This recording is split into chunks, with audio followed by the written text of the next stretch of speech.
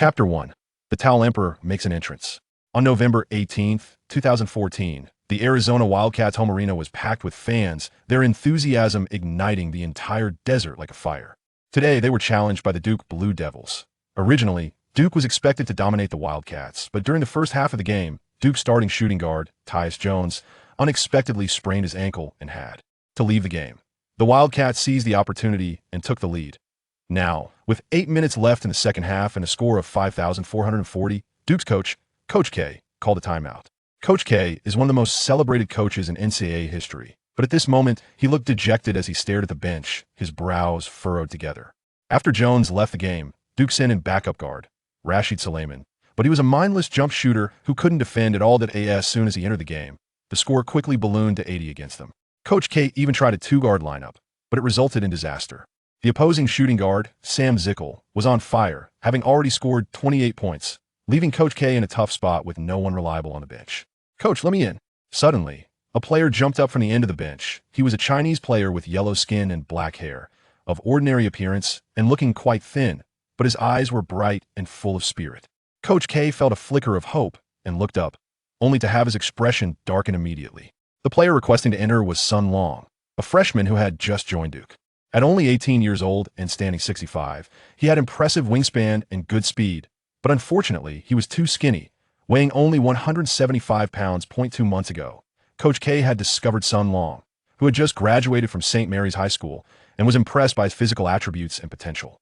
He had insisted on bringing him to Duke despite objections, but this Chinese kid just couldn't seem to gain weight that had actually lost 3 pounds during 2 months of training at Duke. With such poor strength and physicality, could he really take the court? "Trust me, coach. I'm always ready, just waiting for a chance." Sun Long noticed Coach K's hesitation and hurried over to plead. His determined expression moved Coach K. He understood this young man's dedication. Like all Chinese people, Sun Long was known for his hard work and diligence. He was always the first to arrive at the training facility and the last to leave. Coach K nodded, giving this kid a chance. The 14-point lead had the home fans cheering joyfully. It was a rare delight to see their team beating a traditional powerhouse like Duke. The Wildcats players began to relax, chatting casually. Their star guard, Sam Zickel, lazily sat beside head coach Hallis Miller, playfully patting the coach's perpetually distressed face. "Relax, Coach Miller. I've already blown up." Duke's backup guard, Suleiman, "And no one can stop me. We've got this game in the bag." Zickel's rough hands left Miller's suit wrinkled and dirty, smearing it with sticky liquids.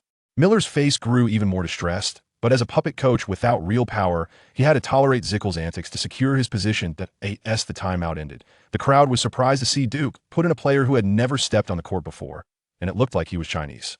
Countless malicious gazes quickly converged on Sun Long, and the raucous home crowd began to hurl trash talk at the newcomer. Excited, Sun Long stepped onto the court, thrilled to be on an NCAA stage for the first time. As he walked on, he reminisced about his old home in China, recalling the time he moved to America with his parents at the age of 14. But then he felt something was off. Why was the entire crowd staring at him with their mouths agape? What was wrong? A big, muscular guy jogged over, pulling at Sun Long's jersey. It was Winslow, Sun Long's teammate and good friend, the Duke small forward. "What's wrong?" Sun Long asked, still oblivious. "Get back and play defense. Why are you just standing there in the front court?" Sun Long suddenly looked up and realized that the Wildcats players were already preparing to inbound the ball in the opposite half, and his teammates are getting ready to defend. Covering his face, Sun Long sprinted back. He had embarrassed himself right after stepping onto the court, wishing he could find a hole to hide in. Coach K was also on the sidelines, painfully rubbing his forehead. The eager home crowd seized the opportunity and erupted in boos, unleashing countless insults. "Look at that fool. Does he even know how to play? He'd be better off as a ball boy. He's just making a fool of himself as soon as he steps on the court. That's right, he's actually an actor, a low-tier one at that. His special skill is performing with a towel, spinning it on his finger." "Exactly, I saw the kind of performance online. It's for Northeast China." "Oh my, he's a Turnchon Air, Rinjuan performer." The flood of mockery and humiliation made Sun Long's face tense up. He understood that being heckled on the opponent's turf was normal, but the disdain for his unique towel performance made him very angry. "Just wait, we'll make you fools shut up with my performance." Sun Long felt indignant. The Wildcats were set to inbound the ball, and the game continued. The player Sun Long was matched up against was none other than the Wildcat star, Zickel, who had already scored 28 points. "Hey, you skinny Chinese monkey, you look like you just ran out of the zoo." Zickel sneered at Sun Long, who had always looked down on Chinese people, seeing them as poor and weak, the source of backwardness and poverty. As Sun Long looked at Zickel's shameless face, his anger began to boil. As a Chinese person, he had faced discrimination from Americans in many places, and he could no longer tolerate such provocations.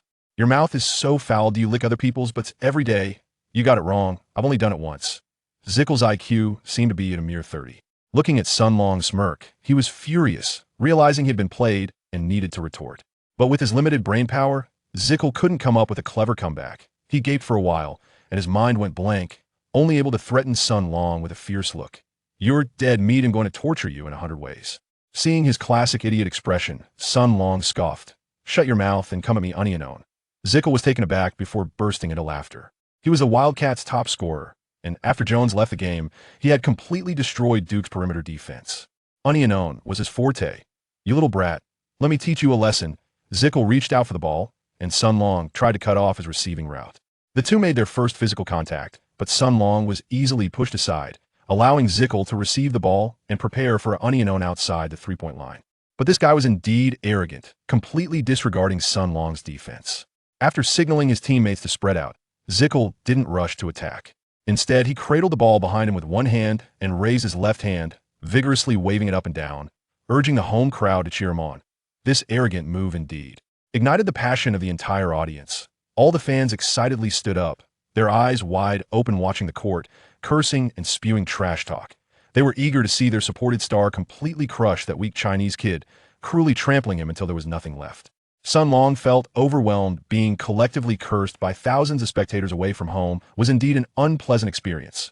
First, he lost a huge psychological advantage, and Sun Long began to feel nervous, a cold sweat breaking out on his forehead.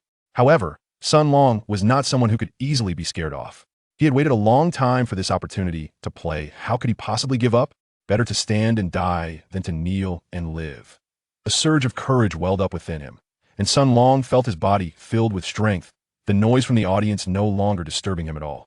He bent his legs and lowered his body, opening his arms and taking a standard defensive stance, ready to face Zicker's attack. The Wildcats had 10 seconds left on the shot clock, and Zicker, satisfied with himself, stopped showing off and prepared to attack with the ball in both hands.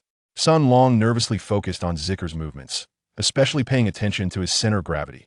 Zicker was only 1.93 meters tall, with an average wingspan, but weighed nearly 210 pounds, which was his huge advantage. His developed chest muscles made his jersey bulge, his biceps were as big as volleyballs, and his short legs were strong and powerful. Even his neck was almost as thick as his head. Using his immense strength to crash the basket or push off opponents for mid-range shots was his specialty, giving him a unique advantage that made him rarely encounter rivals on the NCAA guard line. Although Sun Long had a 3 centimeters height advantage and a much longer wingspan, he only weighed 175 pounds, and his arm muscles were pitifully small. Zicker began to dribble leisurely, stepping to the left to test. Sun Long's defensive fundamentals were solid, and he immediately moved to block Zicker's path. However, the significant difference in strength left him unsteady, and he had to take 2 steps back, seeing Sun Long being knocked off balance. Zicker laughed even more happily, quickly calculating in his mind. It seems this skinny guy is completely useless. Scoring 40 points a day is no problem at all. Maybe I can even break 50 points. Haha, I could be the first star in Wildcats history to score over 50 points. Perhaps NBA scouts will notice me, and he'll be the top pick next year, signing a big contract with a mansion, a beach house, villas, and beautiful women. Chapter 2. Welcome to NCAA. Shake off the opponent, shoot a three-pointer, crush through, violent dunk. Hey, how about it? Zicker's mind lit up. He would shoot first, then tell that Chinese kid. Welcome to. Haha, so high-end and classy. Zicker thought of the perfect way to show off and was quite pleased. Seeing only 3 seconds left, he nodded and decided to go for it. After a simple between-the-legs dribble, Zicker went up for a mid-range jump shot. The shot felt great, and Zicker laughed in midair. Before he had even landed, he was eager to show off. Rookie, welcome to. However, before he could finish his sentence, smack, a slender, long arm reached out, and a large hand snatched the basketball right out of the air. Block? Zicker's mind short-circuited instantly after landing. He stood there dumbfounded, mouth agape like an idiot. The entire arena fell silent, and 6,000 spectators gasped in disbelief. No one could believe that Skinny Monkey had such quick jumping speed and explosive power. But the facts were right before their eyes. Zicker hadn't created space for a shot using his body advantage, but rather opted for a straightforward jump shot. Sun Long had been prepared, using his height and wingspan to successfully block the shot. Sun Long didn't have time to deal with the idiot Zicker. Instead, he immediately launched a fast break. The players on the court, including Duke's teammates, were stunned by the sudden block, and the Wildcats didn't have time to recover. Sun Long leisurely executed a fast-break dunk, scoring with two hands, then ran back to the backcourt. Only then did his teammates realize what had happened, excitedly high-fiving Sun Long to celebrate. Coach K had been covering his face with his hands since Sun Long entered the game, unable to watch. After seeing that play through his fingers, he jumped 3 feet high, clenched his fists, and waved them passionately to motivate his team. The Arizona home crowd snapped out of their shock, now hurling even more vicious trash talk at Sun Long. However, Sun Long was completely immune to it. He walked straight back to Zicker and softly said, "Big idiot. Welcome to NSA." Trying to show off but getting countered, Zicker trembled with anger. "You can insult my intelligence, but you cannot steal my ideas." Taking a deep breath, Zicker demanded the ball again to challenge Sun Long unknown, his eyes filled with rage as he was determined to get revenge. "Listen, yellow-skinned monkey, it was my mistake for letting you sneak in before, but now you've successfully angered me. I have 100 ways to make you suffer." "Shut up, idiot. You should learn to count from 1 to 100 first." Sun Long's anger was completely provoked, and he stared firmly into Zicker's eyes, saying, "Oh, and one more thing. Don't ever use the term yellow-skinned monkey again, or I have 101 ways to make your life a living hell." "Huh. Who are you trying to scare? I'm going to say it, you yellow.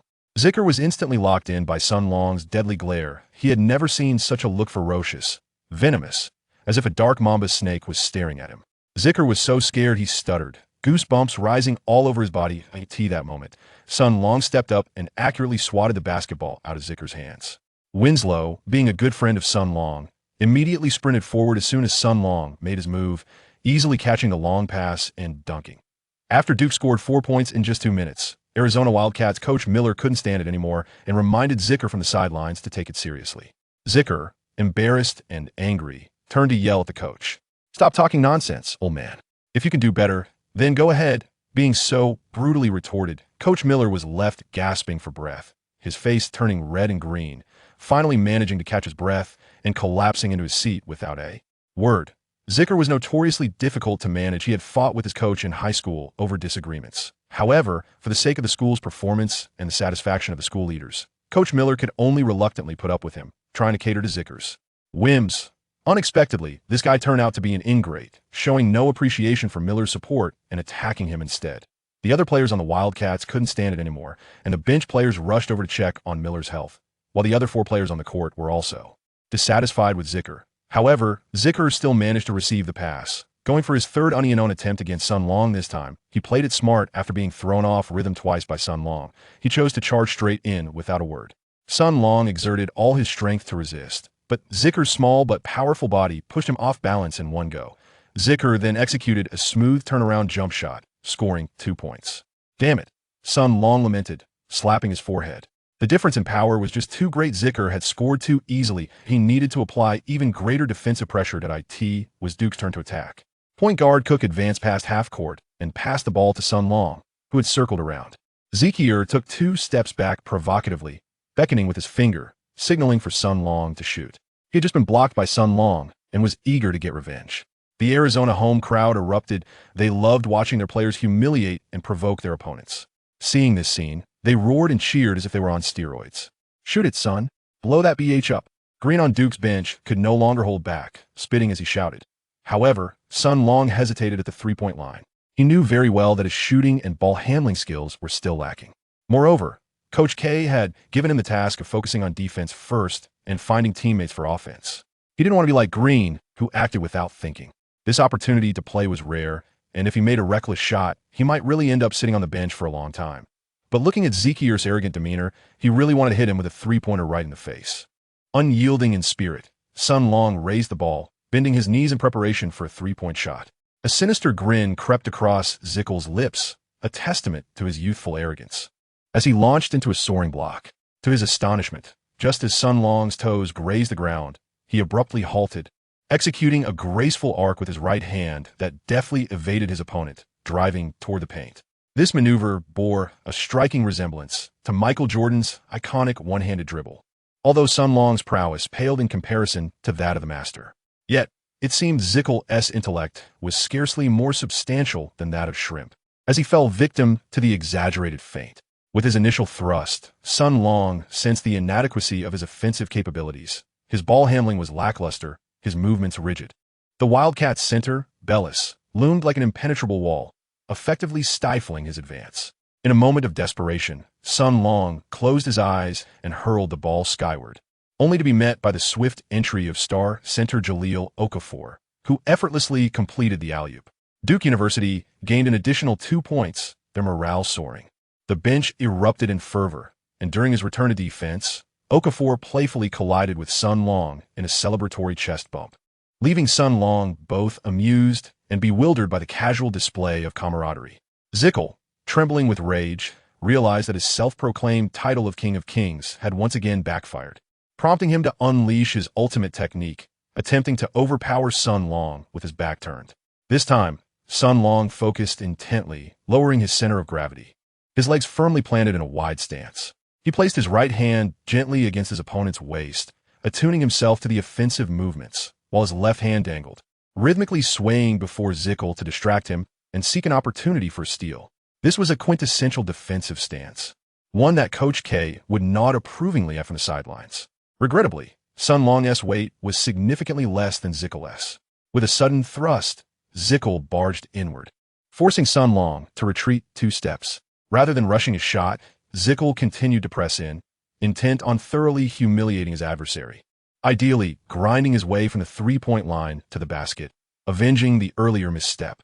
Sun Long gritted his teeth, enduring the overwhelming pressure as if he were being forcefully rubbed against the ground by a hefty, pregnant sow. The disparity in strength left him with little recourse but to retreat continually. He incessantly urged himself, never concede defeat, even if he were knocked to the ground. He must not yield. Kaikir suddenly realized that things were not as straightforward as he had imagined. This Chinese lad was indeed a vexatious opponent. With every 2 steps he took, he found himself closing in again, hearing Sun Long's heavy breaths. Yet that boy still refused to surrender. Kaikir was furious. Summoning all his strength, he pushed Sun Long back, sending him crashing to the ground. He pivoted to prepare for a jump shot when a towering figure obscured his view. Okafor. Disaster struck. Kaikir thought to himself, he should have acted sooner. Engrossed in a struggle with Sun Long, he had now sunk too deep into a precarious position, making it easy to fall into the opponent's trap. He needed to pass the ball quickly. Unfortunately, before he could execute the pass, a hand suddenly emerged beside him. It was Sun Long again. Rising fiercely from the ground, he executed a vigorous double team, knocking the ball away. Once more, he dived to retrieve the ball, passing it to Cook for a fast break, who then executed a ground pass to Winslow for a slam dunk, adding another 2 points. With a series of splendid defensive counterattacks, Duke University's momentum began to build. Sun Long and his teammates exchanged enthusiastic high-fives before swiftly positioning themselves for defense. Pressing on, Sun Long rubbed his aching chest where he had been struck. Kaikir initiated another one-on-one confrontation. He was determined to thoroughly subdue this Chinese lad who had repeatedly humiliated him. He glanced at the lurking opponents, Okafor and Base, and resolved to break through towards the basket. After all, play with his back to the basket was exhausting, and having scored with ease in the first half, he was now feeling the strain of fatigue after 20 minutes of intense play. Sun Long took a half step back, opened his arms, and assumed a standard defensive posture, refraining from attempting a steal as he closely monitored Zekier's movements. Meanwhile, Zekier dribbled the ball leisurely, swaying from side to side, trying to identify any weaknesses in Sun Long's defense. Suddenly, Zekier accelerated to break through on the left, but Sun Long matched his pace, effectively blocking the path of his advance. Zekier pivoted, adding physicality to his approach, and as Sun Long, in the midst of a high-speed defensive maneuver, felt an overwhelming force, he was knocked down once more. Zekier felt a surge of triumph. He adjusted his grip on the ball and leapt steadily, gently flicking the basketball with his right hand at the apex of his jump. This sequence of movements flowed seamlessly, with impeccable rhythm, promising a certain score. Chapter 3. The Rabid Dog defense, however, cracked. It was Sun Long again. He scrambled to his feet using both hands and feet, desperately rushing to provide support, and with a mighty slap, he sent the ball flying out of bounds. Zekier was momentarily stunned. This guy, despite being knocked down, he sprang up like a lunatic, seizing the fleeting moment as Zekier adjusted his grip, lunging to complete the block. This defense was nothing short of maniacal. Sun Long clenched his right fist and struck his chest fiercely, letting out a roar towards the heavens. The arena fell into a deathly silence, all spectators gaping in astonishment. If Sun Long's previous two successful defenses were attributed to Zickel's own carelessness and arrogance, and the third steal was thanks to Okafor's timely help, then this block was indeed legitimate. This Chinese lad, seemingly fragile, possessed an unyielding defensive energy akin to a ferocious dog. Within minutes on the court, he had been knocked down thrice, yet each time he rose unscathed to execute a decisive defense. Could it be that he was imbued with some mysterious power from the ancient Orient? The Duke University bench erupted with excitement. The exuberant green covered his face dramatically, mimicking a street dance reminiscent of Michael Zhao, elated as if he had personally delivered that block. Jefferson and Glenn also joined Sun Long in a frenzied cheer. Coach K smiled and gave a thumbs up, encouraging the players to maintain their momentum, suddenly sensing a glimmer of hope in a match he thought was lost. The strength and conditioning coach, Powell, was astonished. "Oh my God, this is incredible. I must conduct a comprehensive examination of Sun to uncover the magic within him." The morale of the Duke players soared, while Zickel felt an unusual discomfort. After the Wildcats resumed play from the sideline, Sun Long doggedly defended him, sticking to him like glue. No matter how hard he tried, Zickel could not shake him off. Leveraging his height and wingspan, Sun Long severed the passing lanes to Zickel, forcing the Wildcats to circulate the ball among the other four players. As the 35-second shot clock dwindled, Stanley Johnson, the small forward, took a desperate shot that missed. Okafor seized a rebound and swiftly passed it forward, allowing Duke's point guard, Cook, to score effortlessly. After their opponents scored 6 consecutive points and Zickel committed several turnovers, Wildcats coach Miller could no longer remain seated and called for a timeout. Meanwhile, all of Duke's teammates excitedly approached Sun Long for high fives and chest bumps. Coach K had no further instructions, sticking to Duke's customary strategy: enhance defense and exhibit patience on offense, passing to Okafor when opportunities were scarce. As the game resumed, the Wildcats launched their offense again. This time, Zickel forcefully shoved Sun Long aside to receive a pass from the point guard, setting up for a one-on-one. He glared at Sun Long, seething, "You're finished, kid. You've successfully provoked me, and the consequences will be severe." Sun Long meticulously executed his defensive maneuvers, his expression inscrutable as he uttered a mere "oh." In reality, he was drenched in sweat, fatigued to the point where words barely escaped his lips. This infuriated Zeiker, who found the audacity of this opponent intolerable. Clearly, he regarded him as nothing of consequence. Determined to showcase his true prowess, Zeiker skillfully dribbled the ball, shifting it from side to side with great flair. Suddenly, he executed an exquisite crossover, transitioning from his left to right hand, and with a powerful thrust of his left foot, surged towards the right. Yet, Sun Long remained steadfast, closely shadowing him, refusing to lose his defensive position. As Zeiker perceived the space for a breakthrough dwindling, he performed a behind-the-back dribble, switching the ball to his left hand. Simultaneously, he made a pronounced retreat, creating sufficient room for a shot, and followed it up with a leaning jump shot. Sun Long pressed tightly against him, raising both hands high in an attempt to obscure Zeiker's line of sight. This defensive effort proved fruitful. Zeiker's shooting, though formidable, was not as effective as his breakthroughs, often necessitating considerable time for adjustment. This particular attempt appeared rushed, resulting in the ball striking the front rim, where Base swiftly seized the rebound with the vigor of a hungry tiger. On the offensive end, Sun Long's task was straightforward: to ceaselessly reposition himself, facilitating the ball's movement, while minimizing unnecessary dribbles to reduce mistakes. Duke's core player, Okafor, capitalized on his agility to sink a mid-range jumper, exploiting the sluggishness of Arizona's center, Bellas. Following a missed layup by Stanley Johnson, Okafor again outmaneuvered Bellas, executing a successful dunk and scoring 4 consecutive points. After Sun Long curtailed Zeiker's offensive firepower, Duke's scoring returned to its usual standard, narrowing the gap to 56-49, now only trailing by 7 points with 6 minutes remaining. Zeiker embarked on another solo offensive play, his frustration palpable after several setbacks. However, Sun Long's tenacity compensated for much of the physical disparity between them. Coupled with Zeiker's considerable fatigue, this possession proved arduous. With just 5 seconds left on the shot clock, Zeiker grit his teeth and forced a drive. Sun Long's defense significantly impeded his speed, allowing Winslow to swoop in from the side with a resounding block. Base retrieved the basketball and launched a long pass. Despite its poor execution, Cook's speed enabled him to secure an easy 2 points. The deficit was now reduced to 5 points, and Duke unleashed a surge of momentum, leaving Arizona supporters speechless. The Wildcats had been performing dismally during the stretch. Zyker, resolute in his intent to play one-on-one, rarely involved his teammates, and the defense appeared excessively lax. Even Arizona's most ardent fans had to concede that their star, Zyker, seemed effectively contained by the unassuming Sun Long, a slender Chinese player, which was undeniably embarrassing. Taking a deep breath, Zyker reminded himself to remain composed, for this was the moment to demonstrate his capabilities as the leader of his team. There was no way he could be stifled by the likes of this opponent.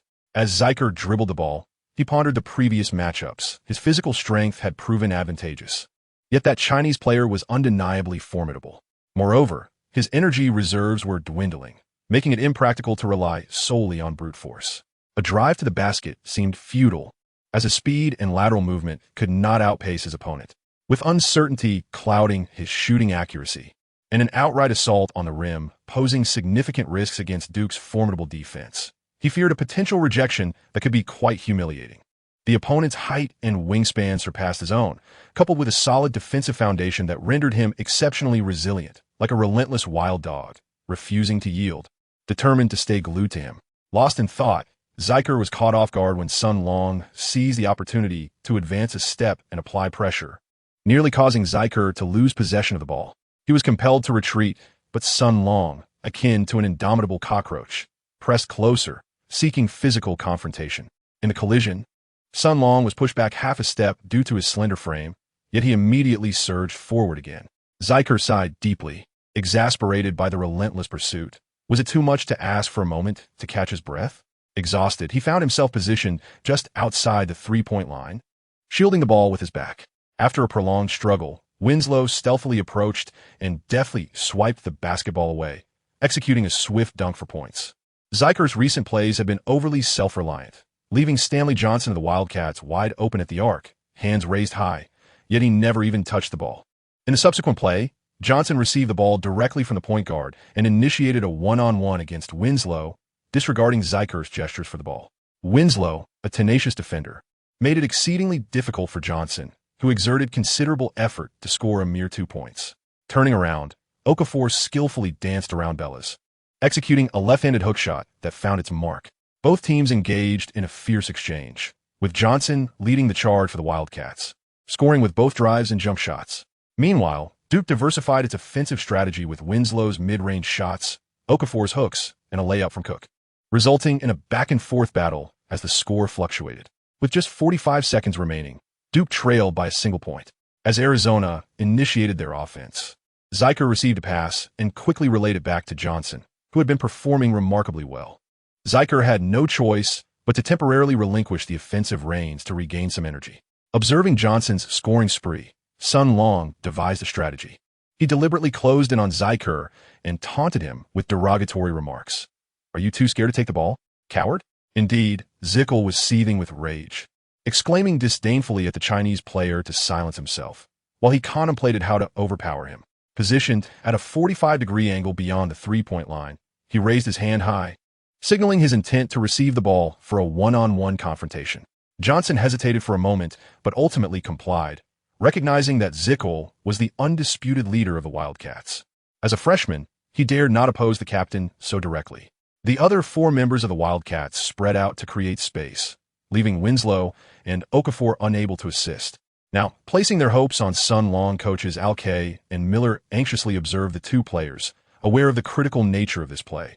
If Zykel succeeded, the Wildcats' momentum would surge, jeopardizing Duke University's prior efforts. Conversely, if Sun Long managed a successful defense, it would shatter the Wildcats' confidence, greatly enhancing the Blue Devils' chances for a stunning comeback. Would this young man withstand the pressure? With one hand on the ball, Zykel leaned back slightly, swaying his shoulders to gauge Sun Long's defensive positioning. Sun Long remained vigilant, raising his left hand to obscure Zykel's line of sight, while his right hand gently rested on Zykel's waist. After several attempts to exploit a defensive weakness, Zykel resolved to use his strength to create space, dribbling with his right hand while shielding with his left to prevent an unexpected steal. Using his back to apply force and push inward, Sun Long held his ground firmly, raising both arms and bracing himself against the repeated impacts with his chest. Both players exerting tremendous physical effort, their heavy breaths resonating in the air. After 2 pushes that brought Zykel to the free throw line, Both players were nearly exhausted. Sun Long felt a sweetness in his throat and darkness creeping into his vision. Yet he gritted his teeth and persevered. With time running short, Zickel intensified his movements, forcefully knocking Sun Long to the ground before executing a turnaround jump shot. Chapter 5. The Adorable Girl on the Following Day.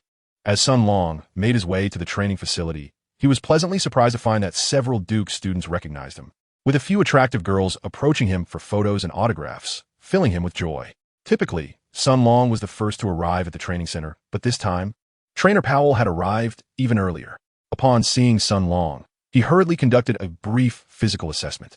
As the strength and conditioning coach for the Duke Blue Devils, Powell was renowned for his extensive experience and strong sense of responsibility. He approached his work with meticulous attention, maintaining a laptop with detailed profiles for each Duke player, diligently recording their training progress each day. To be candid, Powell had not previously devoted much attention to Sun Long's physical training. Since the lanky Chinese player first stepped onto Duke's training grounds, Powell had found it difficult to suppress his condescension towards him. Among the myriad players trained by Powell over the years, none had ever appeared as fragile as this one. However, the astonishing performance in the last match piqued Powell's interest in Sun Long's physique, leading him to contemplate the possibility of an oversight in his judgment.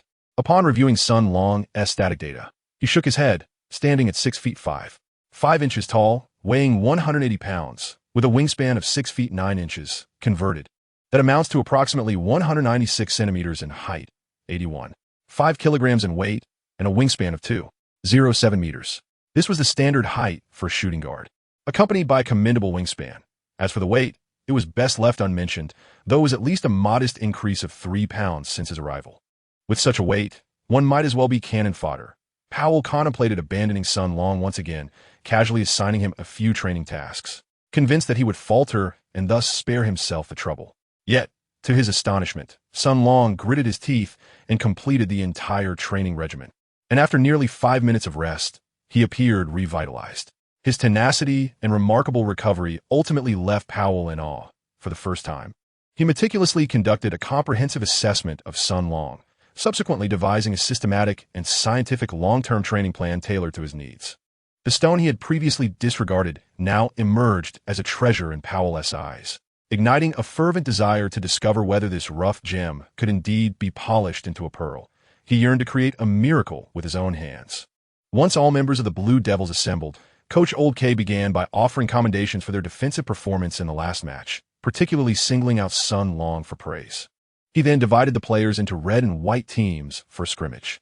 Jones, seated on the sidelines with protective gear around his ankle, observed the proceedings. Although his tests indicated no significant issues, Coach Old K, prioritizing caution, advised his beloved disciple to rest a little longer. Sun Long participated in a scrimmage for the first time, having previously only practiced fundamental skills on the sidelines, which filled him with excitement.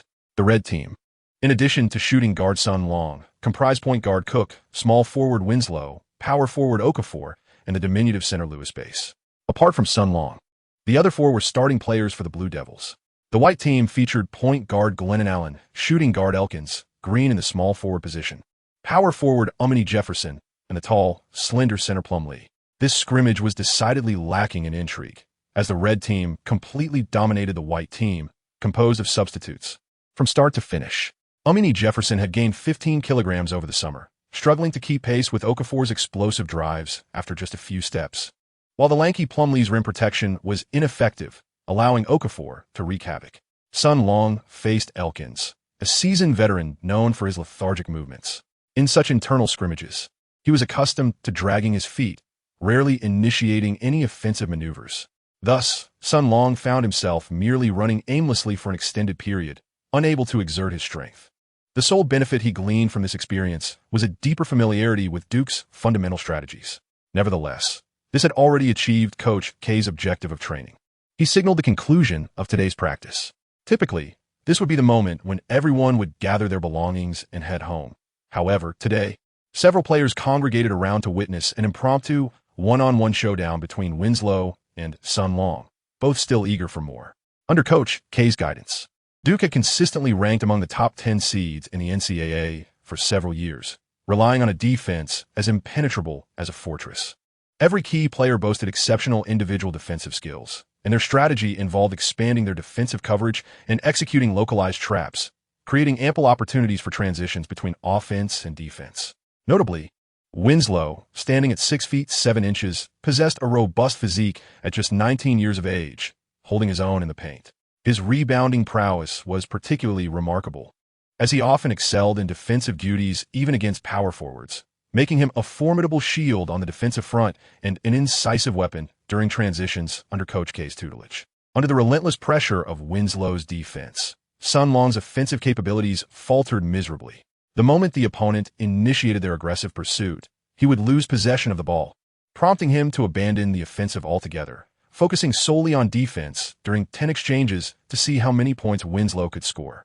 Winslow's remarkable first-step speed and superb physicality allowed him to play with relative ease, apart from 3 instances where Sun Long successfully defended by positioning himself adeptly. Most of the time, Winslow simply charged toward the basket with success. Compared to the previous encounter with Zicker, Winslow appeared to be an enhanced version, possessing superior height and strength. Other teammates, eager to join in, took turns challenging Sun Long with 10 offensive attempts. The lightning-fast Allen, the rhythm-breaking Cook, the hefty Jefferson, and the agile Green. Sun Long exerted every effort to defend against these diverse opponents. Eventually, even the captain, Okafor, could no longer contain himself. Standing at 2.11 meters, his height and strength offered him a distinct advantage, complemented by his comprehensive skills and precise shooting, capable of executing hook shots with both hands. He decisively scored 10 times against Sun Long, becoming the highest scorer among them all. After being overwhelmed by his teammates in succession, Sun Long felt utterly exhausted. Okafor, with a mischievous grin, proclaimed that the one who had been thoroughly defeated in one-on-one must treat the group to a meal, a tradition among the Duke Blue Devils that was readily embraced by all. Winslow excitedly shouted, "Chinese cuisine! Chinese cuisine! Chinese cuisine!" After indulging in a hearty feast, the teammates, patting their full bellies, unanimously declared that Sun Long was indeed the best companion and the most lovable person in the world. Winslow even pounded his chest, swearing his willingness to face any peril for Sun Long. As the restaurant owner called out, "Who is paying the bill?" the 10 or so burly men vanished without a trace, leaving only Sun Long behind. As night fell, the streets of Dunham Town were sparsely populated. Suddenly, a light drizzle began to fall, prompting Sun Long to quicken his pace homeward. A thief!" A girl's voice rang out from behind him, clear and gentle, reminiscent of a young maiden. 2 burly men collided with Sun Long, one of them bellowing, "Step aside, don't meddle in our affairs," clutching a pink wallet in his hand. Sun Long's blood surged with fervor. "Stop!" he exclaimed, and swiftly sprinted a few steps to catch up, seizing the neck of the man who had fled, bringing him crashing to the ground. In a fluid motion, he executed a flying kick that sent the other assailant sprawling. The 2 men, struggling to regain their footing, hesitated upon realizing Sun Long was an imposing figure nearly 2 meters tall. Seizing the moment, they hastily made their escape, while Sun Long bent down to retrieve the wallet that had fallen to the ground. After a brief pursuit, which yielded no results, Sun Long turned back to return the wallet to the young girl. She was breathless from her chase, her face glistening with a mixture of sweat, rain, and tears, rendering her exceptionally enchanting. Approximately 160 centimeters in height and seemingly around 16 or 17 years old, her skin was as delicate as cream, and her round face was adorned with large, tear-filled eyes, a true beauty. The girl bowed deeply to Sun Long, expressing her gratitude with a heartfelt arigato, revealing herself to be of Japanese descent. "No need for thanks. There are many rogues around here. You, as a young lady, must exercise caution," he advised. Upon hearing his words, the girl's tears flowed uncontrollably, and she began to wail, attracting the attention of numerous passers-by. "What is wrong? Let us talk calmly," Sun Long said, uncertain of how to console her, as he had never encountered such a situation before. His friend Alex, the resolute girl, had never shed a tear, always teasing Sun Long to the brink of tears herself. Today was truly unfortunate. She had been robbed of her wallet, forgotten her scarf at the Fagan restaurant, and was lost, unsure of how to return. Realizing she was both naive and directionally challenged, Sun Long chuckled, "Don't worry, follow me. I will take you to the Fagan restaurant." Fortunately, everything went smoothly. The restaurant staff had found her scarf and returned it to the front desk. Sun Long led the young lady directly to claim it back, relieved to find they had not yet closed. However, as they stepped out of the restaurant, she burst into tears once more. What is it now? He inquired, concerned. I left my suitcase at the spot where I was chasing the thief. Sun Long was utterly speechless. He hurriedly retraced his steps and searched through several streets, finally spotting the young lady's suitcase carelessly left beneath a streetlight. What a stroke of luck that, after all this time, no one had taken it. The young girl stood there, adorably naive, with her scarf wrapped around her and her wallet in hand, tears streaming down her face once more. Upon witnessing the situation, Sun Long promptly inquired further. The young lady, Kato Mai, subsequently shared her plight. 3 years prior, her parents divorced and her mother remarried in America, where her stepfather treated her poorly. Tragically, her mother passed away last month, prompting her to secretly escape with a small sum of money, as her stepfather no longer cared for her. Such a heartbreaking tale, Sun Long remarked. What do you plan to do next? Ime uncertain, my replied, her voice tinged with despair. My funds are nearly depleted, and I am utterly alone in this world. No one cares for me. Tears streamed down her smooth cheeks, rendering her all the more poignant. Sun Long felt a sudden pang in his heart. How could that be? You are so lovely. Do not dwell on such thoughts. Perhaps you could stay with me for a while, as my roommate has just moved out. Really? A look of joy illuminated Mai's face. I cannot thank you enough. You are truly kind. There's no need for gratitude, Sun Long responded sincerely, feeling a deep sympathy for her tragic background. At such a tender age, lacking in self-sufficiency, it was likely that remaining alone would lead to dire consequences. Upon arriving at Sun Long's rented apartment, he quickly prepared the spare room. Mai enjoyed a warm shower and changed into pajamas that Sun Long had purchased for her, her demeanor brightening considerably. She leaped onto the cozy bed and turned to Sun Long, bestowing upon him a sweet smile. Good night, Oni-chan. Chapter 6. Training Plan. Good night, Oni-chan. Those words stirred a tempest within Sun Long's heart. He tossed and turned in bed, unable to sleep, recalling the sight of little Mai shyly lowering her head, resembling a delicate water lily trembling against the cool breeze. The way she pouted while uttering the words Oni-chan filled him with a sense of sweetness. Could it be that he was becoming a sister complex? It is inconceivable that she harbors such sordid thoughts, for she is merely a naive child. Nonetheless, having a younger sister like her is indeed a blessing. Sun Long reminisces about his own arrival in America, when he too was innocently foolish, devoid of friends, and subjected to bullying for 3 long years before he finally acclimated. Now, with Wu Yi in a similar predicament, he resolves to be a responsible and caring older brother. At 5:30, the alarm clock roused Sun Long from his slumber.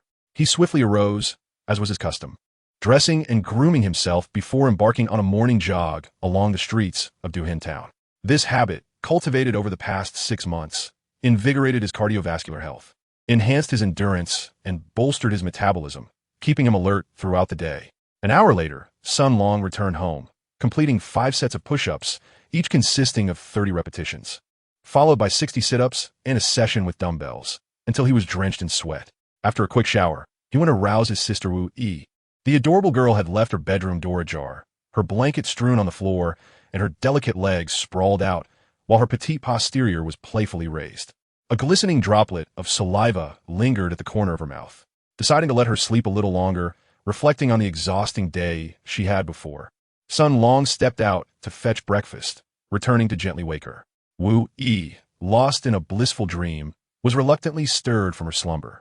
Rubbing her tousled hair and squinting her eyes in confusion, she finally spotted Sun Long and broke into a sweet, innocent smile. Good morning, Oni-chan. Yes, good morning. Time to get up. I brought breakfast. Oh, Oni-chan, you're the best, she exclaimed, quickly shedding her pajamas to change clothes.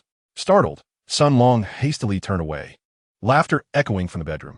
Oni-chan, your appetite is enormous. You've eaten more than 5 times what I have.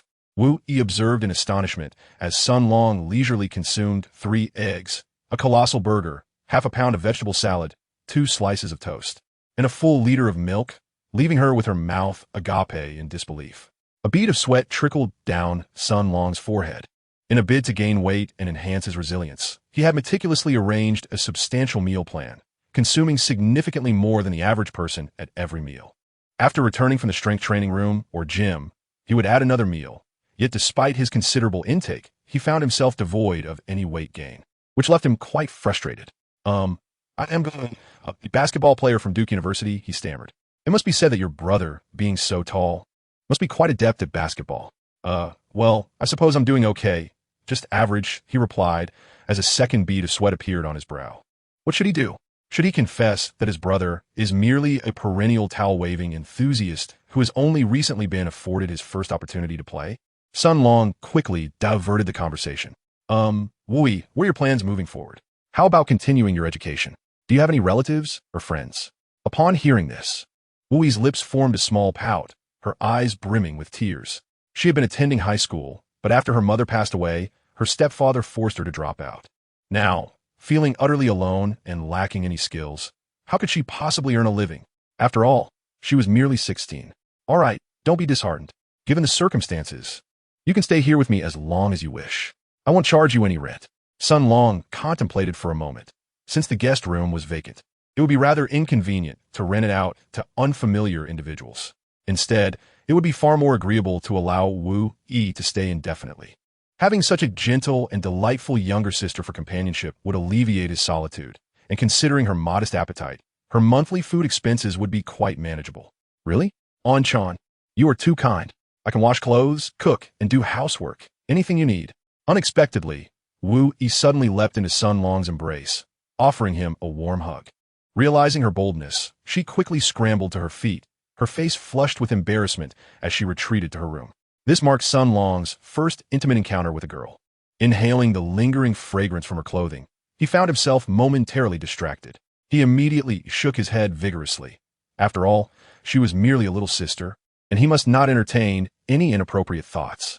After tidying up the dining table, Sun Long invited Wu Yi to accompany him for a stroll and to purchase some daily necessities. Poor Wu Yi still bore a hint of crimson on her cheeks. Upon stepping outside, Sun Long noticed that Wu Yi seemed somewhat shy, tightly clutching his hand and half concealing herself behind him. They wandered about Du Han Town for a good while, where he purchased some everyday toiletries for her. Noticing that her attire was rather thin for the season, he bought her a light down jacket suitable for autumn and winter. As they passed by a flower vendor, he casually bought a fresh daisy to present to her, causing her adorable face to glow with uncontainable joy. Before long, noon approached, and Wu Yi declared her intention to prepare a lavish lunch as a gesture of gratitude. They meandered through a fresh food supermarket, returning home with an array of ingredients Sun Long had never encountered before, along with a fish. Once home, Wu Yi eagerly entered the kitchen, and before long, a spread of authentic Japanese cuisine graced the dining table. The sashimi was vibrant in color, delicately sliced, and tender to the taste, accompanied by exquisitely arranged sushi and refreshing sake. Indeed, a feast for the senses. Seeing Sun Long relish the meal brought immense joy to Wu Yi's heart. After lunch, the two collaborated to clear the table, washing dishes and plates together, a delightful partnership that made the task feel light and enjoyable. In the afternoon, Sun Long still had classes at school, while Wu Yi, exhausted from the previous day, opted to remain at home for a peaceful slumber. Upon entering the classroom, Sun Long sensed an unusual atmosphere. 5 or 6 girls approached him, eager for autographs and photographs, which brought a clandestine joy to his heart. Previously, he had been overlooked, but today he truly felt a sense of acceptance from Duke. However, this pleasant moment was short-lived.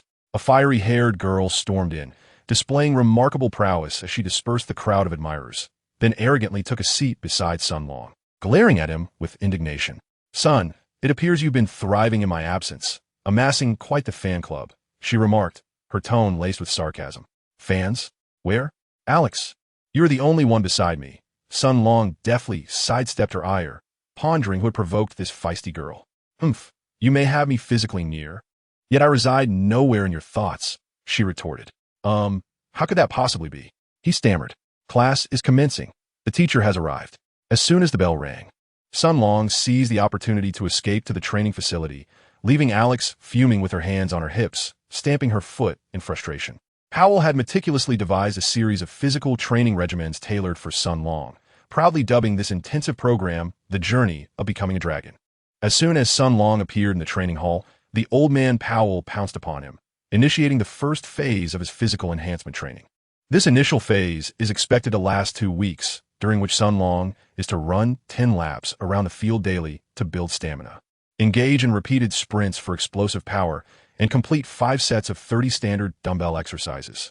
These include bench presses and flies to strengthen the chest muscles, lateral raises and shrugs for the shoulders, and trapezius, single arm and double arm rows to target the back muscles, single leg medicine ball jumps for the thighs, and single leg squats with a medicine ball to improve both thigh strength and balance.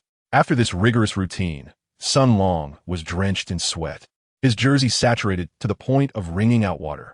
With a mischievous smile, Powell said, "Come on, son, it's time for the bench press." The bench press had always been Sun Long's greatest challenge. His slender arms and frail legs left him feeling powerless. Ultimately, he managed to perform a meager 3 repetitions at 60 kilograms. Powell pursed his lips, clearly dissatisfied with this outcome. In truth, a 60-kilogram bench press is merely a novice level for fitness enthusiasts, and it is woefully inadequate for a basketball player. Nevertheless, Sun Long had exerted himself to the utmost. Bent over with his hands on his knees, sweat cascading down his face. After a 5-minute respite, Powell approached him, saying, "Son, I believe in you. Push harder and challenge your limits." With determination, Sun Long straightened his back and resumed the sprinting drills, followed by 5 sets of 30 dumbbell exercises. And then the bench press once more.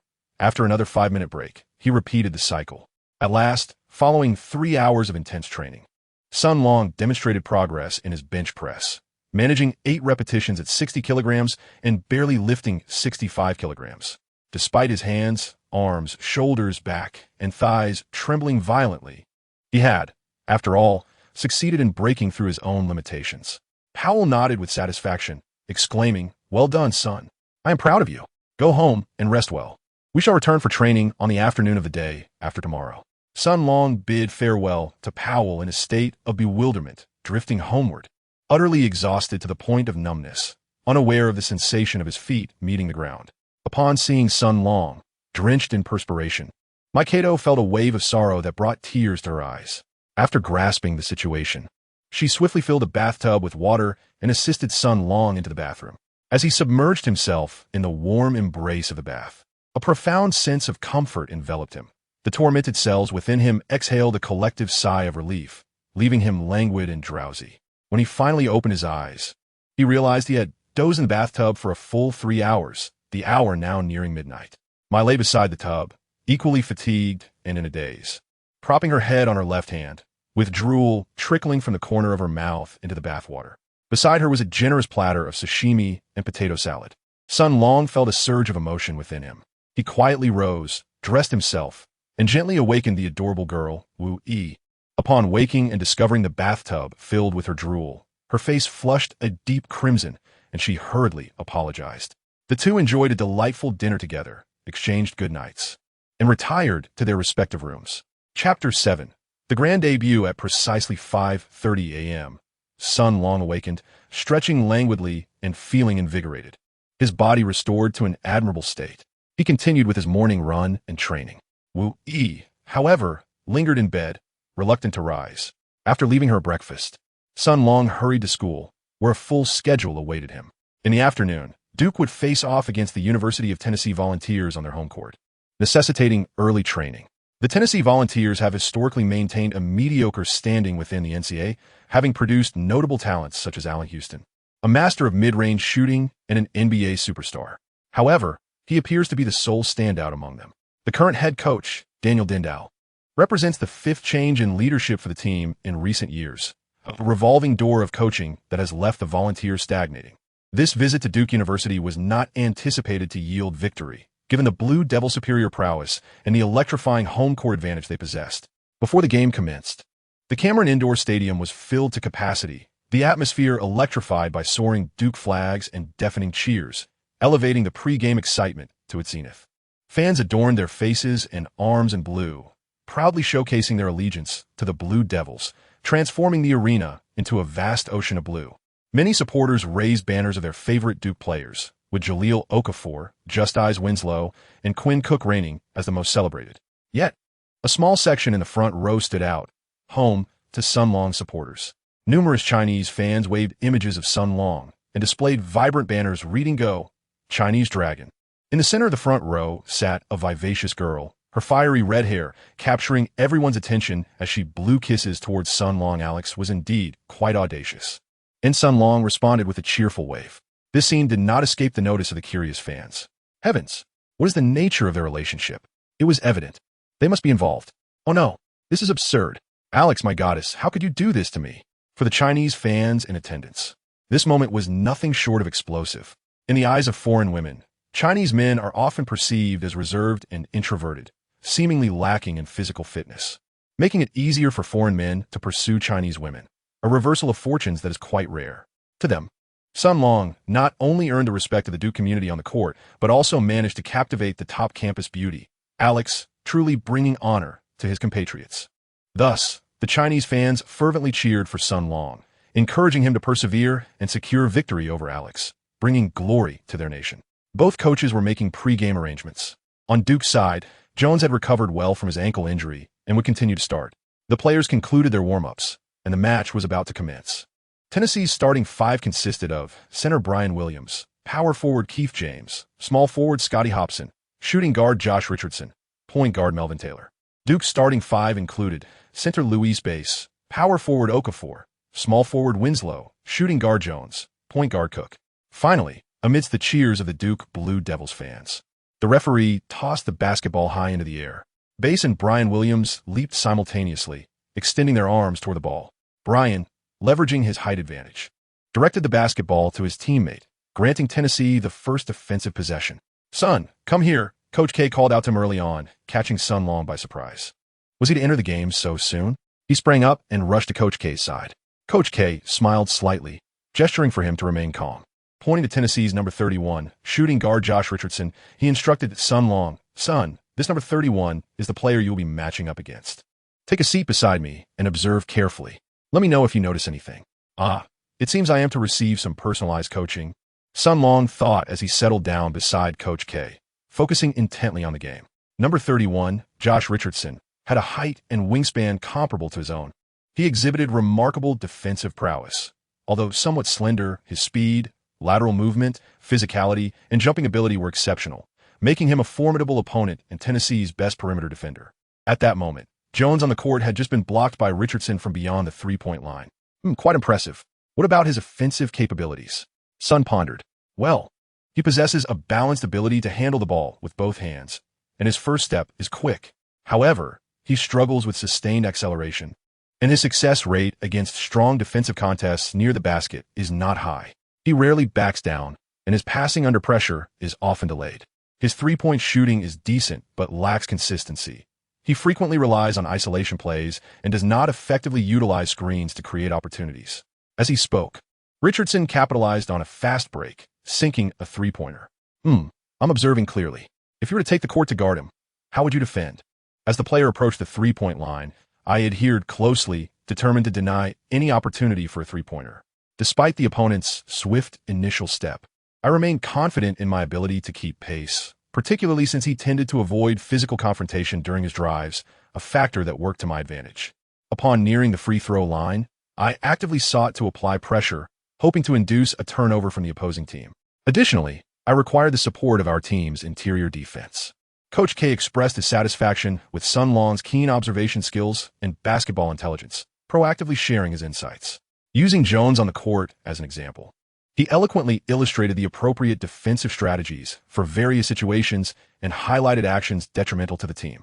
For instance, Jones's proactive double team was commendable. In a moment when the opposing point guard, Taylor, navigated the baseline, he found himself without options and had to shield the ball under Cook's defense. Meanwhile, Jones's assignment, Richardson, lingered beyond the three-point arc, making it challenging for the diminutive Taylor to accurately pass the ball to him while in a back-to-the-basket position. Therefore, Jones's decision to abandon his mark, number 31, and advance to disrupt the ball was indeed the right choice. What constitutes an erroneous defensive strategy? Coach Sun Long inquired, his curiosity palpable. Again, taking Jones as an example, we observed that when number 31 maneuvered around a screen and found an opportunity to shoot from beyond the arc, Jones opted to circumvent the opponent's imposing figure. This decision granted Richardson ample time to release his shot. The correct defensive response would have involved Bass taking a step back while Jones maneuvered between the two players to closely guard Richardson. However, such defensive coordination necessitates exceptional skills and basketball acumen from both players, along with a profound understanding of each other's movements. So defense is not merely an individual endeavor. Indeed, particularly in today's basketball, where offensive strategies heavily rely on off-ball screens. It is essential that every player comprehends defensive principles, knowing when to navigate through screens, when to slip past, when to switch, and when to engage requires diligent practice and awareness during games.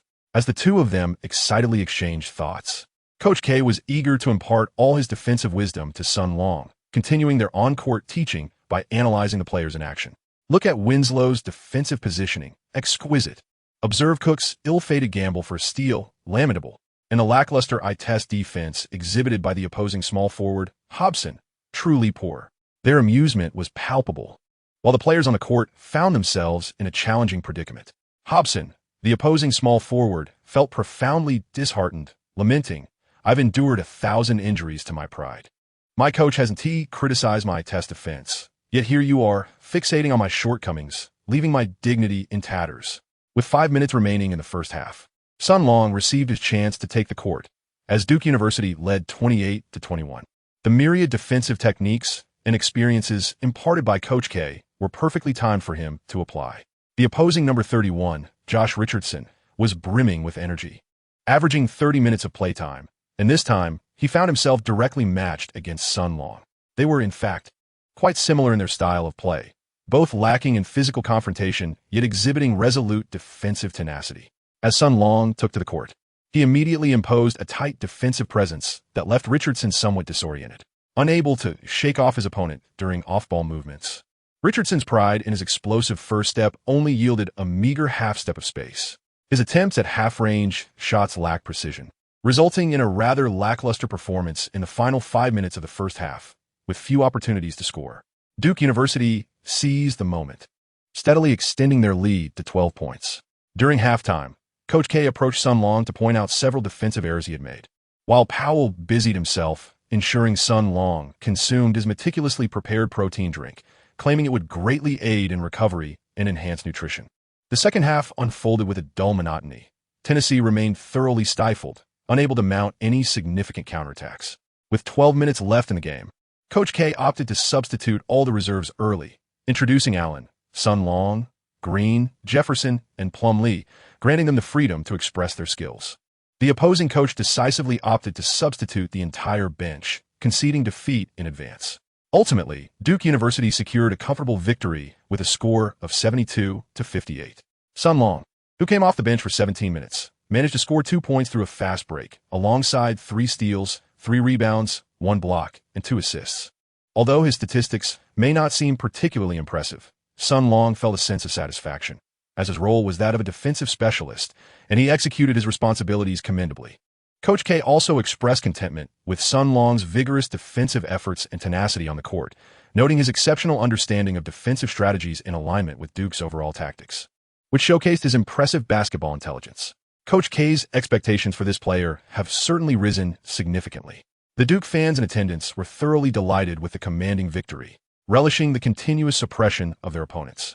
Sun Long's devoted fan base of Chinese supporters was also pleased to witness his performance on the court, and joy permeated the atmosphere.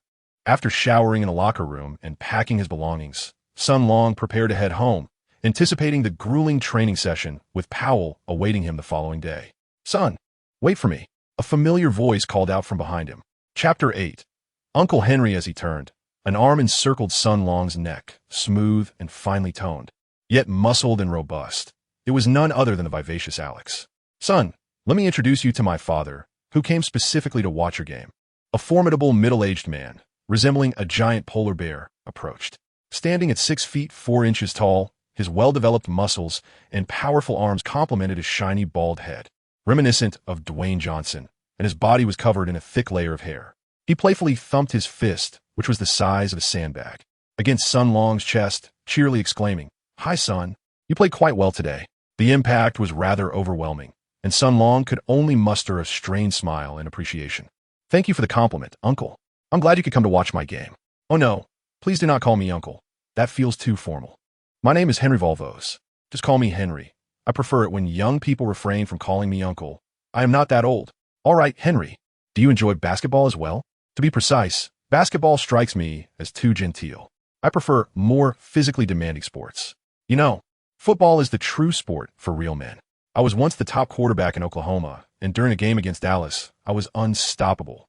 All right. Let's continue this conversation in the car. I am quite hungry, Alex interjected, unable to tolerate Henry's endless boasting. Very well, as my precious daughter suggests. Let us embark on a drive to dinner. Do you enjoy steak, son? Ah, that is indeed my most cherished dish. Savoring a steak before indulging in a game of football is simply sublime. Speaking of football, I must share with you the tale of my days as a quarterback in Oklahoma, an exhilarating narrative that never fails to captivate. I recall a particular match against Dallas, where Alex, in a moment of exasperation, shrugged at Sun Long, indicating that his father was indeed a loquacious fellow, always boasting about his athletic prowess from yesteryears. Henry, behind the wheel of his beloved vintage car, spoke incessantly as we made our way to a quaint Western restaurant. The three of us ordered steaks, bread, and chicken wraps, along with a bottle of red wine. Sun Long, who has never been particularly fond of Western cuisine, partook only modestly, engaging in light conversation. After the meal, setting down his knife and fork, Henry took a satisfying sip of wine and inquired, "Son, I have heard whispers that you are romantically involved with Alex. Is that true?" Sun Long nearly choked on his words. "It's not like that. Alex and I are merely friends." "Really?" Henry glanced at his daughter, while Alex, standing nearby, seemed to have mentally dismembered Sun Long 1,000 times with her gaze. Alex's mother, a physicist, had departed for the heavens long ago, leaving behind this precious daughter who had inherited the finest traits from both parents: exceptional athletic talent, striking appearance, and intelligence akin to her mother's. Any man who overlooked such a remarkable young woman would be a fool. Wouldn't you agree, son? Henry spoke of his daughter with straightforward pride. Well, of course. Alex is the most beautiful girl I have ever encountered, graceful, clever, and exceedingly kind to me. Sun Long found himself at a loss for words, managing only a few compliments in return. All right, I'm glad you understand. I have no specific requirements for my future son-in-law, as long as Alex is happy. All right, Dad. I can handle my own affairs, Alex interjected, her cheeks flushed. Very well, you young people can sort out your feelings, Henry conceded. After a lengthy dinner, Henry and his daughter drove Sun Long home. Upon bidding farewell, he sighed in relief as he walked toward his door. However, Alex suddenly leapt from the car, blocking his path, and playfully pushed him against a tree, leaning in closely to lift his chin. The scene bore a striking resemblance to a moment from Stephen Chow's King of Comedy, albeit with the roles reversed. Now, it was Sun Long who found himself firmly pinned against the trunk, struggling like a damsel in distress. As Alex inched closer, a sip of red wine enhanced her allure. Her face glowed like a peach blossom, her eyes dreamy. The cool night breeze tousled her fiery hair, awakening a deep-seated desire within her. Cradling Sun Long's face, she whispered sweetly in his ear the words she had long kept buried. "Son, from the moment I laid eyes on you, I fell in love. You are so unique, not like those boorish individuals, nor the hedonistic whims of some white men, or the arrogant rudeness of the Duke elite, and certainly not like the typical reclusive and timid Asian. Sun Long, I love you. Will you be my boyfriend?" This heartfelt declaration left Sun Long utterly stunned. No one had ever spoken such words to him before, rendering him momentarily speechless. At his core, Sun Long was a traditional Chinese man, envisioning a future girlfriend as a girl with black hair and yellow skin. The sudden confession from an American beauty was disarming, making it difficult to refuse, yet he felt awkward about accepting outright. Noticing his silence, disappointment clouded Alex's bright eyes. "Do you not have any feelings for me, son?" "That's not quite it," Sun Long stammered. "It's just that it feels rather sudden." "How about this?" she suggested. "Let's date for a while, and after 3 months, you can give me a definitive answer, all right?" Upon receiving a positive response, Alex broke into a triumphant smile. "I'll give you a taste of sweetness first," she declared, as her voluptuous form suddenly lunged forward, enveloping Sun Long in a tight embrace. Sun Long felt an overwhelming pressure on his chest, as if it were being forcefully compressed by a pair of large, firm breasts. The elasticity was remarkable, assertive beyond measure, leaving him breathless, and he could even discern the presence of Alex's petite nipples. "Son, hold me tightly."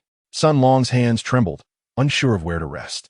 Lowering them slightly, then again, under Alex's command, Sun Long's sinful hands finally found their way to a coveted spot that many a man dreams of, a place where the soil is rich, majestic mountains rise, and gentle streams flow, captivating all who linger.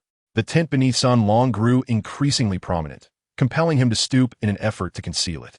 Alex also noted Sun Long's physical reaction, a confident smile gracing her lips as she swiftly reached beneath him, teasingly, before dashing away.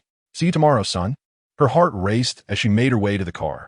Sun Long's endowment was indeed impressive. Unbeknownst to her, she had also become damp below.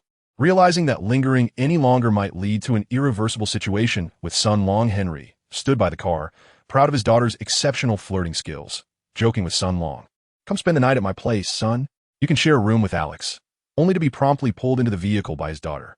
As they drove away, Sun Long remained rooted in place, still aroused. Meanwhile, Michael awaited Sun Long's return at home, having reheated the meal and presenting it to him when he arrived at 11 o'clock at night. Sun Long's appetite was piqued by Wu Yi's exquisite culinary skills. He had scarcely eaten during dinner, and now he found himself quite hungry, devouring his meal while telling Wu Yi, "You need not wait for me for dinner in the future. You may eat first. The basketball team has been quite busy with practice lately, and I may not return until this hour every day. Is it truly basketball training? I could have sworn I saw you occupied with other matters." Wu Yi observed Sun Long eating with a look of suspicion etched upon her face. Alas, it seemed she had witnessed his embarrassing encounter with Alex. Sun Long mused internally. Yet outwardly he replied, "Oh, she is merely an ordinary classmate who happened to give me a ride home after practice." "Really?" She probed, her skepticism palpable. "Of course. How could I possibly deceive you?" Sun Long had significantly improved his ability to fabricate tales, now capable of maintaining a composed facade without a hint of trepidation. "I find that hard to believe. That girl is far too beautiful, and she embraced you for quite some time. She cannot possibly be just an ordinary classmate. According to my deduction, she must be your girlfriend." Wu Yi transformed into a miniature detective, her face a mask of serious analysis. "Well, we are not yet in a romantic relationship. We will only officially begin dating after a 3-month adjustment period," Sun Long conceded, compelled to speak the truth. He realized that gossip was indeed an inherent trait of women, and Wu Yi, despite her youth, was remarkably adept at it. "I knew it," she exclaimed. "With how kind-hearted you are, I can only imagine how exceptional that sister must be to capture your heart." A complex expression suddenly crossed Wu Yi's face as she cast a furtive glance at Sun Long, feeling an inexplicable pang of disappointment within. "You are still young. Do not dwell on such matters," Sun Long said, affectionately ruffling Wu Yi's hair as he stood to clear the table. "Oomph. In just 2 months, I will turn 16. Merely 2 years your junior." Wu Yi pouted dramatically, clearly displeased. All right. Our little Wu Yi is growing up. She is now a mature young lady." Sun Long reassured her with a gentle pat on the head. "Do you have any free time soon, Anakin?" Wu Yi suddenly inquired. "I am free the day after tomorrow morning. Is there something you wish to discuss?" "Not particularly. I just feel rather bored being home alone. Could you take me to your school tomorrow?" Sun Long pondered for a moment. It was indeed rather dull for someone like Wu Yi to remain cooped up at home. She ought to be taken out to enjoy herself more often.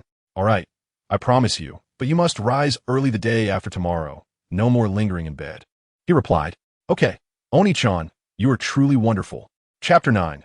Grueling training. The following afternoon, after finishing his classes, Sun Long hurriedly made his way to the team's gym.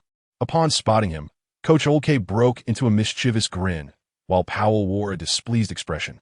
It turned out that these two old codgers had made a wager. Powell believed the rigorous training he had devised for Sun Long was excessively challenging, convinced that Sun Long would surely back out halfway through and would not return for the second session.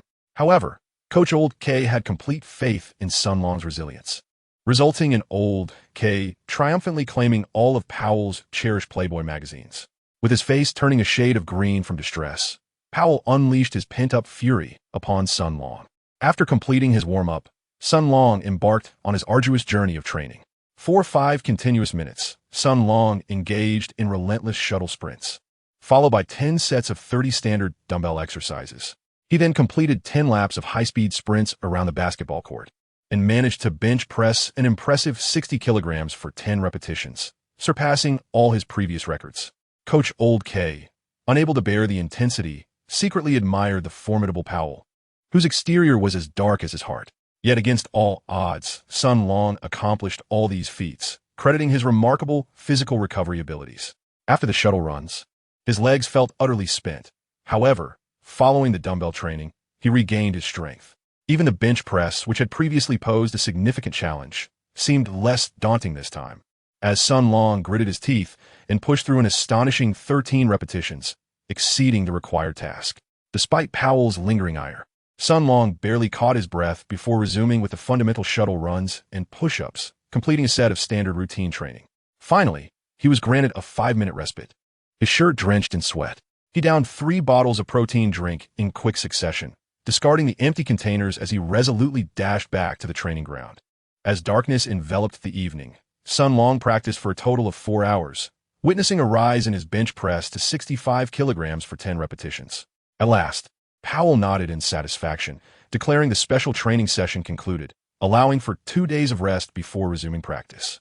Coach Old K had been a silent observer throughout, and Sun Long's fervor for training reminded him of the late Kobe Bryant, who had once coached with the U.S. national team during the 2008 Beijing Olympics.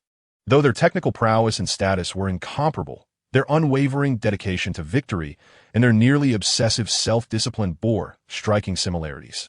Contemplating this, Coach Old K summoned Sun Long to his office, first expressing his approval and encouragement for Sun Long's diligent efforts that day. He then urged Sun Long to earnestly study defensive strategies, stating that with continued hard work, the gap in physical competitiveness would soon close. If Sun Long also dedicated more effort to his defensive skills, he would seamlessly adapt to Duke's system and earn more playing time. Old K then struggled to retrieve a hefty stack of DVDs, nearly half a meter high, containing recordings of Duke's past games, insisting that Sun Long take them home for study. Sun Long's gaze was immediately drawn to the cover of the topmost disc, a muscular black man entwined with a voluptuous blonde beauty, while a fair-skinned woman skillfully played a flute nearby. This simply would not do. Old K hurriedly grabbed the first disc and tossed it into the drawer, only to discover that the next one was even more provocative. A curvaceous female teacher engaged with 4 male students in a classroom, with a dog inexplicably present. The scene was rather awkward. This too was unacceptable. Old K swiftly discarded the second disc as well, followed by the third and fourth. The drawer was now brimming with them, and ultimately, Sun Long returned home clutching the sole remaining disc. The following morning, contrary to her usual habits, Wu-Yi woke early, refreshed and ready for the day, having spent the last few days alone at home. Her fear of venturing out due to her poor sense of direction left her feeling rather stifled. After breakfast, Sun Long took her out for a stroll around the Duke University campus. Rejuvenated by the sunlight, Wu-Yi was exceptionally cheerful, her smile unwavering as she curiously tugged at Sun Long, peppering him with questions. As they passed the entrance of the art school, Wu-Yi became entranced by the array of painting supplies on display. She implored Sun Long to buy her a set, which included a canvas, paper, various colors of paint, and brushes. Excitedly, she pulled him to a serene artificial lake, declaring her intent to paint a picture for him. Within 20 minutes, she completed her masterpiece. When Sun Long approached to inspect it, he was taken aback by its striking resemblance. The painted figure had fair skin, striking eyebrows, a prominent nose, and full lips, exuding charm and allure. Was this not a portrait of Sun Long himself? Remarquable, oui. I had no idea you possessed such artistic talent. Did you study art before? He exclaimed. Oh, it's merely average, she replied, a hint of bashfulness in her tone. I learned to paint when I was young in Japan, but I haven't touched a brush since coming to America. Upon hearing Sun Long's praise, Wu-Yi shyly added, many manga artists in Japan inspired me, and I dreamed of becoming a comic artist when I was little, but that seems impossible now. Truly, you have a gift. If you enjoy it, why not pursue it? After all, you have little else to occupy your time. Rekindling your childhood dream could be quite fulfilling, Sun Long encouraged her. Really? Is that truly possible? Wu-Yi asked, her expression one of disbelief. Sun Long gazed intently at her, nodding solemnly. With excitement, Mai exclaimed, great. From now on, I shall be a manga artist. At this moment, Sun Long took her to a nearby mobile phone store and purchased a domestic Huawei phone, complete with a SIM card, which he gifted to Mai. My number is saved in here. You can come to Duke University to practice your drawing anytime. Just give me a call if you need anything. The two wandered about leisurely for the rest of the morning before heading to the cafeteria for lunch. Coincidentally, they encountered the fierce yet charming Alex at the entrance. Noticing Alex's skeptical gaze directed at Mai, Sun Long quickly clarified, Hey, Alex, this is my sister, Kato Mai. He then turned to Mai, saying, This is the girl you saw the other day, my classmate Alex. Alex corrected him, She is your girlfriend, not just a classmate. Kato Mai, that sounds like a Japanese name. Son, when did you acquire a Japanese sister? Oh, she's not my biological sister. Sun Long explained Mai's unfortunate circumstances, which softened Alex's demeanor considerably. Observing Mai's pitiable appearance, Alex developed a fondness for the young girl. She affectionately wrapped her arms around my saying, don't dwell on the past. Sun is a kind-hearted person, and I believe he will be a wonderful brother. My awkwardly struggled in Alex's embrace, unable to break free, and could only cast a pleading look at Sun Long for help. However, Sun Long was hesitant to provoke Alex, so Mai weakly expressed her gratitude, saying, "Thank you, sister. If Sun ever dares to bully you, do not hesitate to tell me. I will stand up for you," Alex insisted. With her strong encouragement, the trio proceeded to the cafeteria for lunch. Alex was genuinely caring towards her newfound little sister, and by the end of the meal, Mai had warmed up to her, beginning to admire this beautiful yet fierce, strong yet kind older sister. After lunch, the three of them strolled around the campus. Sun Long needed to attend team practice at the training facility, and since Alex had no classes in the afternoon, she decided to accompany him, bringing along little Mai. Arriving too early, the training facility was still quite empty. Sun Long began his meticulous warm-up, running 5 laps along the court sidelines, followed by stretching all his joints and muscles. Having completed his warm-up with diligence and already glistening with a light sweat, Sun Long picked up a basketball to practice his shots, starting from under the basket, then moving to the 3-second area, the free throw line, and finally the 3-point line. He took 10 shots from each position, achieving a commendable success rate from wide-open shots. Seeing Sun Long shoot with such precision, Mai clapped her hands in delight, exclaiming, "Oni-chan, you're amazing." Alex, with a dismissive air, took the ball and effortlessly sank a 3-pointer, tracing a beautiful arc before swishing through the net, eliciting Mai's astonished response. "Wow, sister, you're incredible too." Alex cast a provocative wink at Sun Long, rendering him utterly speechless. Inheriting exceptional athletic prowess from her father, Henry, Alex had nearly mastered every sport, complemented by the prodigious intellect bestowed upon her by her mother, establishing her as a renowned academic achiever.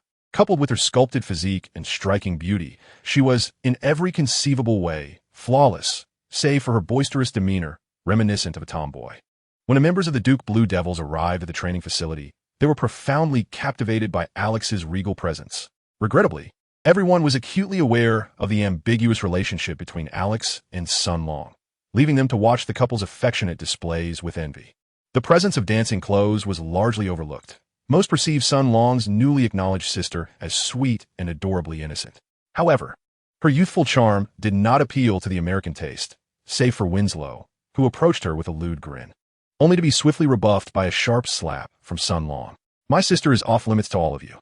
Upon the arrival of Old K, the team commenced their formal training. Alex, accompanied by dancing clothes, took a seat in the stands to observe. The day's training session was not particularly arduous. It began with a simple shooting practice, followed by group drills of familiar tactics, and concluded with a scrimmage between the red and white teams, where the losing side would be required to complete 100 push-ups. With the 2 exquisite ladies in the stands, the players were invigorated, and the previously subdued substitute team unleashed an astonishing surge of energy. Green exhibited remarkable accuracy in 3-point shooting, while veteran Elkins, disregarding his back injury, executed a spectacular drive. The slender Plum Lee continuously snatched offensive rebounds over Okafor, and the portly Aminu Jefferson delivered multiple thunderous dunks. In an unexpected turn of events, the substitute white team triumphed over the main squad for the first time this year in training, achieving a resounding victory of 12-5.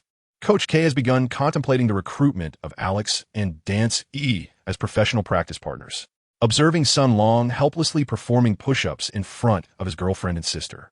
The bench erupted in laughter.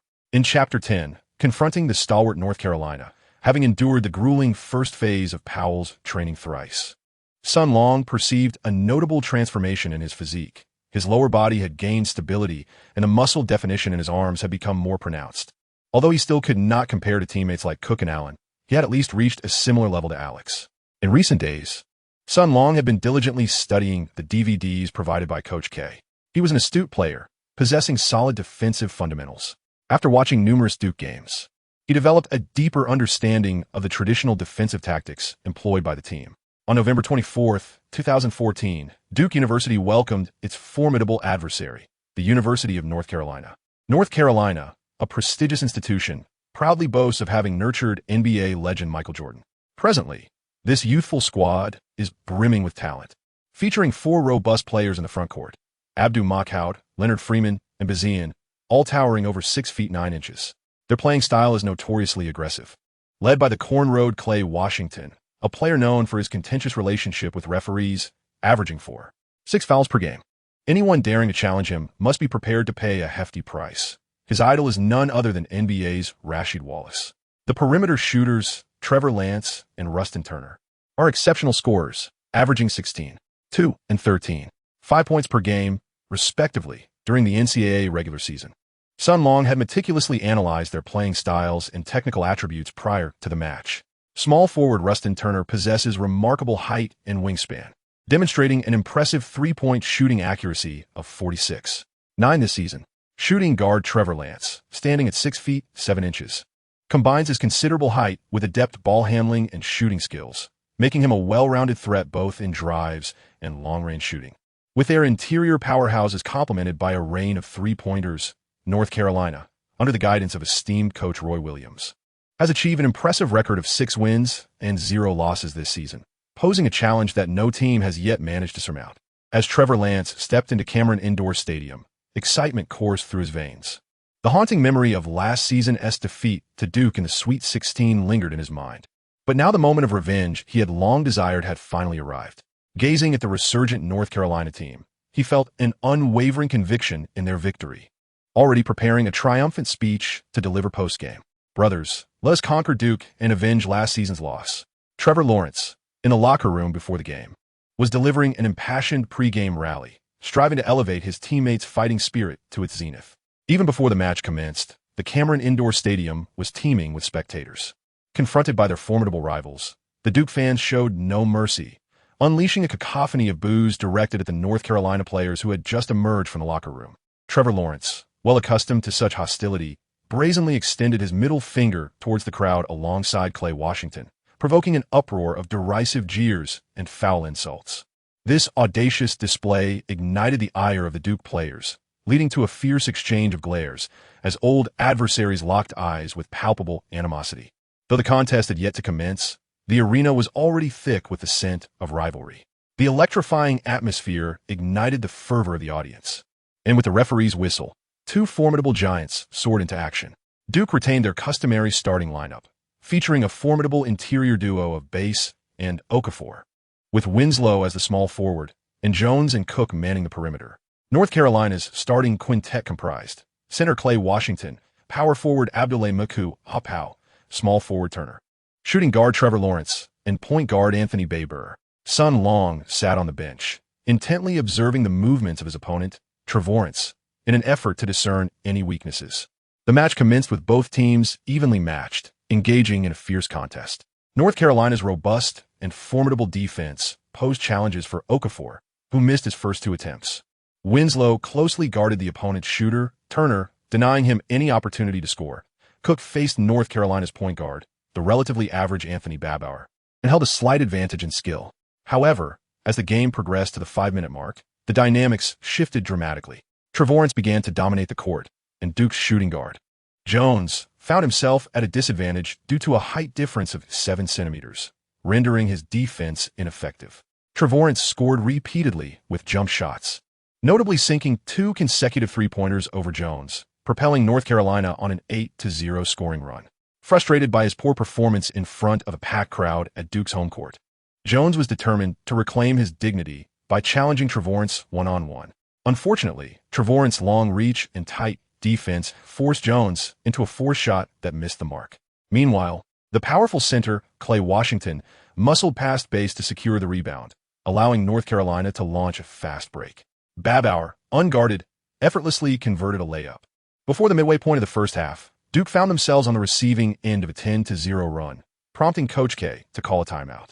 He urged Jones to remain composed, emphasizing the importance of tightly guarding Trevorance on defense and executing the 4th offensive play to create isolation opportunities for Okafor through screens from the forwards. Upon resuming play, Trenton Allen replaced Cook, whose performance had been lackluster. Despite his advantage in skill, Cook had failed to deliver against Babauer, leading Coach K to bench him for a moment of adjustment. Indeed, Coach K's strategic alteration proved effective. Allen's speed unsettled Babauer, disrupting North Carolina's defensive alignment. Winslow and Bass consistently set screens for Okafor, the prospective top 3 NBA draft pick, who finally showcased his true potential with successive mid-range shots and powerful inside plays, narrowing the deficit to 4 points. Nevertheless, Trevorrence maintained his scorching form, with both teams advancing under the leadership of their respective star players. The score oscillated, and soon the first half concluded with Duke trailing North Carolina by 4 points, 38-42. Okafor recorded 12 points and 5 rebounds, while Winslow struggled, making only one of 8 attempts for 2 points and 3 rebounds. North Carolina's Trevorrence was unstoppable, scoring 15 points on 6 of 9 shooting, while small forward Turner had limited opportunities, hitting 2 of 2 from beyond the arc for 6 points. The interior powerhouse, Clay Washington, registered 0 points, 7 rebounds, and 3 fouls, reflecting a typical Rasheed Wallace performance. In the first half, Sun Long did not have the opportunity to take the court. He understood that in such a tense match, his current abilities were insufficient to earn the coach's trust. Thus, he remained composed on the bench, observing Trevor Lawrence's movements, envisioning how he would best defend against Lawrence if given the chance. In the Duke University locker room, Coach K was visibly upset, dissatisfied with the team's performance in the first half, particularly the poor quality of perimeter defense, which allowed the opponents to achieve an astonishing 80 shooting rate from beyond the arc, hitting 8 out of 10 attempts. Jones, Cook, and Allen exchanged helpless glances as they listened to Coach K's reprimands. Despite their earnest defensive efforts, their height was a significant disadvantage. All three were under 193 centimeters, facing the towering Lawrence at 2 meters and Turner at 196 centimeters. Even when they managed to contest the shots, the opponents still converted with ease. As the second half commenced, both teams made no adjustments to their lineups. North Carolina continued their offensive barrage from the perimeter, while Duke's Okafor struggled alone, as his teammates were having an off day. Cook and Jones found themselves overwhelmed by the relentless assault from the opposing side, while Winslow's repeated misses further diminished his shooting percentage to a dismal 1 out of 10. He thought to himself that this must surely be the worst performance of his career. 5 minutes later, North Carolina extended their lead to 12 points. During this period, Jones was completely outmaneuvered by Trevor Lawrence, committing his 4th personal foul on the defensive end, seizing the opportunity during Lawrence's free throws. Coach K sent Sun Long into the game to replace Jones. Upon seeing this unfamiliar Chinese player before him, Lawrence resumed his taunting. Have Duke's perimeter idiots been so thoroughly dominated that they dare not step onto the court? You, the sacrificial pawn, have come to meet your fate. How pitiful, yellow-skinned boy. I shall shoot with such precision that you will feel the sting. Sun Long displayed a countenance of indifference as he dismissed Lance, uttering a scathing remark. You insufferable fool. I shall thwart every shot you attempt, he declared, his words laced with contempt. Lance, feeling a surge of heat in his core, instinctively tightened his muscles, grumbling inwardly about the audacity of this rookie's bravado. Yet, he was not one to be easily intimidated. Having grown up amidst the shadows of gang life, he embodied a rogue charm that made him unfazed by any opponent. The frail figure of the Chinese player before him seemed hardly a challenge. Lance believed he could topple him with a mere finger, lazily dribbling the ball beyond the three-point line. He hardly regarded Sun Long as a threat. With a flourish, he gestured towards the three-point arc a meter to his left, boasting, "Watch closely, kid. I'm about to sink a three-pointer from this very spot. Be careful not to get splattered in the process." His confidence was bolstered by an impressive shooting percentage of 6 out of 9 from the arc that day, causing him to overlook the wiry newcomer. With that, he gathered the ball in his right hand, took a significant step to the left, and planted himself firmly at the designated spot. He leapt into the air, fingertips brushing the ball as he executed a smooth three-point shot. However, to his astonishment, a slender, elongated arm reached out, effortlessly blocking his shot. The Cameron gym erupted in a chorus of disbelief as the home crowd struggled to comprehend what they had just witnessed. This seemingly frail, young Chinese player possessed remarkable leaping ability. As soon as Lance released the ball, Sun Long soared into the air, sending the shot careening out of bounds with a resounding swat. Sun Long glared fiercely at the astonished Lance. "Clamp your rear in tight. Don't wet yourself, you fool." Regaining his composure, Lance was seething with rage. He had intended to impress with a stylish display, but had instead been soundly embarrassed. He charged at Sun Long, fists raised, eager to teach him a lesson. Sun Long, undeterred, raised his chin defiantly. Fortunately, the referee intervened just in time, separating the two and issuing a standard foul, resulting in both receiving a penalty. This display of fiery spirit ignited the passion of the crowd, and their admiration for Sun Long surged dramatically. The entire Cameron arena erupted with chants of Sun Long. Sun Long. Sun Long. Amidst the roaring applause, Sun Long raised his right arm high, fist clenched, and provocatively shook his index finger. Chapter 11. Violence begets violence. As the cheers echoed throughout the arena, Sun Long once again lifted his right arm, fist tightly clenched, shaking his finger with audacity. This gesture, reminiscent of the NBA's shot-blocking king Dikembe Mutombo, drew enthusiastic cheers from the crowd, but only intensified Trevor Lance's fury. The game resumed, and Sun Long sent the ball out of bounds, still leaving North Carolina with possession. Anthony Bobo executed the sideline inbound pass, and Lance forcefully shoved Sun Long aside to receive the ball. "Little brat, don't think you can sneak up on me again. You've successfully provoked my ire. The next match will be catastrophic for you. I'll make sure you experience a fate worse than death." Lance spat venomously at Sun Long, his eyes ablaze with rage. "Best keep your mouth shut and swallow your own words," Sun Long retorted, maintaining a close defensive stance, pressing against Lance's lower body. With ample defensive experience, he understood that against a tall shooter, it was impossible to block every shot. Rather than desperately jumping to interfere with each attempted shot, he chose to focus on close contact, disrupting his opponent's shooting rhythm as much as possible. His defensive strategy proved to be successful. Lance, standing at an impressive height of 2 meters, possesses commendable ball handling skills, effortlessly creating shooting space against most opponents. However, during this particular play, under the intense physical pressure from Sun Long, Lance was compelled to lower his center of gravity, concentrating his strength in his legs. As a consequence, his jump shot fell short, barely grazing the front rim. Okafor, amidst the muscular presence of North Carolina's interior, leaped high to secure the rebound. As Duke initiated their offensive, Sun Long held the ball at the left 45-degree angle, lofting it high towards the paint before maneuvering around the three-point line to reposition at the top of the arc. Simultaneously, Winslow sprinted in from the right side, the two players crossing paths at the arc's summit. Sun Long effectively blocked Winslow's defender, Turner, allowing Okafor to pass to the open Winslow, who launched a three-pointer that found its mark. On the return journey, Winslow fervently clapped his hands together, rallying himself after an uncharacteristically poor performance, having made only one of 8 attempts in the first half, totaling just 2 baskets from 11 shots for a mere 5 points. He hoped to maintain the rhythm of his recent three-pointer. North Carolina's offense commenced as Anthony Barber skillfully dribbled past half-court, handing the ball to Lance before darting towards the weak side corner. Facing Sun Long's defense once more, Lance, infuriated by 2 previous unsuccessful attempts, nearly lost his composure. Seizing the ball, he aimed to break through to the right, his speed of initiation not particularly swift, yet leveraging his long strides.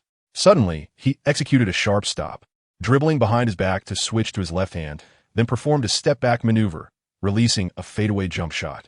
With a confident smile gracing his lips, Lance executed a sequence he had practiced countless times. While his speed and penetration was not remarkable and his ability to handle double teams was lacking, he rarely forced his way to the basket. This series of deceptive moves, feigned penetration, behind-the-back dribble, and step-back, was designed to circumvent his disadvantages while showcasing his strengths. He was convinced that the amplitude of his step-back was unmatched. However, a shadow darted in, leaping with remarkable agility, extending a long arm to gently deflect the ball just before it reached its apex, sending it soaring into the stands. The shadow then landed silently, raising a finger towards the stunned Lance. It was Sun Long once again. The Duke Blue Devils bench erupted in excitement as they witnessed the remarkable block unfold before their eyes. Sun Long remained unfazed by Lance's deceptive drive, seizing the moment to closely shadow his opponent while he dribbled behind him. Despite Lance's considerable backward step creating a fleeting half-step of space, Sun Long, with astonishing explosiveness and leaping ability, intercepted the ball mid-air with unwavering determination. Upon landing after the block, Sun Long could hardly believe what had transpired. He turned to glance at the coaching staff, where Trainer Powell, with a mischievous grin, gave him a thumbs up, indicating that the grueling training sessions had indeed significantly enhanced Sun Long's physical prowess. Lance, suffering yet another humiliation, felt a profound psychological blow as he grappled with the disbelief that his signature move had been thwarted by an unknown player. A whirlwind of emotions surged within him: anger, shame, insecurity, and fear. Still dazed from receiving a pass from his teammate, Lance was caught off guard as Sun Long swiftly intercepted the ball. Noticing the court ahead was wide open, he seized the opportunity to execute a spectacular solo dunk. Observing the precarious situation of his beloved prodigy, North Carolina's head coach Roy Williams promptly called for a timeout. During this period, Sun Long has exhibited remarkable performance, achieving 2 blocks, 1 steal, and a fast break dunk, earning a fervent ovation from the crowd as he exited the game. Okafor and Winslow approached him, sharing an exuberant chest bump. Coach K and Powell exchanged knowing smiles, both satisfied with Sun Long's progress. Meanwhile, Duke has effectively stifled their opponent's offense, scoring 5 consecutive points to narrow the gap to 7. Conversely, Lance, upon leaving the court, was met with the disheartening sound of his shattered confidence, feeling as though he had aged a decade in an instant. Observing his despondent disciple, the venerable coach Roy Williams could no longer bear it. He bellowed words of encouragement to galvanize the team. Nonetheless, Lance, a seasoned player, quickly regained his composure under the coach's motivation. As the timeout concluded, Lance was placed on the bench for respite, and North Carolina substituted in the young freshman Desmond Lee. Lee possesses a commendable 3-point shot, yet his ability to create his own offense is limited. Currently, the offensive initiator for North Carolina is small forward Laston Turner. However, under Winslow's stringent defense, Turner struggled to find his rhythm, leaving North Carolina's offense stagnant, while Duke seized the opportunity to unleash a 9-0 run, taking the lead. In their plight, North Carolina fought tenaciously, resulting in increasingly aggressive maneuvers from both teams, with the referee's whistle sounding incessantly. Witnessing the futility of his team's offense, North Carolina's center, CLE Washington, began to reveal his brutish nature on the court. First, while backing down his opponent, he discreetly elbowed Bass, and then, while contesting a rebound, he forcefully shoved Bass to the ground. Bass, a man of considerable grit, quickly sprang to his feet and charged at Washington, leading to a confrontation akin to 2 enraged bulls, neither willing to yield an inch. The referee and teammates hurried to separate them, calling a common foul on Bass and issuing a technical foul to CLE Washington. This incited a chorus of dissent from North Carolina, with Coach Roy Williams lamenting the referee's bias, vociferously trailing behind the official with grievances, though fortunately, the referee remained oblivious. Duke's guard Quinn Cook executed the technical free throw with precision and subsequently delivered a splendid pass to Okafor during the ensuing offensive possession, allowing Okafor to effortlessly score with a hook shot. Upon regaining possession, North Carolina still struggled to establish their offensive rhythm, with perimeter players tightly guarded, ultimately relegating the ball to CLE Washington in the paint. Defending Washington was Bass, and their animosity ignited a verbal exchange filled with trash talk. Washington, a brute with sheer physicality, relied solely on dunks as a scoring method, while Bass, a muscular warrior, engaged in a fierce battle, the sound of their physical clashes echoing across the court. After several attempts and finding no success in overpowering his opponent, Washington, fueled by rage, abruptly sat back and executed a spin move, swinging his iron elbow to clear a path, striking Bass squarely in the head and leaving him dazed on the floor.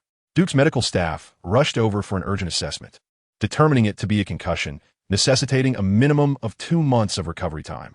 Sun Long and his teammates lifted Bass onto a stretcher, their anger igniting like flames in the eyes of all Duke players at the appalling actions of their opponents. To their astonishment, the referee failed to call a foul, merely signaling that the ball had gone out of bounds, awarding possession to Duke. This decision incited an uproar among the Duke players, as 4 or 5 of them rushed to confront the referee, while Coach K, rarely seen in such a state, vocally expressed his frustration. Nevertheless, their protests did not alter the referee's ruling. Both officials unanimously deemed Clay's elbow swing a legitimate offensive maneuver, coincidentally striking Bass in the face.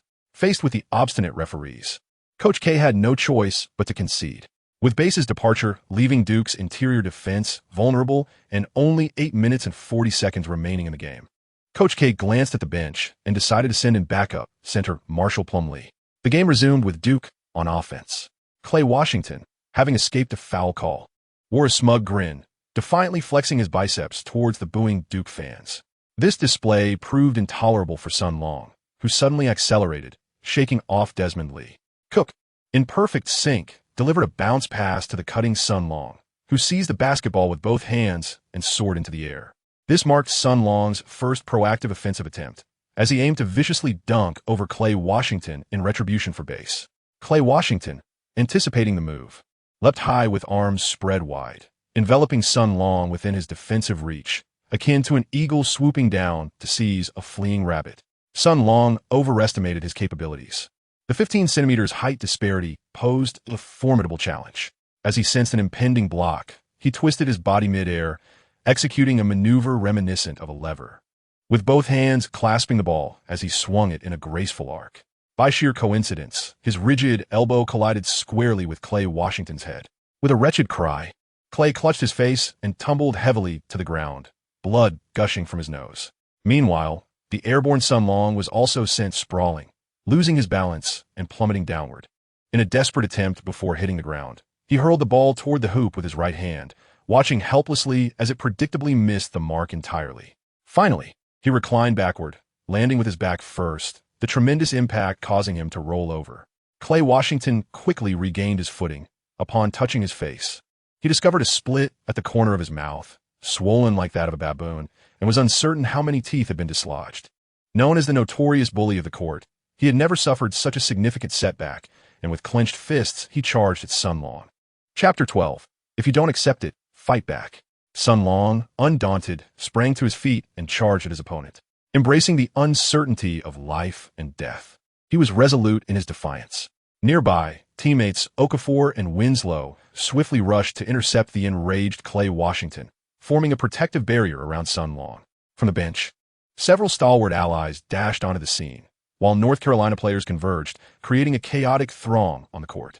Fortunately, the referees intervened promptly, and North Carolina's head coach Roy Williams exerted himself to restrain his impassioned protege, Clay Washington.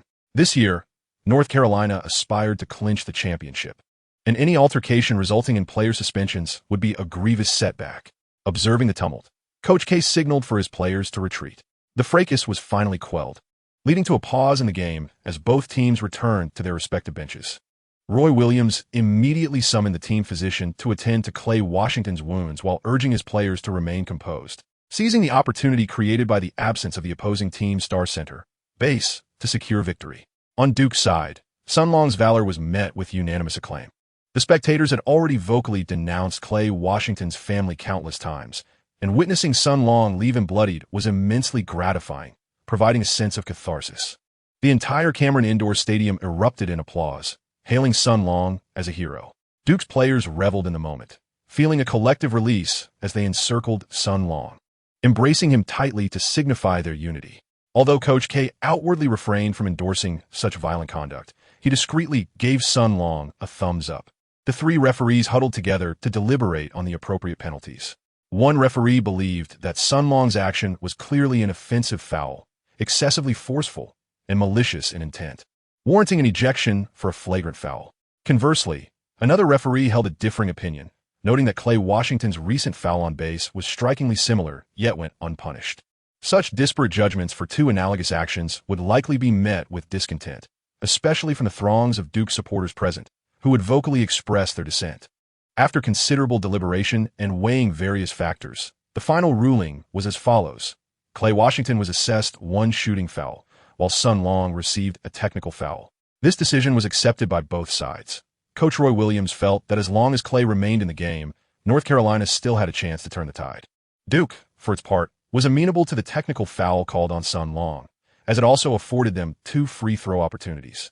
As Sun Long stepped to the free throw line for the first time, he appeared noticeably out of sorts. The recent physical tussle had left his muscles somewhat rigid, and after 7 minutes of intense defensive play, his stamina was waning. Ultimately, he converted one of 2 attempts. Coach K promptly substituted Jones in for him. Meanwhile, Coach Roy Williams reintroduced the perimeter star Trevor Lawrence, who had remained on the bench for an extended period, allowing his mindset to stabilize. The team now required his scoring prowess. Lawrence confidently sank the technical free throw, regaining possession for North Carolina with 8 minutes remaining in the game, trailing Duke 59-54. The current lineups were as follows. Duke featured center Marshall Plumlee, power forward Okafor, small forward Winslow, shooting guard Jones, and point guard Allen. North Carolina fielded center Leonard Freeman, power forward Abdimikal Apo, small forward Laston Turner, shooting guard Trevor Lawrence, and point guard Anthony Baber. North Carolina, a team renowned for its resilience, quickly set aside the earlier conflict and refocused on the game. Trevor Lawrence executed his signature move once more, this time facing the shorter Jones. He switched the basketball through the net, restoring his confidence. On Duke's side, backup guard Allen, brimming with energy, accelerated past the fatigued Anthony Baber, effortlessly netting a two-point shot. Both teams exchanged blows, vying for victory. After several possessions, it became evident that Duke was struggling to maintain its advantage. Marshall Plumlee, the substitute center, possesses a rather soft style of play, struggling to withstand the relentless pressure from the opposing team's formidable interior defense. He was jostled about, leading North Carolina to seize 3 consecutive offensive rebounds, culminating in Turner sinking a three-pointer to level the score. Coach K promptly called a timeout, substituting Plumlee for Amile Jefferson. However, this change yielded little effect. Jefferson, having been absent from play for an extended period and burdened by excess weight, fought valiantly, but found himself gasping for breath after merely a couple of sprints. A nearby rebound was snatched by Freeman, who executed a powerful dunk. North Carolina adeptly exploited Duke's vulnerability in the paint, persistently attacking until, with less than 4 minutes remaining, they transformed the score to 66-63.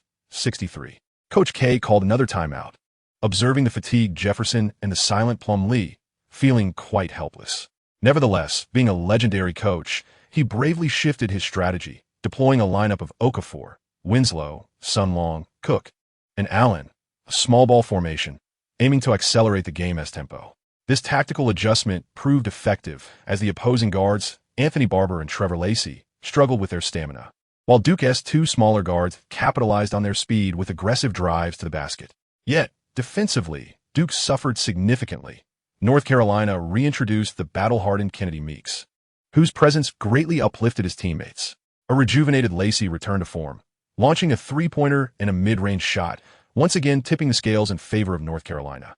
Duke, however, refused to concede. Allen, utilizing a series of screens from Sun Long, drove towards the paint, drawing Meeks' help defense before passing to Okafor, who scored with a dunk, narrowing the gap to 69-71 with under a minute and a half remaining. With possession now in North Carolina's hands, Lacey calmly dribbled outside the three-point line, expertly managing the clock. Theoretically, following this possession, both teams would have one more offensive opportunity, so Lacey, with his experience, skillfully consumed the time until only 10 seconds remained on the shot clock before initiating his attack. However, he underestimated Duke's cohesive defensive effort. Coach K, raising his right hand and signaling a rock-and-roll gesture with his thumb, index, and pinky, prompted an immediate shift in Duke's defensive formation. Sun Long rushed to double-team Lacey alongside Cook, while Winslow stepped up to guard Turner. Allen allowed Anthony Barber a slight opening, effectively positioning himself between Lacey and the vacant Abdul-Malik Abu in the paint. This sudden shift caught Lacey off guard. He found himself ensnared by Sun Long and Cook, necessitating a retreat to find a teammate. Just as he passed to Winslow, the latter had already returned to his defensive post, with Sun Long quickly pivoting to shadow Turner. Although Winslow lacked height, he compensated with strength, and after a prolonged struggle, the ball was once again returned to Lacey. As Lacey received the ball, Sun Long's double team re-emerged, and Winslow diligently tracked Turner. With time dwindling, Lacey was compelled to attempt a contested shot. He exaggerated his lean back, resulting in an awkward shooting posture. Sun Long refrained from leaping for a block, instead repositioning himself to secure the rebound against Abu. The rebound, however, ricocheted far, allowing Winslow to seize it and initiate a fast break. Cook, who had just defended against Lacey, sprinted ahead, received the pass, and effortlessly laid it up, leveling the score at 71 with 50 seconds remaining. In that recent offensive exchange, Duke had clearly gained the upper hand, effectively utilizing the agility of their small ball lineup to disrupt North Carolina's rhythm, simultaneously taking advantage of their opponent's interior weakness. Coach Roy Williams refrained from calling a timeout, instead gesturing for his players to continue their offensive efforts, vocally encouraging them to remain active and to move the ball, denying their adversaries any opportunity for a double team. As North Carolina inbound the ball, Allen applied pressure, while Barber, giving his all, stumbled his way across half court, ultimately delivering the ball to Lacey, trusting his team leader to navigate this critical moment. Sun Long advanced once more to double team, yet this time, he heeded the coach's directives. The North Carolina players intensified their off-ball movement as 2 towering figures in the paint executed consecutive screens for the perimeter shooters, compelling Duke to revert to man-to-man defense. After all, the strategy of localized double teaming is not infallible. It can only be employed confidently when the opposing team's offensive threats are minimal. Coach Roy Williams' tactics instilled a sense of aggression in every North Carolina player, with perimeter shooters relentlessly sprinting and the formidable big men weaving through the lanes in an effort to create open shots. This exerted immense pressure on Duke's defense, forcing them to switch to man-to-man coverage. However, after a series of rotations, Cook found himself matched against Turner, while Sun Long faced off against his longtime rival Lance. With 16 seconds remaining on the shot clock, Lance initiated his offensive assault. He gazed at the tenaciously guarding Sun Long, his eyes ablaze with fury. This time, I shall utterly vanquish you and prove my worth with a precise game-winning shot.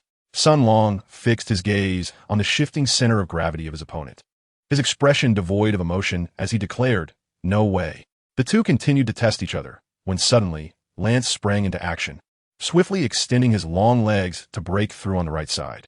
With a sudden, agile change of direction, he exerted force with his right foot and surged towards the left. This crossover was both rapid and fierce, with a wide arc that momentarily left Sun Long staggered, prompting him to hasten his pursuit. At this point, Lance had already taken 3 strides, but Duke's collective defense was formidable, as Okafor lunged in from the side to provide support, leaping high with arms outstretched. Just as a collision with Okafor seemed imminent, Lance deftly flicked his wrist, sending the ball artfully soaring past Okafor. Klay Washington, with outstretched hands, seized the basketball. With a deep squat, Klay summoned all his strength and leaped into the air, intent on delivering a thunderous dunk that would utterly shatter Duke's hopes and serve as vengeance for himself. Reaching the apex of his jump, Klay poured every ounce of his energy into slamming the ball into the hoop. Thud! Klay grasped the rim with both hands, hanging from the hoop as the immense impact caused it to sway violently. Chapter 14. Farewell to innocence, Oni-chan. I am so scared. I thought you all might abandon me. How could that be? Matoi-san is so adorable. Having you as a sister is a blessing from my past life. There's no way I would leave you behind. Sun Long comforted as he gently ruffled Matoi's hair. Really? You mustn't lie to me. Let us make a pinky promise. Whoever goes back on their word is a little dog. Alex watched the two with an exasperated expression. Seeing Matoi's earnest demeanor, Sun Long reluctantly joined her in the pinky swear, which finally brought a smile to her face. Suddenly, she posed a question that piqued her curiosity. Oni-chan, what were you and Sister Alex doing on the boat? I saw that both of your faces were quite flushed. Well, we were discussing matters for adults, which you wouldn't understand, Sun Long stammered in response. Who says I'm still a child? I know everything. You were just talking about love. Surely doing some embarrassing things on the boat. Don't think I'm unaware, Matoi declared confidently, puffing out her chest. Alex chuckled joyfully, while Sun Long's face turned a deep shade of crimson. After spending a delightful afternoon by the beautiful Norman Lake, the three ventured to a quaint village by the lakeshore as evening fell. Here, they found a house available for rent to tourists, choosing one that faced directly onto Norman Lake. After settling in and unpacking their belongings, they enjoyed a simple meal of rustic farmhouse dishes, followed by a leisurely stroll around the tranquil village until fatigue compelled them to return for a night's rest. The rented house was spacious, with each of the three occupying their own bedroom. Sun Long reclined upon his soft bed, gazing out the window at the vast expanse of Norman Lake, gradually allowing his eyes to close. In a state of dreamy reverie, he found himself enmeshed in a springtime fantasy, where an exquisite beauty, alluring and graceful, nestled at his waist, lavishing him with her attentions. Her voluptuous figure and unparalleled skill brought him immense pleasure, though her features remained shrouded in obscurity. At one moment, she resembled Alex, and the next, she transformed into Mikado, playfully teasing him with a gentle, affectionate tone, inquiring whether he was satisfied with her enchanting prowess. Sun Long abruptly awakened, only to discover the astonishing resemblance between reality and his dreams. There truly was a beautiful woman moving beneath him. Sensing the impressive rigidity in his mouth, Alex knew that Sun Long had regained consciousness. With a seductive glance, she coyly remarked, "Darling, you cannot escape my grasp." The allure and tantalizing nature of her demeanor drove Sun Long to the brink of impatience. His sword transformed into a magical staff, forcefully penetrating Alex's form. Amidst the chaos of battle, the thunder of cannon fire resounded throughout the night, accompanied by enchanting military music that persisted until the first light of dawn. Only then did both sides momentarily cease hostilities, embracing one another in slumber. The following morning, Wu Yi observed the couple emerging from Sun Long's chamber, feeling a twinge of discontent. Despite her awareness of the romantic relationship between Sun Long and Alex, she could not shake her gloom, pouting in silence for quite some time. However, just after bidding farewell to his virginity, Sun Long was entirely oblivious to the fact that he and Alex had become inseparable, leaving only the dance attire to sulk in silence. After an entire morning of enjoyment, the trio reluctantly departed from Norman Lake and returned to Duke University. In their first game back from vacation, Duke continued to host at home, facing the moderately skilled Maryland University. Center Lewis Bass, with a bandage wrapped around his forehead, sat in civilian clothes on the bench after suffering a concussion from a blow by Clay Washington. The medical diagnosis suggested at least 2 months of rest with ongoing evaluations. Marshall Plum Lee was designated to take his place in the starting lineup. In the first half, Duke unexpectedly trailed 28-40.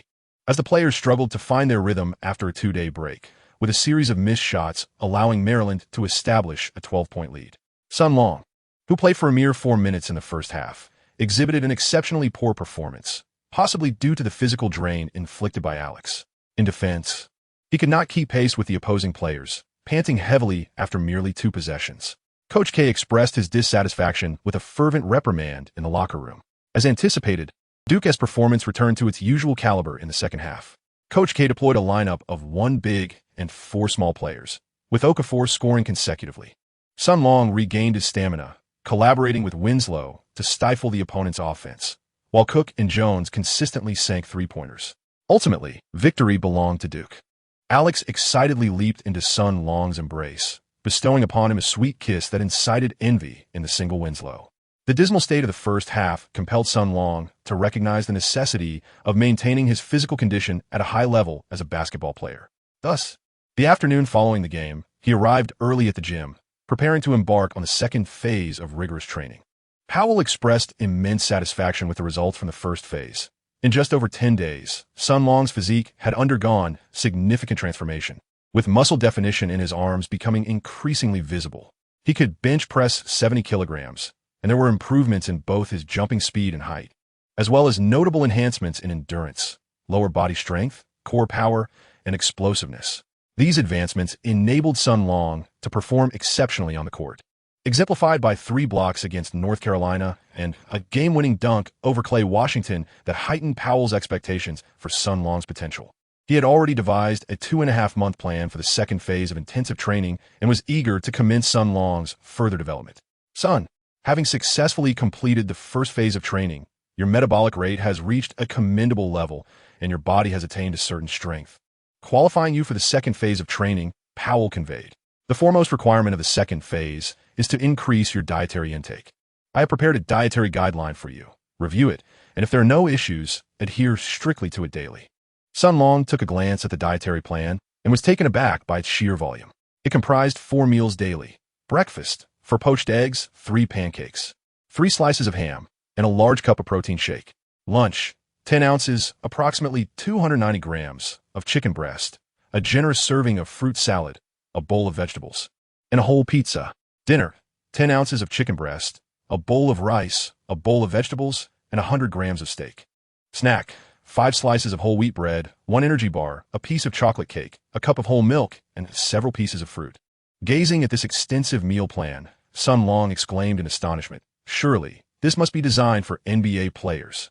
With such a caloric intake, consuming nearly a pound of chicken breast daily, along with steak, pizza, bread, and cake, I fear I shall instantly transform into a hefty individual. Powell scoffed. If only you could truly become that hefty. You've only gained 5 pounds in 6 months. I wonder where all that food is going. Are you certain this is the way, old Powell? Sun Long inquired. Rest assured, follow this regimen, and along with my second phase of physical training, I guarantee you will gain 10 pounds of muscle in just over 2.5 months. Faced with Powell's unwavering conviction, Sun Long could only acquiesce. With the dietary arrangements settled, Powell commenced Sun Long's warm-up, consisting of half an hour of slow jogging and stretching, followed by simultaneous dumbbell exercises. 8 sets of 30 repetitions. Upon completion, they transitioned to resistance sprints. Powell, having procured a resistance band from an unknown source, secured it around Sun Long's waist, firmly gripping it from behind, and urged him to accelerate. This tactic proved excruciating for Sun Long, as Powell weighed nearly 220 pounds, making it nearly impossible for Sun Long to sprint. His upper body bent towards the ground. Powell, sternly admonishing him, declared, "Your core and thigh strength are woefully inadequate. Continue sprinting." After the grueling half-hour resistance sprint, followed by a 20-minute respite, Powell produced a substantial bottle of a mysterious purple liquid from behind him, compelling Sun Long to consume it. The contents were unknown, bitter, and pungent, with a distinct, unpleasant odor. After merely a sip, Sun Long regurgitated it.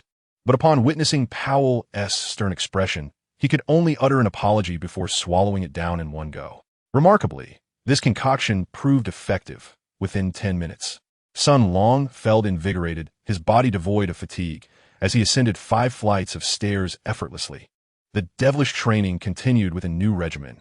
Barbell lifts, 80 pounds raised steadily from the ground to the chest, 5 sets of 10. Frog jumps, executing the standard form across the entire area, 10 sets. Bench presses, 70 kilograms for 10 repetitions. And finally, another round of resistance sprints. 3 hours later, Sun Long emerged from the gym, his steps heavy, cradling another large container of the peculiar purple drink. Upon entering his home, Sun Long's disheveled appearance elicited a startled scream from Wu Yi. Despite witnessing Sun Long's weary state after training every 3 or 4 days, she could not help but feel a wave of sorrow each time. She hurried over to assist him, guiding him to the sofa, her voice quivering as she exclaimed, "Oni-chan, you look absolutely dreadful this time. Must you endure such grueling training?" Sun Long smiled broadly, declaring, "That won't do. Only through persistent training can one excel at basketball. For it is my dream." He retrieved Powell's dietary menu from his pocket and addressed Wu Yi, saying, "I would appreciate it if you could prepare my meals at home from now on, following this menu." Wu Yi took the menu, perused it thoughtfully, and then attentively began to massage Sun Long's thigh muscles, responding, "Of course, dear brother, it is truly wonderful that you will be dining at home every day. When you were away, I often felt quite lonely while eating by myself." Sun Long tenderly stroked her head, assuring her from now on, "I shall accompany you at every meal." A joyful blush graced Wu Yi's cheeks. However, she glanced at the menu with concern and inquired, "Oni-chan, have you experienced a heartbreak? Did Sister Alex betray you?" Sun Long was perplexed. "No, how could that be?" he inquired. "Then why do you indulge in excessive eating, subjecting your body to such torment?" "Oh, you mean that?" Sun Long realized that it was our basketball team's strength and conditioning coach who had advised him to eat this way, to help him grow stronger. "Is that so? Isn't it quite good like this?" whispered Wu Yi softly, feeling that Sun Long's physique was already commendable. Though slightly slender, it was certainly preferable to those terrifying muscle-bound men. Chapter 16. Am I being played? The alternative-style girl in his arms slowly awakened, groggily gazing at the man beside her. "Are you Bob? Is it really you, my dear?" Sun Long shook his head repeatedly, hastily donning his clothing in preparation to flee the scene of the incident. The unconventional girl, however, clung tightly to Sun Long's trousers. "I remember now. You are Kamal." "Haha, wait a moment, that's not right. I recall you being only 12 years old. How could you possibly be so grown?" A chill ran down Sun Long's spine as he secretly contemplated making his escape. Unfortunately, his trousers were held fast, leaving him to endure the incessant ramblings of the alternative girl. "So you are Ruben? Hans Bruder? Charles? Goodness gracious. I've been with so many men that how could I possibly remember who you are?" The alternative girl rattled off a dozen names in one breath, observing Sun Long shake his head with the fervor of a rattledrum. Suddenly, she smacked her forehead and exclaimed, "Oh damn, I forgot about you. My apologies, dear Jessica. I completely overlooked the fact that you transitioned into a man last year."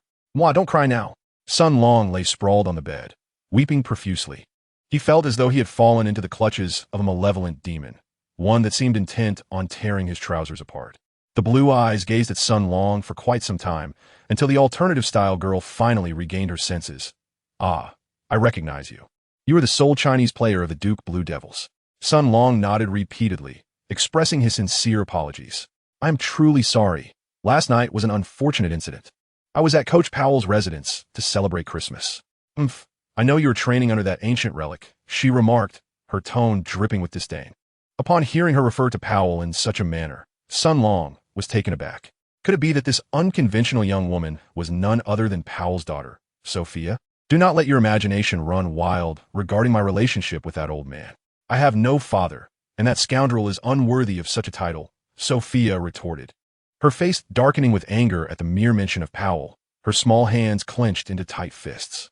Sun Long nodded repeatedly, realizing that the relationship between Powell and Sophia had escalated to an irreconcilable state, and it was best to remain uninvolved. However, Sophia's eyes darted as her previously pallid complexion instantly transformed into a rosy hue. What is right, you are you, and he is he. You are indeed quite remarkable.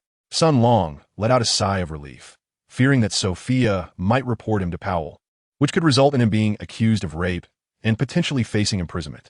What I mean to convey is that your performance last night was truly remarkable, impressive indeed. I find myself beginning to like you. Sophia's gaze shifted, suddenly taking on a gentle demeanor, her cherry lips pouting slightly as she playfully blew air toward Sun Long. This scene left Sun Long utterly astonished. Was this truly the same unconventional girl from moments ago? In the blink of an eye, she had transformed into someone so tender and enchanting, evoking a deep sense of admiration. Brother, what do you think? Would you be my boyfriend? I have yet to experience the charm of a Chinese man. Sun Long silently recited Ba 1,000 times, calming his mind before addressing Sophia. I sincerely apologize, Sophia. I am already in a relationship with my girlfriend, Alex, who is the president of the Duke Sports and Health Association. I am well aware that Alex, that wretched woman, was the one who expelled me from the association. However, this works to my advantage, as I have stolen her boyfriend, thus avenging myself. Sophia's expression darkened once more, her demeanor transforming into that of a rural nonconformist. Her teeth clenched at the mere mention of Alex. That simply cannot be, Sophia. Alex is my girlfriend, and what transpired between us last night was indeed a misunderstanding. I am genuinely sorry. If there is anything I can do to make amends, I will not hesitate.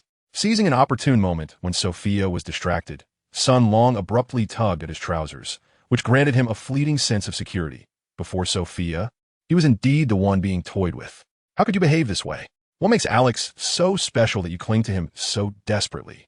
Moreover, considering how I treated you last night, is there truly no flicker of affection in your heart? Sophia, a seasoned player in the realm of romance, instantly softened her demeanor upon perceiving Sun Long's resolute tone, adopting a delicate and feigned sweetness in her voice. With his trousers secured, Sun Long ceased his entanglement with her and regarded the oddly adorned Sophia with a cold stare, asserting, regardless of the circumstances, Alex is still my girlfriend. I reiterate, last night was merely a misunderstanding. Feel free to create whatever commotion you wish, but I am leaving now. He then swiftly exited the room, bidding farewell to the Powell couple, and took his leave with his dance attire in hand, leaving the Powells utterly bewildered. Watching from the window as Sun Long hailed a taxi and departed, Sophia felt an intense curiosity towards this distinctive Chinese man. She provocatively traced her tongue across her lips and whispered, "You can't escape. No man has ever eluded my grasp." Returning to Duhan Town, Sun Long exhaled deeply, reflecting on the sheer embarrassment of the farce he had just endured. He pondered how to face Powell in the future. The thought of Alex discovering the truth filled him with dread, for the consequences would be even more dire. Sun Long felt overwhelmed by the predicament. How had things escalated to this point? Fortunately, following Christmas, Powell would also be on break until the beginning of January, granting him 2.5 weeks to devise a plan. Sun Long and Wu Yi returned home, where they tidied up their belongings. Sun Long took Wu Yi to San Francisco to celebrate the new year with his parents. Wu Yi felt a mix of joy and anxiety. She meticulously adorned herself, donning her most exquisite outfit, tying her hair into a petite ponytail, and applying a touch of subtle makeup. She spent half an hour grooming herself in front of the mirror before finally emerging. Sun Long was somewhat taken aback. "Wu Yi, what are you doing? You look as if you're dressing up to meet your in-laws for the first time." A light-hearted jest stirred ripples in Wu Yi's heart. After a long journey, they finally arrived at San Francisco's most renowned Chinatown. As soon as Sun Long stepped into the narrow alley, he felt a wave of familiarity and warmth. This unassuming little street was home to hundreds of thousands of Chinese immigrants, with businesses run by Chinese people lining both sides, Chinese restaurants, traditional medicine clinics, and general stores were ubiquitous, and the air was filled with the melodious sounds of the Chinese language. Although Christmas and New Year celebrations were far less grand for the Chinese than the Spring Festival, Chinatown was still adorned with colorful decorations, bustling with the joyous spirit of the holiday season. Navigating the streets with ease, Sun Long arrived at his parents' restaurant, Babao Lu. This festive season marked the busiest time for the establishment. His father, Sun Jingdong, was hard at work in the kitchen, managing 2 woks, 2 clay pots, and a soup pot all on his own. Meanwhile, his mother, Li Hongxia, was darting about, attending to customers, taking orders, serving dishes, clearing tables, and handling payments in a flurry of activity. "Mom, I'm back." Upon hearing her son's voice, Li Hongxia turned around, her eyes brimming with joyful tears. She hurried over to take Sun Long's luggage, and upon seeing the nutritional supplements and health products inside, her heart swelled with happiness. Though her lips playfully chastised him for spending money unnecessarily, claiming their household lacked nothing of the sort, Sun Long brought over the dancer's attire, saying, "Mother, this is Kate Mai, the girl I mentioned to you over the phone." Shyly, Mai bowed and greeted, "Hello, Annie. My name is Kate Mai. Happy New Year. Oh my, this girl is truly stunning. How is she so radiant?" Li Hongxia exclaimed with delight. She called out to the kitchen, old son, come out quickly. Our son has returned and brought a lovely young lady for us to see." Sun Jingdong emerged from the kitchen, his ample belly protruding as he joyfully enveloped his son in a bear hug. "Well done, my boy. It's been 6 months since we last met, and you've certainly grown sturdier. I see you've also learned the art of charming young ladies." Sun Long chuckled and remarked, "Dad, you've gained some weight. It's time to shed a few pounds. At your age, it would be better to be a bit slimmer." Old Sun nodded repeatedly in agreement, saying, "Yes. I shall heed my son's advice and begin my diet tomorrow." Beside him, Li Hongxia shot him a disdainful glance and retorted, "With your insatiable appetite, who would believe you would actually diet?" The family reunion was filled with joy, and Sun Jingdong turned away the guests who had come to dine. "I apologize, dear friends, but my son has returned today, and we shall take a day off." The neighbors, all familiar faces from the vicinity, were delighted to see Sun Long back and greeted him with playful banter. "Ah, Long is back. Quite accomplished, I see. And he has even brought home a lovely young lady," one remarked, noticing her apparent Japanese heritage. "Indeed, I recognized his potential when he was just a child.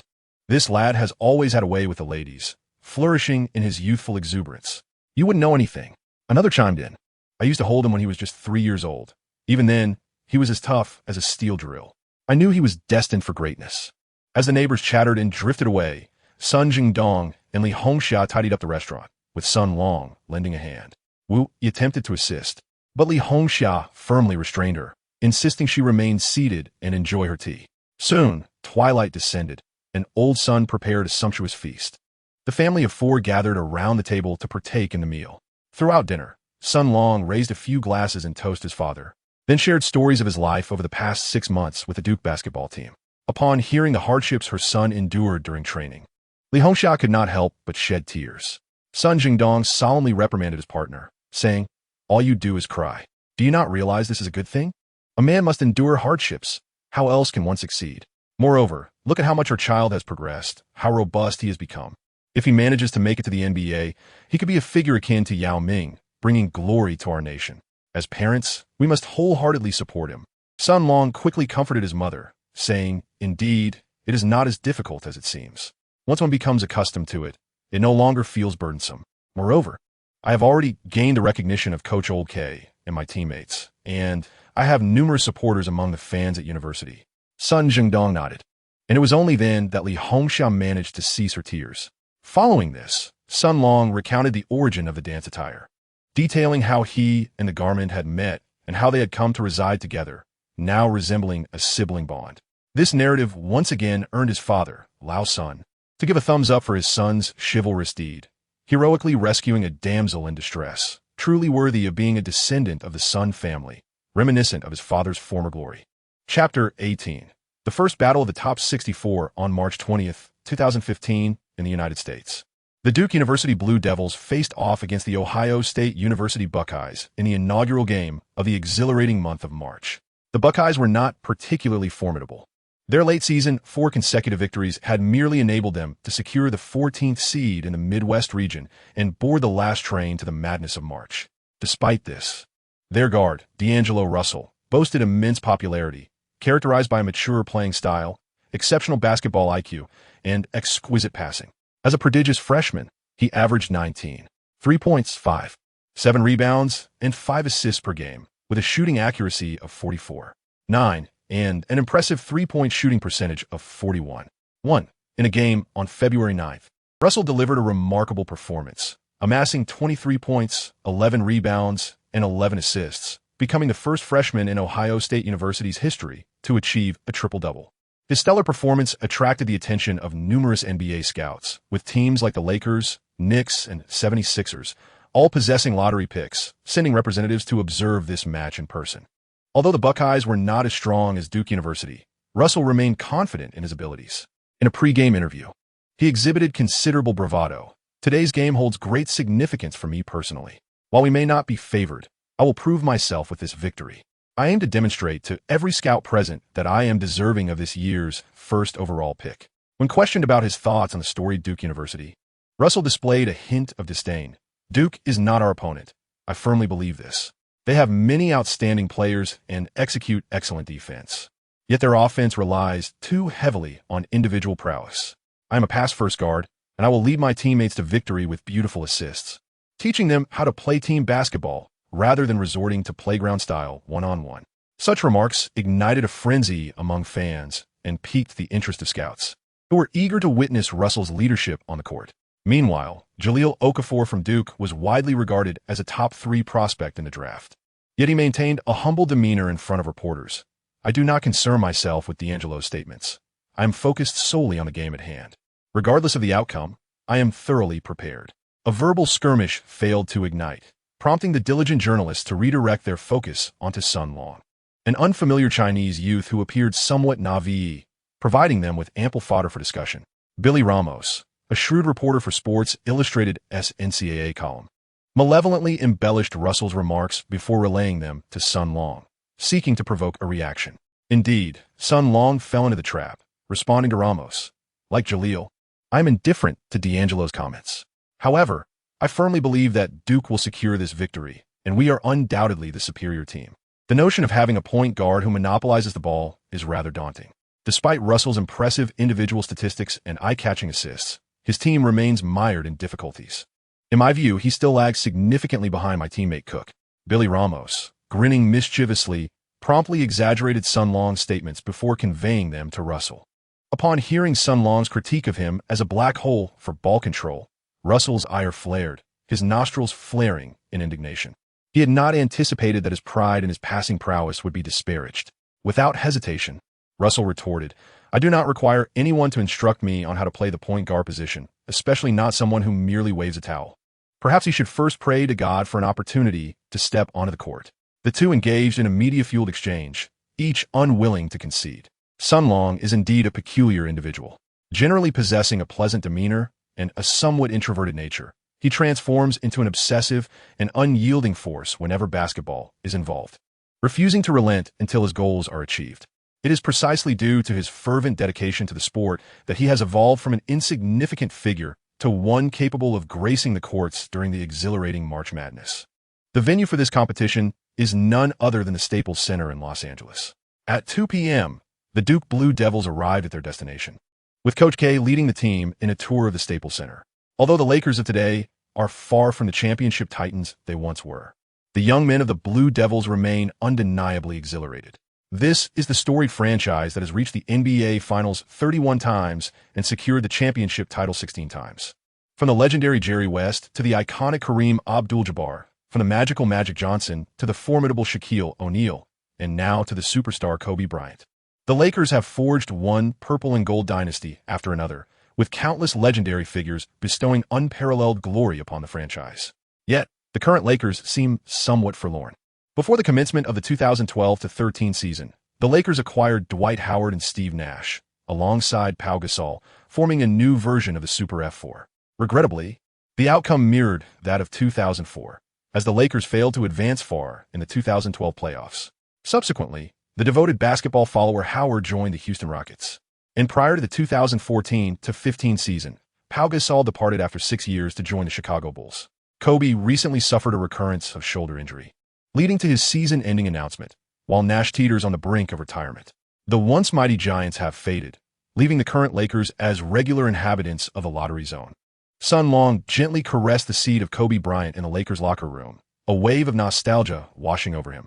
Coach K, drawing inspiration from the Lakers dynasty, ignited a fervor within each Duke player, instilling in them a burning desire to forge their own championship legacy within the NCAA. Every championship dynasty is built upon a series of victories, and securing today's win marks the inaugural step towards that dynasty. At 3:30 in the afternoon, the match commenced. The recently recovered base faced off against the tree of 7 center, Odilo, in the jump ball. Utilizing his height advantage, Odilo directed the ball to D'Angelo Russell, granting the tree of 7 the first opportunity to attack. As Sun Long served as a substitute for Duke, he chose not to occupy a spot on the bench, but instead squatted habitually beside Coach K's feet. Through 2 months of steadfast defense on the court and diligent training off it, he had endeared himself to Coach K, who summoned him after each game to provide guidance on analyzing the unfolding dynamics of the match. At the beginning of the game, Duke surged forward with unstoppable momentum. After successfully defending against Russell's layup, Okafor leveraged his exceptional individual skills to score repeatedly, while Winslow also sank a three-pointer. The Blue Devils dominated both offense and defense, seemingly fueled by the inspiration drawn from their pre-game tour of the illustrious Lakers dynasty. Recognizing the stark disparity in strength between his team and Duke, Coach Sadmata of the 7 Leaves team promptly called for a timeout, determined to assist his players in making progress. At the very least, to disrupt Duke's offensive rhythm with a timely pause.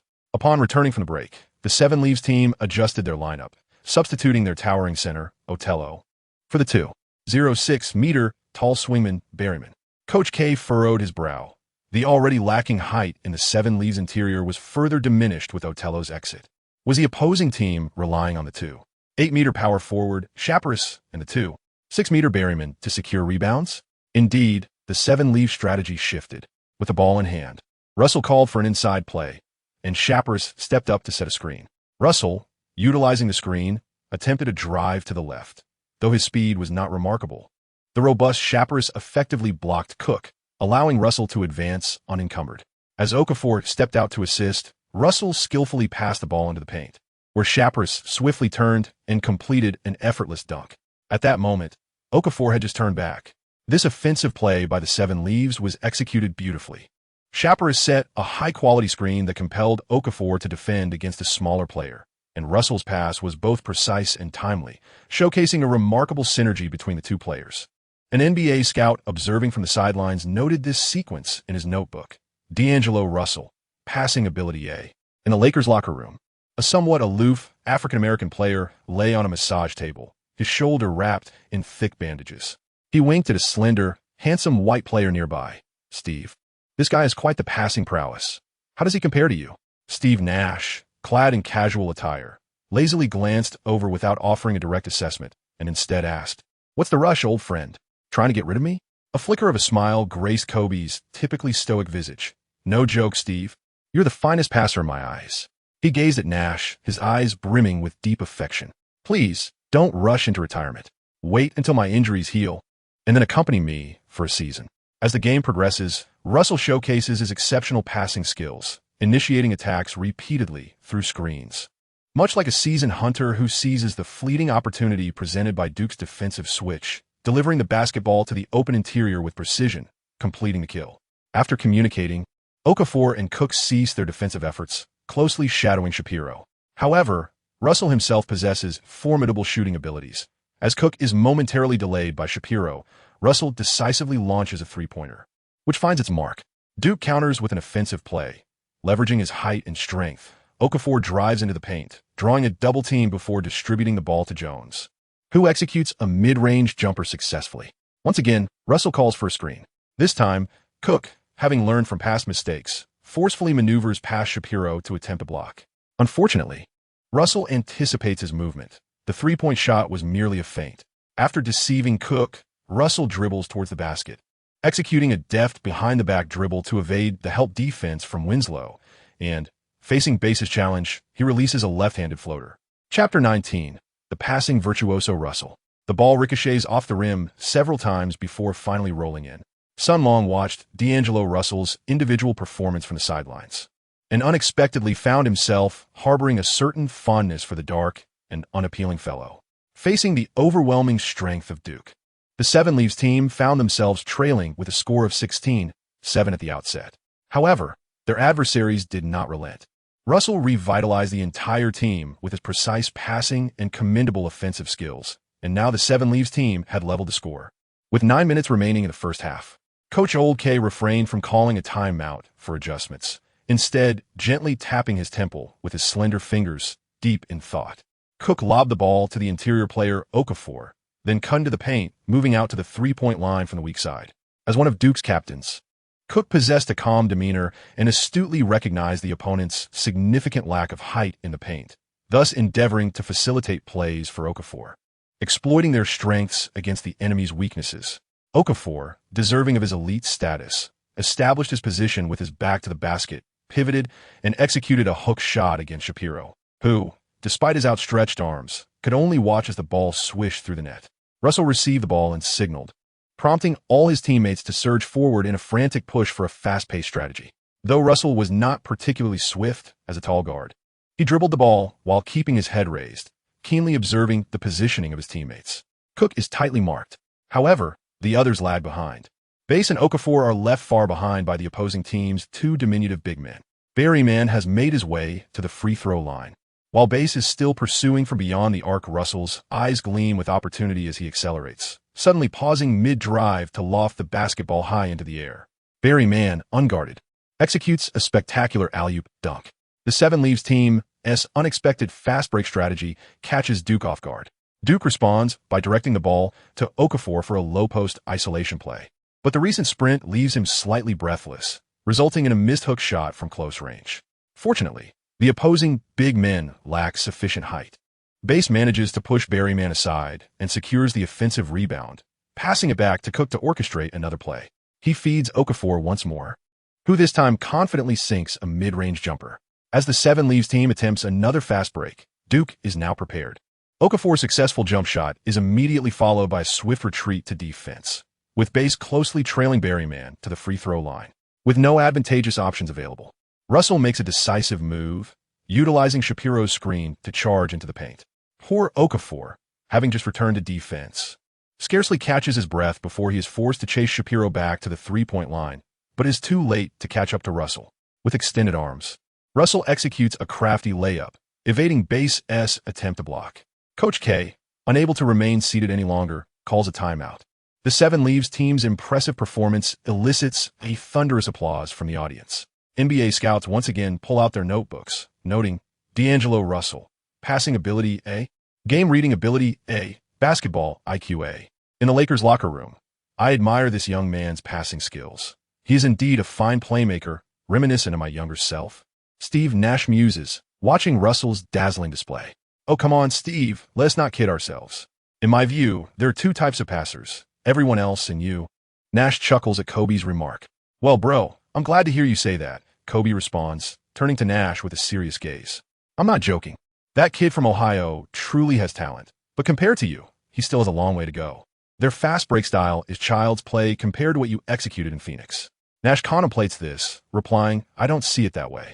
My time with the Suns was indeed memorable, but I had Stoudemire, Marion, Dia, Barbosa, an ensemble of exceptionally gifted players that enabled our fluid, fast-paced game. My role was amplified within that context. You're always so humble, man. No, I'm quite serious. That young Russell shows promise.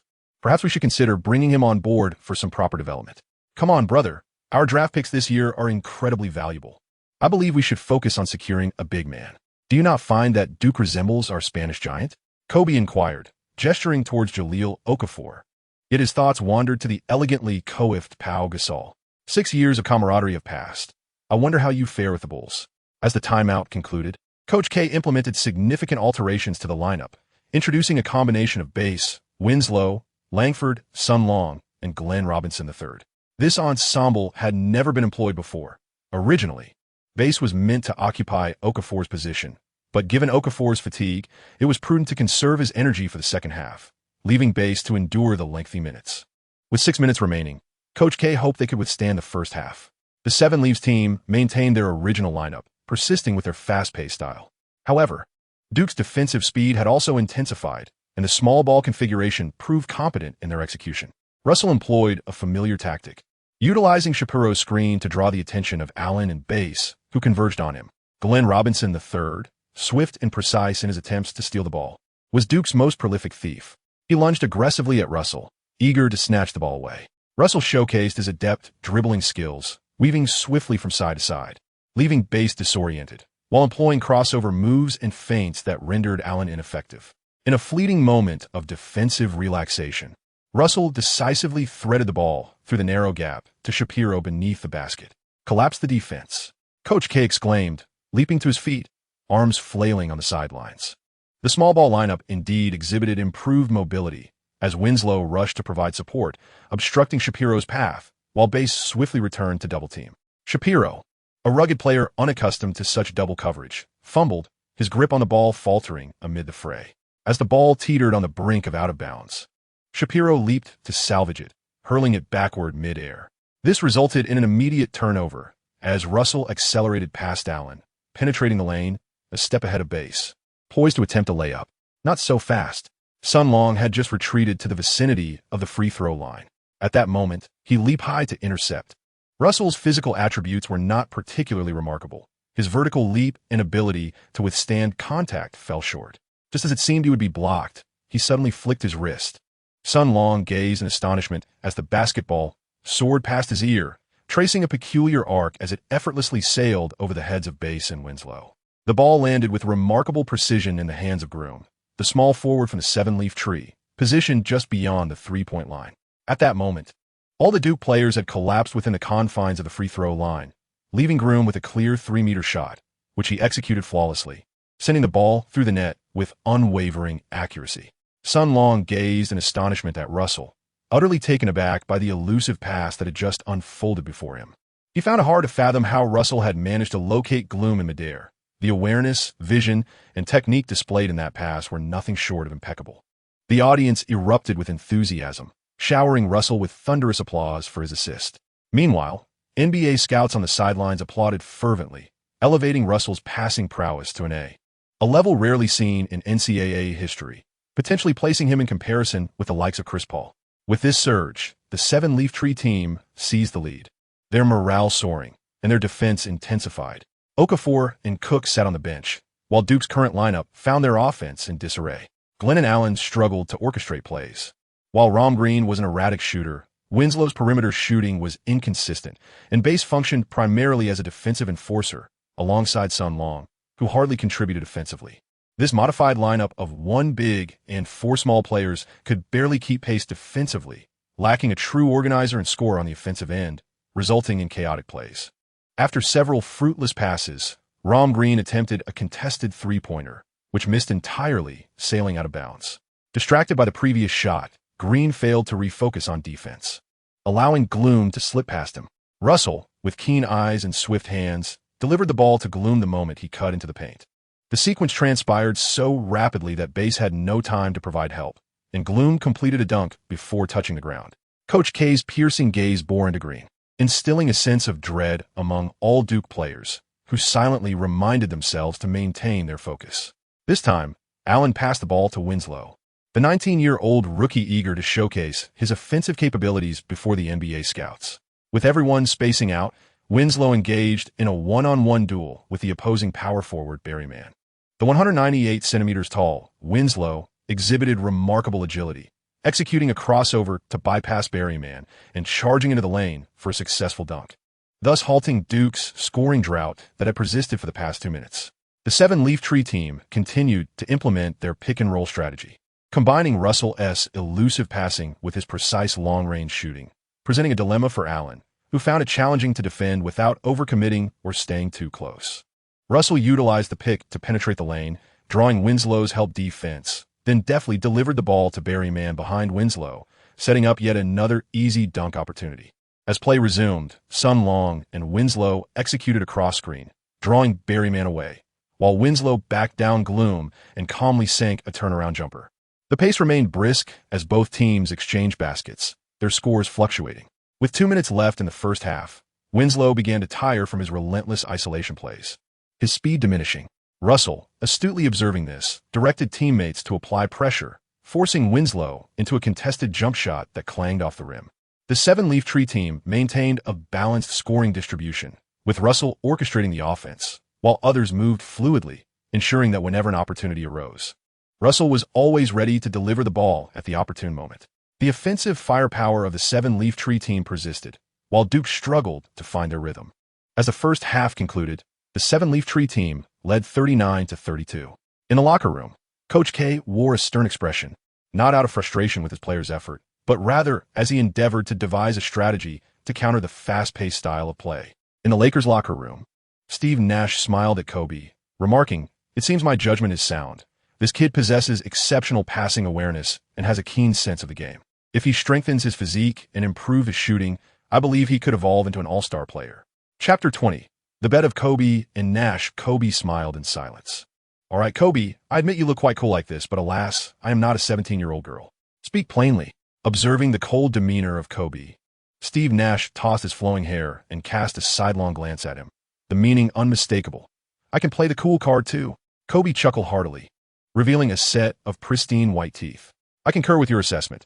Russell has the potential to become a remarkable NBA star," he remarked, fixing his gaze on Nash. "However, you must understand that merely being a star player is far from sufficient. What I require is a leader for the Lakers' future, someone capable of ascending to my position. Thus, he still has much to learn." "Are you jesting, Kobe? You must realize that the young man is merely a freshman, perhaps not even 19 yet. You need to exercise a bit more patience, my friend, and focus on his strengths, such as his passing abilities and basketball IQ." "I understand, and I will continue to keep an eye on him," Kobe replied. Noticing Nash's dissatisfaction, he added, "What I mean is that his performance has indeed met your expectations. Solid passing, exceptional basketball intelligence, and impressive control and leadership on the court. Unfortunately, he has yet to demonstrate the skills that would truly satisfy me. Passing my standards will not be an easy task." "You are quite the taskmaster," Nash sighed, raising his shoulders in resignation. "But it is rather simple. I have but one requirement of Russell: to vanquish Duke. I am a killer. My only concern is who claims victory." As Kobe flashed a subtle smile, the black mamba emblazoned on his t-shirt seemed to exude an air of lethal coldness, transforming him into a quintessential assassin in an instant. The second half commenced swiftly, with the Seven Leaves team opting for a dual small interior lineup, complemented by Russell accompanied by two sharpshooters. Coach K deployed a lineup of Bass, Okafor, Winslow, Jones, and Cook, maintaining his regular starters. After an intense first half, both teams were well acquainted with each other's strategies, resulting in immediate confrontations upon resuming play. The Seven Leaves team persisted with their fast-paced play, leveraging their speed and agility, with Russell commanding the center. On Duke's side, Coach K sought to exploit Okafor's dominance in the paint, aiming to draw fouls from the opposing smaller interior players, thereby disrupting their fast break. However, Shapiro and Berryman displayed intelligence and defensive acumen, raising their hands high, willing to concede points to Okafor rather than committing fouls. After all, with the Seven Leaves team thriving on three-point shooting, trading 2 points for 3 still favored them. Coach K promptly adjusted, enhancing perimeter defense rotations, abandoning the double team on Russell to instead lock down the three-point line. In doing so, Duke effectively acknowledged their inability to counter Russell's pick and roll. Yet by stifling the three-point attempts, Russell was relegated to passing to the interior for 2-point conversions, thus preventing the score gap from widening further. A tactical battle ensued between the coaches, each calling timeouts to devise strategies in hopes of maximizing their strengths while minimizing weaknesses. The score oscillated, quickly reaching 50-41 with 16 minutes remaining, Duke trailing by 9 points. Observing Okafor wreaking havoc in his paint, Coach Sadamada gritted his teeth and opted for a double team. It didn't take long for him to realize the folly of his choice. Okafor's recognition as a top 3 draft prospect this year stemmed not only from his diverse scoring techniques, but also from his exquisite passing abilities, coupled with ball-handling skills reminiscent of a guard and exceptional basketball IQ. Pressuring him was a misguided strategy. Okafor navigated the defense of the 2 undersized interior players with ease, showcasing his prowess, which only amplified his assist capabilities. He delivered consecutive assists to Cook and Jones for 3-pointers, orchestrated a beautiful feed to Winslow for a layup, and executed a smooth pass to Bass, who dunked effortlessly. In a single breath, Okafor amassed 4 assists, fueling a 10-4 run for Duke, narrowing the deficit to just 3 points at 51-54. The seasoned Coach K had gained the upper hand.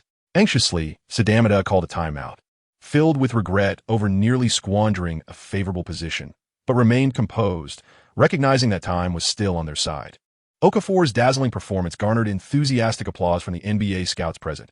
In just 17 minutes on the court, he had already recorded 23 points, 8 rebounds, and 4 assists. This all-around display stirred a sense of nostalgia in Kobe, who longed for the incomparable versatility of Pau Gasol. Upon returning from the timeout, Sadamada abandoned the double team on Okafor, reverting to the original defensive scheme focused primarily on man-to-man coverage.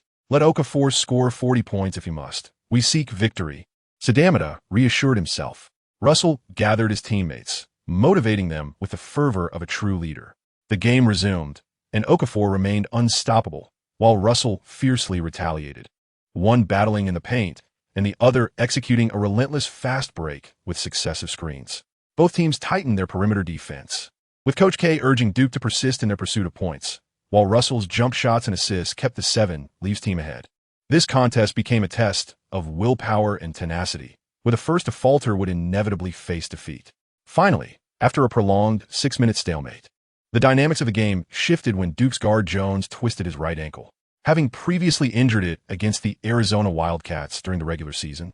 The intensity of the current matchup exacerbated his old injury, forcing him to leave the game for ice treatment.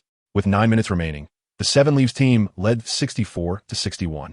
The crowd, awakening from the dazzling display of offensive and defensive prowess, marveled at the underdog, the 14-seeded 7 Leafs team, managing to maintain pressure on the 3rd-seeded Duke. The atmosphere erupted with thunderous applause and cheers, all directed towards the 7 Leafs. Jones, with a resigned gesture, expressed, "I'm sorry, brothers, but I can no longer compete alongside you." The Duke players appeared despondent, with an eerie silence enveloping the bench. No one could have anticipated that the unheralded team, the 7 Leaf Trees, would put them in such a predicament. With the absence of their key perimeter player, Jones, the prospects of victory seemed increasingly dim. Were they truly on the brink of elimination in the first round? Perhaps this is the allure of March Madness, where the unexpected can transpire. Impossible? Absolutely not. An anguished roar, a desperate cry. The Duke players finally lifted their heads, gazing at the visibly strained Sun Long. Absolutely not. I refuse to concede defeat. I would rather be knocked down on the court than surrender prematurely. Sun Long shouted with all his might, his face flushed with intensity. Think of the Lakers' purple and gold dynasty, brothers. We are destined to establish the Duke dynasty. Inspired by Sun Long's fervor, Okafor raised his head first. What Sun said is true. How could our Duke dynasty fail to defeat the 7 Leafs team? Let us rally together. Victory is within our grasp. This rallying cry reignited the fighting spirit of Duke as the young players huddled closely, their eyes shining with determination. Coach K observed his players with delight, nodding approvingly, and pulled out his tactical board to strategize. In the Lakers' locker room, Kobe, intrigued, observed Sun Long, who was fervently shouting and spitting droplets as he clenched his fists. He beckoned to the Lakers scout to inquire about Sun Long. However, Sun Long was rather unremarkable, and the scout could find no substantial information, only hastily gathered bits and pieces. "Oh, he weighs less than 82 kilograms. How can that be sufficient?" Kobe muttered, shaking his head as he perused the information. "Interesting, he has spent 3 months on the bench and has only recently entered Coach K's rotation, with his playing time gradually increasing. He excels in defense, but severely lacks offensive capabilities. His average stats? Well, they are practically non-existent." Steve Nash interjected, "What's up, Kobe? You're not considering this guy, are you?" "From what I know, he played 6 minutes in the first half without a single shot attempt, with all his stats reading 0. He looks like a rookie to me." After reviewing Sun Long's information, Kobe casually tossed it into the trash can and turned to Nash. "Steve, how about we make a wager? Let us bet on whether Duke or the 7 Leaves will win the game. The loser must make 1,000 3-point shots." Nash chuckled. "I find that intriguing, but let us wait until your shoulder heals before shooting threes." "All right then, what interesting wager do you propose?" Kobe asked. Nash replied, "I bet on the 7 Leaves. If I'm right, the Lakers must select Russell this year." Kobe laughed heartily. "It seems you truly believe in this young fellow." "Fine. I accept your wager.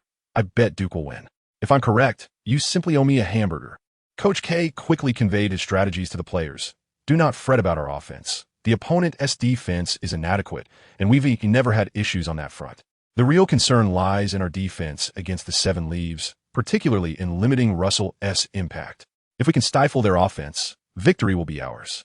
In the next 9 minutes, I implore everyone to give their utmost effort.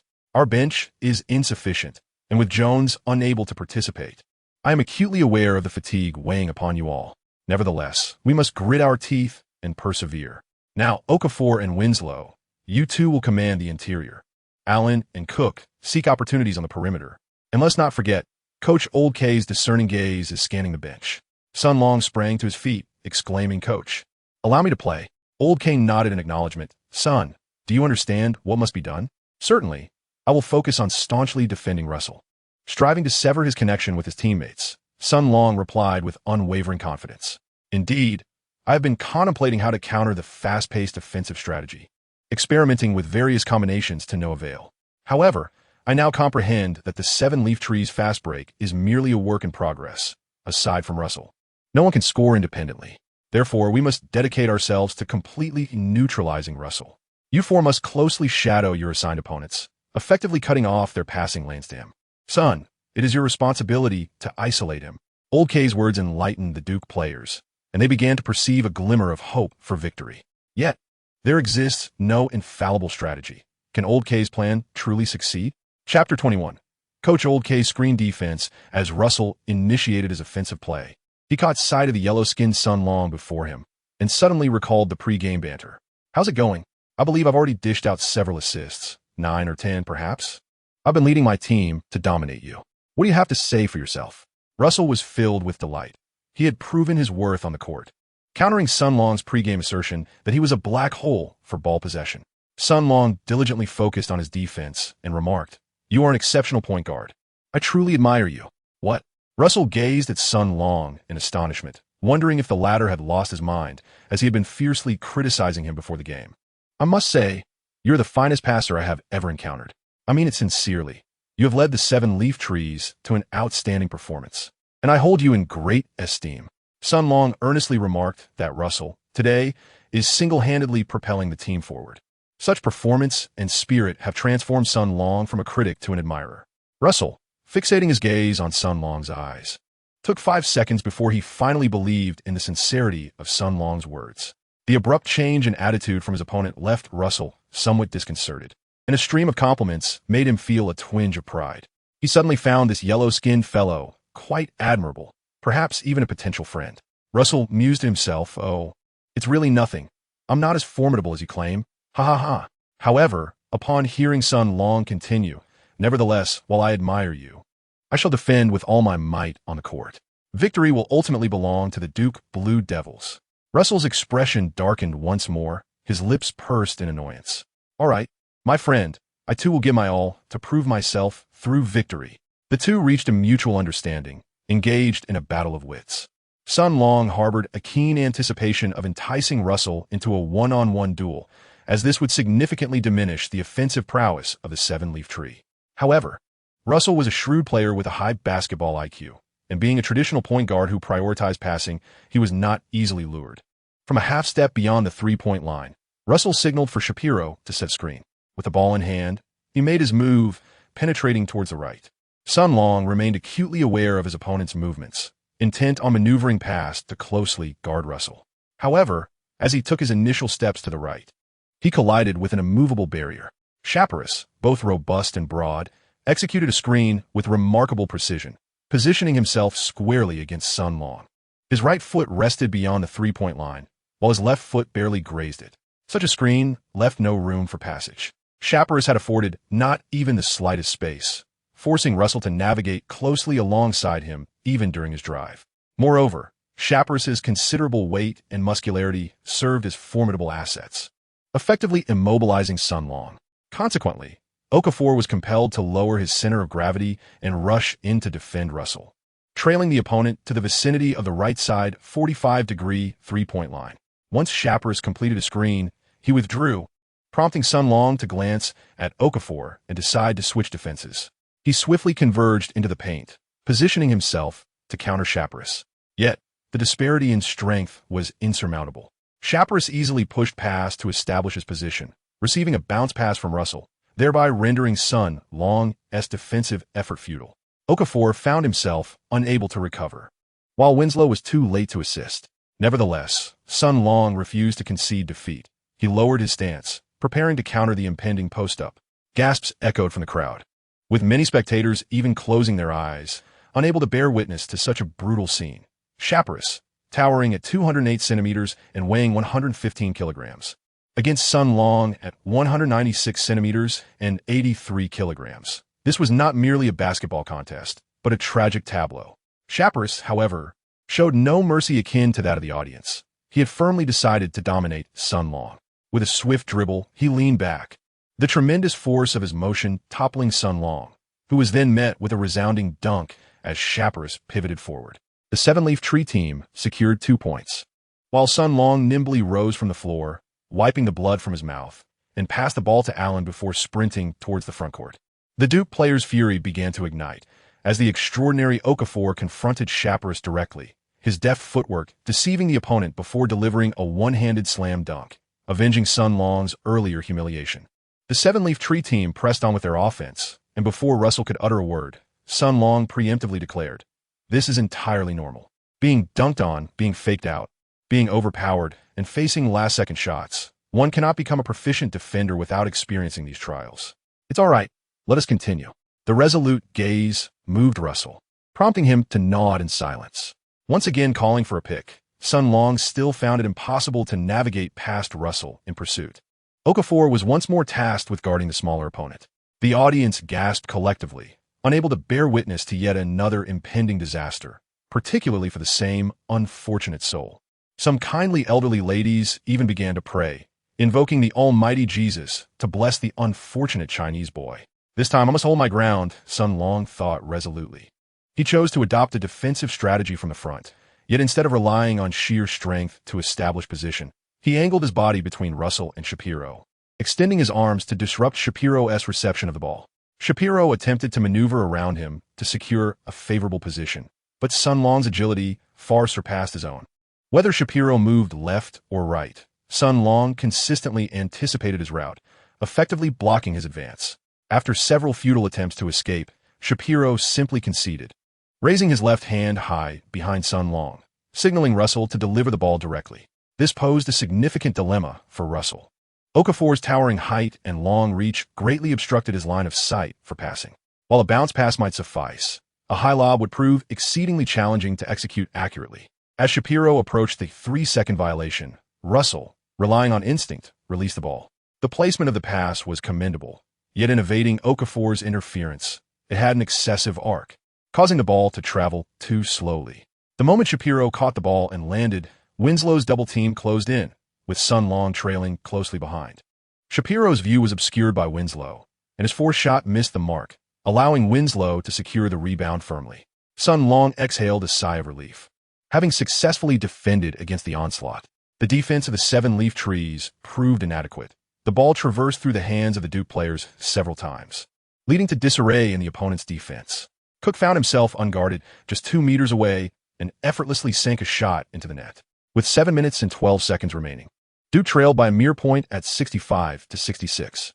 Russell called for a pick and roll once more, and Sun Long continued to exert himself in a desperate attempt to defend. However, this time, Russell was resolute in taking the initiative. Utilizing his size advantage, he broke through on the right, executed a crossover to his left hand, and then stepped back to release a three-pointer that soared over Okafor's fingertips, finding the net with perfect precision. The seven-leaf trees extended their lead to 4 points. Coach K called for a timeout to adjust the defensive strategy against the pick and roll. Upon returning from the timeout, Okafor remained in fine form, successfully making a mid-range shot. Meanwhile, Duke had altered their defense, with Okafor matched against Berryman and Winslow positioned to contend with Shapiro. The seven-leaf trees initiated a pick and roll, with Winslow trailing Shapiro and then joining Sun Long to double-team Russell. Under the pressure of the double team, Russell's pass was rushed, striking Shapiro's foot and causing a brief pause. In that moment, Winslow swiftly recovered, and Okafor seized the opportunity to snatch the ball from the rough hands of Shapiro. Coach K's adjustments proved effective, utilizing Winslow's speed to ensure the integrity of the pick-and-roll defense. As Duke launched their offense, Allen's mid-range shot missed, but Okafor followed up with a powerful dunk. Russell once again employed the pick-and-roll. This time, he astutely passed the ball before the double team arrived. However, Okafor extended his arm to obstruct Shapiro's line of sight. Russell intended to pass to Berryman, yet his execution lacked finesse.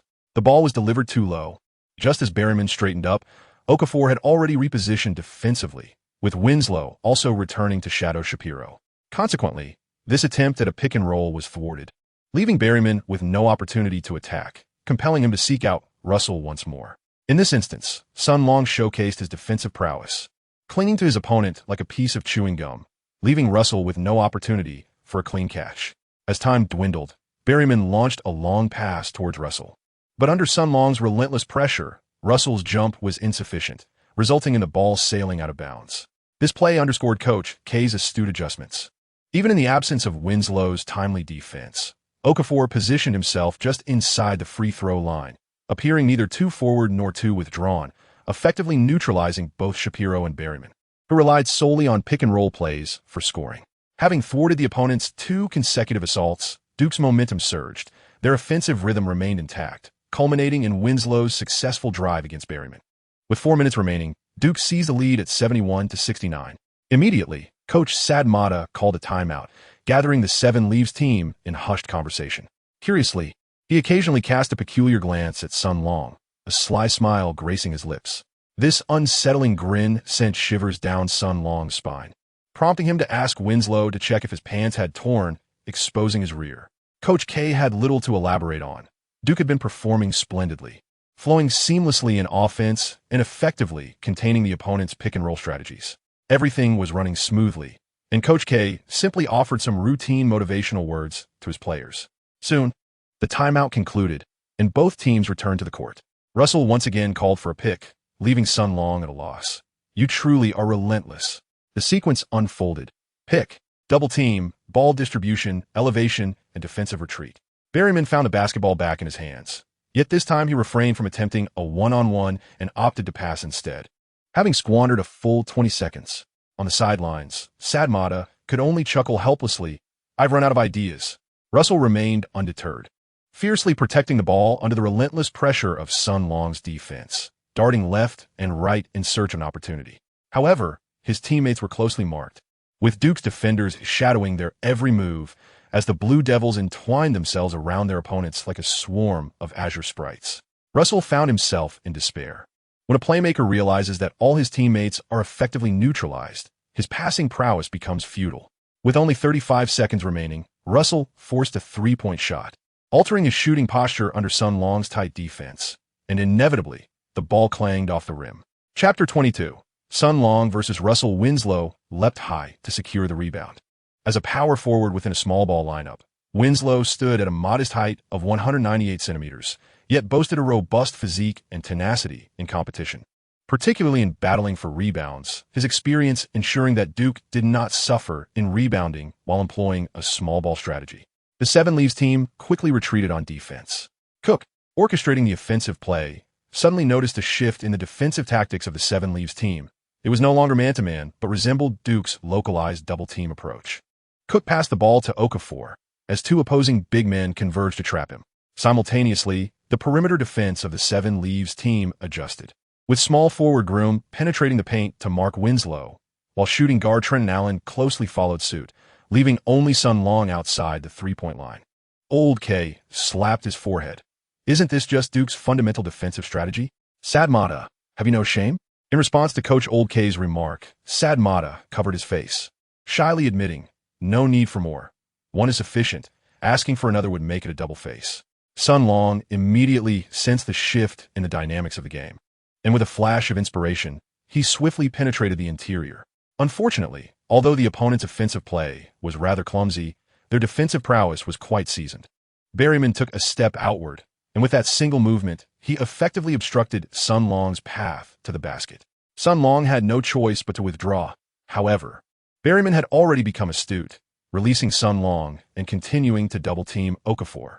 Duke's attempts to facilitate the ball were thwarted by the opponent's timely switches, as Sun Long's offensive contribution was virtually non-existent, rendering a 4-on-5 situation exceedingly challenging. At last, Cook, nearly losing the ball under pressure, passed it to Sun Long. He glanced at the clock, with only 4 seconds remaining, took a deep breath, leapt high, and released the ball at the apex of his jump. Berryman paid him no mind, positioning himself to secure the rebound. True to form, the ball clanged against the rim, and Berryman claimed the rebound, initiating an offensive play for the Seven Leaves tree team. The single-minded Russell once again called for a pick-and-roll, retracing the convoluted steps, causing the audience to nearly drift into slumber. Russell still failed to find an opportunity, ultimately leading to a desperate shot from Shapiro, which Okafor emphatically blocked. This spectacular rejection roused many in the audience, who exclaimed, "This is the decisive moment we wish to witness." The Seven Leaves Tree team applied their defensive strategy once more, employing rapid positional switches and relentless localized double-teaming, ensnaring Duke's offense in a quagmire. Sun Long once again seized the ball with merely 4 seconds remaining. He boldly attempted a three-point shot once more. Unfortunately, the only sound that resonated was the disheartening clang of the rim. Okafor surged into action, leaping amidst the crowd to secure the offensive rebound, allowing Duke to orchestrate yet another attack. The relentless ball movement persisted, yet no opportunity to shoot arose, as Sun Long could distinctly hear the murmurs of the impatient fans. "Well, this time it must go in," Sun Long silently vowed, leaping into action with a flick of his wrist and a deft release. The entire motion was seamless, fluid, and natural, the sound of the ball striking the rim resonating more powerfully than in the previous attempts. This rebound belonged to the ailanthus tree. Grum swiftly passed the ball to Russell, who executed a layup with precision, exploiting the defensive lapses that arose from Duke's relentless offensive pressure. The score was tied at 71, with only 1 minute and 20 seconds remaining in the match, prompting Coach K to call for another timeout. Sun Long walked off the court, his head hung low, consumed by disappointment. He longed to sink those wretched three-point shots, especially at such a critical moment. Failing 3 consecutive times was utterly humiliating. It was his own fault for focusing solely on defensive drills, neglecting his offensive skills, averaging a mere 2.4 attempts per game, all of which were fast breaks. The mocking grin of Satamarta stung his heart, and he could already envision Coach K's furious wrath. He feared he might be cast into obscurity, never to see the court again. "Coach, I am truly sorry." Sun Long bowed his head and said, "Son, there is no need for such humility. Your recent performance was commendable. As a basketball player, you must place your trust in your teammates. When the opportunity arises, seize it. Your companions will assist you in securing the rebounds." Coach Lau-K displayed no hint of anger. Instead, he gently patted Sun Long's shoulder. "In the past, you focused solely on defense, and you have not had the chance to develop your offensive skills. This is my oversight. It is a flaw in my duties. I have neglected your training." Sun Long gazed upon Coach K, who was illuminated by a halo of divine light, moved to the brink of tears. With heartfelt sincerity, Coach K continued, "Son, I've had the privilege of coaching many exceptional players, such as Badier and Luol Deng. Do you know what a remarkable shooter truly needs?" After a brief pause, he added, "It is confidence. Even if you have missed 30 shots prior, you must always steadfastly believe that the next attempt will surely find its mark." Sun Long felt an overwhelming surge of power as he nodded emphatically at Coach Lau-K, affirming, "Coach, I understand." In a long-forgotten Lakers locker room, Kobe roused the slumbering Nash, exclaiming, "Wake up, Steve. The game is entering its final stage, and it's currently tied." Nash rubbed his sleepy eyes in disbelief. "Goodness, I actually fell asleep during such an intense match. How many breathtaking offensive and defensive exchanges have I missed?" Kobe chuckled heartily. "Don't worry, Steve. The real battle has just begun. What we've witnessed so far has merely been a skirmish between novices." The seven-leaf team's pick-and-roll strategy was effectively neutralized by Lau-K, leaving them to flounder like headless flies. Meanwhile, the Blue Demon team's offense was equally disjointed, with that Chinese player on their roster failing to make a single shot, having clanked 3 consecutive three-pointers. 3 misses? That's nothing, Nash replied nonchalantly. "I've seen someone miss over 30 times in a single game." Kobe shot him a death glare. Quickly, Nash redirected the conversation. "By the way, I suddenly remembered our wager. Are you ready with your draft pick, Kobe?" With a calm smile, Kobe replied, "What's the rush? It's still a tie. But considering the time, you should go get me a hamburger. I'll want it after the game." With just 1 minute and 20 seconds left, the game continued. Neither coach made any alterations to their lineup or strategy. In NCAA, the tactical options available to a team are limited, and as the decisive moment approached, both defenses tightened. Complex strategies were rendered ineffective, leaving the outcome in the hands of the players and a touch of fortune. True to form, the seven-leaf team maintained their defensive style, with Russell shadowing Cook in an attempt to steal the ball. However, defense was not Russell's forte, and Cook's ball handling was sufficiently steady, allowing him to transition smoothly to the front court. The defense intensified, resembling a pack of wild dogs, reflecting the seven-leaf team's unyielding desire to win. Duke attempted to facilitate play through the other 4 players, seeking an opportunity, but a 4-on-5 scenario proved exceedingly challenging against 5 fervent competitors. In a familiar turn of events, Duke found himself cornered. With just 4 seconds remaining, Sun Long received the ball and launched a three-pointer.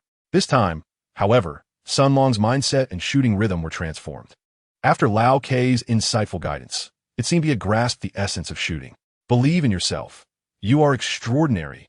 Sun Long spoke to himself, took a deep breath, and with steady resolve, leaped into the air.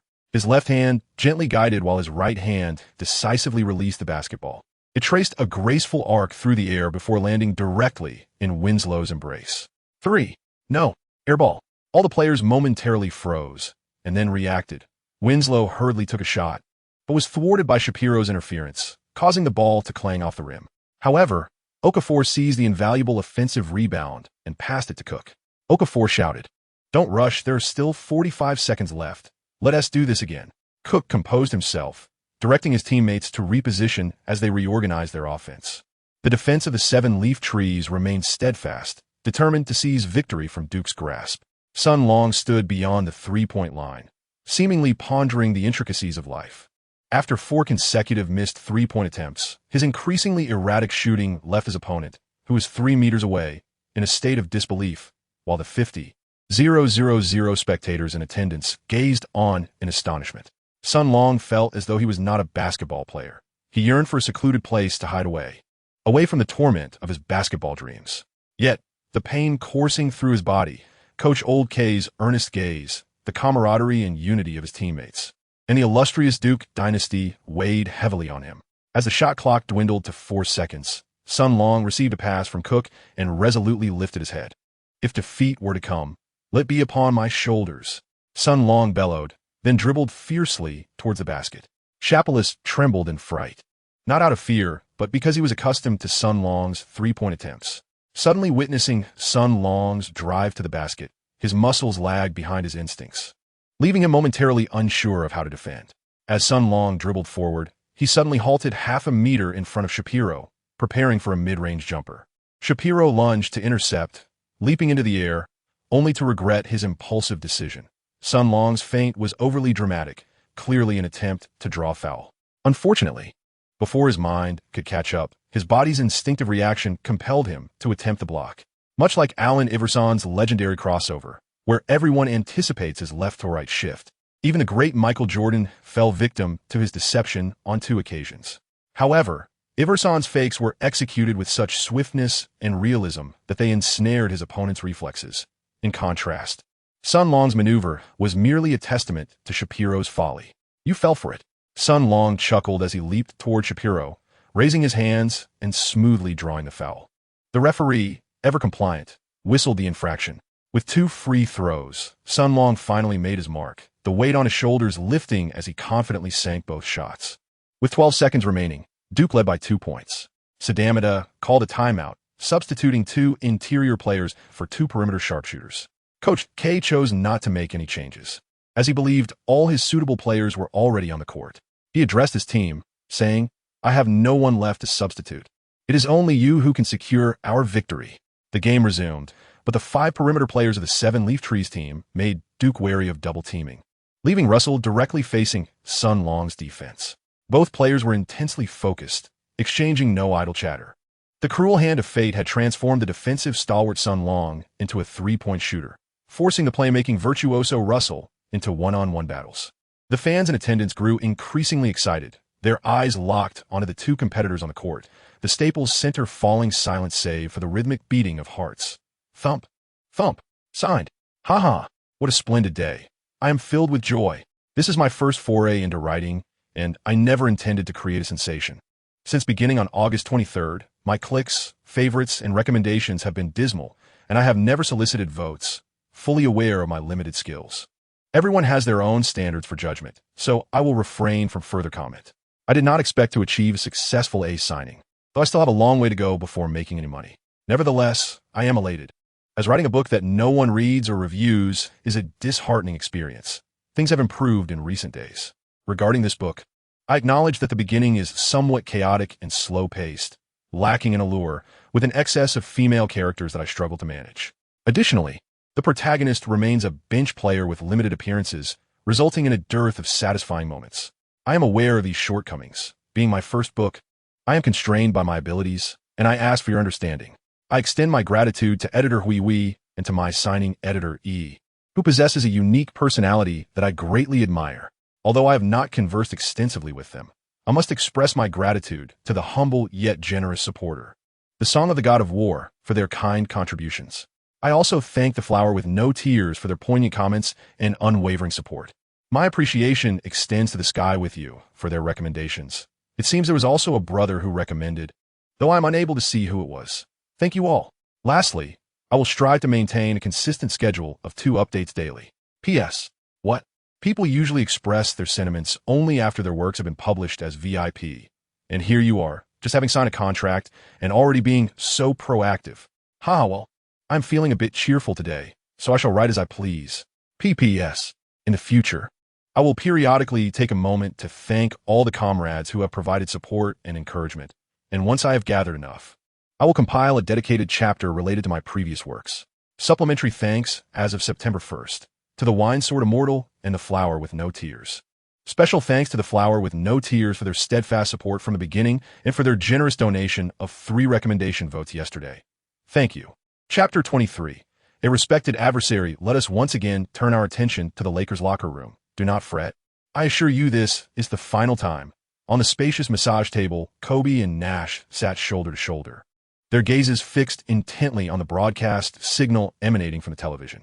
This single play will determine our fates, Kobe exclaimed to Nash, his thick brows slightly raised, his eyes radiating an intimidating brilliance, exuding an undeniable air of pride. Steve Nash, observing the competitive spirit of Kobe, felt his own ambitions rekindled. However, he sighed softly. It is merely a gamble. What does it matter who wins or loses? I am on the verge of retirement. Leave the fierce battles to others. Nash rose, shook his head, and slowly exited the locker room, disappearing from Kobe's line of sight. On the court, an atmosphere of fierce determination enveloped the 2 competitors, their aspirations reaching a zenith. Russell required this victory to validate his leadership capabilities, proving that he could lead the somewhat average 7-leaf tree team to triumph over the season champions, Duke, a source of immense pride. Sun Long also requires this victory to validate his defensive prowess. Through his diligence, he can emerge as a celebrated figure in the Duke dynasty, a distinction of immense honor. Russell need not contemplate intricate offensive maneuvers. Every technique is already ingrained in his muscle memory. Sun Long need not ponder excessively over defensive secrets, for his foundational skills are remarkably solid. Thus, when these 2 adversaries face each other, victory is left to the whims of fate. Russell initiates his movements, unhurried as he dribbles the ball, simultaneously observing Sun Long's defense while mentally calculating the remaining time. 9 seconds, 8 seconds, Russell maneuvers the ball with his right hand. 7 seconds, 6 seconds, he transfers the ball to his left hand, stepping left with a feint. 5 seconds for seconds, his right foot suddenly lunges left, followed by a sweeping crossover with his left hand, deftly shifting from left to right. 3 seconds, 2 seconds, he steps back, gathers the ball, and leaps. 1 second, he releases the shot.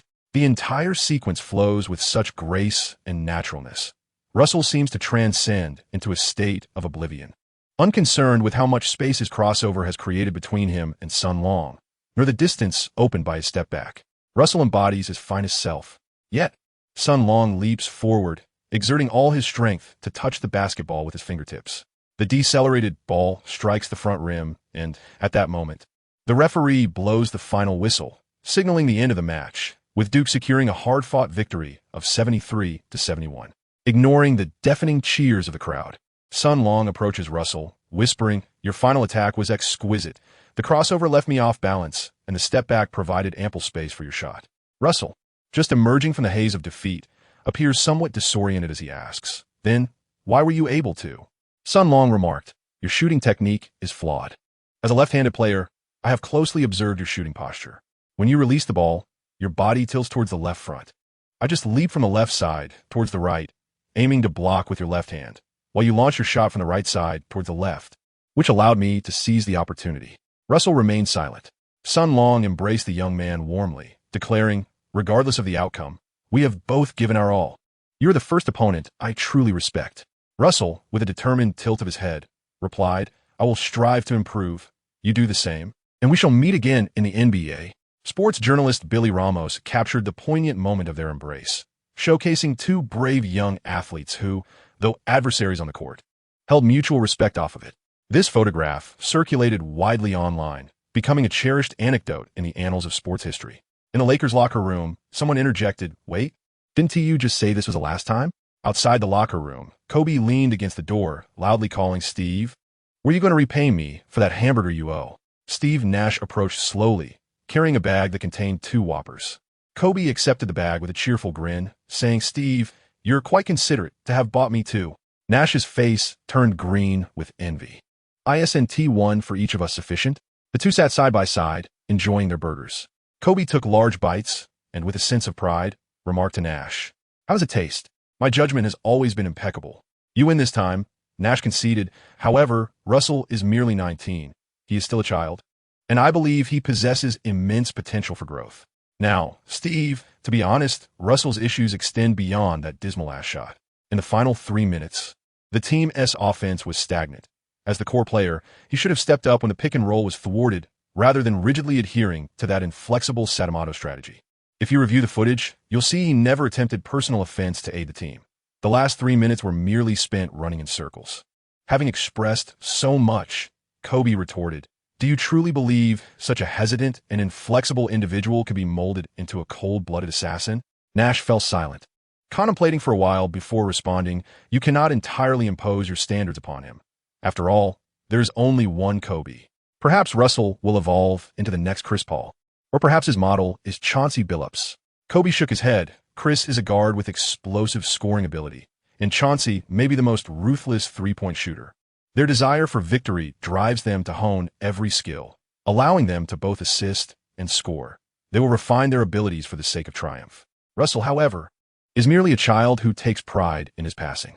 Faced with the unwavering conviction of Kobe, Nash could only relent. "All right, Kobe, let us speak no more of that young man. I have decided to retire within this month." Kobe was taken aback. "Have you truly made up your mind, my friend?" "I believe that with the improvement of injuries next season, we could play together for another year." Nash, touched by the sentiment, replied, "Thank you for your heartfelt plea, brother. However, I have made my decision.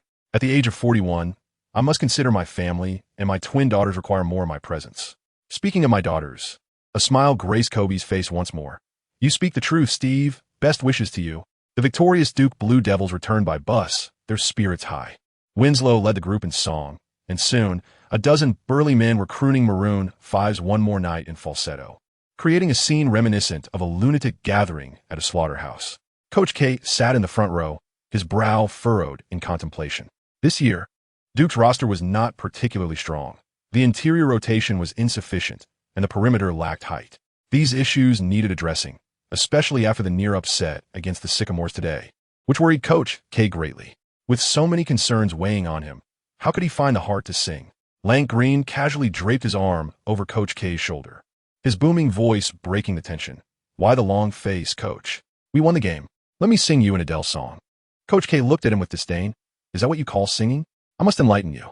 Clearing his throat, Coach K began to sing in a voice reminiscent of Pavarotti, performing the dolphin Sounds of Venus. Everyone was left bewildered, while Coach K became completely immersed in his passionate performance on the bus. The bus driver, trembling, dialed the police. "Hello, I think I've picked up a madman. No secret filming." Coach K shouted at the driver, "Watch me hit another octave." As soon as Sun Long crossed the threshold of his home, he was greeted by a lavish spread of food. Alex and Wu Yi were present and delighted to see him return. The three shared dinner, and Sun Long felt particularly joyful. The team had triumphed, he had contributed, and, at home, his lovely girlfriend and younger sister awaited him. Life was indeed quite pleasant. "I'm so sorry, Sunday. I've been exceptionally busy with the association lately, and I may not have time to attend your games," Alex began apologetically, expressing her regret for not being able to cheer him on in person. Sun Long indulged in a hearty feast, saying, "It's all right. Los Angeles is so far away, and I wouldn't want to trouble you with the back and forth. Focus on your training. I will definitely be there for the finals." Alex replied, "There is something else. Ever since my father Henry returned from his trip to Italy, he has become enamored with it and wishes to move there."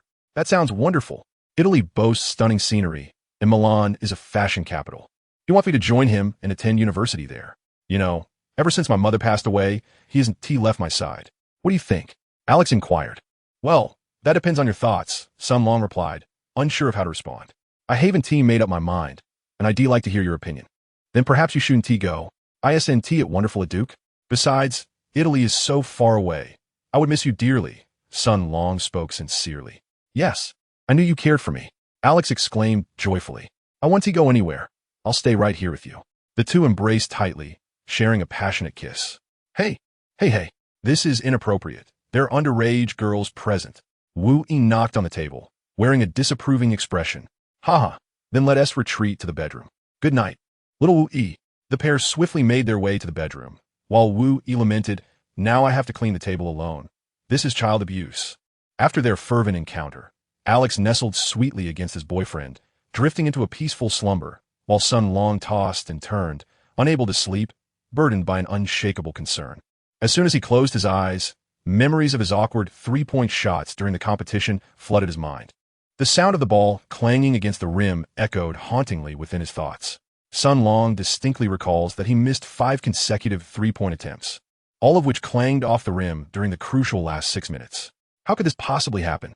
Sun Longming abruptly sat up, a sheen of sweat adorning his forehead, his silence palpable. Swiftly, he donned his clothes, clutching a basketball as he exited. Chapter 24. The Troubling Girl. Sophia. The night in Duhan Town was exceptionally tranquil. The silvery moonlight illuminating an inconspicuous basketball court. A frail silhouette tirelessly danced upon the court, leaping, shooting, retrieving the ball, dribbling beyond the three-point line, and leaping once more to shoot. This sequence of movements was repeated ad infinitum, and the youth remained undeterred by monotony. Time slipped away unnoticed until the first rays of the sun peeked over the horizon, prompting the boy to finally cease his activity. His jersey was thoroughly soaked, and beads of sweat adorned Sun Long's brow, his expression etched with concentration. In a hurried rush, he returned home, took a shower, and without pausing, prepared to venture out again. Stop! A sharp voice called from behind. Sun Long stood at the door on one foot and turned to see Alex rushing over in a flurry. It appeared she had only just risen from her slumber. Clad in alluring sleepwear, her fiery red hair slightly tousled, and her complexion not looking particularly well, seemingly harboring a hint of irritation. Sun Long detected a fragrant aroma wafting from Alex's athletic form, stirring a sense of longing within him. Where did you wander off to last night? He inquired, noting the way Sun Long seemed utterly captivated by him. Alex's irritation diminished significantly upon observing this. Oh, I was practicing my shooting last night. I encountered some difficulties during training, and now must seek out my coach. Time is of the essence. We shall converse further upon my return. Sun Long dashed down the stairs without hesitation. A cloud of discontent once again loomed over Alex's face. Her boyfriend chose to spend the night shooting three-pointers on the court instead of enjoying a romantic evening with her. This infuriated Alex. Was her allure truly eclipsed by a mere basketball? Sun Long had not anticipated such a turn of events. He swiftly made his way to the Duke basketball training hall, where he waited for half an hour at the entrance, yet no one appeared to unlock the doors. In frustration, he retrieved his phone and dialed Coach K's number. Son, what prompts you to call so early? This is quite the rare Saturday. Came a voice on the other end. Saturday? Sun Long realized, to his dismay, that he had completely lost track of the days. No wonder the gym remained closed. And judging by Coach K's tone, it seemed he had yet to rise from his slumber. My sincerest apologies, Coach, for disturbing your rest at such an early hour. Not a problem. What is it that you need? Well, the truth is I couldn't sleep last night, so I went out and shot three-pointers for 3 hours. But my shooting percentage was abysmal. Sun Long's voice conveyed a sense of urgency. What? Shooting three-pointers in the dead of night? For a full 3 hours? Coach K's astonishment was palpable in his rapid-fire questions. Indeed, and believe me, I can scarcely comprehend it myself. I took a total of 1,000 three-point shots, and my shooting percentage might not even reach 4. Sun Long stammered in a state of panic, the dismal performance from the previous night rendering him restless. With a shooting accuracy of less than 40% during solitary practice, despite being fully energized, devoid of intense competition, and free from the pressure of defensive tactics, his score was embarrassingly subpar, even beneath that of a mere amateur basketball enthusiast. It was no wonder he felt such trepidation. What on earth is happening, Coach? My shooting has been precise during training. How could it plummet so drastically? Ah, well, this is a common phase, the coach replied nonchalantly. Many players encounter such situations. There's no need for anxiety. It's merely a minor hiccup, he chuckled. However, Sun Long suspected that the coach might still be groggy from sleep. Enough with the jokes. Coach, I'm quite serious. If the upcoming opponents allow me to shoot from 3 meters like yesterday, I still won't score. What should we do? All right, son, do not fret. I understand your concerns. I devised a strategy last night. Old K asserted confidently from the other end of the phone. Don't overthink it. What you need now is to catch up on sleep, and then consult Powell. He will have a solution. Old K yawned. I too should rest. I was out singing karaoke all night. Indeed, time waits for no one. Hello. Sun Long, feeling helpless, ended the call, fully aware of the unreliability of that old fellow. As the clock struck 8:30, he eagerly dialed Powell's number.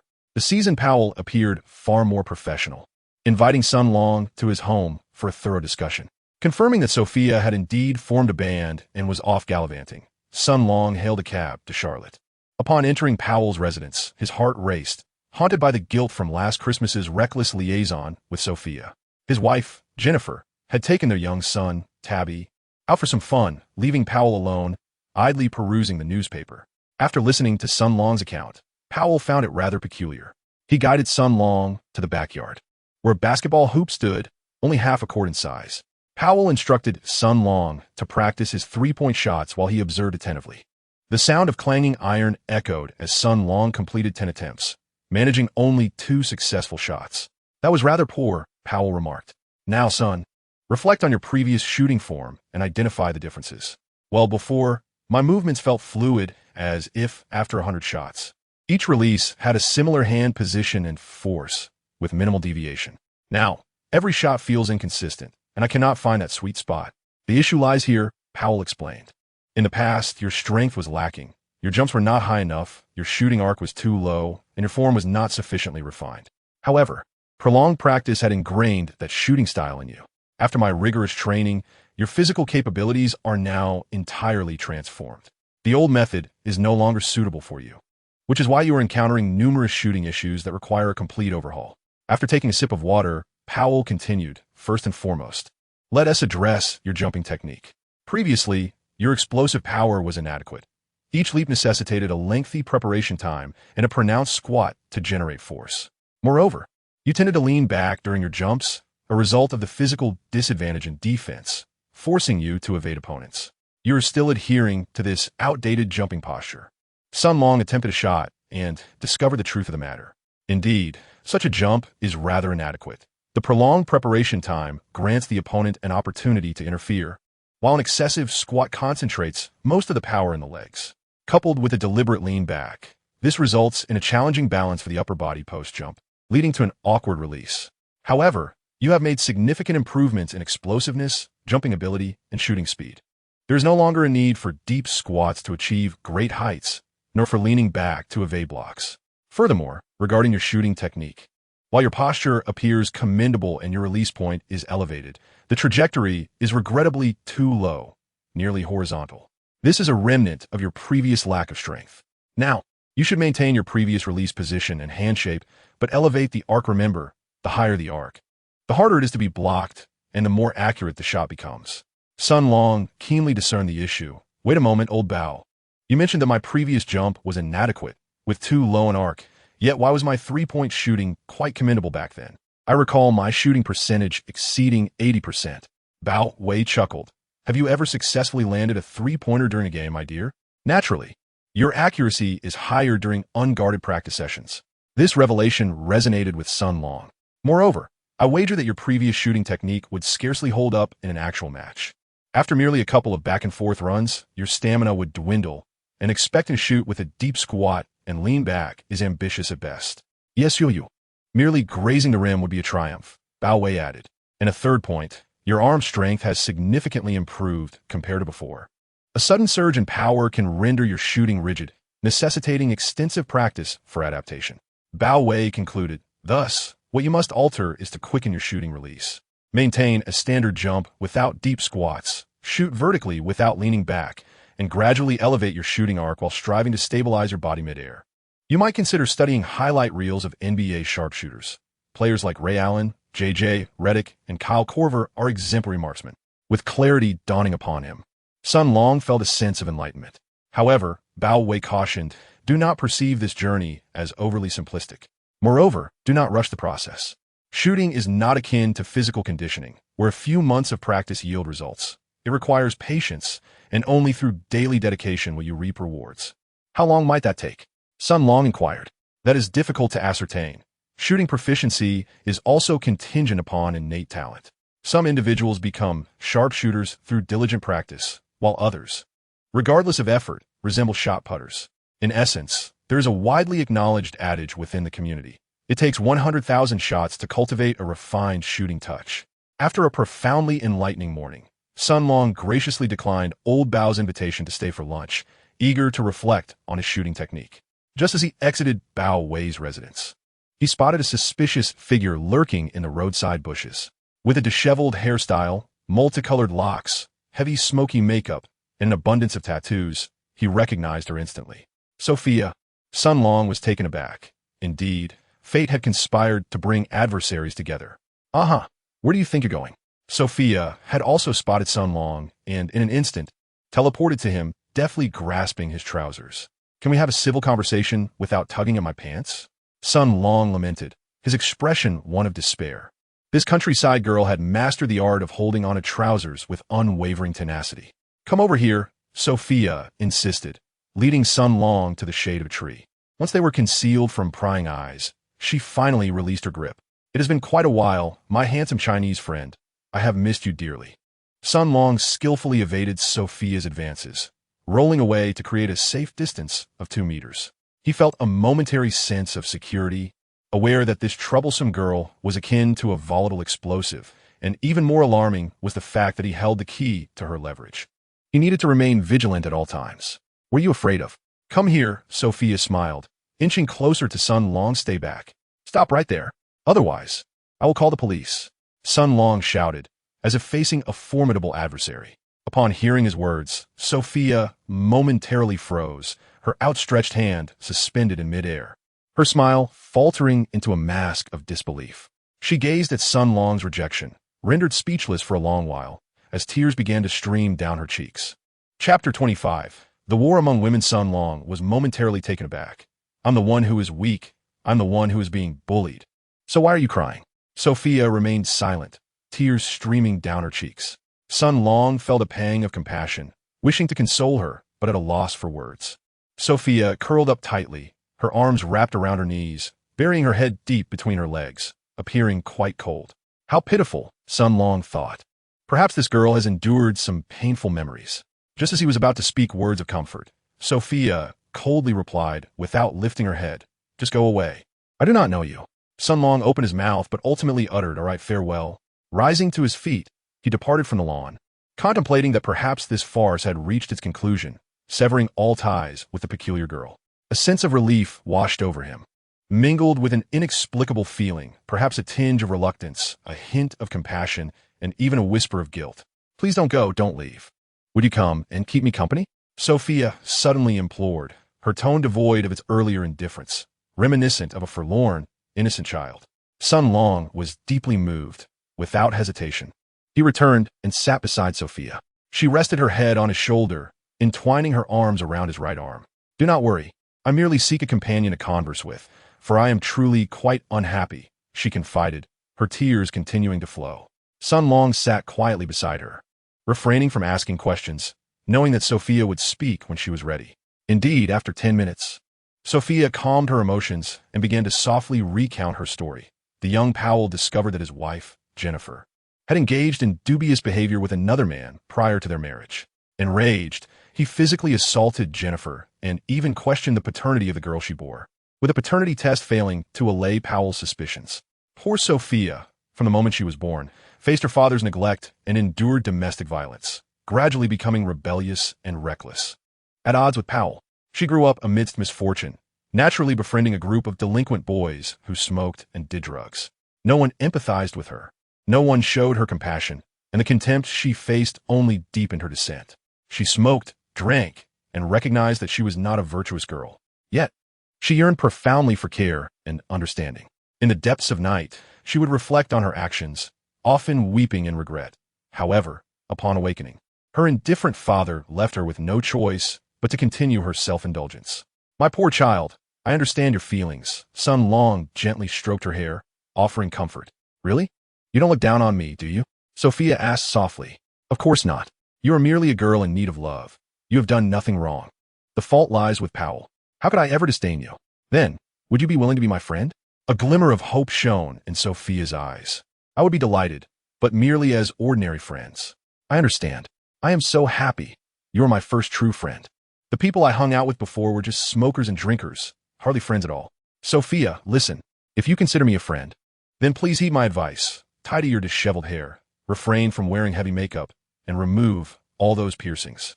Wouldn't it be better to be a clean, wholesome girl? Sophia nodded vigorously. And most importantly, your relationship with Powell needs to be eased gradually. I could try to reason with your father, but you must believe that even if Powell remains obstinate, you still have a caring mother and a lovely brother. You can completely set Powell aside and live a splendid life on your own.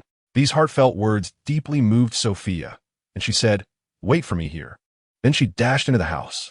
In less than 5 minutes, a completely transformed Sophia burst out, standing vibrantly before Sun Long, with a fresh, unadorned face. She possessed striking features reminiscent of Sophie Marceau, with a hint of youthful roundness, clothed in a loose, athletic jacket that concealed all her tattoos. Even her once colorful hair had vanished. She had decisively cut her long locks into a refreshing bob that framed her face beautifully. Sun Long gazed at the transformed Sophia, momentarily lost in thought. Sophia flashed a mischievous smile and said, "Thank you, Sunday. However, I have one more wish.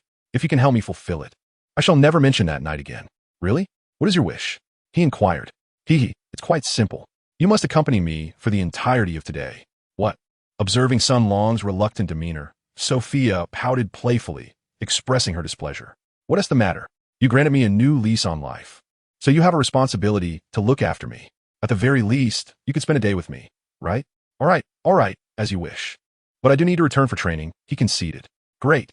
I'll join you on your way back," Sophia exclaimed, leaping with excitement. Upon returning to Duhan Town and opening the door, they found that Alex had not yet departed and was preparing lunch with Wu Yi. The moment Alex laid eyes on Sophia, both individuals instantly shifted into a state of heightened alertness, their gazes interlocking with fierce intensity as a formidable aura enveloped them, causing the surrounding atmosphere to feel charged and tense. Sun Long sensed that a grave situation was unfolding. Caught between the two, he felt as if he had been struck simultaneously by two Picachus unleashing their thunderbolt, leaving him thoroughly charred inside and out. Mikado, anxiously observing the confrontation, muttered softly, 3, 2, 1, fight." With that command, the two girls lunged at their adversaries, demonstrating remarkable synchronicity by first hurling the hapless Sun Long from the battleground. The war between women had officially commenced. "Huh, Sophia, you shameless harlot. After you seduced our association S member last time, I expelled you. But I never imagined you would come to someone else's home to steal their partner. Truly, a wretched being without equal." Taking advantage of her home turf, Alex struck first. "And what of it? That merely attests to my allure, far superior to your drab existence. Have you no mirror? Just look at that excessive masculine physique of yours. Are you the daughter of a California slaughterhouse owner? A woman like you is even more terrifying than a man. Be cautious lest you crush your husband in your sleep."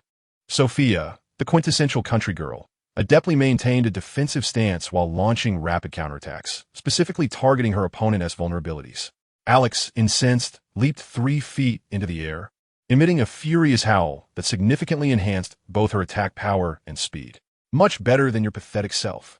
Deceived by a neighbor at 9, tricking a male classmate at 10, engaging in threesomes at 11, terminating a pregnancy at 12, selling herself at 13, paying for it at 14, used up by 15, infertile by 16, indulging in group escapades at 17, contracting AIDS by 18, and now you still have the audacity to stand here? I can encounter a dozen men who have been with you just by stepping outside to buy a pack of cigarettes. What a spectacular series of 12 consecutive critical hits. Unable to withstand the onslaught, Sophia staggered back 3 steps, activating her blade armor to forcibly reflect the magical damage. How pitiable. You ventured out in the nude, lying around all day, and not a single man pays you any mind. The two combatants were locked in an intense struggle, while nearby, 2 spectators reveled in the spectacle. Mikado sat cross-legged on the floor, munching on a bag of shrimp chips that seemed to have appeared from nowhere, occasionally cheering for the 2 contestants. She turned her head to glance at Sun Long, who was clutching his heart in agony. "Oniakin, your acting is rather exaggerated, don't you think?" Sun Long offered an awkward smile and remarked, "Well, I was merely attempting to heighten the tension and enhance the program's appeal." Half an hour later, both individuals found themselves utterly fatigued, parched, and, most crucially, at a loss for words. Consequently, the exhilarating final round descended into a lackluster phase, where the previously dazzling vocabulary resembled star players who had fouled out of the game. Now, both sides resorted to deploying uninspired terms such as scoundrel, harlot, and promiscuous, akin to the perennial ineffective towels of the arena. After finishing an enormous bag of snacks, Sun Long wiped his mouth and prepared to intervene in the dispute. "Well then," he declared, "I hereby announce the contest concluded, resulting in a draw." Both Alex and Sophia sprang to their feet simultaneously, lodging a protest. "Referee, I demand an extension of the match. If it's an extension, then so be it. If you have the courage, let us not leave after school. We shall engage in a battle of 300 rounds. Who is afraid of whom? The school canteen awaits." After exchanging such fierce words, the two finally collapsed to the ground, utterly exhausted. They could no longer muster the strength for even a defensive glance. Sun Long glanced around and ultimately resolved to persuade Sophia first, for Alex was his girlfriend, and she would surely understand. Michael hastened to comfort Alex as well. Supporting both women, they took their seats at the dining table, and the four of them partook in an extraordinarily bizarre lunch. After satisfying their appetites, Alex's strength was replenished, and her intellect returned to its usual state. She inquired, "Son, what is your relationship with this woman? Why you brought her to our home? I had cautioned you to keep your distance from her." Sun Long swiftly restrained the eager Sophia. "Well, you see, you've misunderstood. Sophia is a wonderful girl. She has merely lacked the warmth of a family, which has led her to become this way. She has already promised me that she will amend her ways." Alex's gaze, sharp as a blade, shifted back and forth between Sun Long and Sophia. "Do not be deceived by her, dear. She is quite the little liar, adept at ensnaring those tender-hearted young boys." "Who lied?" Sophia began to speak, but was promptly silenced as Sun Long shoved a piece of bread into her mouth. "Rest assured, Alex, I possess my own judgment. I believe in Sophia." A steadfast gaze from Sun Long deeply moved Sophia. Faced with Sun Long's unwavering stance, Alex finally relented. "Very well. I trust that you will not be misled. Now, let her go. I do not wish to see her." Sun Long found himself in a predicament. "I truly apologize, but I promised Sophia that I would spend the day with her." Upon hearing this, Alex exploded with fury. What? What did you just say? You actually agreed to spend the entire day with her? We've been together for 4 months, and you've only spent a few days with me, son. Let's not forget. I'm your girlfriend. Chapter 26. The mediator of father-daughter relationships. That was a pertinent question, and beads of sweat began to form on Sun Long's forehead. Upon reflection, he realized how negligent he had been. Ever since Alex confessed her feelings for him last November, followed by a 3-month period of observation, they officially became a couple in early February of this year. He had never once taken the initiative to treat Alex to a meal, watch a film together, or present her with small gifts. He had consistently overlooked the woman closest to him. In that moment, Sun Long was filled with remorse. "I'm truly sorry, Alex. I have been a terrible boyfriend, consistently neglecting your feelings. But please believe me, I will make amends. I will dedicate more time and thought to be with you. I will find ways to ensure that each day brings you joy." His heartfelt words transformed Alex's anger into delight as she embraced Sun Long tightly. "I believe in you, my dear. I trust that your relationship with her is merely that of ordinary friends." Sun Long was deeply moved. Alex whispered in his ear, "I am tired, my dear. Then let us take a nap together." The two exchanged smiles, and Sun Long lifted Alex into his arms as they retreated to the bedroom. Mikado called for Sophia, who had a piece of bread in her mouth, to help clear the table. Sophia, indeed, became quite amiable, except when it came to Alex. She munched on her bread while tidying up the remnants of their meal and inquired, "Where have they gone?" Mai's expression darkened further. "What do you think?" "They're likely making peace through passionate reconciliation." This remark amused Sophia, and she gazed at Mai's face, proposing, "How about we form an alliance? First, we drive Alex away, and then Sun Long shall be ours. What do you say?" Upon waking from their afternoon slumber, Alex felt significantly uplifted. With the afternoon dedicated to handling matters concerning the association, she once again cautioned Sun Long to keep his distance from Sophia before departing. Without her rival present, Sophia suddenly became animated, wandering around the house, and even insisting on accompanying Sun Long as he practiced his basketball shots. After a long wait for nightfall, Sun Long escorted Sophia to a taxi. Before leaving, Sophia beamed a radiant smile, saying, "Thank you, Sun Long. Today has been the happiest day of my life. I will take good care of myself." On Sunday, during the round of 32, Duke University faced off against the University of Tennessee Volunteers. Jones' right ankle had healed well, allowing him to start the game. Against an opponent of modest strength, the Duke Blue Devils maintained steady dominance throughout the match, securing a comfortable victory and advancing to the coveted Sweet 16. Sun Long's three-point shooting remains unrefined. However, his opponents seem oblivious to this fact, as his reputation is still too modest to warrant any strategic adjustments from them.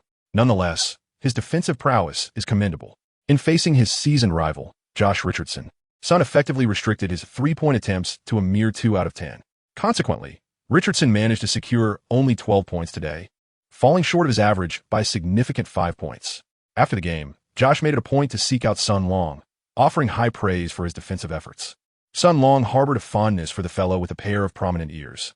He humbly attributed their success to the strength of team defense and praised Josh Richardson's performance on the court. The two engaged in delightful conversation, feeling an instant rapport. On the return bus after the game, Coach K once again showcased his melodious voice. However, this time, the bus driver was prepared, producing a set of headphones. Upon returning to school, everyone dispersed on the spot, as the match of the round of 16 would not commence for another week, and each individual sought to make the most of this rare respite. Sun Long ushered Powell into a quaint tavern and ordered a bottle of whiskey for the elder Powell. "You rascal, just speak your mind. What brings you here?" he chided. Nevertheless, who could possibly refuse complimentary whiskey? He called out to the bartender, "Pour this lad a glass as well. I must say, old Powell, a single drink would suffice to render you inebriated. How could I indulge in such spirits? I shall accompany you with this instead." Sun Long raised the exclusive limited edition V3 Zero Energy drink in his hand and clinked glasses with Powell. After 3 drinks, Powell's tongue became heavy. Seizing the opportune moment, Sun Long nudged Sophia closer. Indeed, Powell's eyes reddened, and he mumbled, I'm sorry to her. I am not a competent father. In previous years, I was plagued by suspicion. You know, a man as unattractive as I am marrying a wife as beautiful as a celestial being, I couldn't help but be cautious. I believe you can relate to this sentiment deeply." Sun Long was taken aback. Was that a comment on my appearance? It was only later that I realized it was merely my own insecurities. My wife had never wronged me, and indeed, Sophia is truly my biological daughter. Sun Long could not help but inquire, "But what about you two?" Powell rhythmically struck his forehead with his palm, lamenting, "It is all my fault. I am a stubborn man with a volatile temper. I treated Sophia poorly when she was young, and she must harbor resentment towards me. For years, I have yearned to make amends, yet upon witnessing her rebellious demeanor, I become infuriated. Alas, it is entirely my fault. I am unworthy of being Sophia's father." Inebriated, Powell forcefully bashed his head against the table, tears streaming down his face. At Sun Long's gesture, Sophia approached from the side. She had been eavesdropping nearby, fully aware of the unfolding emotions. She gazed at Powell's tear-streaked visage, her face alternating between crimson and pale, her thoughts a tumultuous whirl. Sun Long roused the elder Bao from his slumber.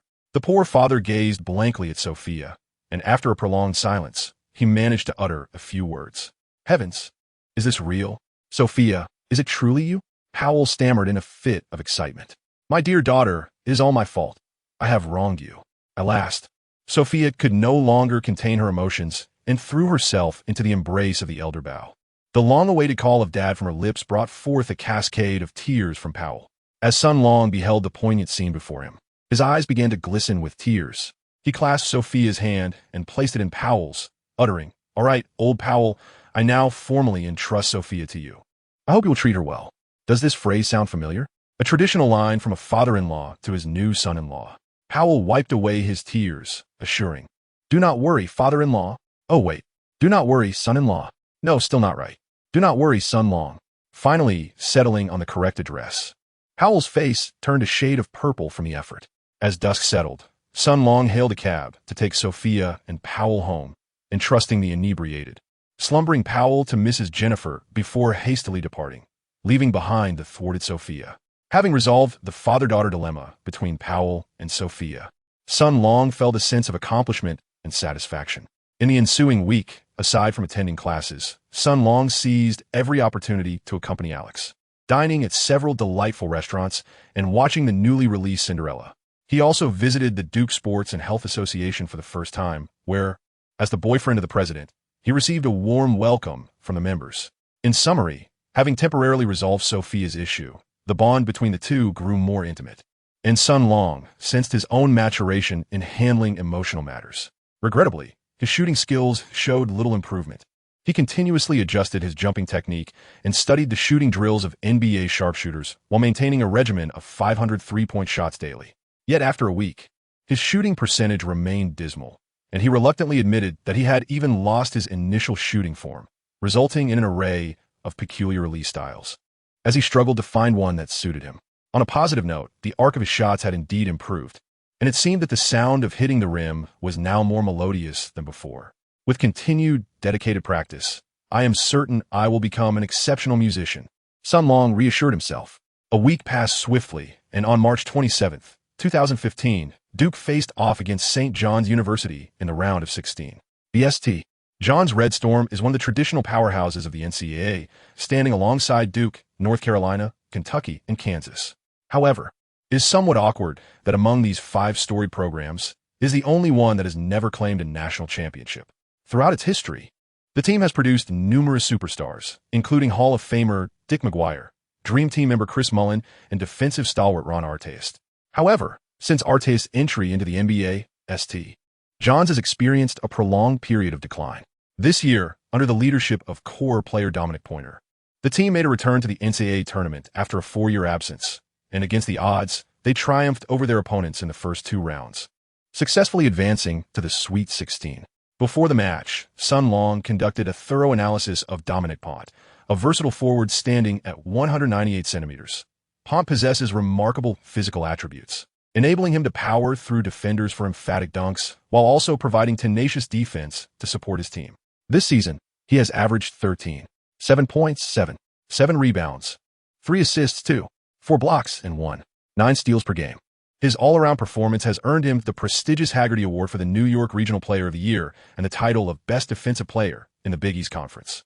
Sun Long's assessment of him is that, apart from his three-point shooting, this individual is remarkably versatile. Throughout the entire season, he attempted 25 shots from beyond the arc, yet only managed to convert 2, revealing his Achilles heel. The venue for the match, known as the Mecca of basketball, is none other than Madison Square Garden in New York, the esteemed home of the NBA's New York Knicks. The St. John's University Red Storm, hailing from Queens, New York, received fervent support from their home crowd, with fans eagerly anticipating a stunning upset against Duke, charging forward with unrelenting determination.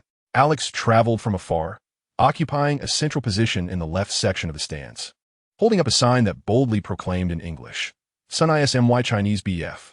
Sun Long was filled with joy as he waved at Alex and blew her a kiss. This match would be broadcast live by CBS, with the seasoned commentators, Mike Breen and Walt Frazier, at the helm. Prior to the commencement of the game, the two veterans began their playful banter, accustomed as they were to supporting rival teams, a strategy that ensured the audience felt no bias. Chapter 27. The battle for the round of 16. The illustrious Walt Frazier, without hesitation, aligned himself with St. John's University, passionately narrating the immense talent and resilience of the Red Storm team. In his eyes, there was no doubt that St. John's would emerge victorious today. Conversely, Mike Breen naturally championed Duke, his rationale being quite compelling. The 4-time champion coach, Mike Krzyzewski, the storied legacy of a powerhouse team, and the exceptional talent of Jahlil Okafor. These 3 points alone were sufficient to bolster his argument. The pre-game repartee between the two ignited the audience's enthusiasm, filling Madison Square Garden to the brim as chants for St. John's reverberated through the arena.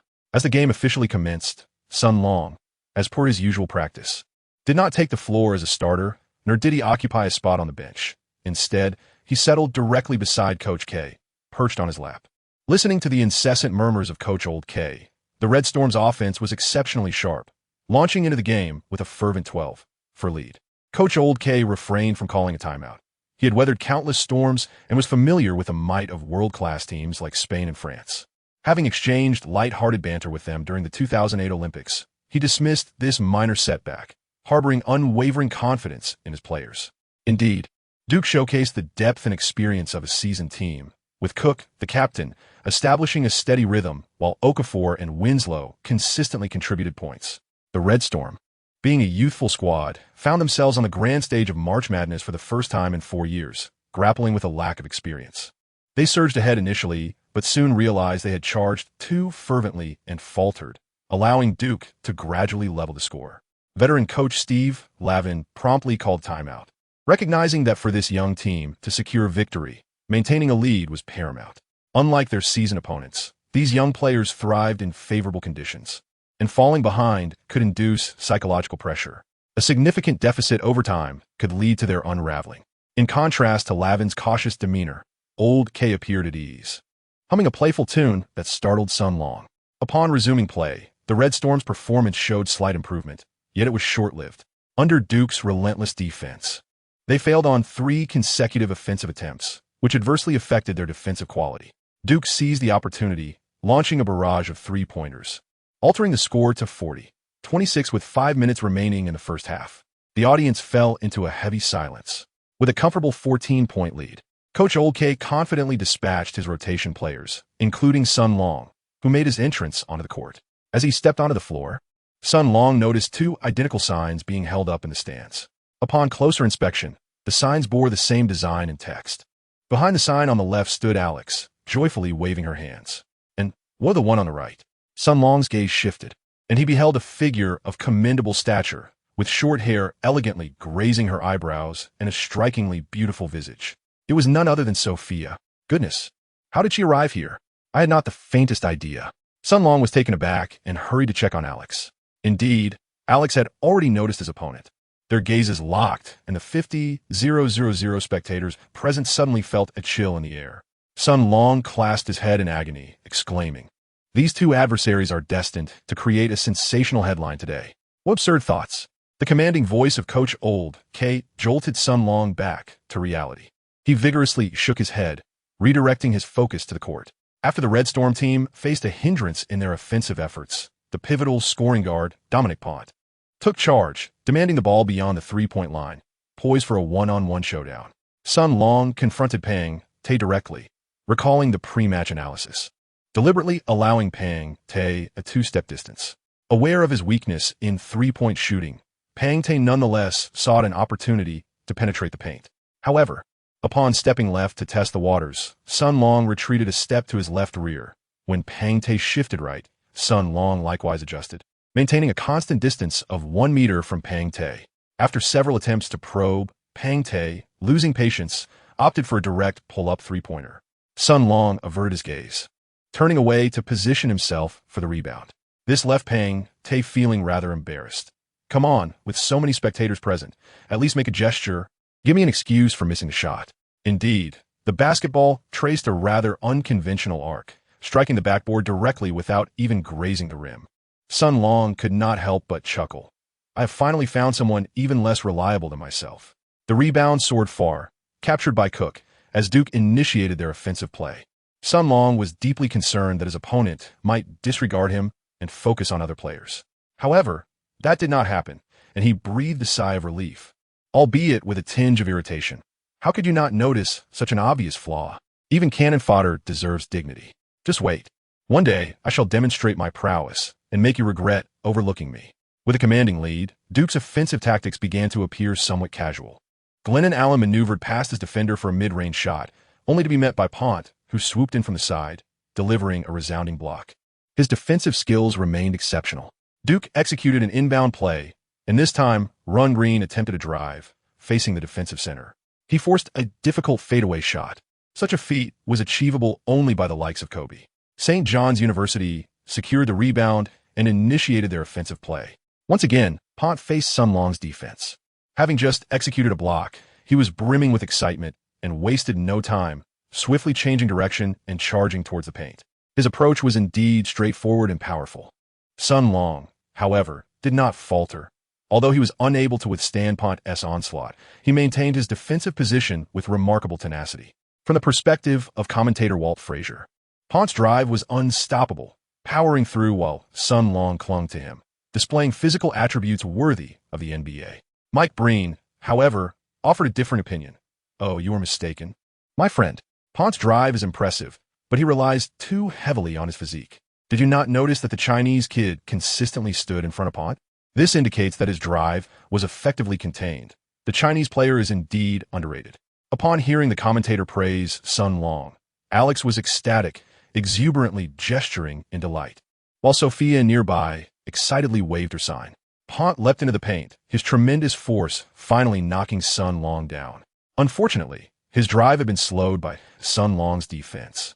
And under base's interference, Pont attempted a difficult layup, the ball rattling on the rim before rolling out. Winslow, with quick reflexes, seized the rebound and passed it to Allen for a fast break. Base helped Sun Long up from the floor, patting him on the back. Well done, young man. Encouraged by his teammate's support, Sun Long felt invigorated, determined to thwart the physically dominant Pont. In the following play, Pont, seething with frustration, explosively pushed off his left foot, forcing his way into the paint against Sun Long. This time, Sun Long could only hold his ground for 2 steps before being toppled. Base was unable to provide help in time, and Pont surged into the lane for a dunk, letting out an exuberant roar. The crowd erupted in excitement, cheering for him. Only Alex and Sophia watched Sun Long with anxious expressions, their concern palpable. Yet, Sun Long was far from defeated. In the next play, he positioned himself again, just 2 steps away from Pont. Hey, you skinny monkey, aren't you afraid of getting hurt? I've already knocked you down twice. Thank you for the compliment. Sun Long replied, unfazed. Pont exaggerated his response. What? Am I mistaken, my friend? Is there something amiss with you? He gestured towards his own head. What I mean is, as a defender, if you wish to score in my presence, you must first topple me. It is akin to the scars borne by a valiant warrior, which to me are glorious medals. Sun Long replied calmly. Pont, unable to comprehend the depth of these words, sensed only the peculiarity of this individual, distinctly different from other defenders he had encountered. An instinctive feeling warned him that this man would prove to be a formidable opponent. He glanced at Sun Long, an unsettling feeling creeping into his heart. His focus wavered during this attempt to break through, and just before being toppled, Sun Long extended his arm to intercept the ball. After falling, he immediately cradled the basketball tightly in his embrace. Pont, momentarily stunned, quickly regained his wits and lunged forward to contest for the ball. Coach K promptly called a timeout, awarding possession to Duke. He devised a defensive strategy, instructing Base and Winslow to bolster their support against Pont, while Allen and Green were to assist Sun Long in thwarting their adversary. The results were evidently favorable. Sun Long felt considerably less pressure, while Pont found himself ensnared within Duke's impenetrable defense. As the first half concluded, Duke led with a score of 51-35, a 16-point advantage. At the onset of the second half, Duke's full-strength lineup unleashed a merciless barrage upon the Red Storm team, leaving the young St. John's players in disarray and on the brink of collapse. In the final 8 minutes of the game, both teams fielded their substitutes. The vast disparity in strength and experience rendered Steve Lavin powerless, leaving him to accept the whims of fate. Sun Long made his return, this time facing off against the opposing team's substitute shooting guard. With the pressure of defense alleviated, he endeavored to take 2 long-range shots, but predictably, both his three-pointer and long two were egregiously off-target, compelling him to abandon the attempt. In the final 2 minutes, despondent New York fans began to leave the arena prematurely, rendering the vast venue somewhat desolate. Seizing the moment, Alex moved to the front row to closely observe Sun Long's performance. However, his arch-rival, Sophia, also darted to the front row, positioning herself right next to Alex while exuberantly waving a sign. Consequently, the Duke players beheld 2 stunning women brandishing identical signs that read, Sun Longtai Chinese GF. Powell felt exasperated with his daughter. Having recently regained Sophia's approval, he now lavished her with affection. The 2 women erupted into another fiery exchange of insults, drawing a significant number of departing spectators to settle down and watch. Their ongoing feud distracted Sun Long, leading him to repeatedly lose track of his assigned opponent, even neglecting to seize the nearby rebound. Coach K was notably displeased with this performance and opted to substitute Sun Long, adhering to his stringent standards for players, even during garbage time. Chapter 28. Advancing to the Final Four. Sun Long felt a deep sense of remorse as he approached Coach Lau K, saying, I apologize, Coach. I was unaware that they would be coming. Coach Lau K, wearing a stern expression, gazed intently at the court and waved his hand dismissively. Son, you are a young man of considerable potential, Yet I implore you to learn how to distinguish between personal matters and the affairs of the team. Always remember that you are a basketball player. In every second you stand on the court, I expect you to give your utmost effort and not allow distractions to divert your focus. Can you do that, son? Sun Long's face flushed as he straightened his back and exclaimed, I can do it, coach. Indeed, I believe in you. Coach Old K's anger transformed into delight, and a smile graced his face. He patted Sun Long on the shoulder and remarked, I truly empathize with you. Being young, it's natural to indulge in exuberance. But moderation is key. In my youth, I was even more vigorous than you, surrounded by countless beauties. Yet here I am now, suffering from a herniated disc, struggling to get out of bed. Therefore, one must always heed the importance of balance. Balance is the line we must steadfastly uphold. As the final 2 minutes of the game ticked away, the Duke Blue Devils decisively triumphed over the St. John's Red Storm, advancing smoothly to the Elite Eight. Coach Old K expressed his satisfaction with the players' performance, reminding them to rest well, take care of their health, and prepare for the upcoming match in 2 days. When he mentioned the importance of rest and self-care, he fixed his gaze on Sun Long, subtly nodding towards Alex and Sophia nearby. The other players joined in the jesting, playfully teasing Sun Long as they departed, leaving him both amused and exasperated, surrounded by this motley crew of mischief makers. After the team disbanded, Sun Long quietly made his way home, trailed by Alex and Sophia. The two engaged in a relentless banter along the way. Why are you following me again? This is my home, not yours. You really have some nerve. Alex glared fiercely at his companion. Unfazed, Sophia retorted, this is Sun Long's home. I can come and go as I please. Besides, referring to Sun's house as yours before even being married? Now that's what I call audacity. I am Sun's girlfriend. We live together, and is that a problem? Your manners leave much to be desired. Didn't your father teach you about courtesy? Alex scoffed. Oh, my father merely said that Sun Long is a good man and encouraged me to spend time with him. See, I'm just being obedient. The spirited exchange continued unabated as they entered the house. Sun Long remained silent, his expression growing increasingly grim. Enough. Sun Long slammed his palm onto the table, startling Wu Yi into a shiver. Silence, all of you. His commanding voice finally subdued the two women, who fell silent, gazing at Sun Long in astonishment. This was the first time Sun Long had lost his temper. The muscles in his face twitched ominously, exuding an aura of terror. No matter how much chaos you create, there are 2 statements that I implore you to remember. Sun Long articulated each word with precision. First, maintain proper decorum in front of the team. Do not overstep boundaries as you did today, or I will not hesitate to sever ties. Second, regardless of your opinions, Sophia is my friend, and Alex is my girlfriend. That is final. Having delivered his statement, he took Wu Yi by the hand and proceeded to dine, leaving the other 2 standing motionless in stunned silence. They exchanged a glance, rendered speechless, each inwardly grappling with a sense of remorse. The following day, at precisely 5 a.m., Sun Long adhered to his unwavering routine. He embarked on a leisurely 5-kilometer jog, followed by a series of fundamental physical exercises. Subsequently, he commenced his newly incorporated regimen, 500 3-point shots. His pace was deliberate. After each attempt, he would pause for several seconds, meticulously replaying the motion in his mind. He reflected on each nuance, the leap, striving for naturalness and upper body stability. The aim, adjusting the arc for optimal trajectory, the gentle push, with fingertips guiding the ball's release. While the sequence may sound straightforward, its execution proved profoundly challenging. Sun Long discovered that each session was fraught with various issues. Either his body leaned excessively during takeoff, or the arc of his shot fell short of the standard, or he relied on the entirety of his forearm to propel the ball.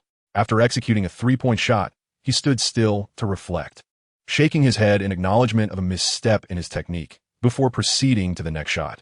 After contemplating once more, he shook his head again and moved on to the subsequent attempt. Completing 500 3-point shots consumed a full 2 hours, with an overall shooting percentage hovering around 50. While there was some improvement, it still fell markedly short of Sun Long's expectations, especially considering this was a practice session under completely unguarded conditions. Achieving a success rate of over 90 was imperative. Upon returning home and having taken a shower, Alex promptly offered him a towel, while Sophia presented him with a pair of clean slippers, and a sumptuous breakfast was prepared, complete with his dance attire. Sun Long secretly felt pleased. It seemed that his anger from the previous night had yielded results, as the 3 girls had become considerably gentler, although Alex and Sophia still ignored each other. At least they no longer quarreled. After finishing his breakfast in the gentle embrace of tranquility, Sun Long felt he might be the happiest person in the world.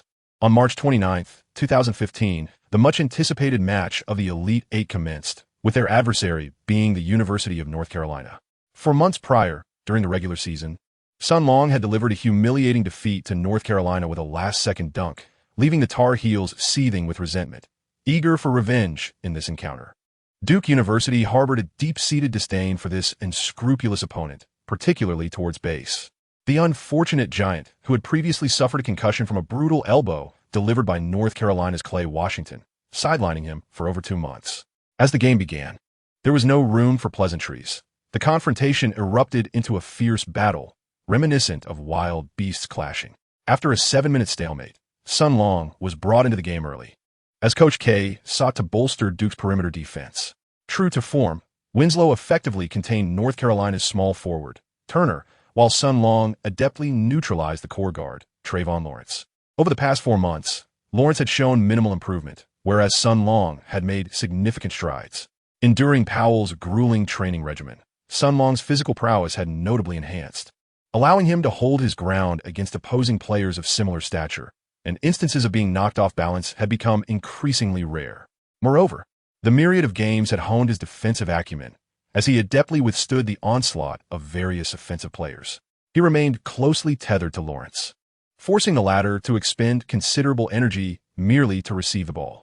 Sun Long was unafraid to engage in close physical confrontations, actively generating contact. As the rounds progressed, Lawrence's stamina dwindled. When he finally managed to secure the ball, breaking through Sun Long's defense proved insurmountable, engendering a profound sense of helplessness within him. Memories of being repeatedly blocked by Sun Long in their last encounter resurfaced, further shattering his confidence. With both perimeter sharpshooters silenced, North Carolina's offense sputtered, allowing Duke to seize complete control of the game. Ultimately, Duke triumphed with a decisive score of 87-64, marking another overwhelming victory against North Carolina. Sun Long played for a record 25 minutes, contributing 6 points, 4 rebounds, 3 blocks, 3 steals, and 2 assists, all without a single turnover, much to Coach K's satisfaction. However, a disheartening piece of news emerged post-game. Poor base had sustained yet another injury, this time entangled with Clay Washington in the paint, resulting in a severely deformed pinky finger on his right hand. This iron-willed warrior, despite his agony, endured in silence for 4 minutes, only calling for the team physician after the final whistle, at which point he was drenched in cold sweat and visibly convulsing from pain. After urgent medical attention, the entire Duke squad hurried back, promptly transporting base to the hospital, where the severity of his injury was assessed to potentially sideline him for at least a month. With a sense of unease weighing on his mind, Coach K decided to leave 2 staff members to accompany base while he instructed the players to disperse. Having finally advanced to the Final Four, with just a week before the next game, the challenge of compensating for the absence of their starting center loomed large. Old K fell into deep contemplation. Seizing a rare moment of leisure amidst the bustle, Winslow and Alex took the lead, bringing along Sun Long, Mai, and Sophia. Together, they embarked on an expedition to explore the enigmatic Grand Canyon. Alex, sporting pitch-black sunglasses, skillfully maneuvered the Hummer, charging recklessly along the road with an aura of unparalleled dominance. Sun Long sat in the passenger's seat, nervously curled up, clutching Alex's arm, tenderly reminding her repeatedly to slow down. In the back, Winslow sat squarely in the middle, with Mai and Sophia flanking him on either side. Surrounded by beauties, Winslow was overjoyed, his mouth agape the entire journey. Lately, this young man had been frequenting Sun Long's home every few days, trailing behind Sophia and Mai, though neither paid him much attention. The Grand Canyon is connected by dozens of national parks, with Zion National Park, Bryce National Park, Arches National Park, and Monument Valley being among the most renowned. They visited Zion National Park, marveling at the ubiquitous massive boulders, crimson earth mounds, and sleek cliff faces. Departing from Zion, they took Highway 191 to the famed Monument Valley. This colossal rock formation, strikingly resembling a monument, served as the backdrop for the iconic long-distance running scene in Forrest Gump. The group grew exhilarated. Mai busily sketched on her drawing board. Alex incessantly snapped photos with her camera, and eventually, they all gathered for a group photo at the base of the monument. Elated, Winslow suggested descending to the canyon floor, sparking curiosity in everyone else. Renting 5 mules, the party leisurely rode down, admiring nature's masterful craftsmanship along the way. The roaring Colorado River has carved a profound fissure through the Kaibab Plateau, with its multi-hued stratified cliffs, fathomless precipices, and clouds drifting almost level with the visitors, enchanting all who beheld them. Upon reaching the canyon floor, the vista opened up to reveal a new realm, a vast wilderness, barren red earth evoking a sense of grandeur. Sun Long and Winslow couldn't resist galloping on their mules, shouting exuberantly as they raced, immersing themselves in the authentic essence of the Wild West. That evening, the five sat cross-legged together, indulging in a rugged Western barbecue before retreating to their respective tents for a deep slumber, reflecting on the day's adventures. Sun Long forgot his troubles, feeling as though he had been transported to another world within the expansive canyon. Chapter 29. NBA Aspirations March Madness is a carnival feast for basketball fans across the United States, and as the Final Four approaches, it captivates the attention of enthusiasts worldwide. Fans from China, across the ocean, were pleasantly surprised to discover a figure with yellow skin and black hair sitting on Duke's bench this year, the Chinese youngster Sun Long.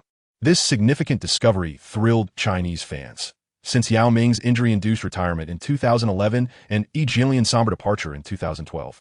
There had been a prolonged absence of Chinese representation in the NBA, leaving everyone yearning for the next prodigy capable of challenging the league. Swiftly, Sun Long's comprehensive background was unearthed by the resourceful Chinese netizens through online searches.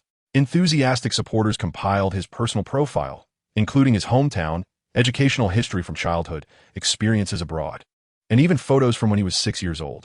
With the assistance of overseas Chinese, adept video editors extracted clips of Sun Long's appearances from Duke's game footage, crafting a 30-minute highlight reel. Everyone eagerly stared at their screens, hoping to witness Sun Long's spectacular performances. However, he fell short of expectations. With less than 20 minutes of average playing time, meager points per game, scarce shot attempts, and moments countable on one hand, he appeared to be nothing more than an ordinary role player, far from the anticipated standout. Worse yet, the compilation included his one-on-one defensive efforts. Someone tallied that Sun Long was knocked down 59 times by opponents throughout, despite only appearing in 28 games. Alas, it seems the Chinese physique still falls short, collapsing upon contact with those robust and sturdy players. Indeed, look at his arms, as slender as twigs, not even as thick as mine. How can he compete against Americans? Engaging in the NBA? Dream on. What a waste of my data. The attitude of netizens has swiftly turned a complete 180 degrees. After viewing Sun Long's highlights, many have come to the conclusion that his prospects of entering the NBA are rather bleak. Additionally, numerous detractors have seized the opportunity to stir up trouble, criticizing him at every turn. Sun Long gazed at the comments with a sense of helplessness, feeling somewhat disheartened. He held accounts on major basketball websites in China and frequently checked them even while in America. The remarks from his compatriots left him somewhat disappointed, yet he understood that his current abilities were indeed lacking. After a brief moment of melancholy, Sun Long regained his composure. With nearly a week remaining until the next round of the tournament, he continued to lead his ordinary life, rising early for running and shooting practice, attending classes when necessary, and keeping himself occupied during leisure hours. Being surrounded by 3 women ensured that he never felt lonely, and Winslow often dropped by for some food and drinks.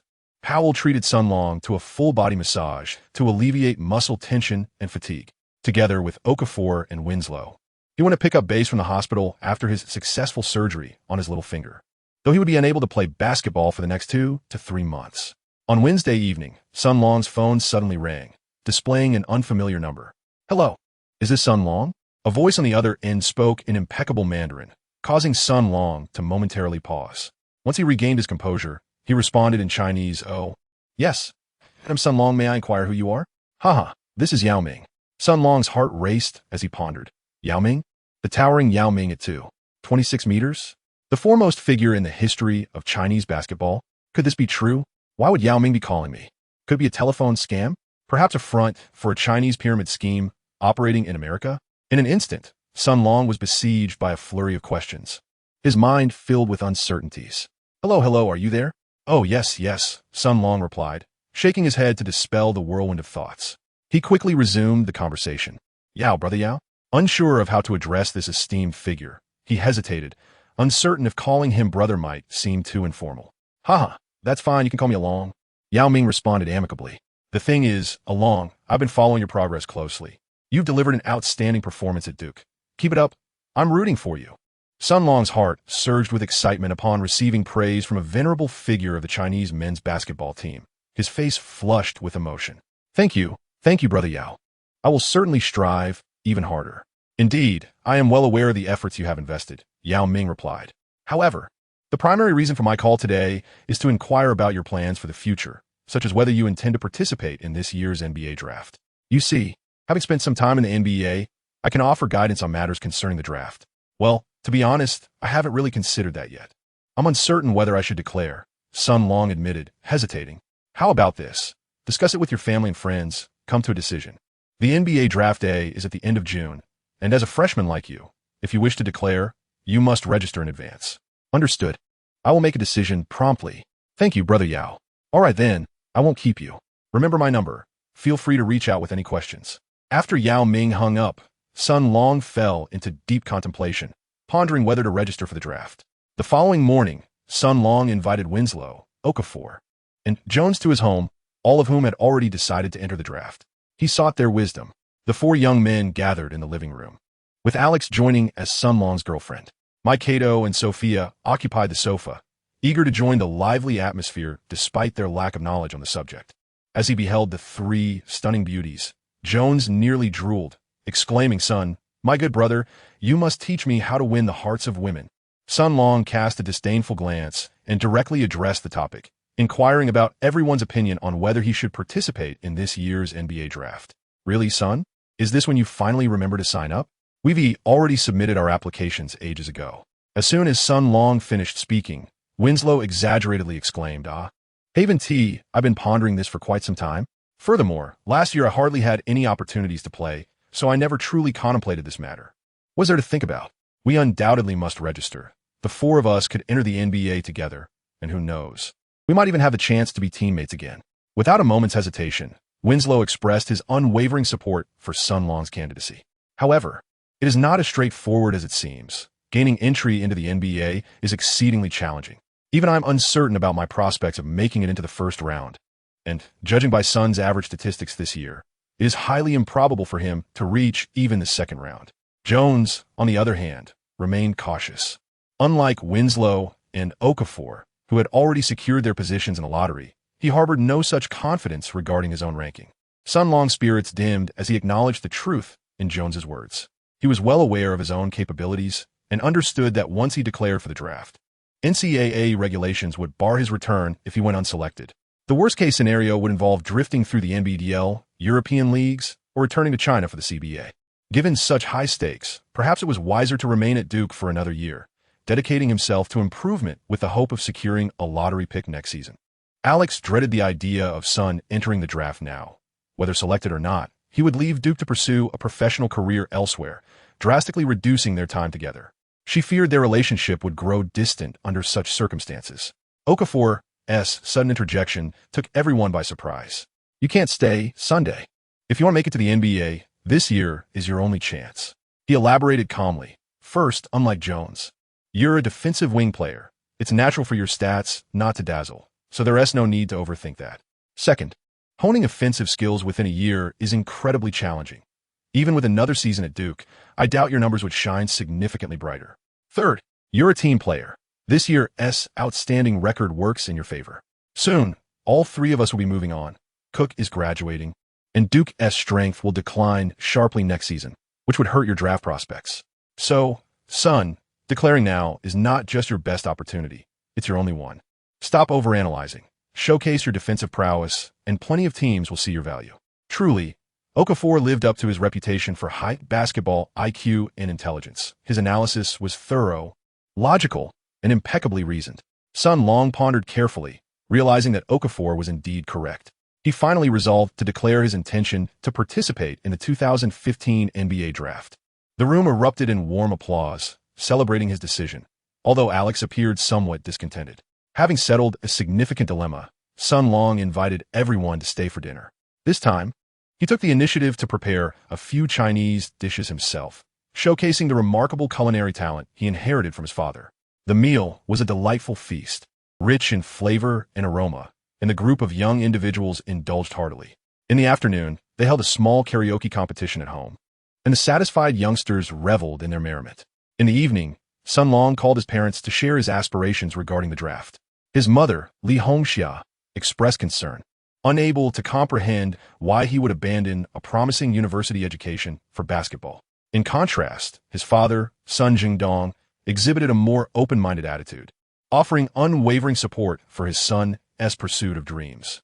He reassured Sun Long not to feel overwhelmed by pressure, promising that if no team showed interest, he could always return home, where his father would take care of him. Sun Long was profoundly moved, and he vowed to exert every effort to ensure his selection. The following morning, he hurried to Coach Old K's office.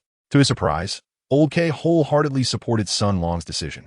He assisted Sun Long in completing the written application and submitted it to the NBA League. Furthermore, he promised to leverage his connections to promote Sun Long, increase his playing time, and arrange for numerous tryouts with NBA teams. He also assured Sun Long that he would help him find a reliable agent. Sun Long's admiration for Old K flows like an endless river, surging and unstoppable, much like the overwhelming flood of the Yellow River. After all, you are my disciple, and the most diligent one at that. Old K thought to himself, keep striving, Sunday. As long as you maintain this effort, I will do everything in my power to support you. But first, we must focus on winning the current game. Chapter 30, The True Opponent. Kentucky, the madness of March has reached its most intense phase. After the Final Four was decided, only 2 games remained to crown the 2014 to 2015 NCAA champion. The Final Four teams are Wisconsin, Kentucky, Kansas, and Duke. Duke's next challenge is against the top-seeded University of Kentucky. Kentucky is a storied powerhouse in NCAA history, having clinched 8 national championships and produced a plethora of NBA stars. Pat Riley was the first among them, and in recent years, talents like Rajon Rondo, John Wall, DeMarcus Cousins, Anthony Davis, and Nerlens Noel have continued to shine brightly. Head coach John Calipari is a highly decorated figure in basketball, unique in NCAA history for leading different teams to the Final Four and one of only 4 coaches to guide 2 distinct programs to the NCAA tournament as a #1 seed. A disciple of Larry Brown, he previously coached the University of Memphis, where he developed Derrick Rose and the NBA's New Jersey Nets. Since taking over Kentucky in 2009, all 16 freshmen under his tenure who declared for the NBA draft were selected in the first round. This year's squad remains exceptionally talented, with super center Karl Anthony Towns, sharpshooter Devin Booker, defensive anchor Willie Cauley-Stein, skilled big man Trey Lyles, and the backcourt duo of Aaron and Andrew Harrison all poised for the draft. Bursting with talent, Kentucky finished the regular season undefeated at 34-0, rightfully earning the top seed. They cruised through the first 4 rounds of the tournament, entering the Final Four with an impressive 38-game winning streak. With such formidable strength, Kentucky stands as the most daunting opponent Duke has ever faced. The Final Four showdown commenced on April 5, 2015. The game took place at the Toyota Center in Houston. An unprecedented showdown of epic proportions drew a massive crowd of fervent basketball enthusiasts, packing the venue to its full capacity of 18,300 spectators. At Sun Long's specific request, neither Alex nor Sophia attended. Bass was also absent, having gone to the hospital for a follow-up examination. The match was broadcast nationwide by ESPN, with commentary provided by the renowned Golden left hand Chris Mullin and former Rockets head coach Jeff Van Gundy. Before the game began, the seasoned duo shared their customary insights on the competing teams. Kentucky's talent is truly exceptional. They boast at least 4 NBA first-round caliber rookies, complemented by the towering Harrison brothers on the perimeter. Coach Calipari has masterfully woven these assets into the most formidable offensive unit in the NCAA, they noted. Duke, equally formidable, centers around their interior powerhouse, Jahlil Okafor. Under Coach K's guidance, this squad exhibits remarkably tenacious defense, particularly their high-pressure perimeter coverage, earning them the reputation as the NCAA's most impenetrable defensive shield. So, when the sharpest offense clashes with the sturdiest defense, oh my, I must say this game promises to be utterly thrilling and absolutely unmissable. Jeff Van Gundy, ever diplomatic, lavished praise on both teams, skillfully heightening the audience's anticipation. In contrast, Chris Mullin, less inclined toward smooth talk, offered a blunt prediction. Duke is no match for Kentucky, I'm absolutely certain. The Harrison brothers will exploit their height advantage over Duke's smaller guards, while Karl Anthony Towns might hold his own against Okafor. Kentucky's interior depth with Willie Cauley-Stein and Trey Lyles far surpasses Duke's, who have no reliable options inside. Let us not forget their starting center base is unavailable today. My forecast: Kentucky wins by at least 15 points. Mullen spoke with unwavering confidence. As a former star of the St. John S. Red Storm, he harbored a lingering distaste for Duke, especially after his alma mater's crushing defeat to them in the Sweet 16. You're still too green, Chris. As a former NBA head coach, I must emphasize that basketball isn't merely about tallying up strengths and weaknesses on paper, Van Gundy remarked, squinting with a faint smile. Come on, Jeff. Drop the former NBA coach act.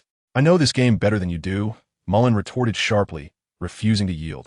As the players took the court to warm up, Sun Long was surprised to spot Yao Ming waving at him from the front row VIP seats. He hurried over and greeted him. Hey Yao, what brings you here? Why should I be here? Remember, I was the Rocket superstar not long ago. This is my home court, Yao replied with a grin. Yao Ming responded with a smile.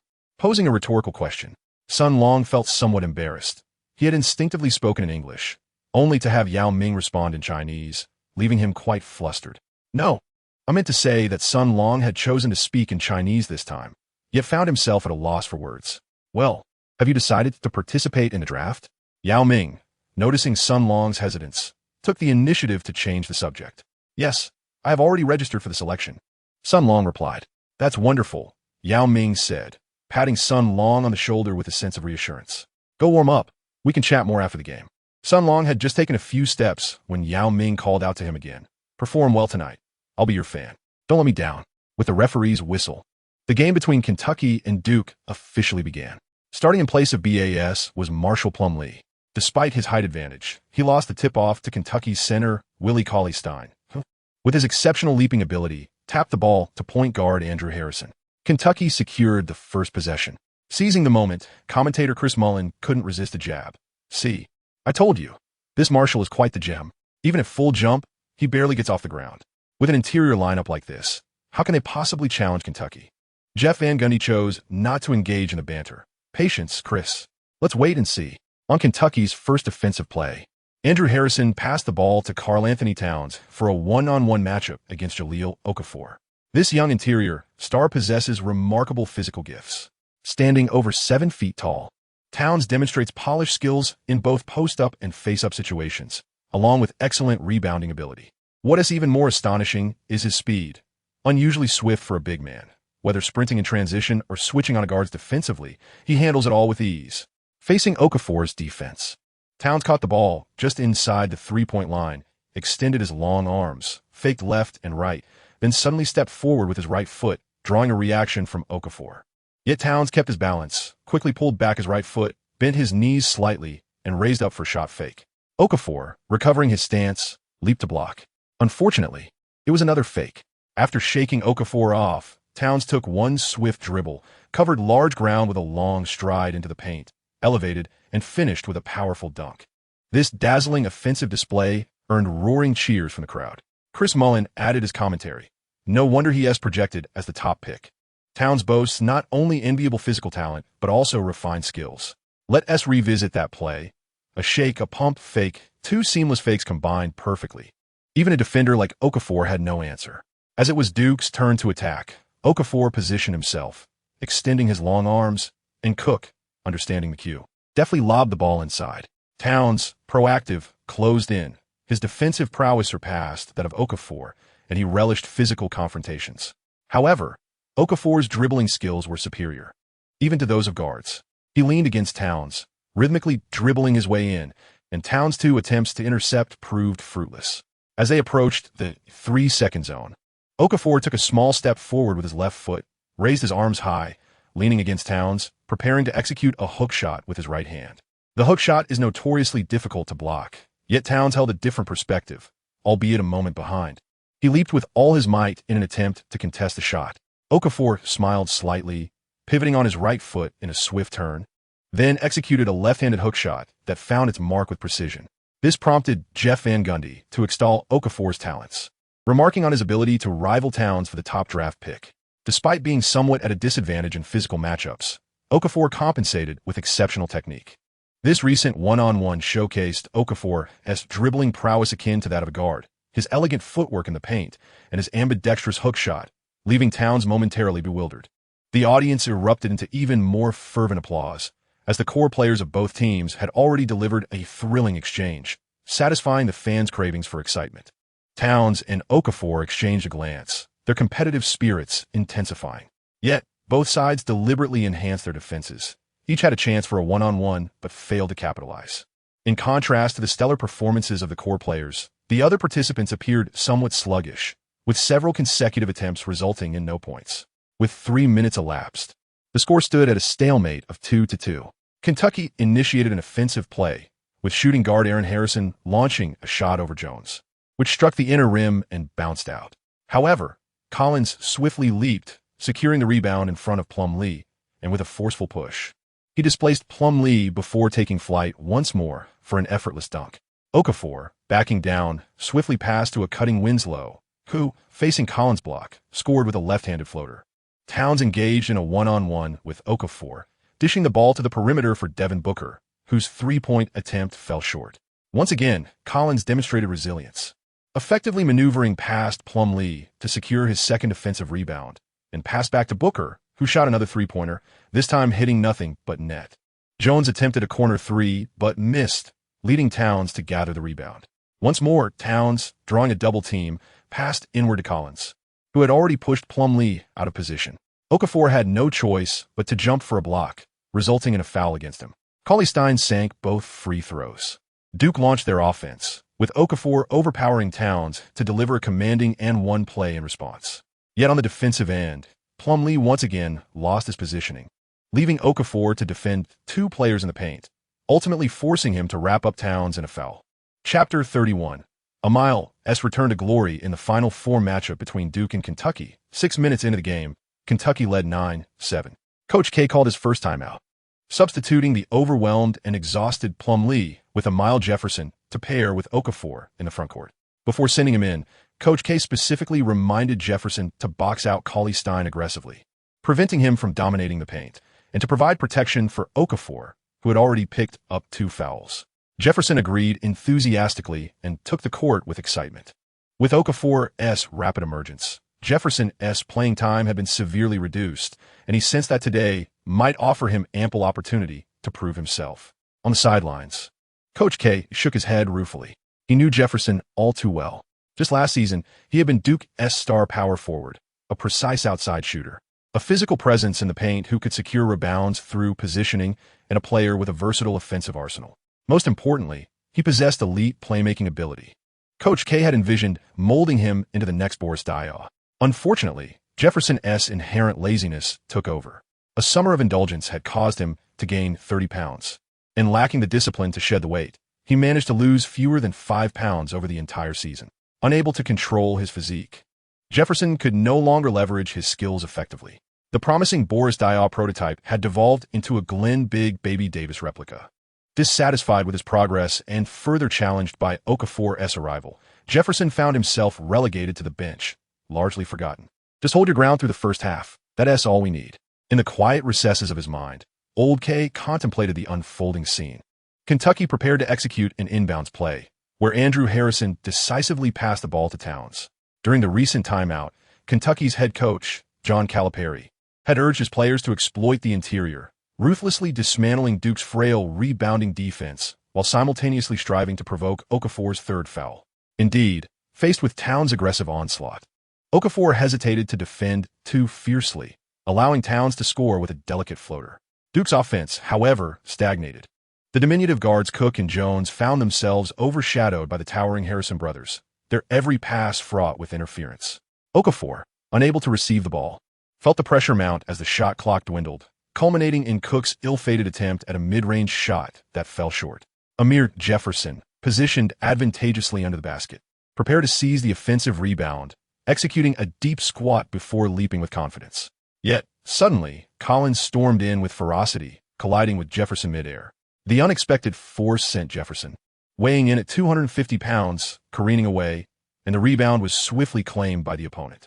Rising from the floor, disheveled and disheartened, Jefferson came to the sobering realization that his physical prowess had waned. He was no longer the agile Duke star of the previous year, burdened instead by excess weight. Laboring under the weight of his own body, Jefferson trudged back on defense, barely crossing half-court when Booker effortlessly sank a three-pointer. Okafor harbored some discontent towards Jefferson, yet chose silence, instead sprinting beyond the arc to launch a three-point shot. Even as Towns' fingertips nearly grazed Okafor's nose, the ball soared through the net with precision. Answer ball. Okafor had ignited his scoring prowess, leading his team forward with determination. Sun Long leaped excitedly from the bench, fervently waving his towel. Although he had yet to seize the opportunity to participate in the game, his enthusiasm remained unabated as he cheered for his teammates with resounding applause, boisterous shouts, and a flamboyant display of his towel. Andrew Harrison muscled his way past Cook, forcefully driving towards the basket. After drawing Okafor's defensive attention, he swiftly executed a bounce pass. Jefferson aimed to contest the shot, but upon seeing the formidable presence of Collins, he hesitated in trepidation and sidestepped, allowing Collins to effortlessly dunk the ball. This feeble defense did not escape Okafor's notice. His expression darkened as he admonished Jefferson. "What is going on, Amir? Play with more intensity on defense." Feeling guilty, Jefferson pretended not to hear and walked away. Yet inwardly, he bristled at Okafor's reprimand. As a seasoned player from Duke, he found it humiliating to be chastised by a freshman. Following a powerful mid-range response from Okafor, Andrew Harrison and Collins executed a pick and roll. A simple bounce pass allowing Collins to charge into the paint. At that moment, Jefferson remained beside Harrison, lost in contemplation. Okafor, infuriated by Jefferson's lackluster defense, had no time to express his frustration and was compelled to cover the defense himself. The two collided midair, with Okafor swatting the ball down with his long arms. Yet the referee's whistle blew, signaling Okafor's third personal foul. This provoked Okafor's ire. He vehemently argued with the referee, but to no avail. Anger boiling within him, he turned towards Jefferson, unable to tolerate his dreadful defense any longer. Duke did not need such cowardice. He felt it necessary to administer a stern lesson. As tensions escalated among the players on the court, Coach K wisely called a timeout, bellowing, "Jaleel, come over here." Finally, Okafor restrained his fury, silently retreating to the bench, draping a towel over his head. Look, a conflict erupts on the Duke bench. Okafor and Jefferson nearly came to blows. Chris Mullin exclaimed with excitement. Jeff Van Gundy shot him a disdainful glance, retorting, "Don't be ridiculous, Chris. That was merely a typical disagreement, under Coach K.'s guidance. Duke would never face issues of disunity." "All right, I was only joking. You really lack a sense of humor. Enough with the banter. Chris, we're here to work." "I know, Jeff. Let us check the score." 9.5 minutes into the first half, Kentucky leads 16-12, and Duke has called timeout. "I'm curious to see what adjustments Coach K will make." "Jaleel, your performance has been impeccable, but you have accrued 3 fouls. Take a breather. We still need you for the remainder of the half." Coach K swiftly orchestrated the arrangements, positioning Jones on the perimeter, while Glennon partnered with Cook. Sun Long was assigned to the small forward role, and Winslow was tasked with defending against Towns at the 4 spot, leaving only the center position unfilled. Coach K's piercing gaze swept over the bench. Jefferson leapt to his feet, eager to prove himself. All that was lacking was an opportunity. Yet, Coach K paid him no heed, opting instead to send the head-down Marshall Plumlee into the fray. Jefferson was now beside himself with frustration. He grasped Coach K's arm, shaking his ample frame, pouting as he resorted to playful antics, insisting he must take the court. Coach K maintained a stoic demeanor, as if oblivious to Jefferson's presence. After a moment of pleading, Jefferson, seeing that Coach K continued to ignore him, suddenly grasped the reality of the situation. "Coach, I was wrong." At last, Coach K let out a dismissive grunt. Jefferson's spirits lifted, and he continued with his admission. "Coach, I truly recognize my error. I should not have faltered in the face of adversity, nor shied away from defense or feared confrontation." "And what else?" Coach K inquired, his tone nonchalant. Jefferson stamped his foot and rushed before Okafor. "I apologize, Jaleel. I lost my focus on the court and made a grave mistake defensively. I shouldn't have felt envious of you, but you know me, I speak my mind. Ultimately, it's my fault. Can you forgive me, Jaleel?" Okafor, possessing a generous spirit, replied, "Don't mention it, Amir. To achieve victory, we must unite and strive together. We truly need you." The two individuals reconciled their differences, and only then did Coach K find satisfaction in sending Jefferson onto the court, granting him the privilege of orchestrating the play. Upon returning from the timeout, the match resumed. Collins sank both free throws, narrowing Duke's deficit to 6 points. Trenton Allen, under the oppressive defense of Andrew Harrison, struggled to cross half-court before passing to Amir Jefferson. who had slipped beyond the three-point arc. Collins, standing 2 steps away from Jefferson, casually extended his arms, believing Jefferson posed no threat as he merely transitioned the ball. Observing the naivety of Collins, Jefferson wore a mischievous grin. With a slight bend in his knees and a flick of his wrist, he effortlessly made the three-pointer. Collins could hardly believe his eyes. He was undoubtedly taken aback.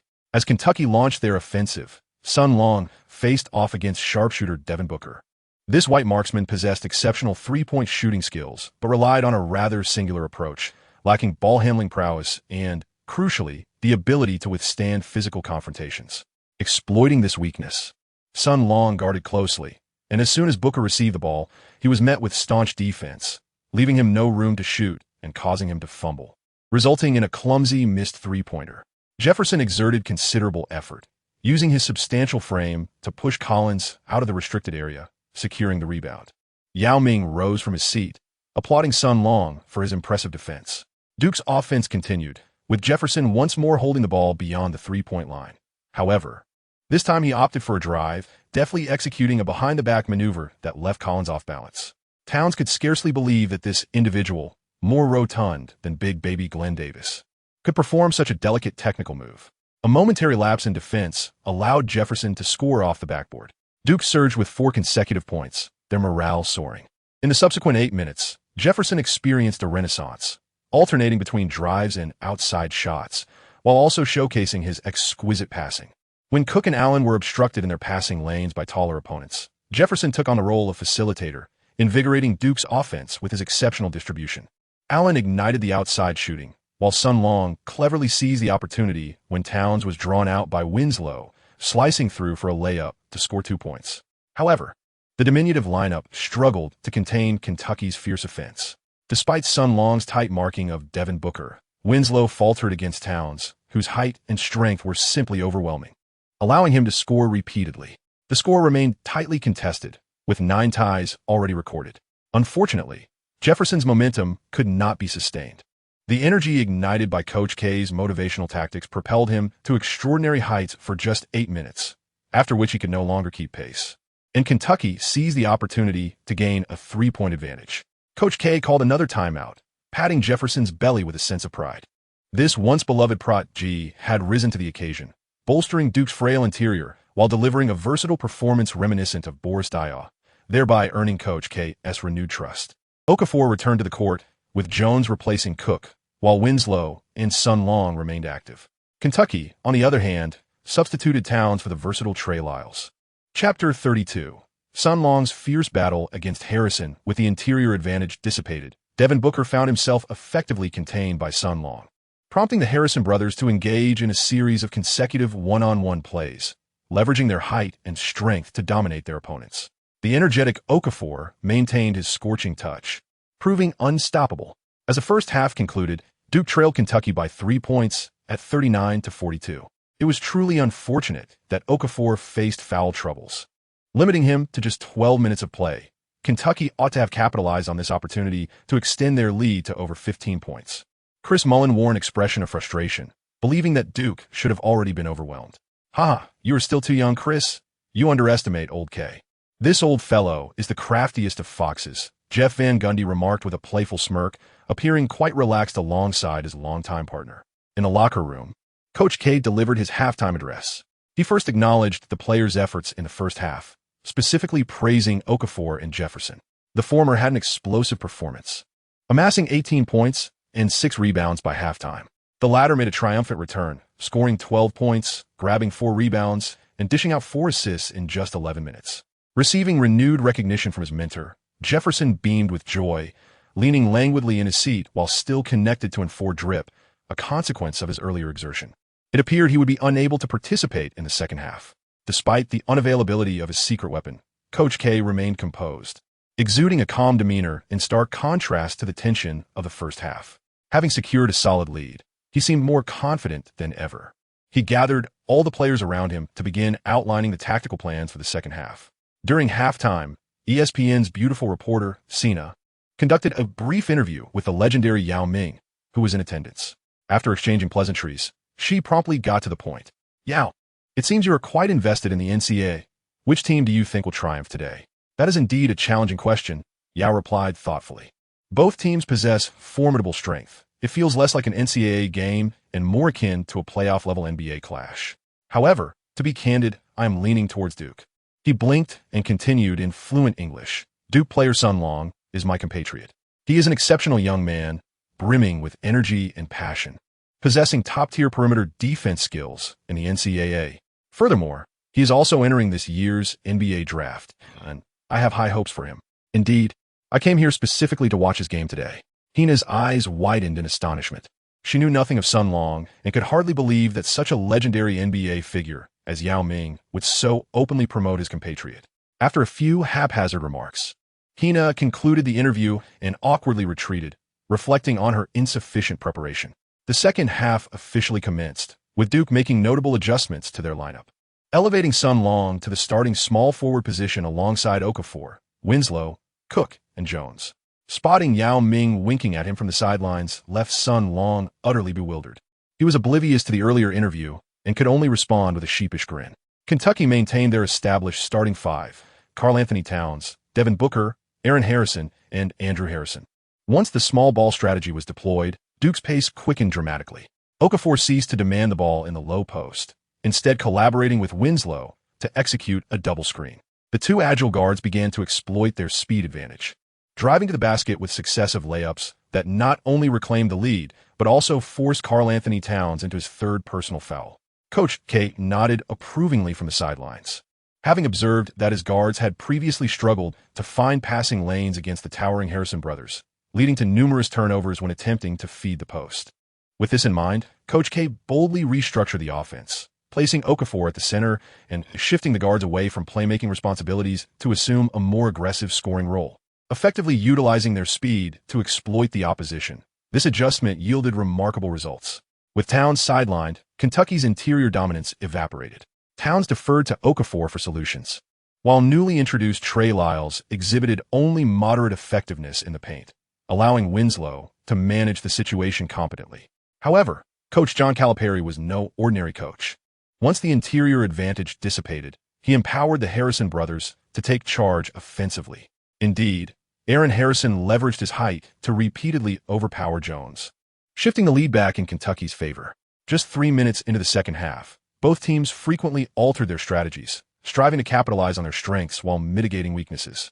Coach K called a timeout, swapping Jones and Sun Long in hopes that Sun Long could stifle Harrison's momentum. Before re-entering the game, Sun Long and Jones leaned together, exchanging defensive insights. Sun Long cautioned Jones to remain vigilant regarding Devin Booker's three-point shooting.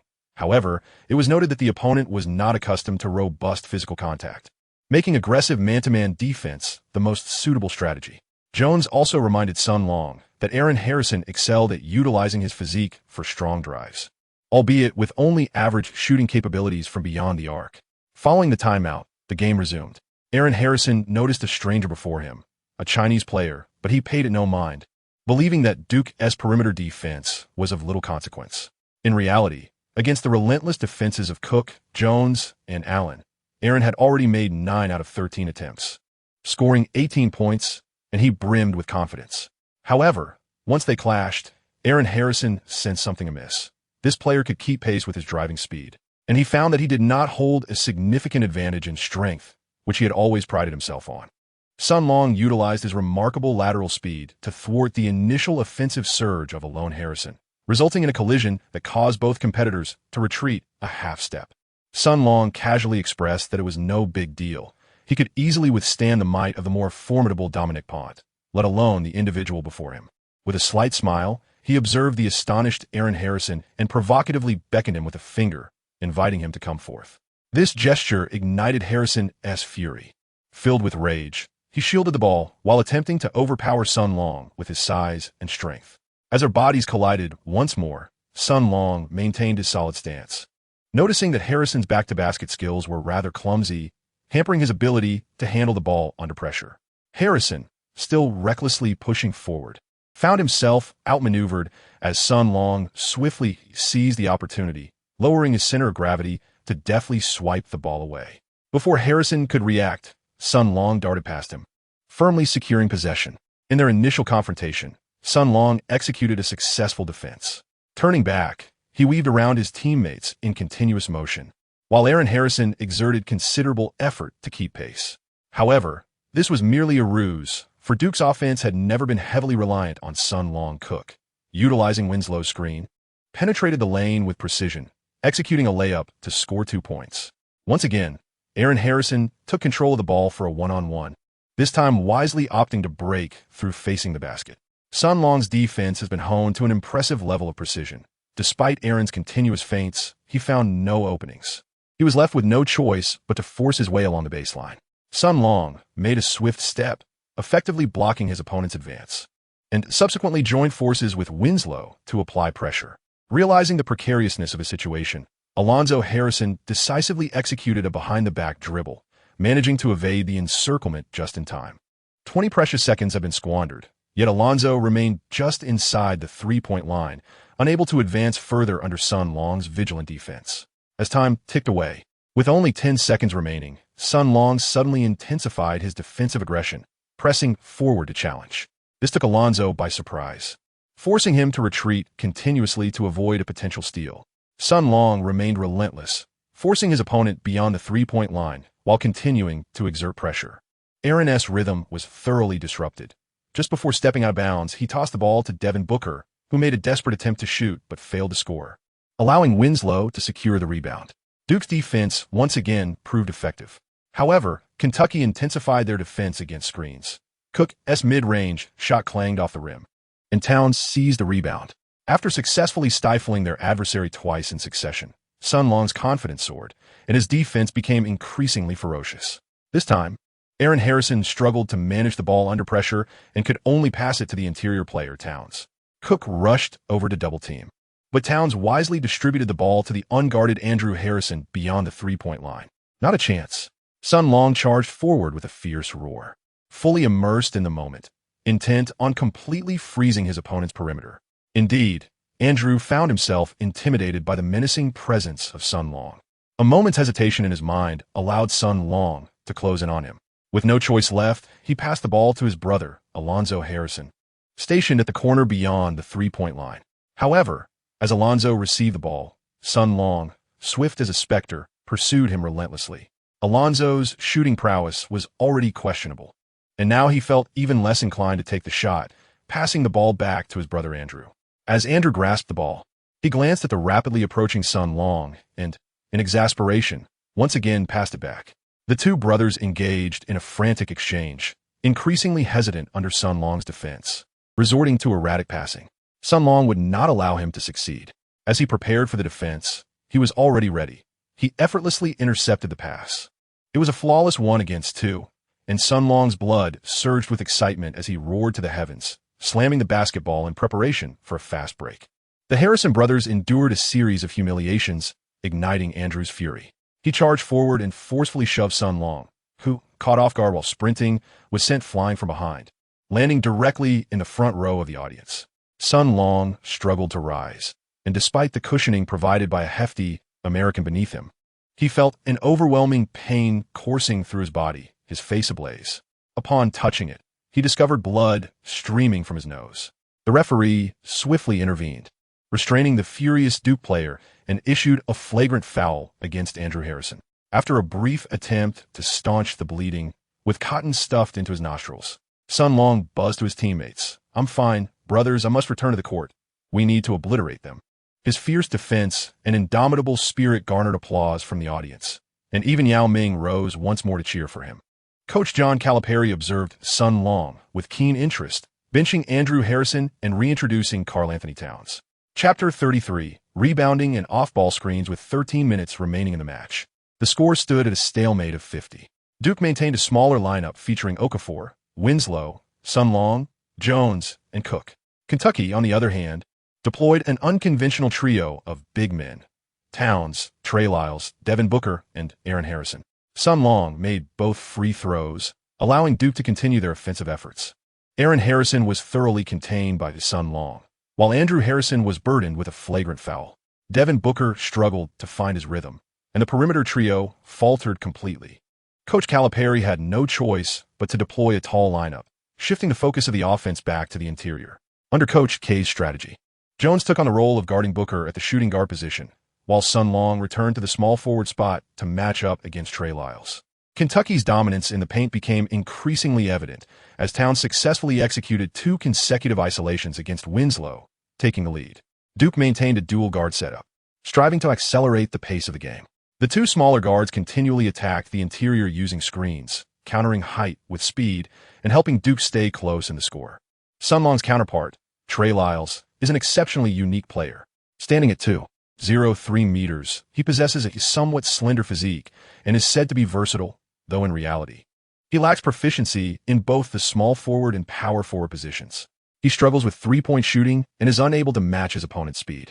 In the 4 position, he falls short in height and strength, lacking the finesse in the paint and exhibiting poor rebounding skills. Ultimately, his only redeeming quality lies in his mid-range shooting. Trey Lyles attempted to take on Sun Long in isolation, but was met with fierce resistance. His speed at the rim was no match for Sun Long, and he lacked the backing strength of Aaron Harrison. Under the intense defensive pressure from Sun Long, he was forced to take contested mid-range shots, missing 3 in a row before finally conceding defeat. However, Kentucky's towering presence in the paint proved too formidable, as Towns and Collinstein secured consecutive offensive rebounds, culminating in a dunk by Towns. With 10 minutes remaining, the score stood at 58-58, the teams once again locked in a tie. As the game entered its most critical phase, both teams intensified their defensive efforts, making every point hard-earned. Coach K called a timeout to remind his players of the importance of rebounding, emphasizing that everyone must contribute to securing the boards.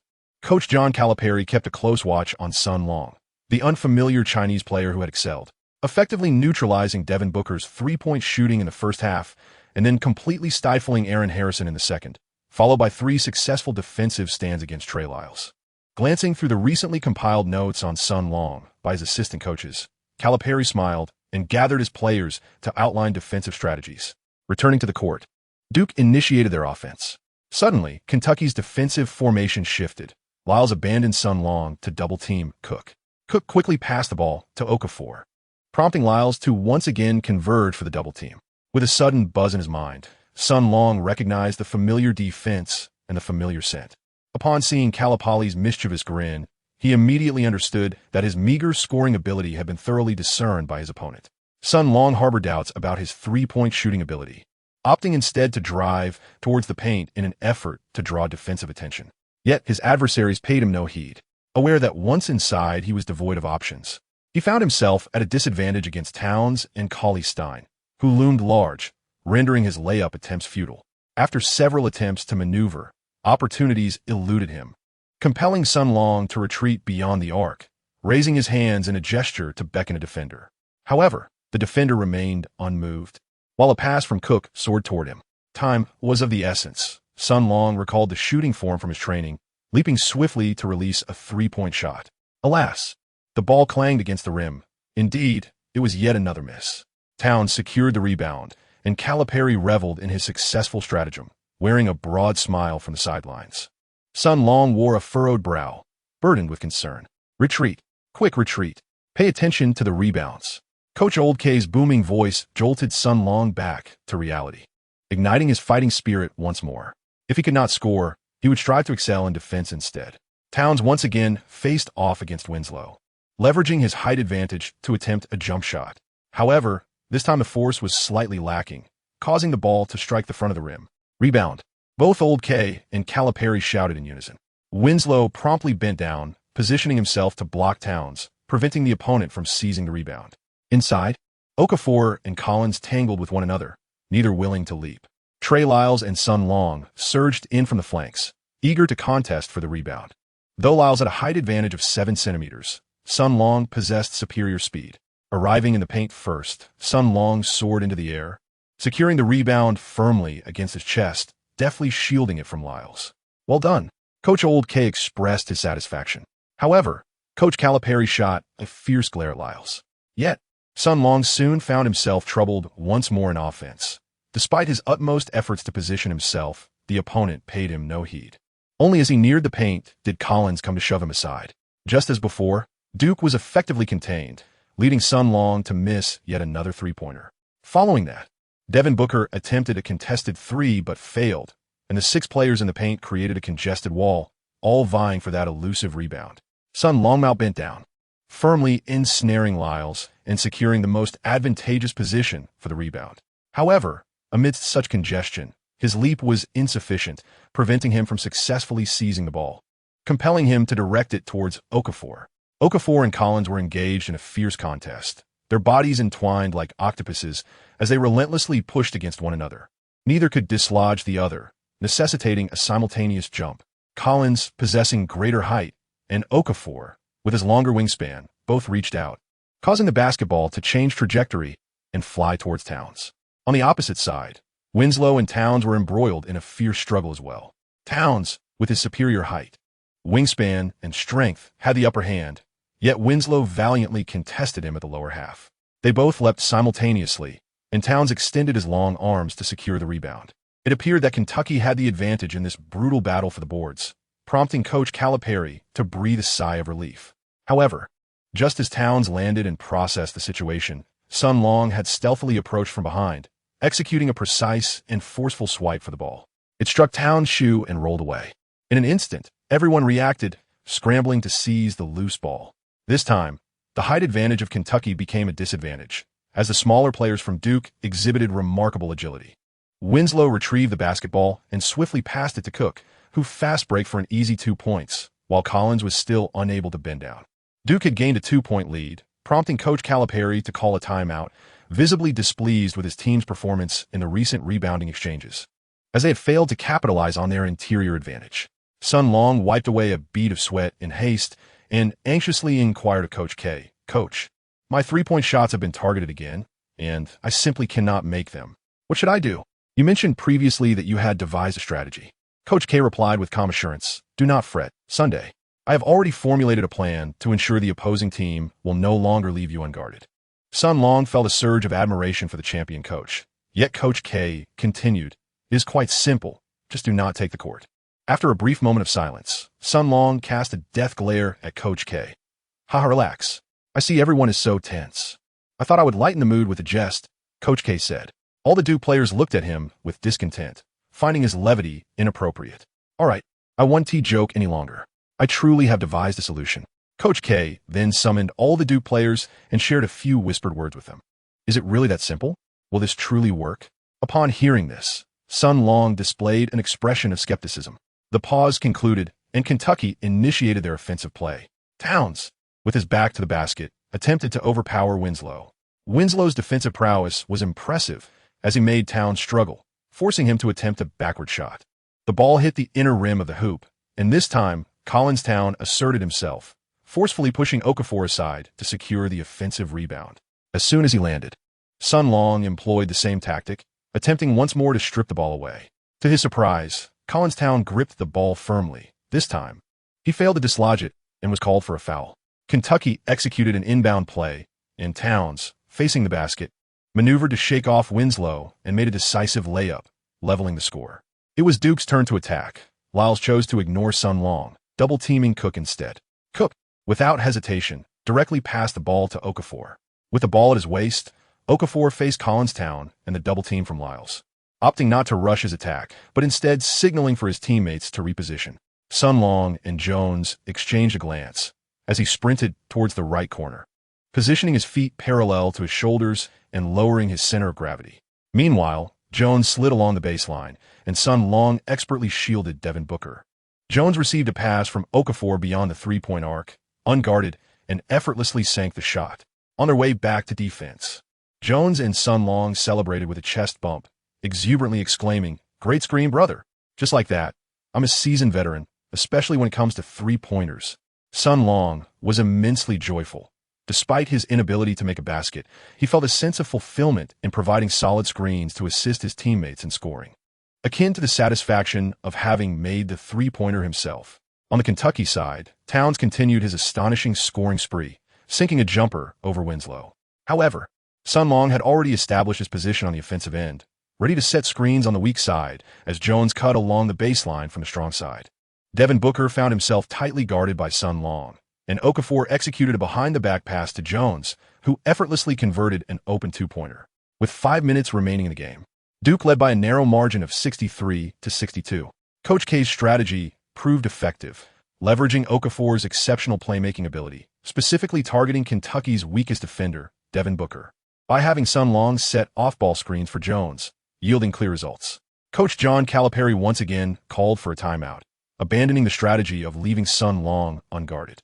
The battle of wits between the two coaches intensified, with the cunning Coach K gaining the upper hand once more.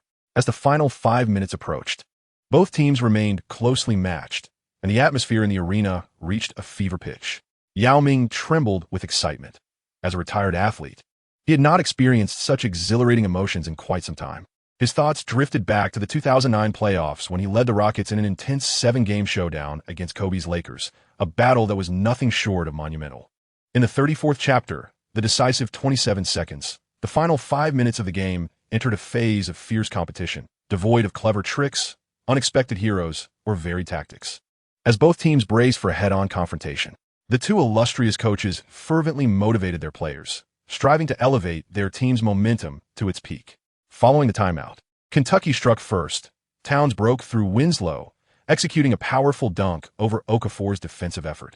Okafor skillfully maneuvered past Callisto, responding with a one-handed slam, showcasing his undeniable prowess as Duke's absolute cornerstone. Devin Booker exhibited his steely resolve. Undeterred by his poor shooting performance of 2 for 12 against Sun Long and Jones throughout the game, as he decisively launched a crucial three-pointer over Jones's head. Jones, not to be outdone, utilized Winslow's screen, releasing a shot just before Towns could recover, successfully nailing a three-pointer. The previously stifled Aaron Harrison regained his form, leveraging his height advantage to sink a jumper over Cook. Cook answered back with a mid-range shot, although it did not find the net. Sun Long, with his exceptional leaping ability and proactive attitude, snatched an offensive rebound over Lyles and assisted Winslow for a thunderous two-handed dunk. The score fluctuated as the audience rose to their feet, eyes wide with anticipation, fixated on the court. Commentator Jeff Van Gundy, in a state of fervent excitement, stammered, "This is the caliber of the Final Four during March Madness. We are witnessing two elite teams clash fiercely." After 30 minutes of grueling competition, both sides intensified their defensive efforts. In the final 5 minutes, under relentless pressure, they managed to deliver an astonishing and captivating exchange, elevating the match to unprecedented heights. Chris Mullin echoed the sentiments of his longtime partner for the first time. Indeed, without a doubt, this is the most thrilling game of the year. An absolute pinnacle showdown not to be missed. The riveting offensive battle continued for 4 minutes until Cook experienced fatigue, missing 2 consecutive open three-point attempts. Seizing the opportunity, Kentucky surged ahead with a 5-0 mini-run. With just 1 minute remaining, Duke trailed by a single point. Kentucky, with the advantage, allowed Aaron Harrison to take his time, draining the clock down to the final 10 seconds as he aggressively drove towards the basket. However, Okafor leapt high amidst the crowd, swatting Harrison's dunk attempt out of bounds, then pounding his chest in a fierce display of competitive spirit. This seemingly composed giant possessed an indomitable will to win. With 27 seconds left, Duke still trailed by 1 point, and Kentucky held the offensive possession with just 14 seconds on the shot clock. Coach K had exhausted his timeouts, pacing nervously along the sidelines, vocally urging his players to staunchly guard against the opponent's inbound play. Only by thwarting this offensive possession could Duke hope for a chance at victory. Aaron Harrison prepared to inbound the ball, while Cook leaped repeatedly to disrupt.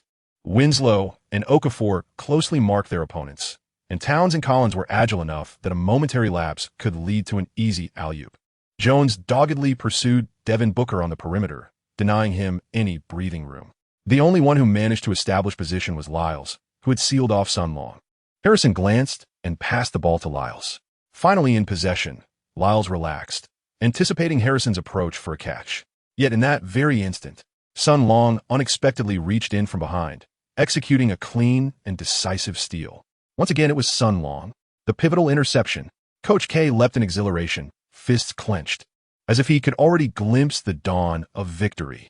With no time to revel in his success, Sun Long propelled himself forward with the ball. Unfortunately, while his speed was impressive, his ball handling skills were lacking, causing his fast break to appear somewhat unsteady. Sun Long keenly sensed a formidable aura of menace looming behind him. Unable to resist, he turned to glance back. It was Towns. The pursuer was neither the guard Aaron Harrison nor the nearest Trey Lyles, but rather Towns. The towering figure advanced with long strides, resembling a great ostrich, charging directly towards Sun Long. As Sun Long completed the steal, Towns was still at the free throw line. Now, as Sun Long just crossed the three-point arc, Towns had already surged past half-court. This Kentucky powerhouse undeniably possesses an unparalleled competitive spirit, coupled with a speed and explosiveness capable of leaving defenders in the dust. Overwhelmed by Towns' formidable presence, Sun Long suddenly felt a pang of anxiety. What should he do? How could this guy be so fast? He is closing in. Should he attempt a thunderous dunk? Would he risk being met with a resounding rejection? Perhaps it would be wiser to retreat to the three-point line and await his teammates. Yet, would that seem too cowardly? Sun Long was beset by a flurry of chaotic thoughts, causing his already uncoordinated movements to become even more awkward, ultimately leading him to lose control of the ball entirely. Damn it! Both Sun Long and Old K shouted simultaneously. Duke on the bench cradled his head in despair, unable to bear the sight. The 300 spectators collectively gasped, for such a nonsensical blunder at this moment could prove fatal. The basketball ricocheted on the court before soaring high into the stands. Towns exhaled in relief, decelerating near the free throw line, certain that this was indeed Duke's error. He was already poised to execute the baseline throw. However, Sun Long did not relent.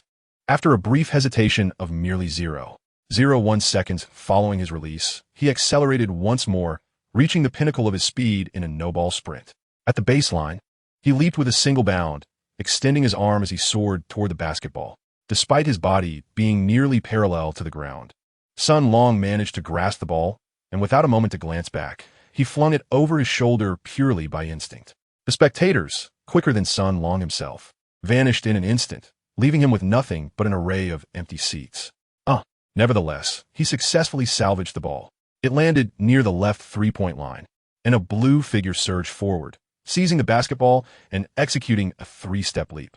Towns was caught off guard as Winslow executed a thunderous dunk. Duke had finally clawed back to a one-point advantage, a hard-earned score that elicited a thunderous ovation from the crowd. Coach Calipari, in a state of agitation, leapt to call a final timeout with just 12 seconds remaining. Amidst the wreckage of twisted metal, Sun Long was pulled out by a throng of teammates. Old K rushed over with concern etched on his face, followed closely by Duke's medical team. Fortunately, Sun Long had fiercely protected his face, preserving his handsome features. However, his body was marred with bruises and scrapes, thankfully only superficial injuries, posing no serious threat.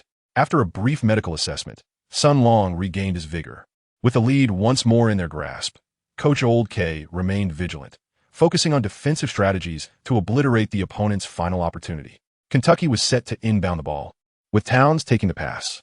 Collins, Devin Booker, and Trey Lyle surged forward simultaneously, while Okafor, Jones, and Cook closely shadowed them.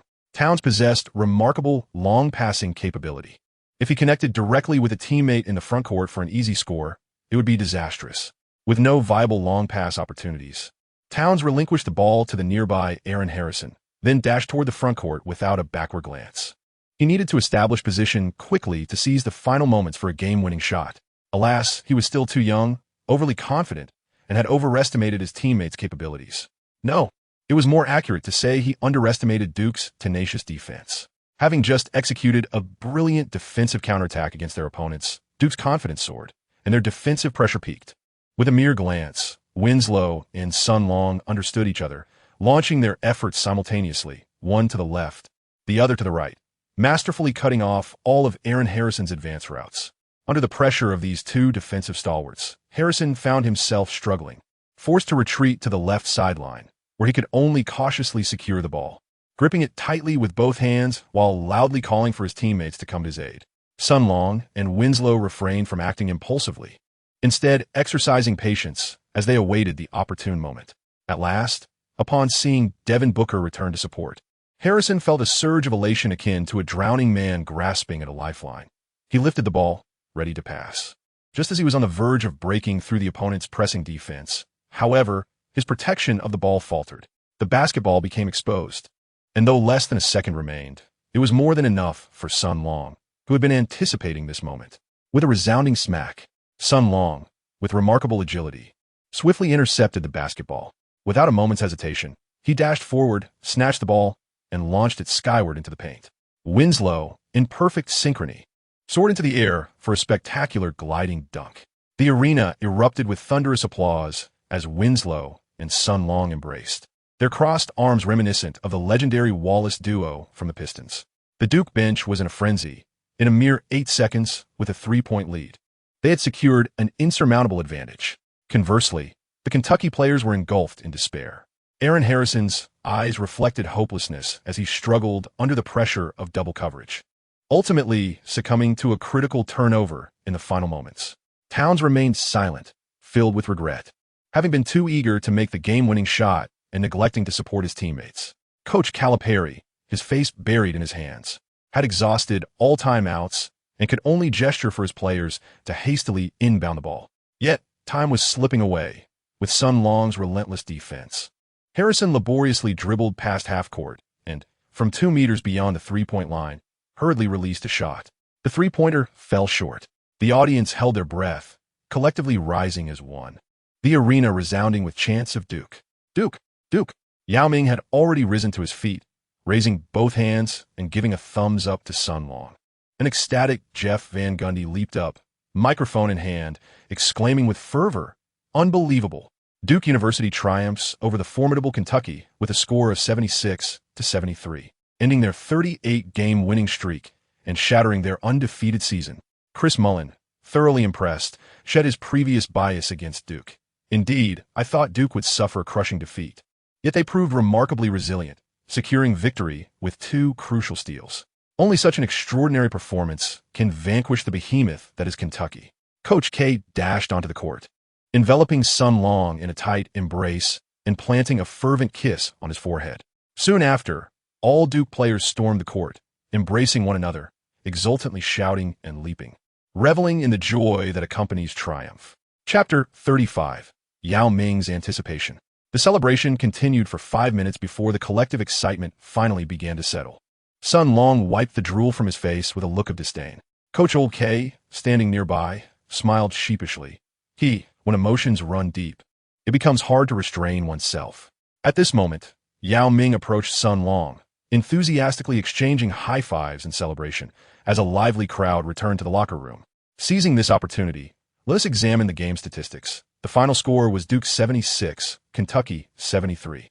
Duke trailed in rebounds with 34 to Kentucky's 42, yet led significantly in assists and steals.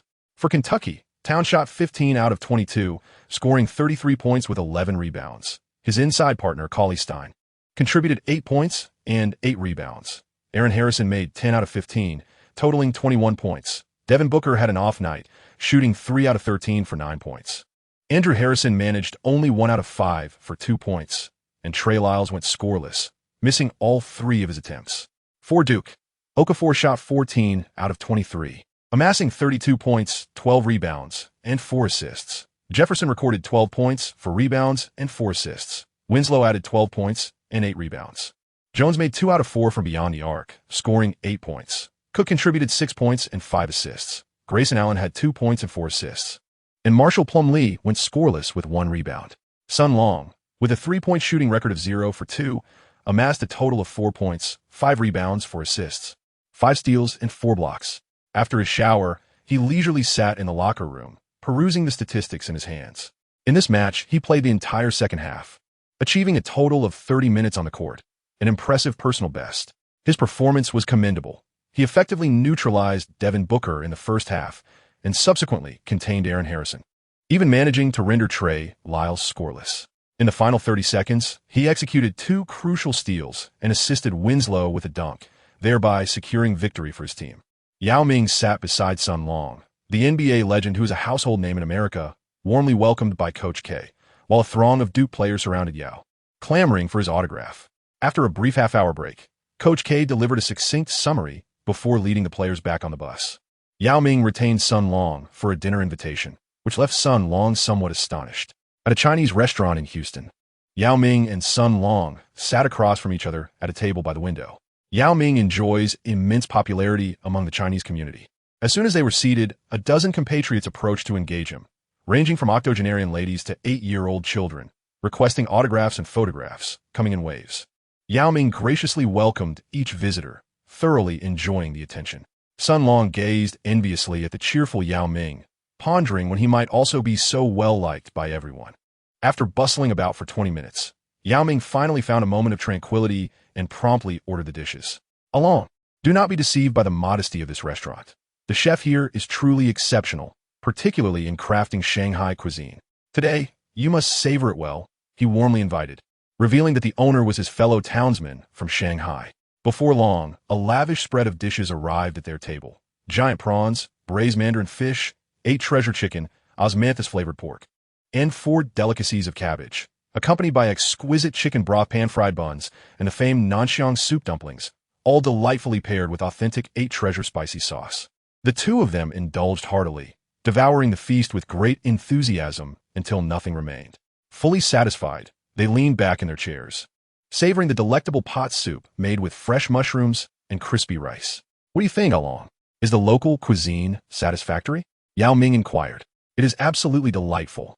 This mushroom pot soup is my favorite, Sun Long replied, ladling another bowl for himself.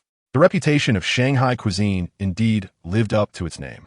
Unlike his father's Hunan dishes, Shanghai food boasted vibrant colors and diverse flavors, featuring the rich braised mandarin fish as well as the light and elegant 4 delicacies cabbage.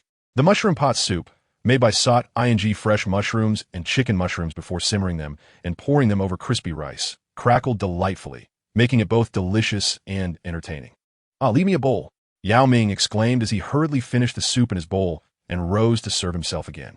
At last, they had eaten every last morsel and, patting their bellies, began to engage in casual conversation. Yao Ming inquired about Sun Long's family background and learned that he hailed from Zhoukou in Hunan. Yao Ming then mentioned that the CBA had 2 young players from Hunan, Zhou Qi from Xinjiang and Li Jian for Jiaozuo, humorously suggesting that the 3 of them could form a Hunan trident. Sun Long was amused. He had been following the CBA closely and was aware of those 2 fellow townsmen. After their casual conversation, the topic shifted as Yao Ming broached the subject of Sun Long's participation in the draft. Along, you should consider hiring a professional agent. He will handle all communications with the NBA teams prior to the draft, including tryouts, physical tests, as well as statements to the media and endorsements. This is quite essential. With an agent, you can focus solely on your training. I'm not quite sure how to go about it, Sun Long replied. No worries. You can consult Coach K. He has collaborated with many professional agents, Yao Ming continued. In addition to an agent, you should also seek a specialized trainer to engage in intensive training prior to the draft. This is equally important. Sun Long replied, yes, I'm aware of that. My weaknesses lie in my slender physique, my lack of offensive capability, and my poor shooting skills. Yao Ming nodded thoughtfully. It seems you possess a keen self-awareness. However, do not fret too much. Offensive skills cannot be honed in just a year or 2. For now, let us set that aside. We are currently in the era of small ball in the NBA, where 3D players are highly coveted. As long as you maintain your current defensive prowess, strengthen your physique, and develop your shooting abilities, being selected will not pose a challenge. Yao Ming lightly tapped his fingers on the table, contemplating. As for your shooting skills, that is a minor issue. In fact, you have a good touch. It's simply that the rapid increase in strength has led to a lack of adjustment in your shooting technique. I can assist you with that. I will arrange for an old friend to guide you. Who is it? Sun Long inquired eagerly. Patience, you'll find out in a few days. Yao Ming teased with a knowing smile, adding, here is a hint. That person is connected to both of us. Connected to both of us? Sun Long was puzzled, struggling to fathom anyone who knew both Yao Ming and himself. As for the issue of lacking physical strength, it is a common challenge among Asians, which can only be addressed through gradual training. However, you are far sturdier than I was when I first entered the NBA. Back in 2002, I was as thin as a bamboo stick, but through diligent practice, I eventually built up strength. Of course, after retiring, I have gained weight, transforming into a rather rotund figure. Yao Ming laughed heartily, unabashedly mocking himself, his face contorting into an exaggerated expression that made Sun Long chuckle uncontrollably. You resemble an internet meme. You're truly humorous, Brother Yao. Thank you for your advice. Oh, it is nothing. You are the only Chinese player to challenge the NBA in recent years. As a senior, it is only natural for me to offer assistance. Moreover, I have connections. I am well acquainted with many team managers. When the time comes, I will speak to them on your behalf and arrange for you to attend as many tryouts as possible. That will be wonderful. However, I believe it is best to concentrate on performing well in the NCAA finals the day after tomorrow. I will prepare for the draft once the competition concludes. Yao Ming nodded in agreement, ready to respond when Sun Long's phone rang. It was Alex who, along with Sophia, had been prohibited from attending the game and was now sulking while watching the live broadcast on television, eagerly preparing a celebratory feast for Sun Long's return. Hanging up the phone, a pair of curious eyebrows leaned over from across the table, inquiring, "Who was that? A girlfriend? An American?" Sun Long chuckled with a hint of embarrassment. "Well, her name is Alex. She's my classmate at Duke and hails from Houston." "Not bad at all, my friend," Yao Ming replied with a mischievous grin, raising his fist, which resembled a sandbag, and playfully tapping Sun Long. "You certainly possess considerable charm, Along. I was even contemplating introducing you to someone." Sun Long was taken aback and quickly declined. "Oh, there's no need for such formality. Let's meet first and see how it goes. With Brother Yao playing matchmaker, I assure you, you will be quite satisfied." "That girl is truly something," he said, as Yao Ming suddenly took on the role of a matchmaker, leaning in close to Sun Long's ear, persistently enticing him. "I really don't need it, Brother Yao. I already have a girlfriend. I apologize, but perhaps next time, I will certainly show my support."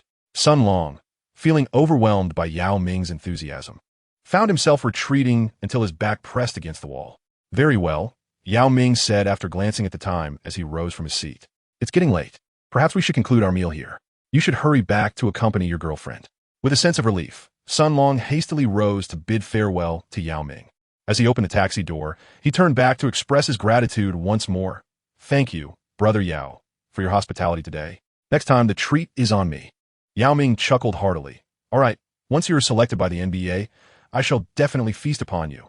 The shocking victory of Duke over the seemingly invincible Kentucky in the NCAA Final Four sent ripples through the American basketball community, as Duke brought Kentucky's 38-game winning streak to an abrupt halt, eliminating the Giants at the semifinal stage.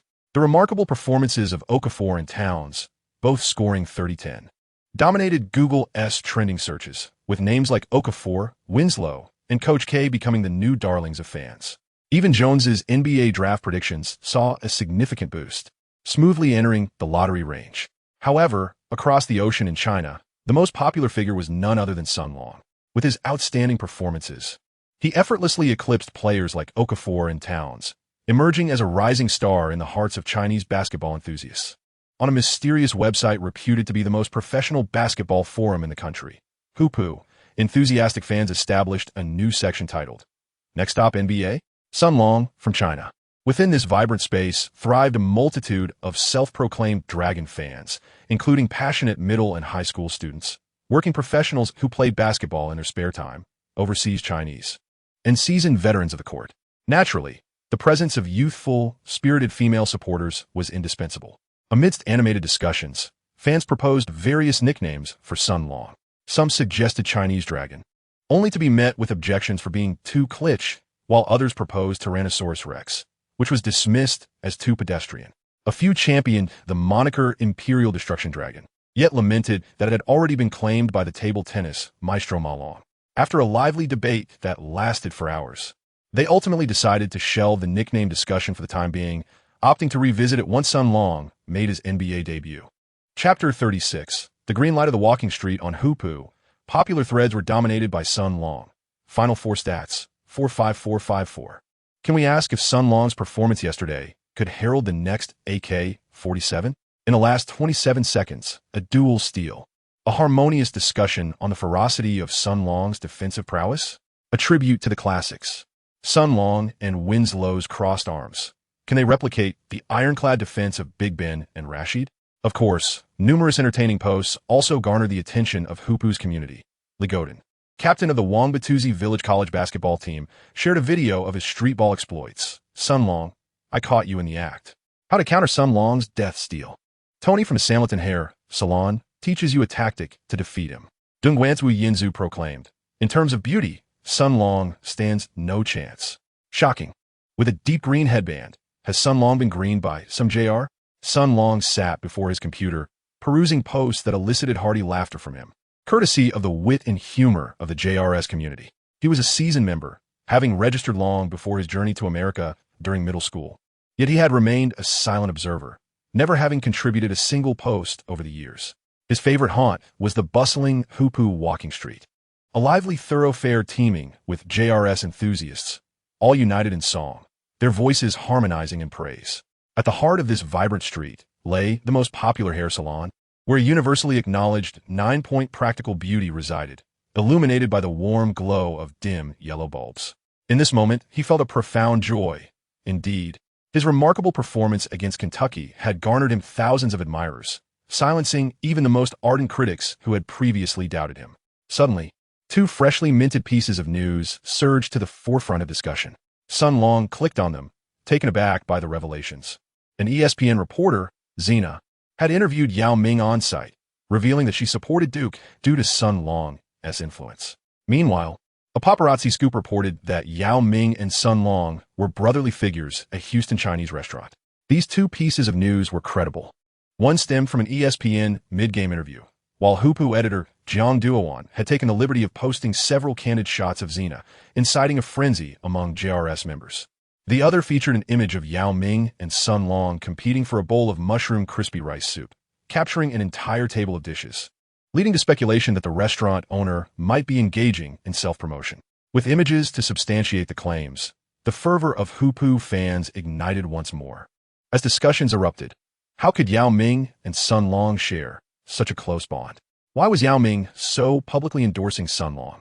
Did this signify that Sun Long was destined to become the next basketball superstar in China, following in Yao Ming's illustrious footsteps?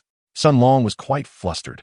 He had always maintained a low profile and was at a loss on how to respond to such news. He hastily called Yao Ming to explain the situation and to apologize, expressing his concern that this news might adversely affect Yao's life. On the other end of the line, Yao Ming remained remarkably at ease. After years of navigating the NBA and consistently bearing the mantle of the preeminent figure in Chinese basketball, he had long grown accustomed to the antics of paparazzi and gossip. He even advised Sun Long to learn to adapt, noting that such sensational news prior to the draft could actually enhance his popularity, proving beneficial for Sun Long as well. In conclusion, Yao Ming lightheartedly jested, cheerfully remarking, "Relax. Along. What's the big deal if we're photographed dining together?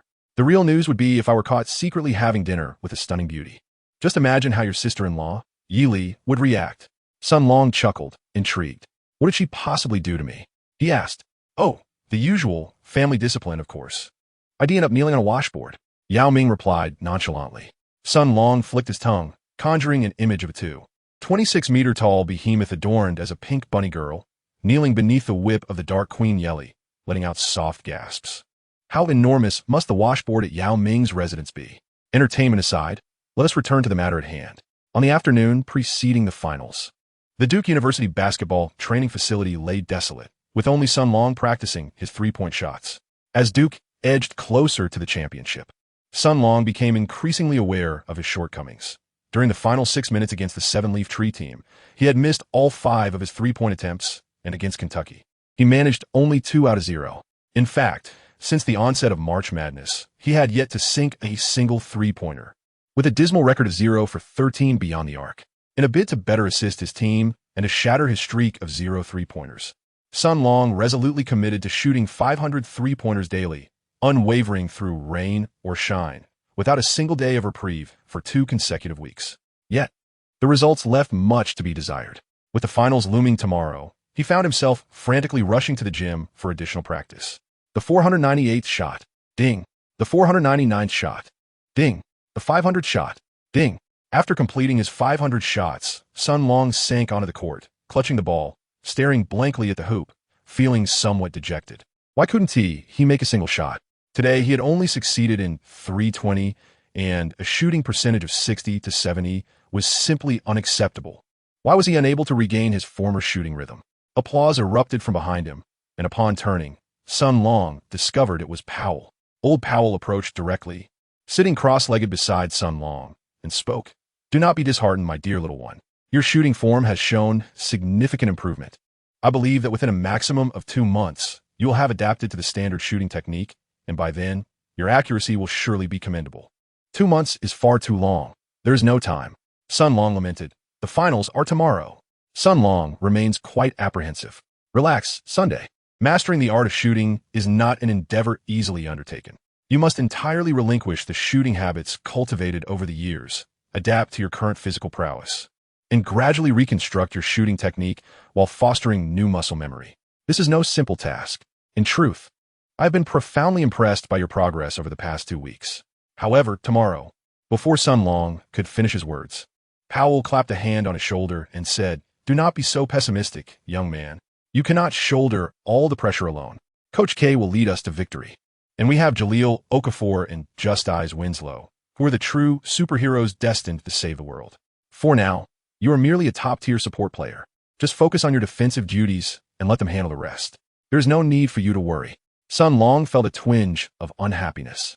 "Am I merely a role player? All right, little one. Allow me to give you a thorough massage. Afterward, you shall return home for a restful slumber, and I assure you, all your fatigue will dissipate, leaving you invigorated." Powell rose to his feet and retrieved a delicately wrapped small box from his pocket, winking at Sun Long. "This is a gift from my beloved daughter, Sophia. Take your time to unveil it upon your return. A delightful surprise awaits." Before Sun Long could even react, Powell roughly pulled him up and, under his command, forced him to lie face down with his rear exposed. The position was deeply humiliating.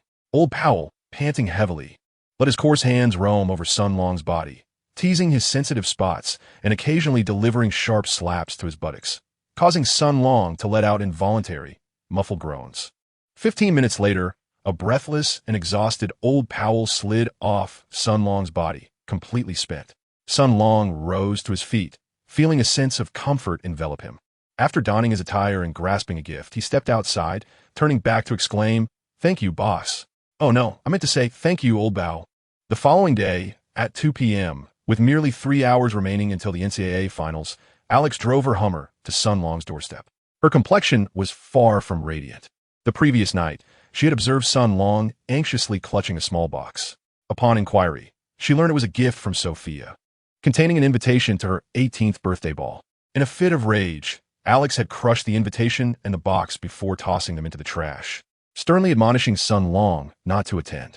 However, early that morning, Sophia appeared, feigning indifference, insisting on witnessing Sun Long's match in person, which only heightened Alex's frustration. Nevertheless, she chose to endure, not only due to Sun Long's prior warning, but also because his parents, Sun Jingdong and Li Hongxia, were nearby.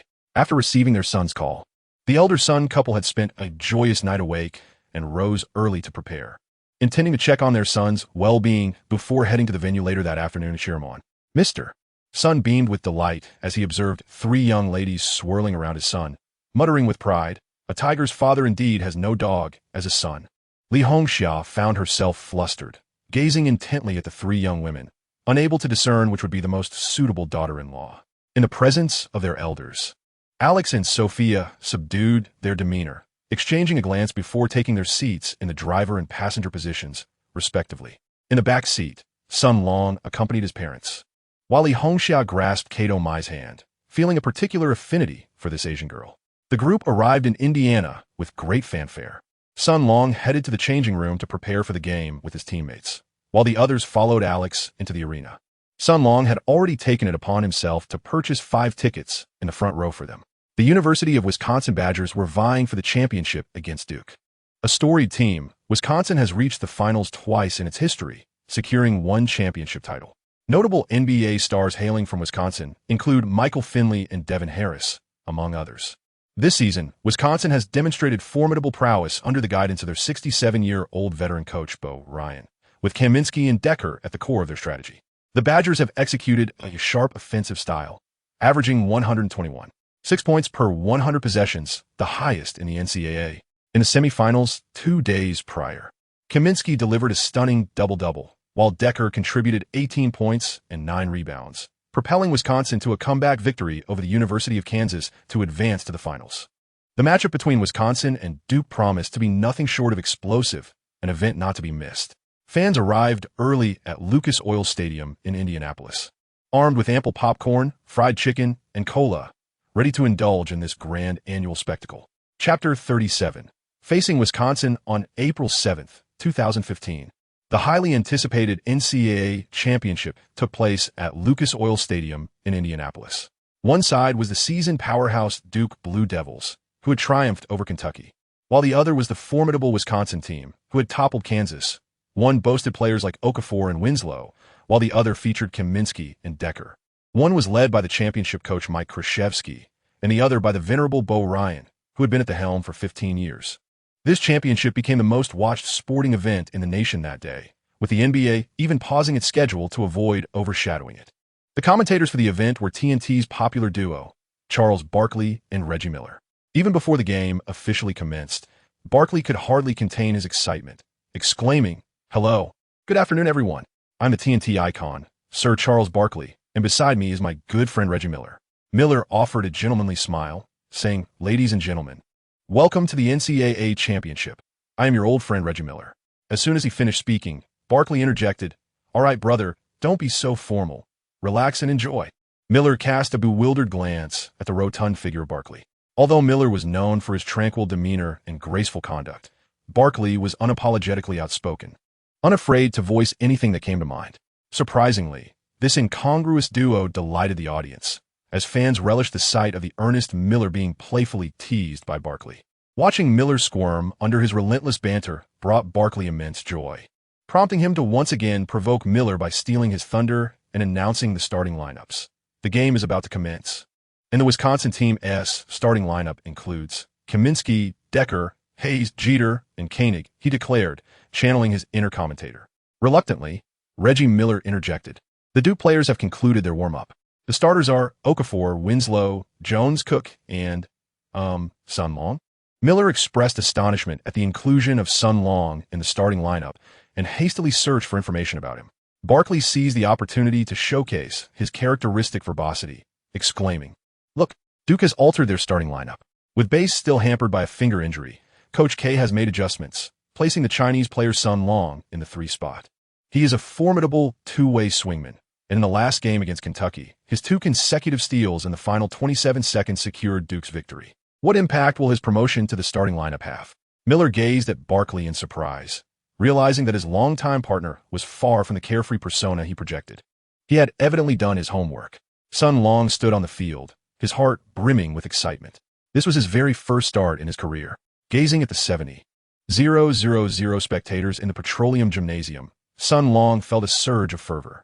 Sun Long's parents, his girlfriend Alex, the adorable Mikado, and the quirky Sophia occupied the front row, with my sitting centrally alongside Sun Long's parents, while Alex and Sophia sat on either side, ignoring one another. Not far away sat 3 renowned superstars, the dashing and stoic Kobe, the rebellious Allen Iverson, and the sincere and affable Dikembe Mutombo. The presence of these legendary figures garnered enthusiastic support from the audience. The match commenced swiftly, with Okafor and Kaminsky jumping for possession. The tall and long-armed Okafor gained the upper hand, allowing Duke to secure the first offensive opportunity. Both teams directed their initial attacks towards their key players, leading to a direct matchup between Okafor and Kaminsky. Okafor scored with a back-to-the-basket hook shot, while Kaminsky responded with a step-back jumper. Barkley, unable to contain his excitement, lavished praise on Okafor from the outset, though everyone knew his words lacked reliability and were best taken with a grain of salt. In contrast, Reggie Miller expressed admiration for Kaminsky, noting his striking resemblance to Okafor, possessing a diverse array of offensive techniques, adept at both penetrating the basket and executing back-to-the-basket plays. However, as a senior, Kaminsky had more game experience compared to the freshman Okafor, exhibiting a steadier demeanor. The pace of both offense and defense was rapid, and after several adjustments, the first half concluded with Duke leading 37-33. Both teams showcased similar styles, lacking towering centers and relying on interior play complemented by perimeter shooting. Okafor and Kaminsky excelled, while Winslow and Decker also engaged in a thrilling exchange of plays. The opposing team's limited perimeter offensive capabilities significantly alleviated Sun Long's defensive pressure, allowing him to complete the first half with ease. He forced the adversaries to make only 4 out of 13 attempts from beyond the arc, successfully fulfilling his defensive duties while contributing 2 points for rebounds, 2 assists, 2 steals, and 1 block, ensuring he did not embarrass himself in front of his idol, Iverson. During halftime, both teams retreated to their locker rooms, and the cheerleaders took to the court. However, the audience's attention was entirely focused on the actions of Iverson and Kobe rather than the youthful and vibrant cheerleaders. As a number 1 pick of the illustrious '96 draft class, Iverson quickly became the undisputed core of the 76ers upon entering the league. He dazzled with his ability to outmaneuver Jordan, consistently scoring 30 and 40 points, earning the Rookie of the Year award, and winning the All-Star MVP in 2001. He single-handedly led his team to the finals, even securing a victory against the formidable duo of Shaquille O'Neal and Kobe, which allowed Iverson to maintain a lead over Kobe in the early years of their careers. Conversely, Kobe exemplified the notion of gradual accumulation. Drafted at the 13th position straight out of high school, he was traded shortly thereafter and spent several years as a subordinate to O'Neal in Los Angeles, with his abilities largely unrecognized until O'Neal's departure to Miami. It was then that Kobe showcased his elite scoring prowess, ultimately teaming up with Pau Gasol to claim a championship, thereby surpassing Iverson in historical stature and establishing himself as the most formidable figure of the '96 draft class. From the outset of their NBA careers, these two superstars were portrayed as lifelong rivals, with reports suggesting their relationship was fraught with tension. Yet today, they found themselves seated together. Would there be an eruption of conflict? Would they ascend the court once more for a duel? 70,000 spectators craned their necks, ears pricked, attentive to every move of the two. ESPN, with a keen eye, captured a close-up of the moment. Yet, to the audience's dismay, there was no torrent of trash talk, no palpable tension in the air. Instead, Allen Iverson and Kobe Bryant sat side by side, each cradling a cone of ice cream, joyfully savoring each delectable scoop, the sound of licking resonating softly. Dikembe Mutombo sat closely beside Iverson, gazing enviously, his mouth watering. His own cone had vanished in a single gulp, leaving him bereft of any flavor to relish. Iverson, ever so protective of his treat, reminded Kobe, "Hurry and eat. Watch out for old Mutombo." The words stung Mutombo, who shot a furious glance at Kobe's ice cream, feeling a surge of indignation. What is there to boast about? I'll just buy 3 for myself later and enjoy them in secret, without sharing. The scene of 3 kindergarten children vying for an ice cream took on a different flavor in the eyes of the audience.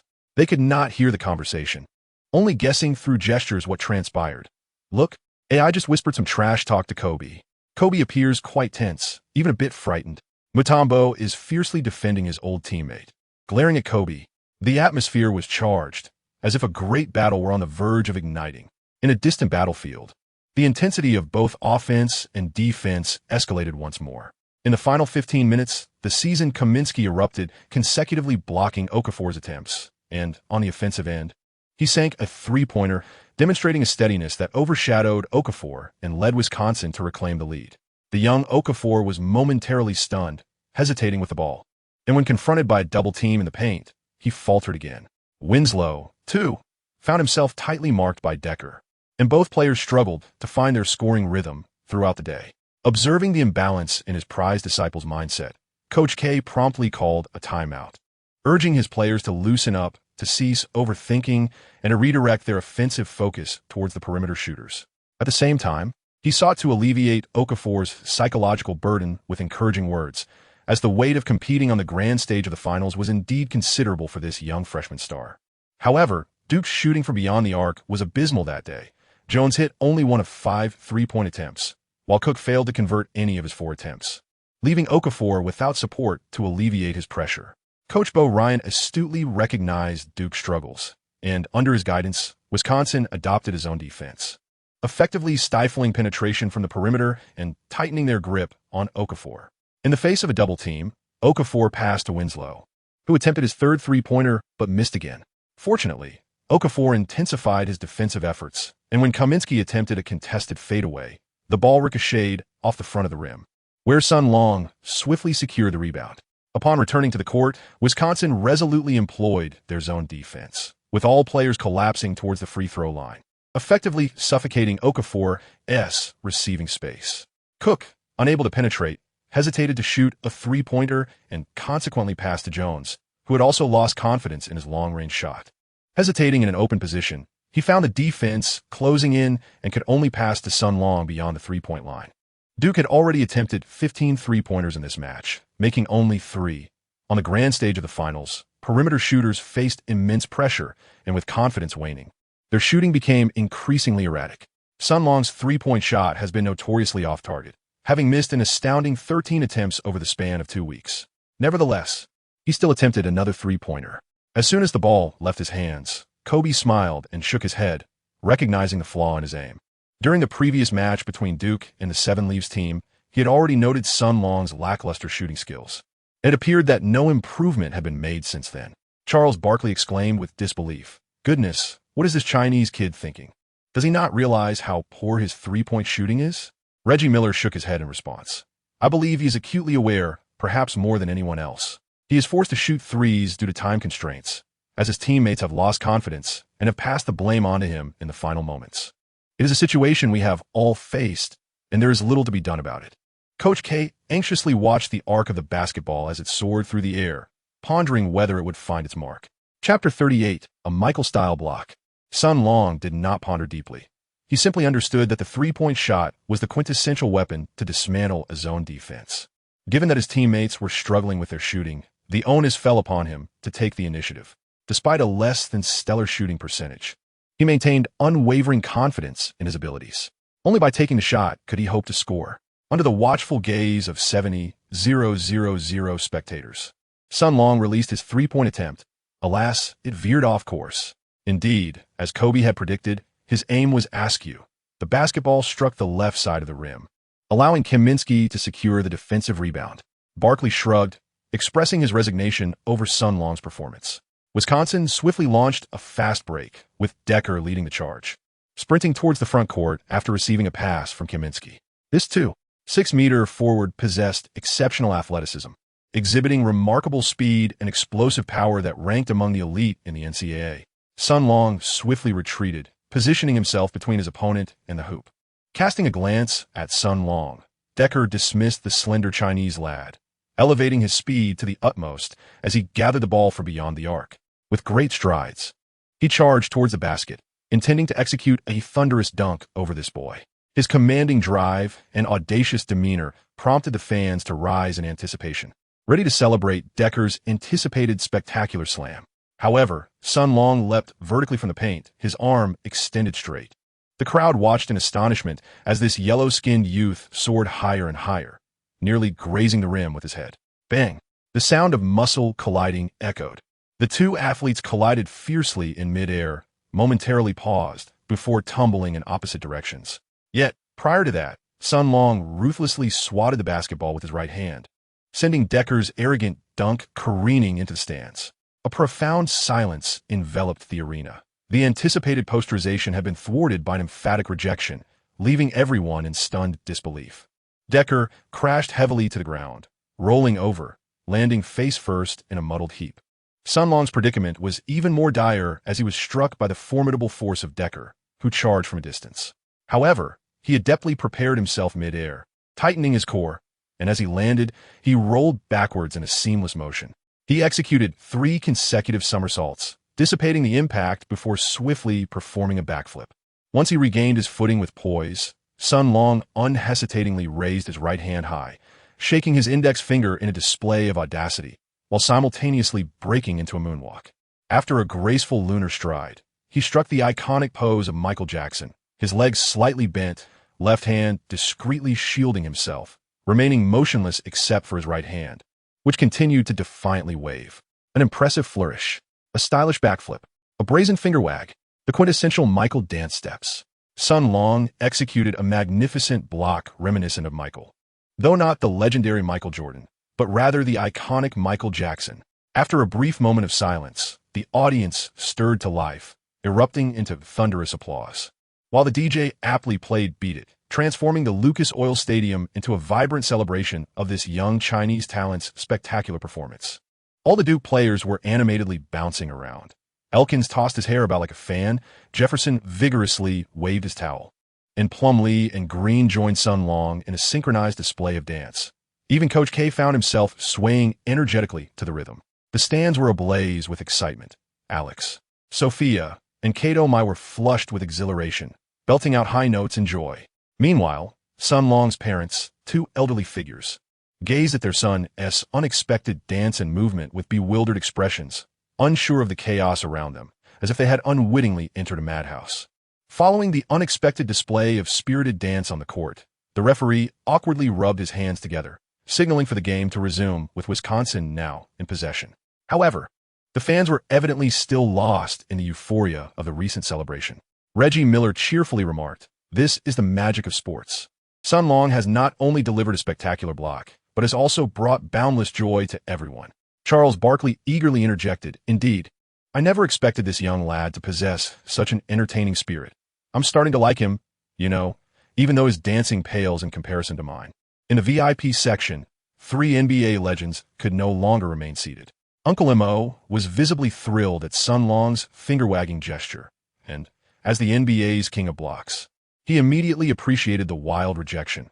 Rising to exaggerate his own finger-wagging in harmony with Sun Long, Iverson beamed with joy, his deep-set eyes sparkling with delight as he stood to applaud alongside his former teammate. Only the proud Kobe remained seated, refusing to rise. Yet a smile adorned his face, distinctly different from the earlier smirk. This time, it was a genuine expression of enjoyment. Sun Long thus became the focal point of the entire arena, while Duke's momentum coalesced once more. However, Wisconsin found themselves in dire straits. The cheers that echoed around them felt like mockery. Decker's face flushed crimson as he seized the ball, challenging Winslow in a one-on-one encounter, only to be penalized for an offensive foul due to his aggressive elbowing. Coach K called for a timeout, hoping to seize this moment to regain their shooting touch from beyond the arc and rally back for the lead. He gathered all the players, urging them to take more shots from the perimeter, and then turned his attention to Sun Long, intending to make specific arrangements. At this moment, Sun Long had seemingly become possessed by Michael, eagerly asserting, "I comprehend your intent, coach. As a pitcher, confidence is paramount. Although I have yet to successfully land a three-pointer, I shall steadfastly maintain my belief in myself. Henceforth, I will continue to attempt three-point shots, and you may place your unreserved trust in me." Passing the ball into my hands. However, Coach Longtai, with a furrowed brow, retorted, "What I actually meant to convey is that your three-point attempts are rather dismal. It would be best if you refrained from shooting and instead focused on providing off-ball screens for Jones." Sun Long plopped down on the ground, covering his face in tears. "Enough with the act. I was merely teasing you," Old K said as he pulled Sun Long up, whispering in his ear, "Come on, little one. Suffocate your opponent with your defense, and annihilate them with your three-point shots." Once again taking the court, Duke reignited their fighting spirit, while Wisconsin gradually regained their composure. Coach Bo Ryan had effectively calmed the players' emotions during the previous timeout. With 12 minutes remaining, Duke trailed by 6 points, 51-57. Faced with Wisconsin's zone defense, after several ball movements, Jones attempted another three from the perimeter, but alas, it did not find the net. In his mind, Jones resolved that he would not attempt another three-pointer in this game. He was deeply concerned that his dismal shooting percentage would adversely affect his draft position. Fortunately, Duke's defense tightened significantly. After Kaminsky faked out Okafor with a dramatic fadeaway jumper, he was met with a thunderous block from Sun Long, who had sneaked in from the side. Poor Kaminsky had not even noticed Sun Long, and after being blocked, he fell to the ground. Sun Long seized the basketball and passed it to Cook, who, along with Jones, executed a 2-on-1 fast break, easily finishing with a dunk. By this time, Kaminsky had just managed to rise and was slowly making his way to inbound the ball from the baseline. The ferocity of that block prompted Uncle Moo to rise once more, grinning as he waved his finger at the retreating Sun Long. Sun Long felt utterly astonished and quickly responded to Uncle Moo with a smile and a shake of his finger. However, what thrilled him even more was the sight of Iverson standing beside Uncle Moo, applauding for him. The encouragement from his idol infused Sun Long with an overwhelming sense of strength, as if his inner cosmos were on the verge of an explosion. Under the watchful eye of Winslow, Decker was struggling to score, and Sun Long leapt forward to seize the rebound, passing it to Cook to initiate the offense. Wisconsin maintained their zone defense, and confronted with the narrow space and the imminent threat of a double team, Okafor struggled to find a suitable shooting opportunity. He passed the ball to Jones on the perimeter, but Jones had resolutely decided against shooting another three-pointer, instead tossing it back to Sun Long, who awaited just beyond the arc faced with the defense closing in. Sun Long seemed to embody the fighting spirit of his idol Iverson. He hesitated not a moment before jumping and releasing the ball. Commentator Charles Barkley shook his head once more, lamenting, "Poor kid. While I admire his remarkable defense and passion for the game, I must confess his shooting is utterly abysmal. This shot is bound to miss by a wide margin. I would wager, Reggie, if that shot goes in, I would kiss a donkey." Reggie Miller, with a broad grin, chimed in, "Have you forgotten about Yao? Last time you kissed a donkey's behind. Where will you kiss this time?" Barkley's face flushed with embarrassment, and he awkwardly replied, "Well, let us not dwell on the past. Let us focus on the game." Another who shared Barkley's opinion was Kobe. From the moment Sun Long took off, Kobe's head shook like a maraca. He turned to Iverson, saying, "Awful jump, terrible hand positioning, dreadful arc, another abysmal shot." Iverson, glancing at the still-shaking Kobe, quipped, "Are you talking to me, buddy?" Kobe steadied his head, turning to Iverson, and replied, "Yes, brother, I truly believe that Chinese kid Sun Long's shooting is atrocious." Iverson countered, "Not necessarily, brother. A standard release doesn't guarantee a make, and a poor shot doesn't always miss." Kobe stubbornly continued to express his discontent with Sun Long's shooting form until Iverson remarked, "Don't you think his lean back resembles yours, Kobe?" Instantly, Kobe fell silent, pondering for a moment before stating, "All right, Alan, I just realized that kid might actually possess some talent. Wouldn't you agree?" Without further delving into the conversation among the stars, the camera returned to Sun Long.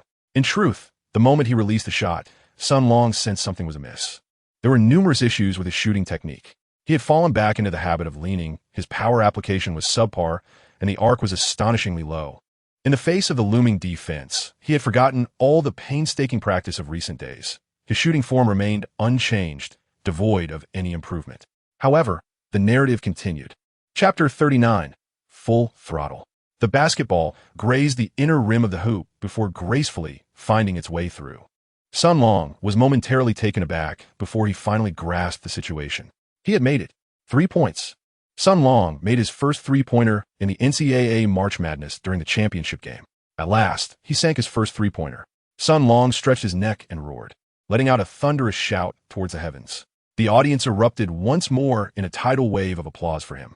As he retreated on defense, Sun Long clenched his right fist and struck his chest twice with force, then pointed towards his idol, Allen Iverson.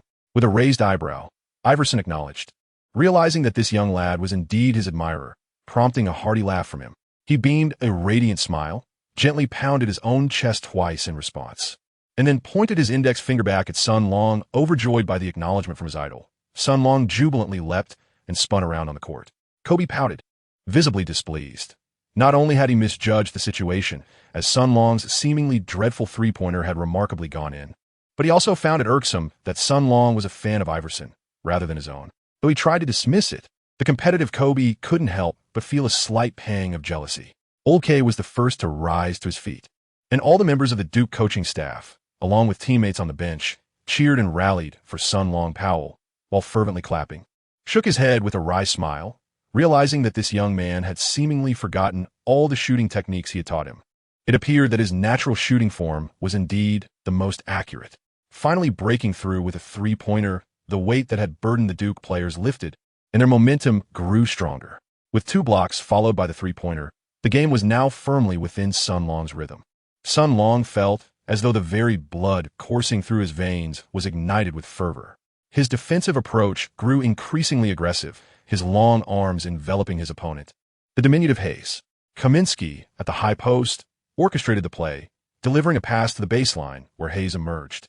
In a flash, Sun Long's large hand accurately intercepted the trajectory of the pass, executing a steal before swiftly dishing the ball to Cook for a fast break. Kaminsky immediately pivoted and sprinted back, managing to thwart Cook just outside the paint. Yet a blue blur followed closely behind, moving with a speed that seemed almost ethereal. It was none other than Sun Long. At this moment, Sun Long's passion and dedication for the competition reached an unparalleled zenith. Despite his unwavering confidence in Cook, he hastened to catch up with remarkable speed. Cook, with keen eyes and swift hands, delivered a precise ground pass to Sun Long. Sun Long soared into the sky with a single-handed grasp of the ball.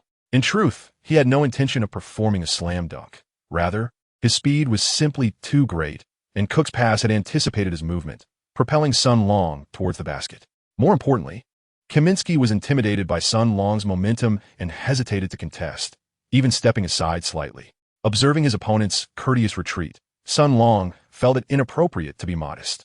With a thunderous crash, he completed the dunk, gripping the rim with one hand, exuding a brazen confidence as he swung from the hoop. This commanding dunk, akin to entering a realm unchallenged, once again elicited a chorus of cheers from the crowd. However, a mere 2 seconds later, Sun Long wisely descended. One must exercise restraint in the pursuit of grandeur. He was acutely aware of this age-old wisdom, understanding that lingering too long could lead to a foul call. Thanks to this dunk, Duke surged ahead with a score of 58-57. The Wisconsin players were both anxious and infuriated. Decker, consumed by rage, abandoned their strategy and opted for a one-on-one confrontation with Winslow, his gaze fixated solely on the basket. Unfortunately, his jump shot clanged off the rim, allowing Okafor to secure the rebound. Duke's offense grew increasingly fluid. Okafor spun past Kaminsky, executing a bounce pass to the cutting Winslow, who, without pausing, swiftly relayed the ball to Sun Long stationed at the left 45-degree arc, despite the fact that Little Hayes had already returned to defend. The overconfident Sun Long resolutely leaped once more, taking another three-point shot, with the same exaggerated backward lean and an arc that rivaled that of Spring Brother. It appeared that Sun Long was determined to persist in his shooting form without alteration. However, the basketball grazed the inner rim, nearly gliding in horizontally. He struck again. Sun Long excitedly bent down and sprinted back, his arms outstretched in a gesture of 3 points, resembling a magnificent blue bird gliding through the air. In the audience, 3 enchanting ladies simultaneously shrieked and leapt up in jubilation, only to exchange glances that swiftly altered their expressions. Alex wore a stern countenance, visibly displeased with Sophia, who reciprocated his disdain with a scoff, while Cato blushed deeply, her head bowed in embarrassment. Duke continued his relentless pursuit, as Winslow astutely intercepted Decker, pushing the ball forward for a fast break. With no one in front of him, Winslow surged into the paint, tossing the ball behind his head without even a glance. Sun Long seamlessly followed the play, catching the ball midair and executing a thunderous slam dunk. The resounding impact echoed through the arena. Upon landing, Sun Long was filled with exuberance, celebrating with an electrifying chest bump alongside Winslow. Coach Bolai could no longer remain seated and called for a timeout to make adjustments. Sun Long still felt an unquenchable fervor yearning for expression. Observing Allen Iverson applauding him from the sidelines, he could no longer contain his emotions. He dashed towards the edge of the court, leaping high into the air, arms outstretched, soaring towards Iverson. This was a signature celebration of Iverson's. During his days with the 76ers, whenever he executed a remarkable play, he would leap into the embrace of either Aaron McKee or Geiger, showcasing the deep camaraderie he shared with his former teammates. In a moment of fervent enthusiasm, Sun Long impulsively yearned to leap into the embrace of his idol, Allen Iverson. Startled by the exuberant Sun Long, Iverson swiftly evaded, seeking refuge behind Uncle Moo. Consequently, Sun Long's expression transitioned from excitement to astonishment and finally to anguish. As he gazed at the unyielding iron bench, with his eyes covered, he braced himself in midair. Thud! Alas, it did not hurt. Could it be that repeated falls have fortified his resilience? Sun Long opened his eyes, filled with questions, and before him stood a tall, imposing figure shrouded in darkness. Grinning foolishly, it was none other than Uncle Moo, the steadfast giant who had caught Sun Long in the nick of time. Sun Long promptly released his legs from Uncle Moo's waist and leapt down from his embrace, expressing his gratitude profusely. It was at this moment that Iverson peeked out from behind Uncle Moo, offering an apologetic smile to Sun Long. Ahem, my apologies, young one. This is rather too intense for an old man like me to endure. With 7 minutes remaining in the match, Sun Long unleashed his full potential, sinking 2 three-pointers and executing 2 powerful dunks, propelling Duke to a 6-point lead over Wisconsin at 63-57. On the defensive end, Sun Long delivered 2 blocks and 1 steal in quick succession, utterly crippling Wisconsin's offense, which failed to score for a full 4 minutes. In a dazzling display of prowess, Sun Long emerged as the star player, dominating both offense and defense. Upon resuming play after a timeout, Coach Bolai opted to abandon the zone defense. Recognizing that Sun Long's shooting was far too formidable to take such a risk, both teams began to decelerate the pace of the game, intensifying their defense and rebounding efforts while vigilantly guarding against three-point shots and fast breaks. In the half-court battle, Sun Long found himself deprived of favorable shooting opportunities and refrained from taking ill-advised shots, fully aware of the wisdom in knowing when to retreat. Kaminsky demonstrated remarkable steadiness, maintaining an unwavering mindset that kept him in rhythm despite Sun Long's sudden surge. At this moment, Kaminsky assumed the offensive burden, employing a variety of scoring techniques to lead Wisconsin forward. Fortunately, Okafor had also regained his form.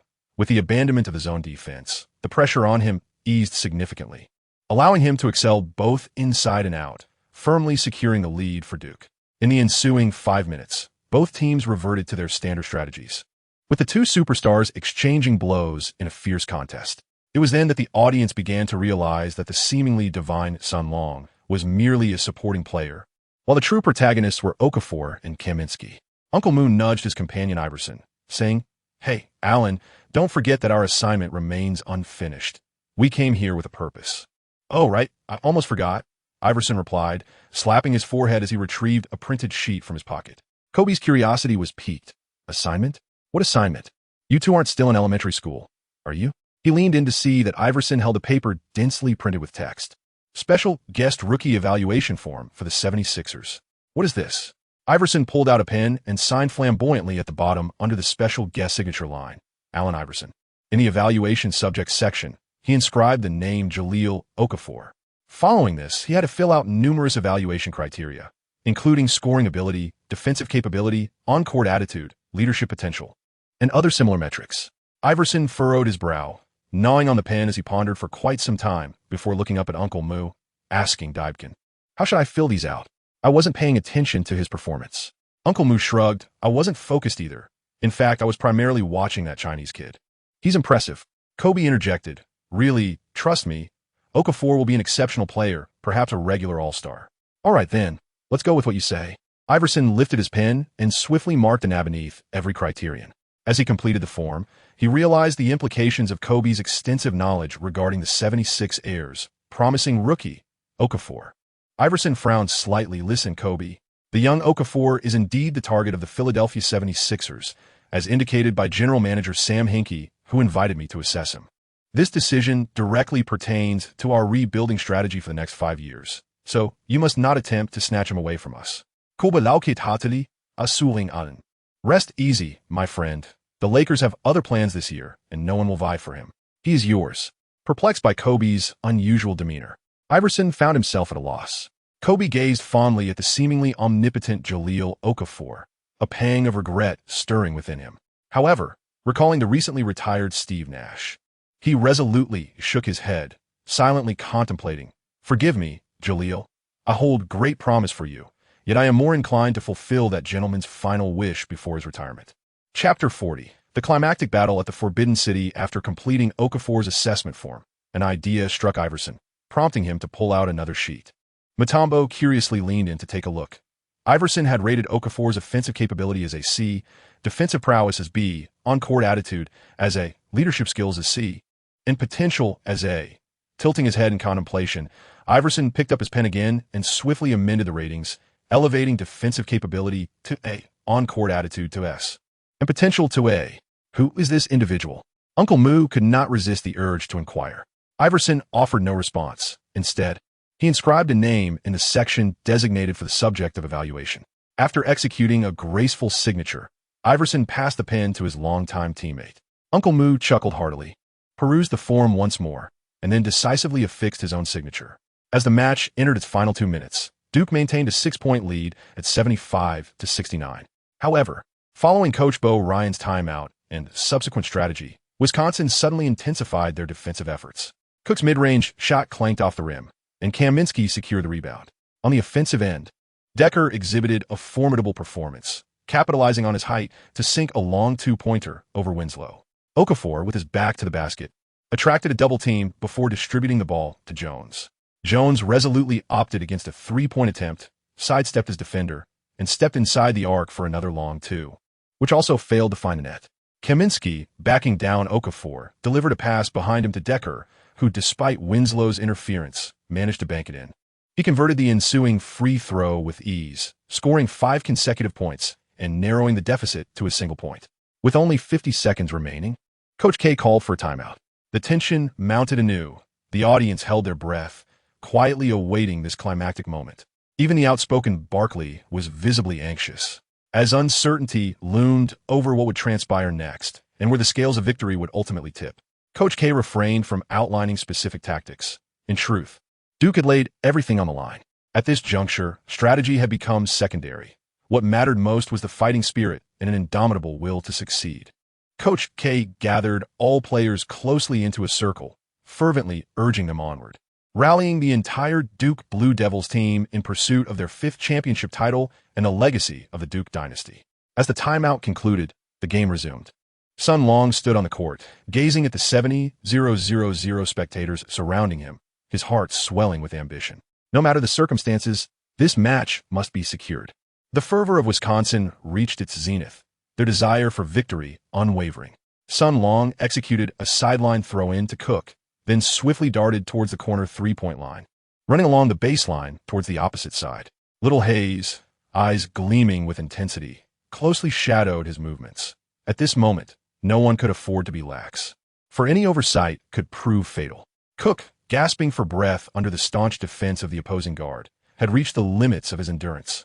Yet this tenacious individual valiantly protected the ball, lofting it to the interior player, Okafor.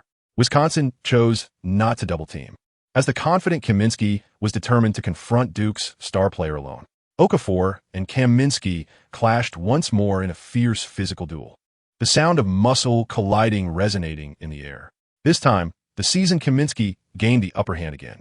He lowered his center of gravity, standing firm with both legs, raising his arms high to obstruct the opponent's line of sight, after several failed attempts to find an opening amidst the active resistance.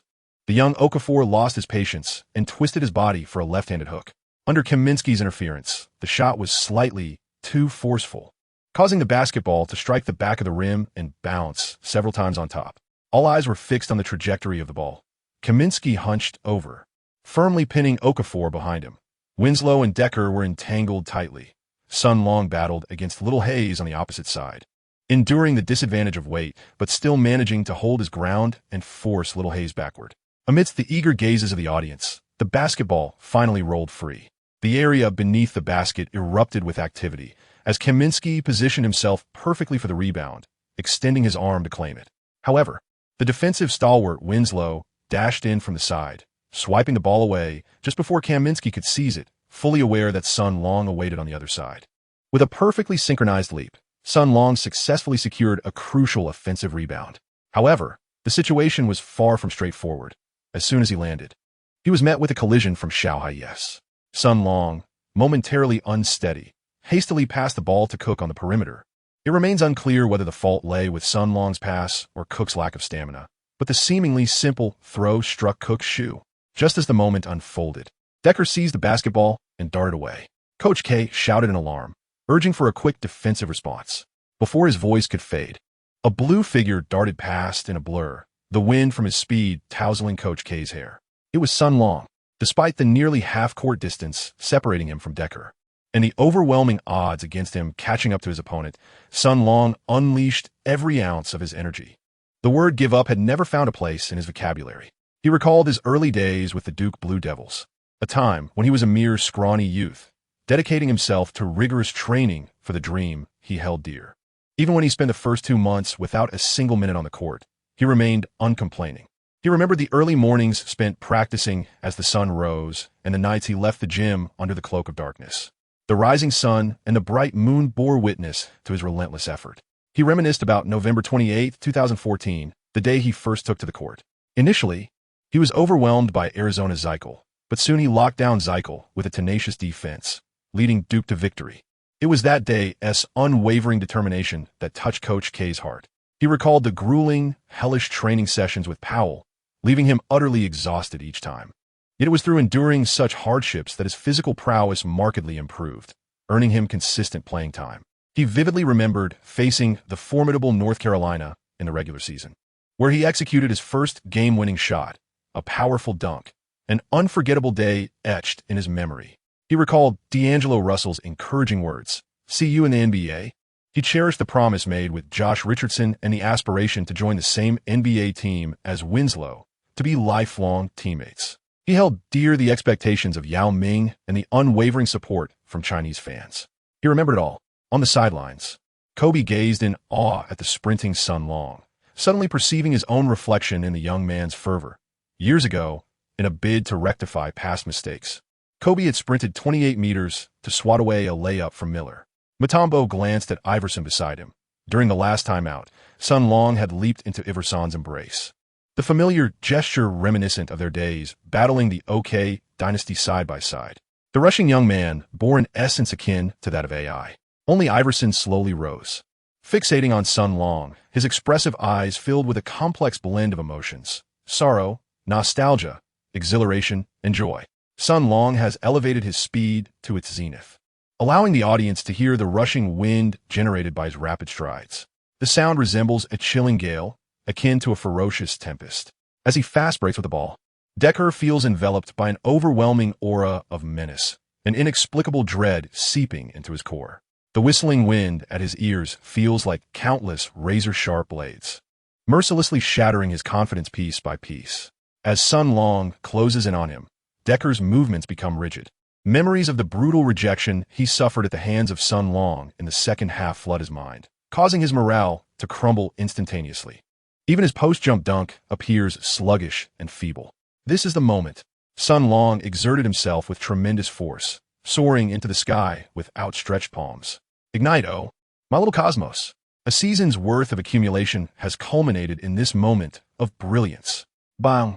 Sun Long's right hand emphatically swatted Decker's dunk against the backboard, delivering a resounding rejection. The arena erupted in jubilation, with fans simultaneously unleashing a crescendo of cheers. Winslow swiftly dashed in to collect the rebound, and Duke immediately launched a counterattack. Wisconsin was caught off guard as Okafor executed a one-handed slam dunk. With 18 seconds remaining, Duke held a slender three-point lead. The triumphant Sun Long once again displayed his signature finger-wagging gesture, glaring at Decker with an unparalleled aura of dominance, a celestial force descending upon the court. Decker knelt on the ground, utterly vanquished. Coach Bo Ryan called for one final timeout, intending to devise a strategy for a three-point play to force overtime. However, Sun Long discerned his plan. As the Wisconsin guard dribbled across half-court, Sun Long swiftly fouled him, trading 2 free throws for possession. The opponent converted one of 2 free throws and then quickly fouled Jones, who calmly sank both of his free throws, extending the lead to 4 points.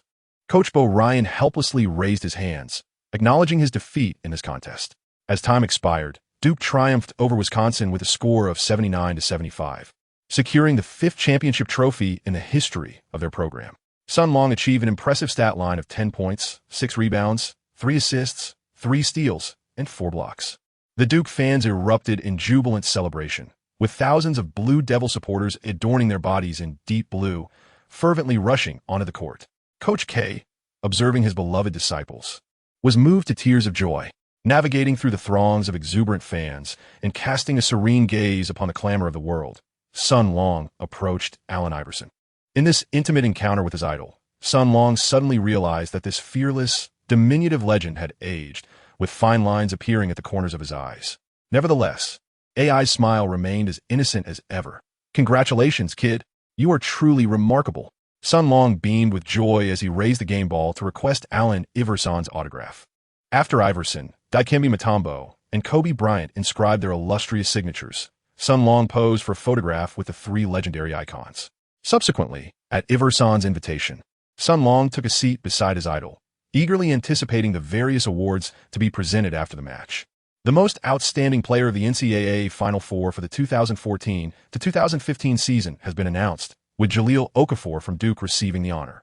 Sun Long rose to his feet, preparing to congratulate Okafor. Suddenly, Iverson approached and whispered in Sun's ear, "I truly admire your game, son. Cherish the glory of today. The future is yours." Part 1, Memories of Duke. In Chapter 1, employment contract. In late April 2015, half a month had passed since the NCAA Finals, and Duke University, having secured its 5th championship trophy, concluded its jubilant celebrations, returning to a state of tranquility. Within the hallowed halls of the Duke Blue Devils basketball training facility, 2 young athletes were drenched in sweat. The day after receiving their championship rings, Sun Long sought out Winslow, and the 2 friends immediately clicked, embarking on a rigorous personal training regimen in preparation for the NBA draft. Sprinting drills, agility runs, jump rope squats, bench presses, coupled with various ball handling exercises transformed these 2 individuals into training enthusiasts, and they had been diligently practicing together for 2 weeks. Sun Long felt quite pleased with the outcome. Having a companion to train with provided mutual encouragement, making the experience significantly more enjoyable and less lonely than before. Both he and Winslow were defensive stalwarts under Coach K's guidance. Winslow stood 2 centimeters taller than Sun Long, yet weighed an additional 20 pounds.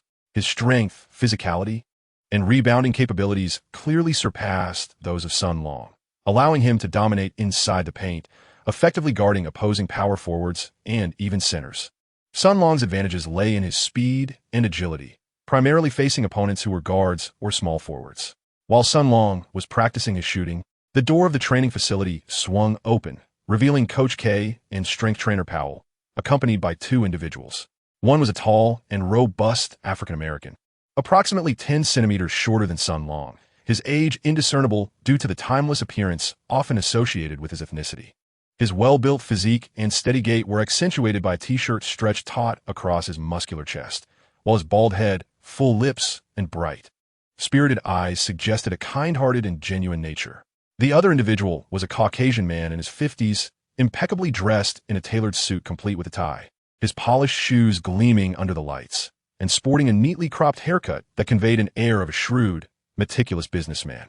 Coach K summoned Sun Long and Winslow, introducing them to the newcomers. The flamboyant white gentleman introduced himself as Andre Roberson, a professional basketball agent who had been recommended to Sun Long by Coach K. The NBA is home to numerous renowned agents, such as Jeff Schwartz and Rich Paul, as well as Dan Fagan, who once represented E. Jinlian. However, the more prominent the agent, the harder they are to engage, often demanding exorbitant fees. For a player like Sun Long, an NCAA benchwarmer, seeking representation from the lesser-known Roberson was the only viable option. Immediately, Roberson began to ingratiate himself with his prospective client, extolling Sun Long's virtues with grandiose praise while boasting of his extensive connections, assuring that he could facilitate Sun Long's entry into the first round of the draft. In truth, Roberson's initial interest had been in Winslow, a coveted lottery pick and a significant asset. However, Winslow's father had already secured an agent for him. Leaving Roberson to redirect his focus back to Sun Long harbored a certain disdain for Roberson, believing that those who boast the most are often the least trustworthy. Coach Old K, standing behind with outstretched hands, signaled that he had done all he could. The bald, muscular man was named Ankli Hyde, a professional strength and conditioning coach reputed to have served as a personal trainer for numerous NBA stars, earning a modest renown within the basketball community. He was initially reluctant to squander time on an unknown like Sun Long.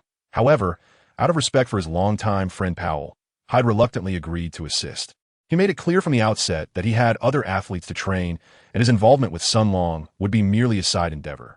With availability limited to Thursday mornings at the Duke training facility, and the collaboration would not exceed 1 month. The forthright Hyde pulled out a calculator, muttering, "Powell, you know I'm a top-tier trainer earning $36,000 annually. That translates to $3,000 per month. Considering you are just a struggling student, I'll offer you an 80 discount. And for old Powell's sake, let us apply another 20 off, bringing it down to $1,900. Payment up front before we sign any contract." Sun Long inhaled sharply, taken aback by the audacity of the individual before him. How could one be so unscrupulous? Charging a staggering $1,900 for merely 4 mornings of training was akin to highway robbery, a swifter means of obtaining money than theft itself. With an annual scholarship of only $10,000, and after accounting for living expenses and rent, his finances were left in a precarious state, rendering such a fee utterly untenable. In that moment, Roberson sprang into action, stepping forward to negotiate on behalf of the employer and Hyde. The efficacy of this agent was truly commendable. He knew precisely when to assert himself. Sun Long's perception of the elderly Roberson began to shift positively. After 10 minutes of a spirited exchange, Roberson returned, strutting with the triumphant air of a victorious rooster, to announce the outcome of the negotiations. Sun Long paid a training fee of $1,800, in addition to reimbursing the round-trip travel expenses. Observing the self-satisfied Robertson, Sun Long felt an overwhelming urge to slap him and unleash a torrent of curses. "Are you foolish? Are you truly foolish? You saved a mere $100, which is still insufficient to cover the extra travel costs." Coach Old K, with a face full of shame, concealed his visage with his hands. Ultimately, it was old man Powell who intervened, pulling Hyde aside for a whispered conversation. "Why didn't you mention this sooner?" Hyde turned his face, smiling as he extended his hand to Sun Long. "My apologies, son. I was unaware that you had saved the soul of Sophia's niece." "I'm immensely grateful." Sun Long hastily expressed his politeness and tentatively inquired about the training fees. "Hold your tongue. What are you saying? You are an esteemed benefactor of Old Bao and also a benefactor to me, Hyde. Discussing money is rather trivial. Merely covering the round-trip travel expenses will suffice. Within Coach Oldk's office, Sun Long and Andre Robertson formalized a one-year employment contract. This old fellow offered a surprisingly modest rate, Sun Long's total income for the year, encompassing the contract, endorsements, and more, only required a 2% commission. In contrast, high-profile agents like Rich Paul typically demand a 4% cut, indicating that Robertson possesses a clear awareness of his own capabilities. While one might say that you get what you pay for, considering his circumstances, it appears that this arrangement will have to suffice. Sun Long and Haid have also signed a short-term contract. However, since Haid learned of the relationship between Sophia and Sun Long, he has been exceptionally kind to Sun Long, treating the contract merely as a formality. Once the contract was secured, Robertson was overjoyed, immediately traversing between NBA teams to secure more training opportunities for Sun Long. Haid remained to commence the first session of physical training. After administering a series of complex fitness tests, he assigned several training tasks before departing, promising to return next Thursday with a tailored physical enhancement program for Sun Long.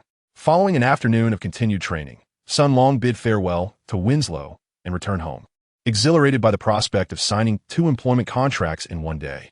Hey, I am truly on the path to the NBA, he thought, feeling as if he were living a dream. The next morning, Sun Long immersed himself in practice at the court, with Winslow accompanying his good friend. As noon approached, the doors of the Duke gym swung open once more, and a towering figure, approximately 2 meters tall, stepped inside. Sean Battier, is that really you? Sun Long had yet to recognize him when Winslow, overflowing with excitement, rushed forward. Hello, it is a pleasure to meet you, junior students. Sean Battier beamed a warm smile as he greeted the two of them. Sun Long finally comprehended the situation and quickly approached to greet. How do you do, Justice? How have you been lately? Battier and Winslow engaged in conversation, gently patting the younger student on the shoulder. Then, turning to Sun Long, Battier remarked, Hello, Sun Long. I have heard of you. Your performance in the semifinals was remarkable, truly reminiscent of my own style. Is that really so, Sean? Sun Long stammered, overwhelmed with excitement. Of course not. Battier deliberately elongated his tone. Your defense is commendable, but your three-point shooting leaves much to be desired. Sun Long found himself a loss for words. Battier, a paragon of the Duke University basketball program, was not only a master of defense in the NBA, but also an invaluable piece of any championship team. His contributions were instrumental in securing 2 coveted championship rings alongside Wade and LeBron with the Heat. If only he possessed Battier's remarkable precision in three-point shooting. Don't be disheartened, my young friend.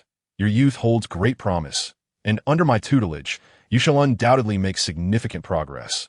Battier playfully winked and added, I have been entrusted by the towering Yao to come and guide you in your shooting. Sun Long suddenly realized that the mysterious mentor mentioned by Yao Ming was, in fact, Battier. He was not only Yao Ming's former teammate during his time with the Rockets, but also a distinguished senior at Duke University. Indeed, connected to both of them. Now, let us see you make 10 three-pointers. Sun Long hurriedly ran over, and Winslow also went to assist him in retrieving the ball. Swish, swish, swish, bang, bang, bang. Sun Long's shooting speed has significantly accelerated compared to before. He swiftly completed 10 three-point attempts, successfully sinking 7. Perhaps bolstered by Battier's sharpshooter aura, Sun Long's accuracy has reached its recent zenith. Battier observed intently, not blinking an eye, and remarked, Not bad at all, son. While there remains considerable room for improvement, at least it's not as terrifying as Yao suggested. Sun Long found himself perplexed. After the finals, his three-point shooting had significantly improved compared to before. His release no longer featured an exaggerated lean back, and the arc of his shots had become considerably more normal. This can be interpreted as a result of your rigorous daily practice of 500 three-point shots, which has gradually liberated your original muscle memory, allowing you to adapt to your current physique. I speculate that if you continue this practice, a new muscle memory will soon take shape. Battle paused for a moment before adding, Furthermore, do not underestimate those 2 three-pointers made during the finals. It is quite possible that those very shots unlocked a new level of understanding for you, instilling within you a mysterious confidence akin to that of a true marksman. Sun Long pondered for a moment, and indeed, it was true. In the past, he always felt a twinge of anxiety when attempting three-pointers, lacking a shred of confidence. However, following the finals, he had grown increasingly decisive. Even if he missed multiple attempts, he would no longer question his abilities. Battier let out a sigh of relief. Yao described your three-point shooting to me as akin to a monkey clad in armor tossing a shot put. At that moment, I was truly alarmed. Considering our history as teammates and the fact that you're my junior, I had prepared to dedicate 2 weeks to refining your shooting technique. You see, I even brought my gear along. However, witnessing your shooting today has brought me immense joy. You have adapted to your current physique, and you inherently possess a commendable shooting talent. A few simple pointers from me will suffice, which signifies that Yao's task for me has become considerably easier. Chapter 3. Preliminary Tryouts, Sun Longtai. Embracing Alex more tightly and caressing her fiery red hair, he comforted her. I apologize, Alex. I've been exceptionally busy lately. This is a pivotal moment in my pursuit of the NBA. Would it be possible for me to make it up to you in the future? Yet in his heart, he felt a twinge of discontent. Alex, who appeared to be a fierce femme fatale, had proven to be rather clingy since they began their romance. Just a month prior, she had voiced her grievances regarding Sun Long's apparent lack of concern for her, and after much effort to cheer her up, here she was again, demanding his constant presence. How could he possibly focus on his game with such expectations? As Alex traced her fingers over Sun Long's firm chest, she hesitantly began, actually, not playing the NBA might not be so bad. Noticing the surprise etched on Sun Long's face, she quickly clarified, what I mean is, wouldn't it be wonderful to stay at Duke? We could be together every day. If you were to be drafted, you would have to settle in the team city, while I would remain at Duke for my studies. We might not even see each other for an entire month. Sun Long furrowed his brow, finding his girlfriend's words particularly peculiar. Why would you think that, Alex? Professional athletes are just like this. They enjoy extended off-seasons every year to spend time with you. Moreover, once you graduate, we will be able to be together every day. Oof. With your obsession for basketball, you will undoubtedly be immersed in the training facility during the off-season. 3 years is an eternity, and I lack confidence. Alex gazed at Sun Long with a look of forlornness. Son, to be honest, I've been increasingly feeling insecure lately. The thought of you becoming an NBA star unsettles me. You may not realize the immense allure of wealth. In the future, countless beautiful women will undoubtedly seek to entice you. Can you assure me that you will remain steadfast and true? Sun Long chuckled. So this is what you're worried about. Rest assured, my beloved girlfriend, we Chinese men are not as liberated as American men. Once I profess my love for you, I shall love you for a lifetime. He playfully patted Alex's pert dairy and added, stop overthinking, good night, before turning over to sleep. He had no desire to entangle himself further with Alex, as he needed to be well rested for the first trial the next day. Alex wrapped her arms tightly around Sun Long from behind, still feeling a sense of unease. Memories of her parents' tragic marriage resurfaced. Her father, Henry, became a notorious philanderer after achieving stardom in football, surrounded by a throng of alluring women, even indulging in infidelity at home. Her mother, a physicist, left him in a fit of rage, only to pass away in solitude at the Research Institute less than 3 months later. Henry, filled with regret, could only immortalize his wife's visage on his chest, thereafter leading a life of asceticism devoted solely to nurturing their daughter's growth. This background instilled in Alex a potent desire to control her boyfriend, Sun Long, which began to unsettle him, creating a rift between them for the first time. Upon disembarking from the Bombardier Sergei 700 of American Airlines, Sun Long and his agent, Old Roberson, took a taxi to the Wachovia Center, home of the Philadelphia 76ers in Pennsylvania. Throughout the ride, Roberson lamented about the stinginess of the Philadelphia owner, who had only reimbursed economy class tickets, much to the embarrassment of the seasoned agent who couldn't even afford business class. Sun Long remained silent, acutely aware that as a substitute player, merely securing an opportunity for an early trial was a considerable achievement. He chose not to dwell on other matters, understanding that typically, only a select few rookies with first-round potential are afforded such an opportunity. Upon arriving at the Wachovia Center, Old Roberson once again embarked on a reckless endeavor, insisting on making a call to notify the 76ers management to come out and greet them. Beside him, Sun Long felt a sense of speechlessness. Indeed, after hanging up the phone, Old Robertson erupted in fury, jumping up and down while cursing, then helplessly beckoned Sun Long to follow him inside. Despite his age, his youthful indignation was palpable, and Sun Long couldn't help but chuckle at Old Robertson's antics, which lifted his spirits considerably. Taking a deep breath, he resolved to forget the discontent from the previous night with Alex, adjusting his mental state to its optimal condition before stepping inside. The training facility was eerily empty, suggesting he had arrived too early. Feeling disrespected, Old Robertson plopped down in a front-row chair and resumed his tirade, while Sun Long chose to ignore him, focusing earnestly on his warm-up exercises. Soon, the gym buzzed with activity as 9 players arrived in succession, each accompanied by their agents, entering with great fanfare. Among them were 2 players familiar to Sun Long, Jahlil Okafor, his former teammate from Duke University, and D'Angelo Russell, the star guard of the Seven Trees team. This year, they had suffered an early exit from March Madness, with Russell's potential game-winning shot notably blocked by Sun Long. Nevertheless, the 2 young men found camaraderie after their match. When the 3 acquaintances reunited, they could not resist gathering together for casual conversation. Upon seeing Sun Long, Okafor and Russell expressed surprise. As far as they knew, all invitees for this tryout were players with first-round prospects. While Sun Long was ranked only at the tail end of the second round in the latest NBA draft prediction on Draft Express, having barely made the cut due to his impressive performance in the finals. Sun Long was equally perplexed. Could it be that the general manager of the 76ers had lost his mind, contemplating selecting him with a first-round pick? Such a notion seemed implausible. The 76ers had performed poorly this season, having languished in mediocrity for several consecutive years. Although the lottery had yet to occur, it was nearly certain that their first-round position would remain within the top 5. The likelihood of being selected with a first-round pick was virtually non-existent. Okafor, resting his chin on his hand, engaged in serious analysis. Perhaps they intended to choose you with a second-round pick, as the 76ers also held a favorable position in that regard this year. Russell then shared his perspective, adding, however, second-round selections typically begin their workouts only after a fortnight, which renders this situation rather unusual. After pondering for an extended period, Sun Long remained perplexed and decided to consult the esteemed Mr. Robertson, who promptly delivered his most expert assessment.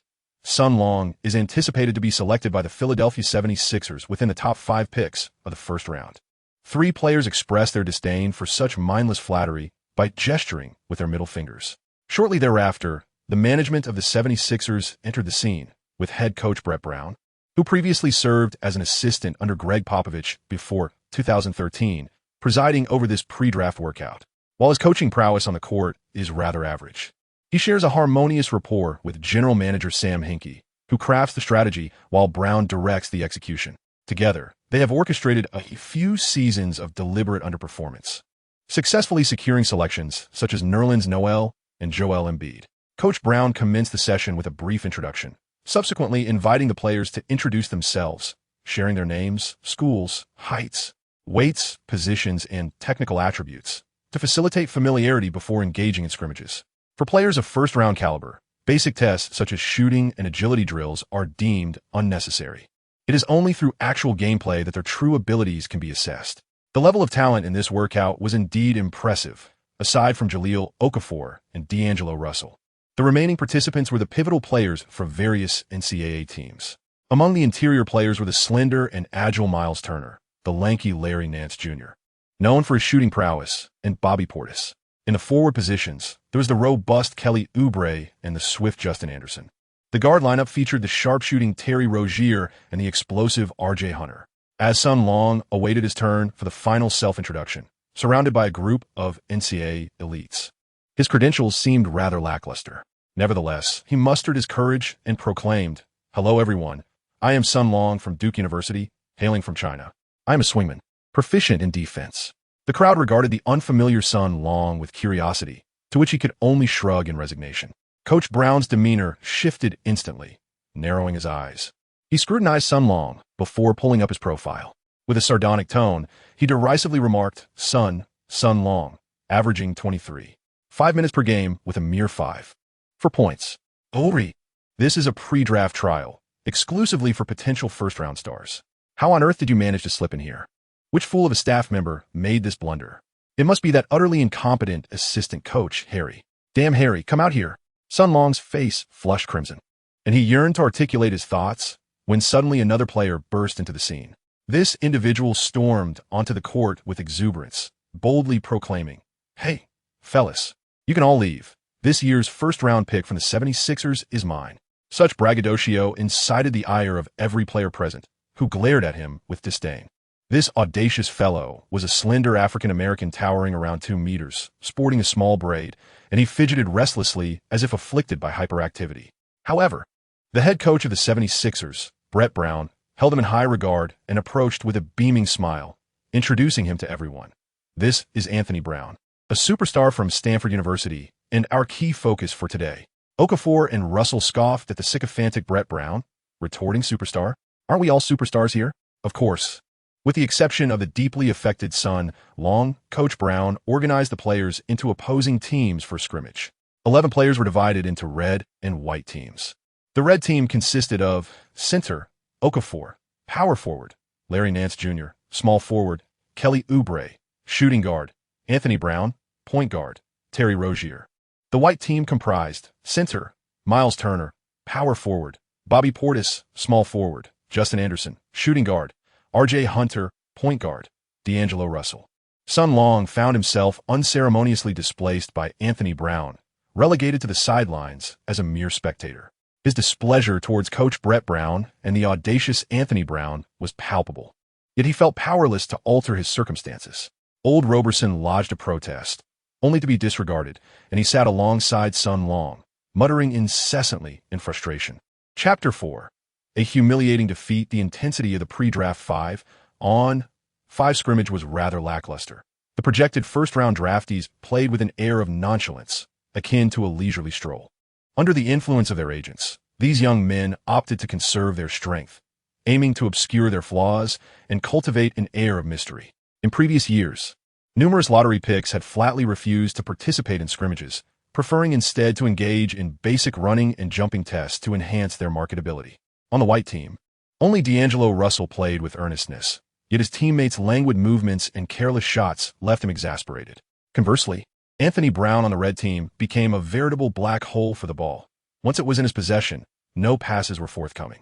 His teammates, unwilling to stoop to his level, watched as Okafor aimlessly ran back and forth, yearning for the scrimmage to conclude so he could return to rest. For these anticipated first-round talents, this type of game was merely a formality.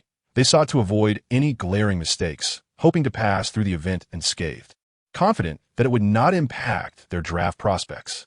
However, Sun Long was determined to showcase his abilities during the tryout, only to find himself once again seated on the sidelines beside Old Roberson.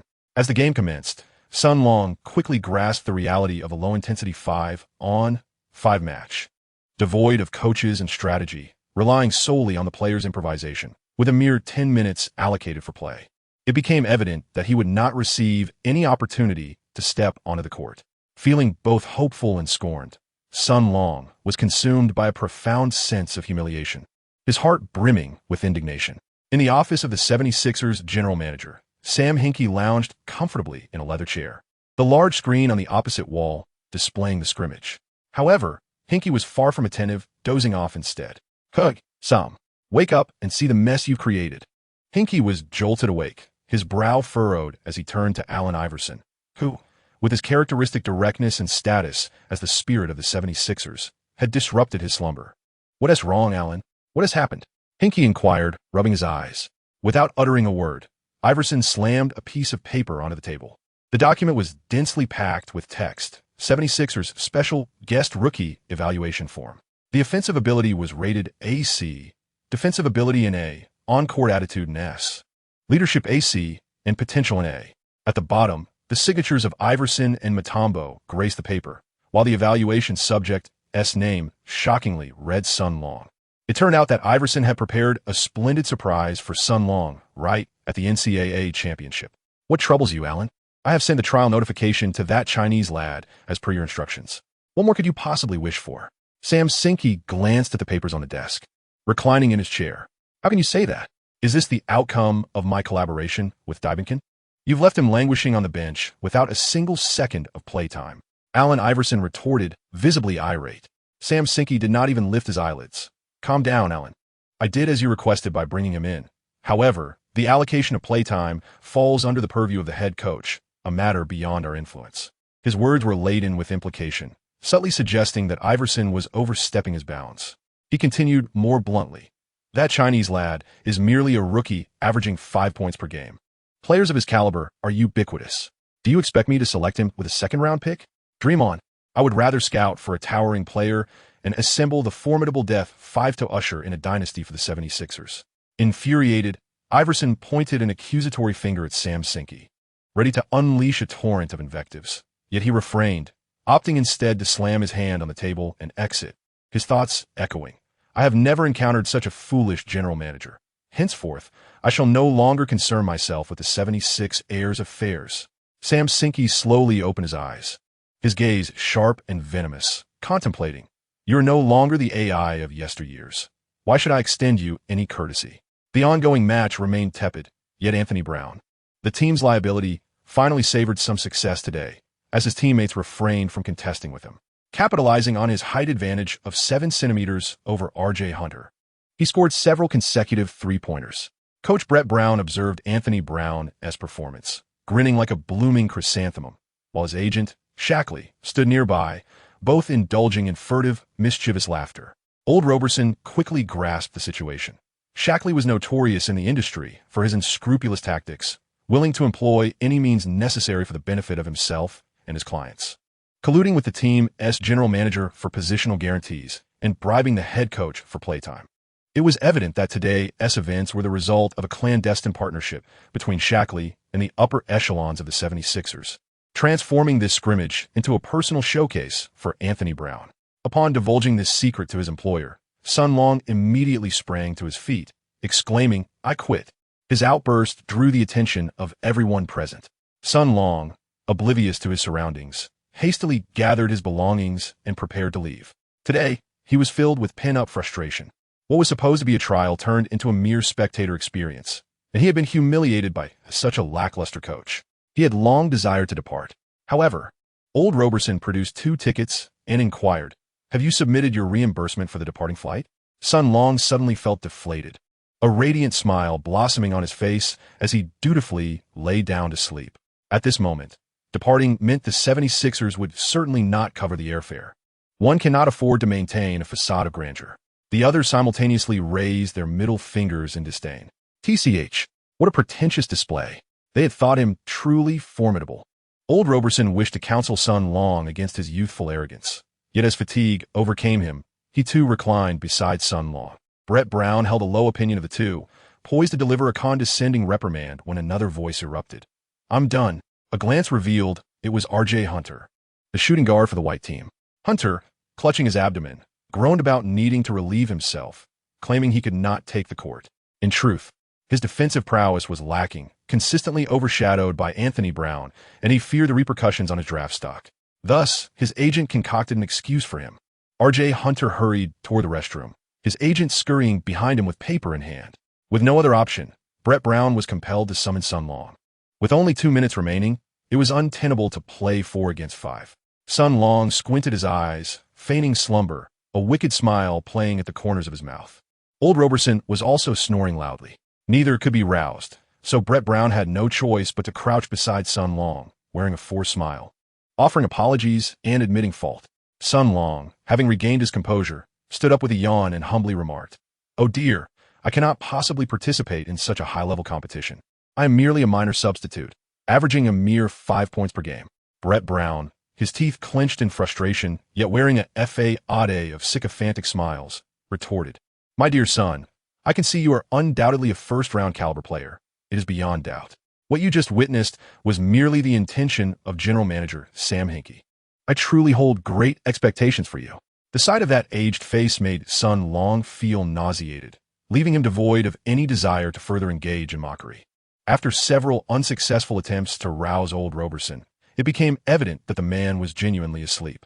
Sun Long lifted Old Roberson's feet onto a chair and fashioned his own coat into a makeshift pillow for him, before proceeding to warm up for his impending entry onto the court. With just 2 minutes remaining in the scrimmage, the white team trailed the red team 22-24, and Sun Long finally awaited his opportunity to showcase his skills. As soon as he stepped onto the court, Brett Brown signaled to Anthony Brown, indicating that he should unleash his wrath upon Sun Long to vent his frustrations. True to form, Anthony Brown complied, receiving the ball beyond the three-point line.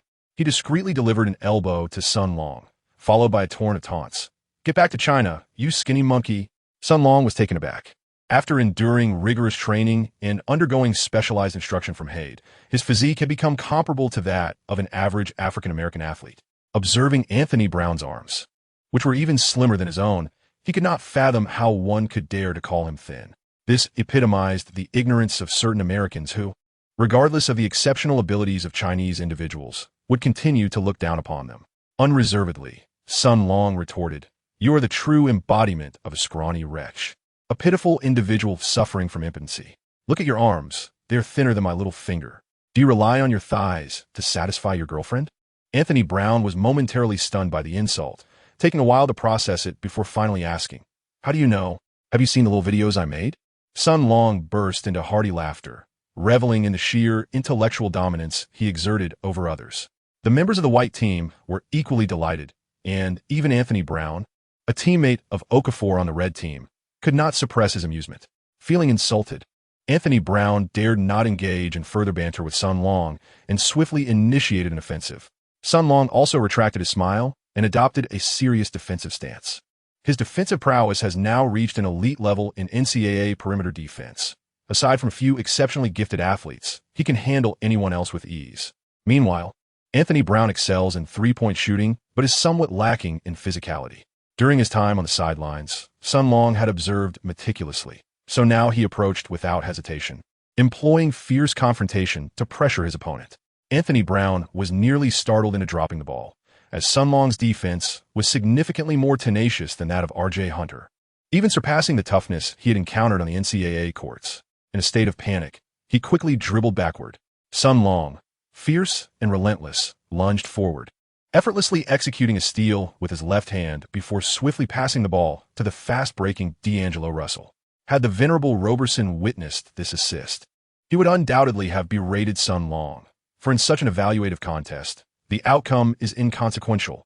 It is the allure of striking individual statistics that reigns supreme. Sun Long's scoring prowess has been called into question, and he should seize every opportunity to accumulate points. However, Sun Long was not consumed by these thoughts. On one hand, he had become accustomed to this defensive synergy at Duke, always seeking the fast-breaking teammate immediately after a steal. On the other hand, he shared a cordial rapport with Russell, rendering any reluctance unnecessary. Moreover, Sun Long harbored a singular ambition to decisively outshine Anthony Brown and, in the process, deliver a resounding blow to Brett Brown's pride. Chapter 5. The Sacred Light of the Cross. Merely 10 seconds into his appearance, Sun Long executed a clean and decisive steal, subsequently assisting D'Angelo Russell for a fast-break layup, thus aiding the white team in leveling the score. Anthony Brown glared menacingly at Sun Long, having meticulously orchestrated his personal showcase for this day, investing considerable effort to curry favor with the 76ers management. Furthermore, his agent covertly recorded the event, intending to broadcast Anthony Brown's spectacular performance online the following day to accentuate his capabilities and elevate his draft position. Little did he anticipate that Sun Long would emerge unexpectedly, a single steal shattering his meticulously crafted performance. "You are utterly unforgivable." Anthony Brown seethed through clenched teeth. "O omniscient God, please grant me forgiveness, for I shall take it upon myself to thoroughly cleanse the soul of this individual in place of the all-powerful Jesus." Sun Long was taken aback. It was the first time he had encountered such refreshing and unconventional banter, which he found quite amusing. "Hey, not bad. Give me another one." Anthony Brown rolled his eyes at Sun Long and swiftly drew a cross over his chest with his left hand. "Allow me to unleash my most ruthless finishing move, the cross of sacred light, to utterly vanquish you." Sun Long furrowed his brow, sensing an air of formidable prowess. His muscles tensed in anticipation as he lowered his center of gravity, poised to observe his opponent's moves. Anthony Brown bent slightly, repeatedly dribbling the ball with his left hand, the speed increasing to such an extent that it nearly produced an afterimage effect, obscuring the ball's position. The only audible sound was the rhythmic thumping of the ball against the ground. Sun Long's lips curled slightly upwards, revealing a hint of amusement. Indeed, there was some skill present, yet the level of proficiency was rather ordinary. All the moves were identical, lacking any variation in rhythm or direction, no matter how swift. They failed to deceive. It became apparent that this individual was merely an adept at receiving and shooting the ball, seldom engaging in ball handling or executing jump shots. The derisive expression on Sun Long's face irked Anthony Brown. "Just wait and see, kid," he scoffed. "You are nothing more than a second-round pick, and I shall demonstrate to you the true prowess of a first-round selection." No sooner had Anthony Brown uttered these words than he sprang into action. Transferring the ball to his right hand, he stepped to the left with his left foot, simultaneously swaying his body and head in that direction, while raising the ball with his right hand, feigning an imminent drive to the left. Sun Long would not be easily deceived. He merely shifted his right foot slightly to the left, maintaining his center of gravity. Indeed, this was a feint. Anthony Brown raised the ball to its apex, abruptly twisting his wrist while simultaneously pushing off with his left foot, altering his body's trajectory to penetrate towards the right. This is a classic deceptive move, one that NBA's Paul Pierce has mastered. However, Anthony Brown's skills fell considerably short. His feint failed to fool Sun Long, who executed a swift slide to the right, effectively blocking his opponent's path. Nevertheless, Anthony Brown showed no signs of hesitation. After making contact with Sun Long, he quickly changed direction again, pivoting on his left foot and transferring the ball back to his left hand. He then dribbled rapidly with his left hand, pulled the ball back, and simultaneously executed a step back to the left rear, bringing his right hand forward to catch and shoot. A step-back jumper. It was unexpected that this fellow could perform such a complex sequence of moves. However, Sun Long was not entirely thrown off after the physical contact. He quickly closed the gap, attempting to disrupt his opponent's front foot pivot. Yet, the step-back successfully created some distance, prompting Sun Long to advance a step, ready to leap and block the shot. Sun Long's right foot has already departed from the ground, yet Anthony Brown's right hand fails to secure the ball. This is merely a feigned attempt at a shot. At the very moment Anthony Brown is poised to catch the ball, his right hand unexpectedly withdraws, while his elevated center of gravity swiftly descends. With both legs exerting force simultaneously, the ball is transferred to his right hand, and with a deft leap to the right, he executes the Sham God maneuver. Sun Long suddenly realized the cunning of his opponent. This insidious fellow had employed a series of intricate offensive maneuvers, including deceptive feints to the left and right, sudden directional changes, and a retreat combined with the Sham God technique. The fluidity and naturalness of these complex movements undoubtedly showcased his remarkable skill, truly deserving of being a core player from Stanford. However, Sun Long's defensive prowess had been rigorously tested during the NCAA finals. As Anthony Brown's right hand flicked free, Sun Long sensed an anomaly. This did not resemble a conventional shooting motion at all. At that moment, Sun Long's right foot had already defied the pull of gravity, his body beginning to ascend, with only the toes of his left foot remaining in contact with the ground, poised for a complete leap. Yet, in a moment of quick thinking, he lowered his center of gravity, and, just as his left foot was about to leave the ground, he dragged the tip of his shoe along the court, producing a hissing sound. Thanks to the friction, Sun Long managed to firmly control his body and descended rapidly, without a millisecond of hesitation as he landed. The tip of his left foot nudged the ground, altering his trajectory toward Anthony Brown. Following this, his right foot firmly planted, he exerted his full strength to leap, his left hand raised high. Anthony Brown was entirely unprepared for Sun Long's audacious recovery to attempt a block. By this point, he had already leaped and had no recourse but to lean back desperately, resembling a wild hare fleeing from a hunter. Meanwhile, Sun Long poured every ounce of effort into his defense, his final leap bringing him alarmingly close to his opponent, and in the air he leaned forward, extending his long arm in an attempt to block, akin to a seasoned hunter who knows every escape route of the hare. Although Anthony Brown stood 4 centimeters taller than Sun Long, their wingspans were equal. Both players strained to remain aloft, compressing their centers of gravity, lifting their feet. Find see who could linger in the air longer. Anthony Brown had reached his limits. The continuous feints, multiple fakes, and extensive retreat steps had hindered his final leap from achieving its full potential. In the duel of aerial endurance with Sun Long, Anthony Brown faltered first, beginning his descent. Nevertheless, he refused to concede defeat, maintaining his backward lean even as he fell, desperately searching for the last glimmer of opportunity to shoot. Sun Long would never grant him such an opportunity. With complete dominance, Sun Long's enormous hand had thoroughly obscured the basketball. At this moment, he began his descent, yet his left hand remained firmly positioned above the ball. Damn it, this fellow's defense leaves no room for error. As he was about to touch the ground, Anthony Brown finally succumbed to panic. In the final moment, having failed to locate a teammate, Anthony Brown had no choice but to launch the ball with an almost 40-degree lean, no longer hoping for a successful shot, but merely wishing to release it smoothly. However, escape was not an option. With a thunderous roar, Sun Long intercepted the ball with his left hand, swiftly curling his wrist to secure it. He landed gracefully. Chapter 6. The dismal downfall of the lottery pick in the second round. Ultimately, Anthony Brown could no longer maintain his balance and fell directly to the floor. Sun Long launched a counterattack, opting to rely solely on himself this time rather than seeking assistance from his teammates. With remarkable agility, he executed a flawless dunk, soaring through the air like a dragon.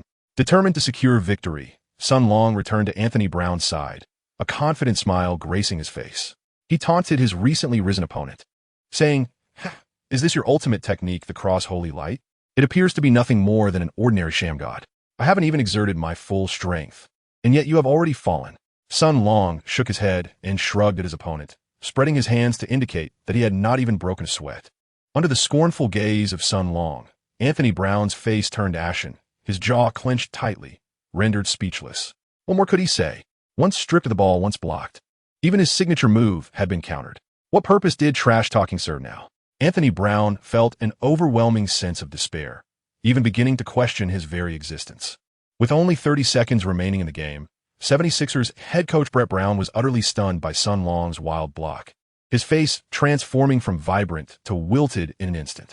He could scarcely believe that this player, averaging a mere 5 points per game, could make Stanford's star player falter repeatedly. Anthony Brown's agent had already switched off the hidden cameras, gesturing emphatically to his client that the earlier consecutive three-pointers were sufficient for boasting. It was time to know when to retreat and ride out the remainder of the game without provoking this unexpected Chinese competitor. However, Anthony Brown felt a surge of defiance. What should he do? Would he admit that he was no match for this Chinese player? To be humiliated in what was meant to be his grand performance? Surveying his surroundings, he saw his teammates stifling their laughter at his embarrassment. The white team's players chuckling behind closed mouths, with Russell laughing the hardest. Even his own red team mates struggled to contain their amusement, Okafor's face darkening with suppressed mirth. In an instant, Anthony Brown erupted, his anger reaching its zenith as he seized the basketball from a teammate and shouted at Sun Long in a frenzy. "How is this possible? I am this year's lottery pick. How could I be bested by a second-round player like you? I refuse to accept it." Seeing Anthony Brown nearly beside himself, Sun Long felt a surge of determination. Recalling Brett Brown's disdain, the derision from the bench, and the humiliation of being labeled a second-round draft pick, Sun Long's eyes blazed with intensity as he met Anthony Brown's fierce gaze, shouting back, "What of being a lottery pick? Bring it on. If you can't handle it, I will make you." In a frenzy, Anthony Brown, his cornrows flailing wildly, charged down the left side with the ball, eschewing any flashy maneuvers or complex tactics. His approach was straightforward and brutal, relying solely on sheer physicality to dominate. Sun Long exhibited no fear, boldly stepping forward to confront his opponent. The two collided with a resounding crash, the immense force causing them both to stagger back a half step. Anthony Brown, consumed by rage, found his senses clouded, while Sun Long, fueled by adrenaline, was equally fervent. In such a fervid state, the perception of pain had grown nearly numb. Any slight retreat was swiftly followed by another clash. The confrontation on the court took on a somewhat savage tone, with onlookers frozen in place, and Brett Brown, visibly startled, found himself too weak to summon security. The two continued to grapple, resembling two enraged bulls, heads locked and horns poised, both panting heavily. This was a battle of wills, each combatant's ferocity magnifying their offensive power, with the outcome hinging on who would falter first. Sun Long's chest tingled from the impact. Indeed, the physique of the yellow race pales in comparison to that of the black race, particularly when faced with an enraged adversary. However, Sun Long's fighting spirit surged even more vigorously. Each time he was pushed back, he immediately lunged forward, even recklessly charging against his opponent's ebony elbows with his chest. After 10 seconds, Anthony Brown could no longer endure. The endurance of a black man is notoriously poor, and his frenzied momentum had completely dissipated, leaving him in agony and struggling to take even a single step. Sun Long, however, grew increasingly valiant in battle, akin to a bloodthirsty demon wielding a berserker's axe. His defense became ever more ferocious, rendering Anthony Brown's efforts excruciatingly arduous. Observing his opponent on the brink of collapse, Sun Long refrained from attempting a steal. Instead, he relentlessly pressured Brown, who was left in a state of disarray, while hurling a series of taunts, Is your ball handling this sluggish the way your Stanford coach instructed you? Your footwork is so tenuous, you can hardly pivot with steadiness. Your changes of direction are far too lofty, and your ball protection is woefully inadequate. Sun Long completely dominated his opponent, effortlessly swatting the ball away with a mere flick of his hand, choosing not to snatch it, while he observed Anthony Brown, panting and desperately retrieving the ball. With remarkable swiftness, he would once again flick the ball away, as if playfully engaging a child. Anthony Brown could no longer endure this humiliation. As a prospective lottery pick, being schooled by an unknown player was an affront he had never experienced. With just 16 seconds remaining, he reluctantly called for his teammates to set a screen. However, Okafor, already harboring disdain for him, remained stationary, even obstructing little Larry Nance. These incompetent teammates, Anthony Brown cursed inwardly, having completely forgotten his earlier insolence that had provoked everyone. With no assistance, he gritted his teeth and summoned the last vestiges of his strength, pushing past Sun Long to force his way into the paint for a layup. Sun Long moved at a leisurely pace, meticulously gauging his opponent's footsteps before soaring into the sky. Bang! Sun Long's hands firmly pressed the basketball against the backboard. A resounding block. Anthony Brown stumbled as he landed, gazing up at Sun Long, descending from above, a profound sense of despair flooding his heart. Sun Long did not initiate an attack. Instead, he maneuvered a couple of steps back to his previous defensive position, gently placing the basketball on the floor just beyond the three-point line. He then retreated 3 steps and beckoned Anthony Brown with a subtle finger gesture, signaling for another one-on-one confrontation. With 12 seconds still remaining, there was ample opportunity for redemption. However, Anthony Brown found himself devoid of courage. His head hung low in despair. He gasped for breath, appearing utterly disheveled, and the brash confidence he had upon entering the arena had dissipated. At that moment, all he yearned for was a secluded spot to hide his face and weep. Sun Long disdainfully shook his head. A coward like Anthony Brown can only bully the weak and fear the strong. Just 2 minutes ago, he looked down upon Sun Long, who was at the end of the second round. Yet now he was being utterly defeated, lacking even the courage to rise and fight again. Sun Long approached Anthony Brown, bent down, and fiercely whispered in his ear, "Cease referring to yourself as a lottery pick. You are utterly unworthy of such a title. Furthermore, do not look down upon second-round selections or Chinese players, for should I encounter you again, I shall decisively defeat you." Having delivered his words, he strode off the court, leaving behind a bewildered coach Brett Brown, who was left in a state of shock. The game was not yet concluded, yet Sun Long had already achieved an emphatic victory, having triumphed over a lottery pick in the latter stages of the match. Chapter 7. The red high heels in haste, Sun Long packed his belongings, his expression stoic as he prepared to depart. This absurd early tryout bore no significance. It was merely an opportunity to vanquish an arrogant first-round pick, while simultaneously humiliating the head coach of the 76ers. The scrimmage was drawing to a close when Russell charged from behind, leaping onto Sun Long's back, exuberantly shouting in delight. Okafor approached with a mischievous grin, affectionately draping his arm around Sun Long's shoulders, exclaiming, "Well done, son. That was truly satisfying. Your final exit pose was impressively stylish and masculine." As a smile broke through Sun Long's cold demeanor, Russell realized, "What a performance, son. I genuinely believed you resembled a cold-blooded killer. I had no idea you were merely crafting an image." Sun Long laughed heartily, dominating the lottery pick at the end of the second round. Such an exhilarating scene must be flaunted. After the scrimmage concluded, everyone returned to their respective paths. Sun Long bid farewell to Okafor and Russell, then approached the elderly Roberson, who was still soundly asleep on the stiff seat. Sun Long roused him and then strode out of the training facility. However, unbeknownst to Sun Long, old Roberson trailed behind him, stealthily fiddling with his phone and wearing a sly grin as soon as they exited the building. The two of them were still cramped in economy class. Exhausted from their travels, Sun Long soon succumbed to slumber in his seat. Old Roberson retrieved Sun Long's jacket from his backpack and draped it over him, reminiscing about how just earlier in the 76ers training facility, Sun Long had lifted his feet onto the seat and used this very jacket as a pillow for him. What a kind-hearted boy. As one ages, they become sentimental. Old Roberson smiled and sighed, turning his gaze to the window where the radiant white clouds enveloped them, and everything appeared so serene and peaceful. Upon disembarking the plane, old Roberson hastily departed, claiming he needed to gather information. With rare free time, Sun Long made his way to the Duke University Sports and Health Association to find Alex. The familiar campus enveloped him in comfort. Although he had only been away for a day, it felt as though he had been gone for an eternity. Since declaring for the NBA, he was no longer a Duke student, and he longed for those days spent there. Curiously, Alex was absent. When Sun Long called her, he received an even stranger piece of news. Alex was with Kato Mai, and they were practicing painting at home. This left Sun Long perplexed. Alex was typically a busy person who would not visit unless it were see him. Moreover, with her striking beauty, alluring figure, sharp intellect, and athletic prowess, she had no affinity for artistic endeavors. How could she possibly be painting with Mai? Could this be a ruse? Were they secretly preparing a celebration for my first trial? Sun Long shook his head, dismissing the self-indulgent notion, and decided to return home promptly. Indeed, in the minds of the two beautiful women, Sun Long was far from being of great significance. Kato Mai was engrossed in sketching a quaint countryside cottage, while Alex leaned beside her, playfully directing her efforts. Sun Long found it perplexing how their camaraderie had blossomed so intimately. However, he held little interest in the bonds shared among the girls. Quietly, he approached Alex from behind, presenting her with a gift he had procured from Philadelphia, a pair of striking red-high heels. The glamorous Alex gasped in delight, instantly discarding her current shoes to reveal her pristine, porcelain-like feet.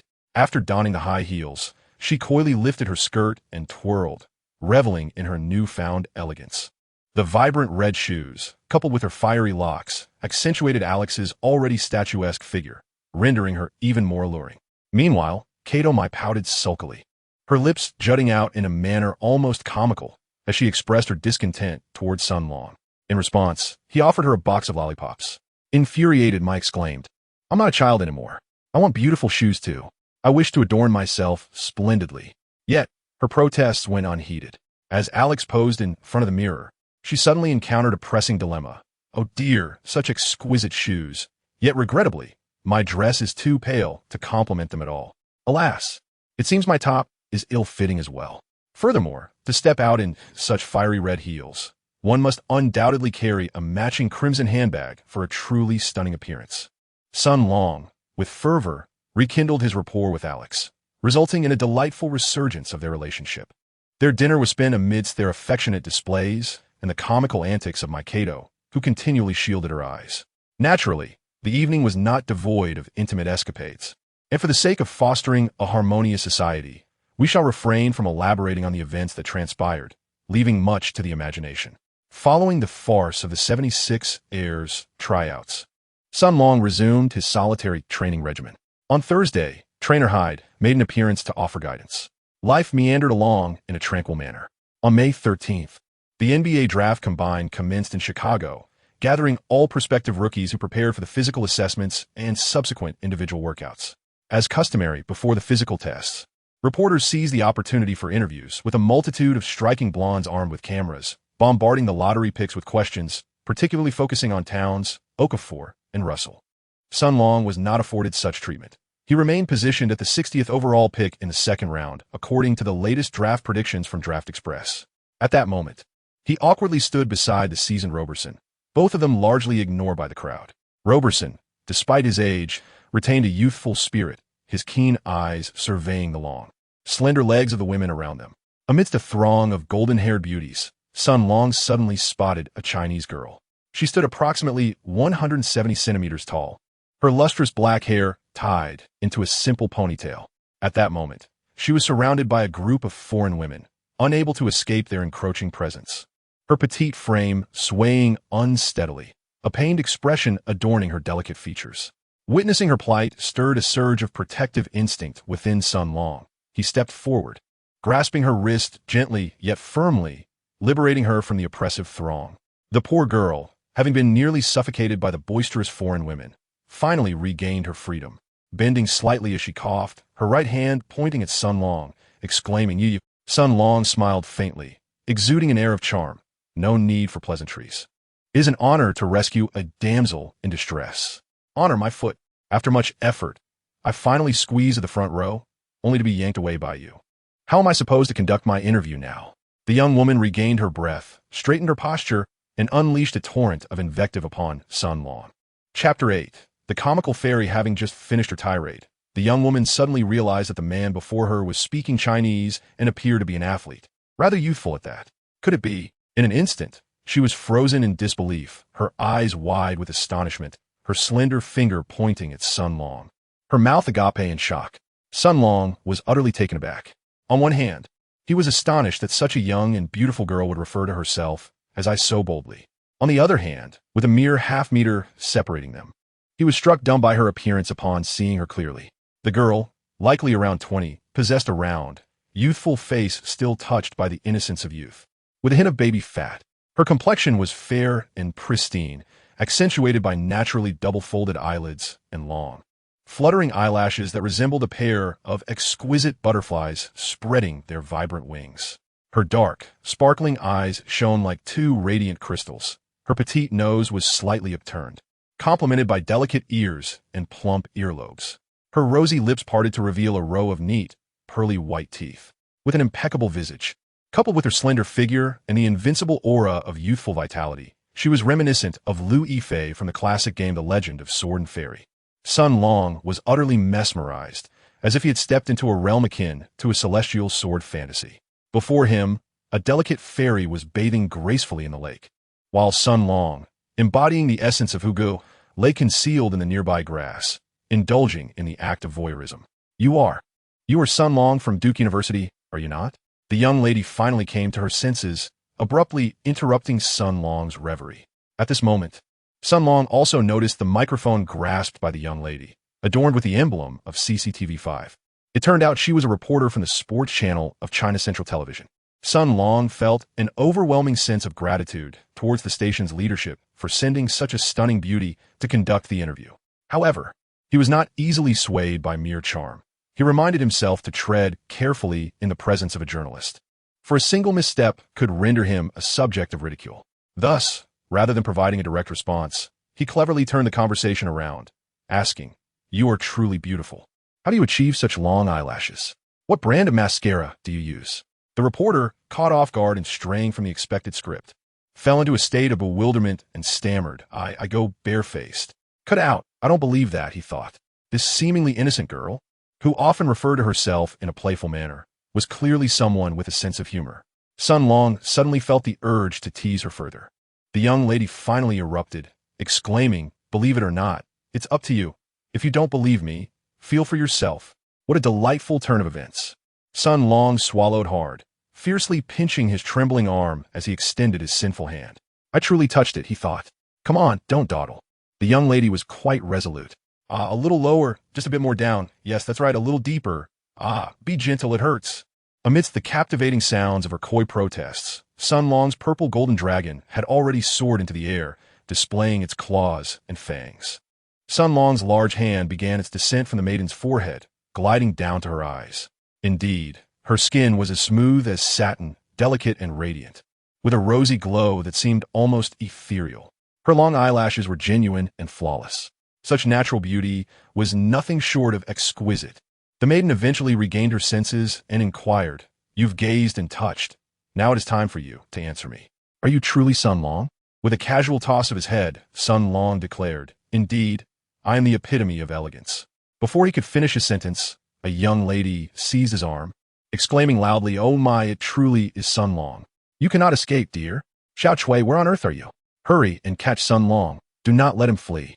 The sudden twist in the narrative left Sun Long astonished. Had he fallen into a trap set by the anti-yellow team? Fortunately, he had merely touched upon it, having done nothing further. Suddenly, a man emerged from the crowd, standing at 175 centimeters, sporting a crew cut and carrying a camera. As he jogged briskly while repeatedly glancing back, gazing longingly at the golden-furred cat, the playful girl urged, "Hurry up, Xiao Chui, swiftly, there's work to be done." Sun Long felt a bead of cold sweat form on his forehead. Where on earth did this quirky girl learn such jargon? It sounded utterly awkward. Xiao Kui rash dover. Panting, and urged the young lady, saying, "Speak slowly. Please release him first. It's all right, he won't escape." Sun Long was once again left speechless. After a considerable amount of confusion, he finally grasped the situation. The young woman was named Lu Tingting, hailing from Tiling in northeast China, with a delightfully quirky personality. She had just begun her internship at CCTV5, and this was her first solo assignment, to conduct a basketball interview. The man, surnamed Xiao and known as Xiao Chui, was in his early 40s and served as both an assistant and cameraman, speaking very little. With a beaming, toothy grin, the eccentric Lu Tingting chimed in, "Oh my. So sorry there, big bro. Got a bit too excited and ended up making a fool of myself. Please don't take it to heart." Her face, angelic in appearance, contrasted sharply with her thick, folksy accent reminiscent of Song Xiaobao, leaving Sun Long nearly bewildered. To make matters more ironic, she addressed him as Big Bro despite being a year older than him. But none of that really mattered now. Clearing his throat with a couple of deliberate ahems, Sun Long declared, "All right then, I'm ready. Interview me right here, right now." Lu Tingting paused, taken aback. "Big Bro, quit joking around. Who said anything about interviewing you? What? Then what did you come all this way for? Don't overthink it, Big Bro. We're actually here to interview Okafor. Weren't you his teammate at Duke? We were hoping you could help introduce us. Just let me die already." Sun Long let out a loud shout and fell backward.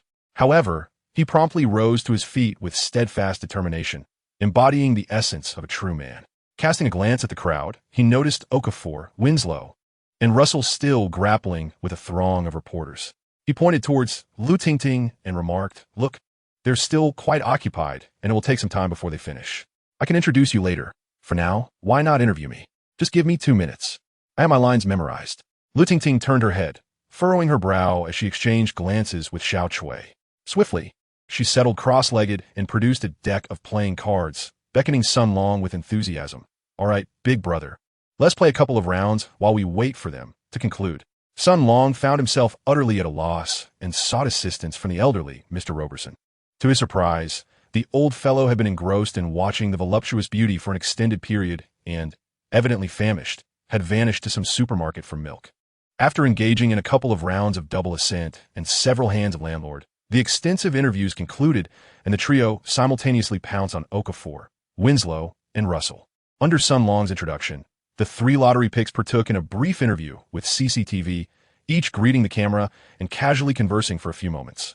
Rutanting, a young woman of considerable charm, spoke English fluently, and more importantly, her thick northeastern accent had vanished, transforming her from a comical beauty into a true celestial maiden. Chapter 9. The Winds of Physical Testing, Part 1. The annual NBA draft training camp commences with a day devoted to physical testing, followed by 1 to 2 days of individual workouts with teams. This year, nearly 200 players are vying for selection, and the testing stretches from dawn until afternoon. Consequently, CCTV 5 opted against live broadcasting, instead allowing Xiao Chui to capture the entire event for later editing. Lu Tingting's task appeared relatively effortless. It was her inaugural basketball interview, and with limited knowledge of the NBA, she wandered aimlessly with her hands clasped behind her back. The first to undergo physical testing were the interior players, a group gleaming with talent. For players stood at an impressive height of 6 feet 11 inches. Jahlil Okafor, Karl Anthony Towns, Frank Kaminsky, and Willie Cauley-Stein. Okafor, the heaviest among them, tipped the scales at 270 pounds. In terms of wingspan, Kaminsky was the shortest at 6 feet 11 inches, while Miles Turner boasted the longest reach at a remarkable 7 feet 4 inches, despite his height of only 6 feet 9 inches. Next came the forwards, with Stanley Johnson and Sun Long's close friend, Justice Winslow, being the only 2 small forwards with lottery prospects. Both players were relatively shorter, with Johnson being slightly taller and heavier. However, Winslow's body fat percentage was notably too lower, attesting to his strength. Their wingspans were quite comparable. Old rival Anthony Brown resorted to trickery once more, donning a pair of excessively elevated shoes with a sole height of 3 inches, which ultimately registered his height at 6 feet 8 inches. The final group consisted of perimeter players, with D'Angelo Russell and Devin Booker poised as potential lottery picks.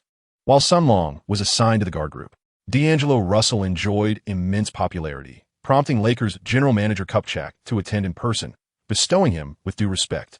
The physical testing results revealed Russell measuring 6 feet 3 inches tall, weighing 193 pounds, and possessing a wingspan of 6 feet 9 inches. Except for his somewhat lean weight, he exhibited elite standards among point guards. Russell had no intention of participating in the ensuing dynamic physical tests, and neither did Okafor or Winslow, who bid farewell to Sun Long before departing the training camp. Such was the audacity of lottery picks. Finally, it was Sun Long's turn. Lu Tingting playfully leapt and patted him on the shoulder, exclaiming, "Big brother, go for it. with a single utterance in a Northeast dialect. Sun Long was instantly brought to laughter. After giving her an okay gesture, he commenced the physical assessment under the guidance of the staff. It wasn't long before the static data was revealed. Sun Long stood at an impressive height of 6 feet 6 inches, 198 centimeters. With a wingspan of 7 feet, approximately 212 centimeters, weighing 198 pounds, less than 90 kilograms, and possessing a staggering body fat percentage of just 4.9. Sun Long was immensely pleased. At just under 19 years of age, he continued to grow, having gained 2 centimeters in height and a solid 8 kilograms in weight, all of which was pure muscle, with an ideal height and wingspan for a shooting guard, coupled with an impressively low body fat percentage ranking among the top 3 in this year's draft class. His exceptional physical metrics captured the attention of numerous teams. Miami Heat president Pat Riley, Spurs coach Greg Popovich, and Rockets general manager Daryl Morey all gathered to observe Sun Long with keen interest. Veteran Roberson wasted no time, engaging in familiar conversations with the team's management, eloquently extolling Sun Long's virtues as unparalleled. However, these seasoned executives remained cautious. On one hand, Sun Long's weight still appeared somewhat light, rendering him seemingly slender, while on the other hand, China was renowned for producing towering athletes, casting doubt on the reliability of its guards. Witnessing the throng of team executives captivated by Sun Long, Anthony Brown felt a pang of jealousy. Crossing his arms and derisively commenting from the sidelines, TSK, at 198 pounds, he's nothing but a twig. A gust of wind could topple him. Sun Long was utterly disinclined to engage with him. Yet Lu Tingting was not having it. With a playful stance, her hands firmly on her hips, she addressed Sun Long in fluent English, saying, "Hey, buddy, is this the NBA combined or the WNBA?" As a distinguished student from Duke, Sun Long immediately grasped the jest and played along. "It's obviously the NBA, but why is there a female player in high heels here?" Their banter elicited peals of laughter from the onlookers, while the reporters fervently snapped photos of Anthony Brown's towering figure. Anthony Brown, feeling quite humiliated, raised his fist and shot a fierce glare at Lu Tingting. Sun Long immediately shielded Tingting behind him and retorted, "Why intimidate a woman? If you have the courage, let's compete in the dynamic athletic tests." Anthony Brown let out an arrogant laugh. "Bring it on, but we should add a wager. If I win, you must call me Dad every time you see me from now on." Infuriated by Brown's insolent demeanor, Sun Long ignored old Robertson's attempts to dissuade him and confronted his opponent head-on. "Fine, but if I win, you must shout I am trash 3 times in front of all these reporters and admit that the Chinese are 100 times better than you." The provocative bet between the two rookies electrified the media on site. Countless cameras focused on them, while many onlookers doubted how this slender Chinese youth could boast so boldly, especially considering the renowned physical superiority of black athletes. Representatives from all 30 NBA teams crowded around, forming layers of spectators. Old Robertson watched with deep concern, his anxiety palpable. He understood all too well the extraordinary physical prowess of those athletes, and feared Sun Long was walking in a certain defeat. Yet he also knew Sun Long's stubborn pride and fierce determination. Once provoked by discrimination, he would fight relentlessly until his opponent was humbled. All Robertson could do was repeatedly cross himself, silently praying for divine protection. Anthony Brown went first in the dynamic testing, pleased with his results. He gestured mockingly for Sun Long to proceed. Reporters thrust microphones toward Brown, who boastfully announced, "I just completed the vertical jump test, 28 inches standing, 34 inches with a running start. That's above average among black players." But his triumph was short-lived. Sun Long's results were announced: a 33-inch standing vertical and an astonishing 36-inch running vertical. Converted, that meant 84 centimeters standing and 91 centimeters with a run-up. The entire venue erupted in gasps. These were elite numbers, even among the finest black athletes. Brown's face twitched with frustration as he scrambled for excuses. "This isn't fair. That guy's lighter weight gives him an advantage. Besides, I didn't T-jump at full effort just now. I could easily hit 36 inches too, believe me." His pathetic attempts to save face were beyond redemption. Next came the speed test. Once again, Brown brimmed with overconfidence and disrespect. However, beep, at the sound of the whistle, Sun Long shot forward like an arrow released from its bow, streaking across the court with breathtaking velocity.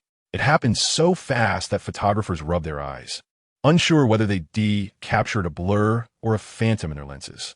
This was Sun Long's speed, the attribute he took most pride in. Chapter 10. The Athletic Testing Storm, Part 2. The results were soon displayed. 10. 94 seconds in the baseline sprint drill. Astonishment swept through the crowd. The speed exhibited by this 6'6" individual is astonishing, surpassing that of most point guards. Notably, among the rookies participating in the dynamic physical tests, only the 6'4" Devin Booker outpaced Sun Long, achieving a time of 10.62 seconds, while even Chris Paul's baseline sprint record stands at 10.89 seconds, a mere 0.5 seconds faster than Sun Long. Anthony Brown stood agape, rendered speechless, as his own time of 11.6 seconds paled in comparison. Soon after, the results of the 34-yard dash were announced, with Sun Long clocking in at 3.12 seconds, once again eclipsing Anthony Brown's 3.18 seconds. This remarkable speed elicited cheers from the crowd. No one could have anticipated that this unassuming young man from China possessed such exceptional athleticism. Only Anthony Brown, fuming, clutched the microphone tightly. This guy is too light. He had the wind at his back, and besides, my shoes are quite uncomfortable today, which affected my performance. Lu Tingting swiftly retorted, of course, if you can run that fast in 3-inch heels, you would undoubtedly break the WNBA's physical testing record. Having lost 2 of the 3 physical tests, Anthony Brown's face flushed with embarrassment, and still he attempted to play dirty. Let us have a bench press competition. I can lift it 8 times, and if you manage 5, you win. Bench pressing had always been Sun Long's Achilles heel, which is why Anthony Brown felt emboldened. However, old Roberson immediately intervened. Son, do not fall for it. We have already triumphed. Not being able to bench press is inconsequential. Even Tracy McGrady and Kevin Durant skipped it during their rookie tests. Your performance today is already impressive enough to secure numerous trial opportunities. There is no need to engage further. Nevertheless, filled with youthful fervor, Sun Long disregarded the advice and boldly replied to Anthony Brown, "No need for your leniency. At 84 kilograms, I'll lift it 10 times, and if I fall short, count it as my loss." This audacious response sent a ripple of astonishment through the crowd. How could this individual of Asian descent dare to challenge the strength of African Americans? Was he out of his mind? Such delusions were utterly improbable. Daryl Morey stroked his chubby chin, revealing a naive smile. Greg Popovich, having just sipped some wine, had a rosy nose. Pat Riley leisurely toyed with his NBA championship ring, his keen eyes fixated on Sun Long beside him. Lu Tingting gasped, covering her mouth. Her large eyes filled with concern. Given the weight of that barbell, could Sun Long truly lift it with his slender arms? With a series of deep breaths, Sun Long commenced his formal bench press after a minute of warm-up attempts. Following Powell's rigorous training regimen, he had previously managed to lift a maximum of 80 kilograms. However, after enduring the trials of a frenzied march, Sun Long's muscles had been tempered by the fires of competition. Recently, under Hade's expert guidance, he felt a significant increase in his strength, and lifting 84 kilograms for a standard bench press seemed feasible. The challenge lay in the fact that he needed to lift 84 kilograms consecutively for 10 repetitions, a goal that indeed appeared to surpass his capabilities. With a low growl, Sun Long gripped the bar firmly and exerted his strength, successfully lifting the 84 kilograms barbell. The surrounding crowd erupted in applause. Elated by his initial success, he pressed on, breathlessly lifting it 7 times in succession. Anthony Brown's face turned pale as he muttered incessantly, "I curse you. May you not lift it and suffer the consequences." By the 8th attempt, Sun Long began to feel the strain, yet he gritted his teeth and lifted it once more, even as his hands, arms, neck, head, and entire upper body trembled. He had equaled his rival. The spectators were astonished, gazing in awe at the young man whose veins bulged with effort. On the 9th lift, the shaking intensified and his grip wavered. Sun Long's features contorted as he stubbornly pressed the barbell upward. He paused it against his chest for 2 seconds, gasping for air, his chest heaving violently, his face turning crimson, and his eyes bloodshot, creating a terrifying visage. One final attempt remained. He was determined to fulfill his promise. Witnessing Sun Long's agony, Lu Tingting's eyes glistened with tears. As a girl newly acquainted with basketball, she had once perceived athletes as those effortlessly playing on screen, earning exorbitant salaries, driving luxurious sports cars, and surrounded by young beauties, carelessly spending their wealth. However, today through Sun Long, she witnessed an entirely different reality. Rigorous training, perspiration pouring down, an unwavering determination to never surrender, and the constant scrutiny and discrimination faced as a Chinese individual. Lu Tingting wiped her tears, bit her lower lip, and clenched her small fist tightly, her heart fervently urging, "Go on, brother. You must succeed. One last time." Sun Long unleashed the full power of his body, his legs taut and muscles straining, the veins on his neck pulsating, and even his eyes bulging with intensity. At last, the barbell was pushed up, swaying from side to side. Success! After a brief moment of tranquility, the audience erupted once more into cheers and applause, all deeply moved by Sun Long's achievement. ESPN's beautiful reporter, Zena, choked with emotion as she addressed the camera. Look at this slender young man from China, fully aware of his limited strength, yet choosing not to shy away, but instead bravely challenge himself and persist relentlessly. This spirit embodies the essence of sports and the allure of basketball. ABC's basketball reporter, Mo Zoff, shouted in excitement. He did it. The bench press performance of this Chinese lad is truly remarkable, indescribably astonishing. No one can fathom the incredible energy contained within his seemingly frail physique. Maury grinned widely. Popovich nodded in acknowledgement, took a swig of his drink, and scratched his thinning hair, while Pat Riley turned to call his assistant, quietly making some arrangements. Old Roberson and cameraman Xiao Chui helped the weak-kneed Sun Long to his feet as Lu Tingting joyfully leaped into his embrace, resembling a beautiful butterfly. Meanwhile, Anthony Brown, crouching to slip away, was cornered at the door by a throng of media, countless cameras thrust into his face, awaiting him to honor his wager.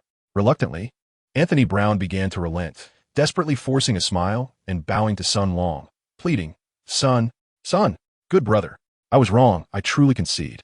Let us forget the unpleasantness of the past and become good friends from this moment on. Shall we, dear son?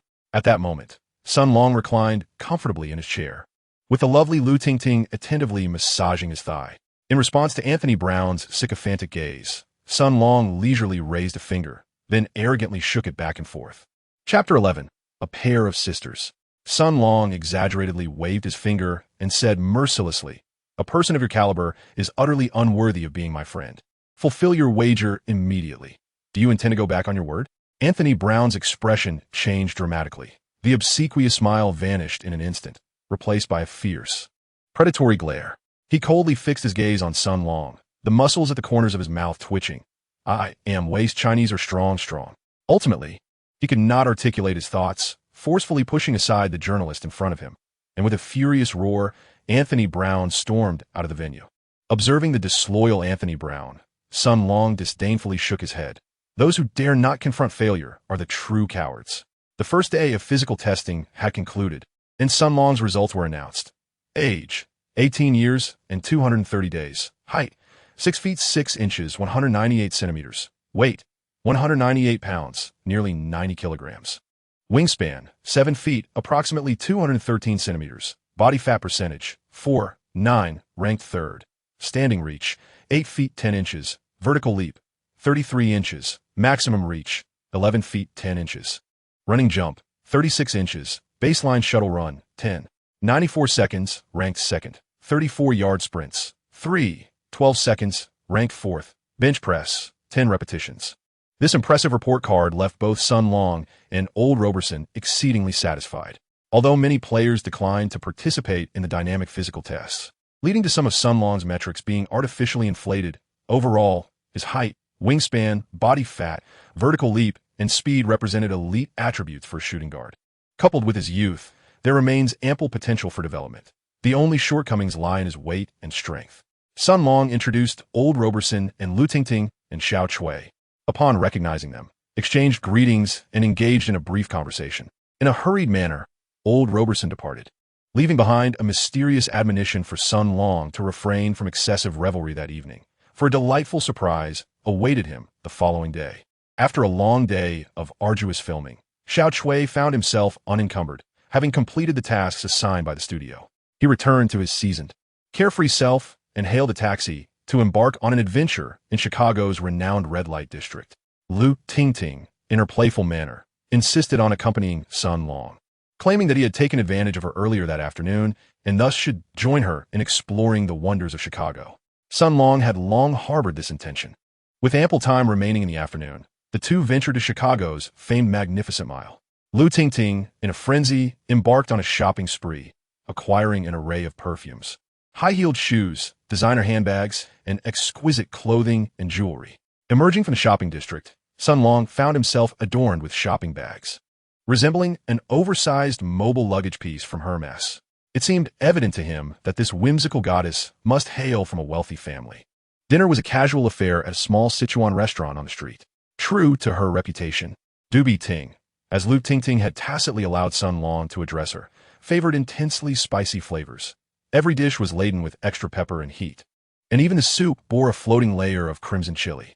Sun Long took a sip, only to be overwhelmed, watching in awe as Dubi Ting unleashed her culinary prowess, mercilessly decimating the table. 10 minutes later, Dubi Ting abruptly ceased her onslaught and joyfully bounded off to the restroom. Upon her return, she hunched over, clutching her stomach, as if a decade had been added to her age. After downing a large glass of cool water, she lamented her plight, claiming to have experienced rectal bleeding. Initially oblivious, she had mistaken it for a delayed menstrual cycle, only to later realize it was a case of hemorrhoids. As Sun Long was about to tease her, the phone of Dubi Ting rang unexpectedly. Hushing Sun Long with a discreet gesture, Dubi Ting answered the call, instantly transforming into a poised and graceful female reporter from CCTV. The caller was Zhang Weiping, a seasoned basketball commentator from CCTV5 and also the mentor of Lu Tingting during her internship. The old gentleman is reasonable in all matters, yet somewhat stubborn and rigid, insisting that Lu Tingting return immediately after completing her interview. Naturally, Lu Tingting showcased her playful nature, employing charm and a touch of mischief to negotiate, and ultimately, the two reached an agreement. Zhang would promptly inform Xiao Chui to return to the country with the footage from today's shoot, while Lu Tingting could stay for an additional day and return home after concluding her interview with Sun Long the following day. Observing Dubi Ting's cunning smile, Sun Long finally understood why she had been so reluctant to interview him. It was all to extend her stay in Chicago for an extra day, having cleverly laid her plans in advance. This young lady is quite extraordinary. Sun Long gazed at Dubi Ting with a mischievous grin, suddenly pondering a rather masculine query. The unfortunate Xiao Chui had ventured into the red light district. How frightening. It was nearly unimaginable that Xiao Chui, laboring earnestly upon the fair-haired damsels, might suddenly receive a call from his superior, leading to a frightful debacle, perhaps rendering him impotent forever or even succumbing to depression. However, at that moment, Sun Long was less concerned with these thoughts and more intent on teasing Lu Tingting. Hey, Dubi Ting, so you declined my interview to evade work? Huh? Ha ha. I got you where I want you.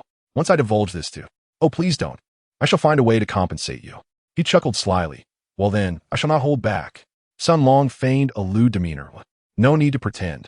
He was already quite depraved and lunged at her with outstretched claws. Stop. I have never even had a boyfriend. The silly Ting, frightened, retreated to the corner of the wall. Please spare me. How about I introduce you to my cousin? Cousin? Sun Long was momentarily taken aback. Yes.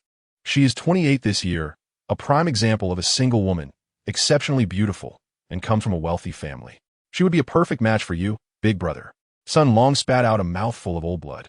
How could an 18-year-old young man like me possibly date a 28-year-old mature woman? However, the idea of a double date with two sisters is certainly worth considering. Observing Sun Long's lewd grin, Dubi Ting slammed her hand on the table and exclaimed, Hey, where are your thoughts wandering off to?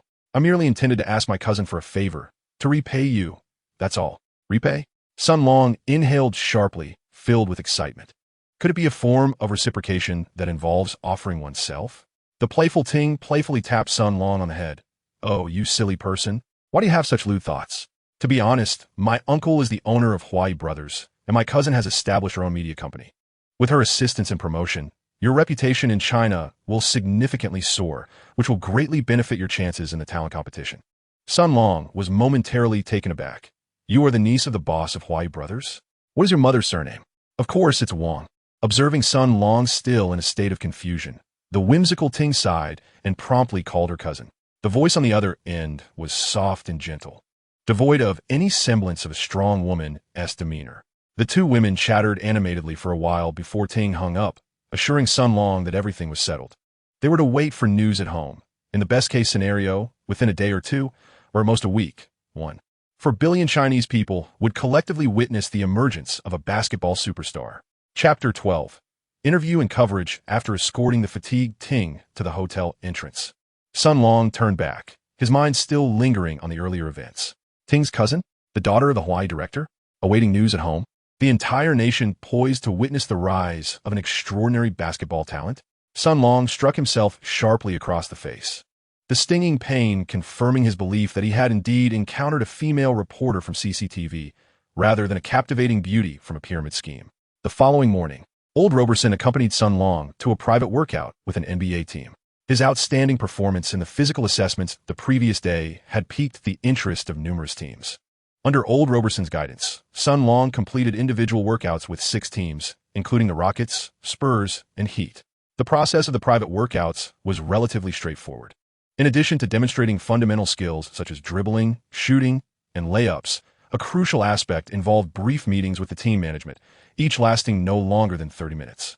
The Rockets' workout team comprised general manager Daryl Morey, head coach Kevin McHale, and lead assistant Jay Bickerstaff. The Spurs team was represented by general manager R.C. Buford and head coach Greg Popovich, while the Heat had the esteemed Pat Riley personally overseeing the session, accompanied by head coach Eric Spoelstra. Feeling somewhat nervous in the presence of these billion-dollar team owners, astute general managers, and coaches of varying styles, Sun Long found solace in the fact that the seasoned Old Roberson had prepared a script for him. During his discussions with the team management, he aimed to emphasize 3 key points. 1. Sun Long hailed from the prestigious Duke University, the beloved protege of Coach K, and was a team-oriented defensive specialist capable of guarding positions 1 through 3. In his freshman season, he averaged 8 steals, 5 blocks, and 1 assist per game. Under Battier's mentorship, his three-point shooting had significantly improved. A team-first 3D player is highly coveted and a valuable asset for any type of team. 2. Sun Long's rapid progress and boundless potential were evident. Last year, he was merely a bench warmer, but this year, he has transformed into Duke's most steadfast and reliable defensive stalwart on the perimeter. Since the commencement of the exhilarating March Madness, Sun Long's playing time has steadily increased, and his on-court statistics have seen a remarkable enhancement. In his debut as a starter in the finals, he amassed an impressive stat line of 10 points, 6 rebounds, 3 assists, 3 steals, and 4 blocks within 35 minutes. He demonstrated unwavering resolve in critical moments, frequently showcasing his prowess with spectacular steals and blocks. At merely 18 years of age, this adds another layer of intrigue, signifying boundless potential for Sun Long's future. Sun Long is an extraordinary training enthusiast, dedicating himself to rigorous practice sessions daily, fueled by an intense competitive spirit and a fiery style of play. Much like a job interview, this foreign candidate, Sun Long, repeatedly underscores his strengths of defense, potential, and attitude before a succession of team executives. However, the management often questions his weaknesses in physicality and three-point shooting. This inquiry is pointed and unavoidable, leaving the young Sun Long momentarily at a loss for words.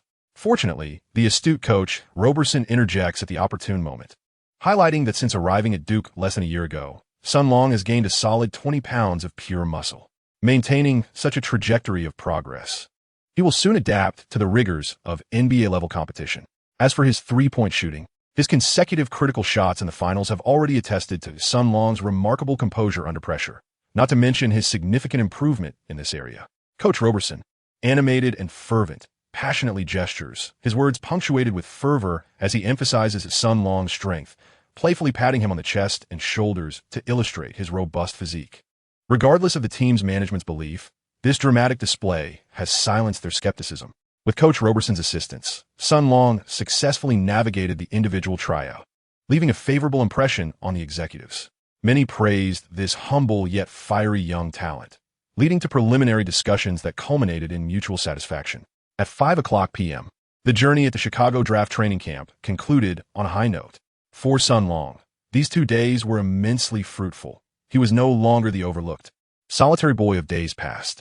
His exceptional performance in physical testing had rendered him a coveted prospect in the eyes of NBA executives. After bidding farewell to Sun Long, Coach Roberson busied himself negotiating follow-up tryout arrangements with various team managements, while Sun Long was soon approached by the exuberant Ting, who had been reveling in Chicago. Having enjoyed a day of unrestrained fun, she remembered Sun Long just 2 hours before their flight home. In a serene CAF, Sun Long finally realized his long-cherished dream of being interviewed by Central Television. Overwhelmed with excitement, he exclaimed, "For 2 whole days.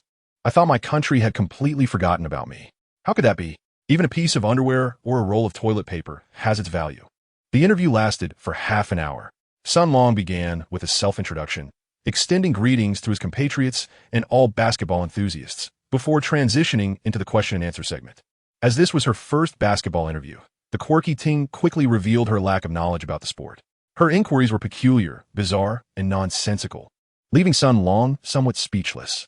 For instance, she asked, "Sun Long, you define yourself as a 3D player. What distinguishes this 3D from the commonly understood 2D? Is it more advanced, perhaps even more expensive? You're a master of steals and blocks. Do you greet your opponents before taking the ball from them? Do they consent to it? If three-pointers are so distant and challenging to make, why not practice two-pointers instead?" In response to the last question, Sun Long, with tears glistening in his eyes, softly saying, "Three-pointers, you're 1 point more than 2. Ultimately, Ting finally posed a question of technical significance. "What are your expectations for this NBA draft?"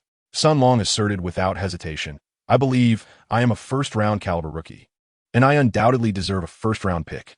Ting promptly interjected, "Let us examine the latest predictions from Draft Express, which indicate that Sun Long is projected to be, well, the 53rd overall pick in the second round." The atmosphere became awkward once more. Fortunately, Ting reacted swiftly, stating, "It appears that as a Chinese individual, Sun Long has not received the respect he deserves. However, fret not, for true talent will always shine. Let us eagerly anticipate Sun Long's ascent into the first round, turning his dreams into reality." As the interview drew to a close, Ting unexpectedly posed a rather personal question regarding whether Sun Long had a girlfriend. Ting's expression suddenly took on a peculiar quality. Sun Long hesitated for a moment, but ultimately spoke the truth before the camera. "Yes, her name is Alex. She's American, and she's also my fellow Duke alumnus." After the interview, Sun Long accompanied Ting to the airport. As the plane ascended, soaring at 30,000 feet, Ting craned her neck to gaze below. The night sky over Chicago was shrouded in a veil of mist, with scattered lights glimmering through. For reasons unknown, a haze also enveloped Ting's eyes, and the starlight danced upon her long eyelashes. Upon returning home, Alex was not present, but Kato Mai was diligently painting. Upon seeing Sun Long, she joyfully cast aside her brush and affectionately linked her arm with his. "What brings you such joy, little Mai?" he inquired. Sister Alex forbids me from saying," Mai replied, wearing an air of mystery. Sun Long's curiosity was piqued. "Then I truly wish to know. What should I do?" Wooey, with her delicate finger gently resting on her chin, pondered for a moment. "I shall secretly tell Oni-chan, but you must not disclose this to Sister Alex." After seeing Sun Long nod in agreement, Wooey leaned closer to his ear and whispered, "Sister Alex presented my painting to Professor Pennyfur at Duke Art College. She remarked that my artwork possesses a certain spirit and has already promised to accept me as her student in the coming academic year. Is that truly the case?" Sun Long joyfully grasped the small hand of Wu-Yi, exclaiming, "What delightful news, little Wu-Yi. I have long believed you possess an extraordinary talent for painting. So, it turns out that you and your companion have been secretly engaged in this endeavor."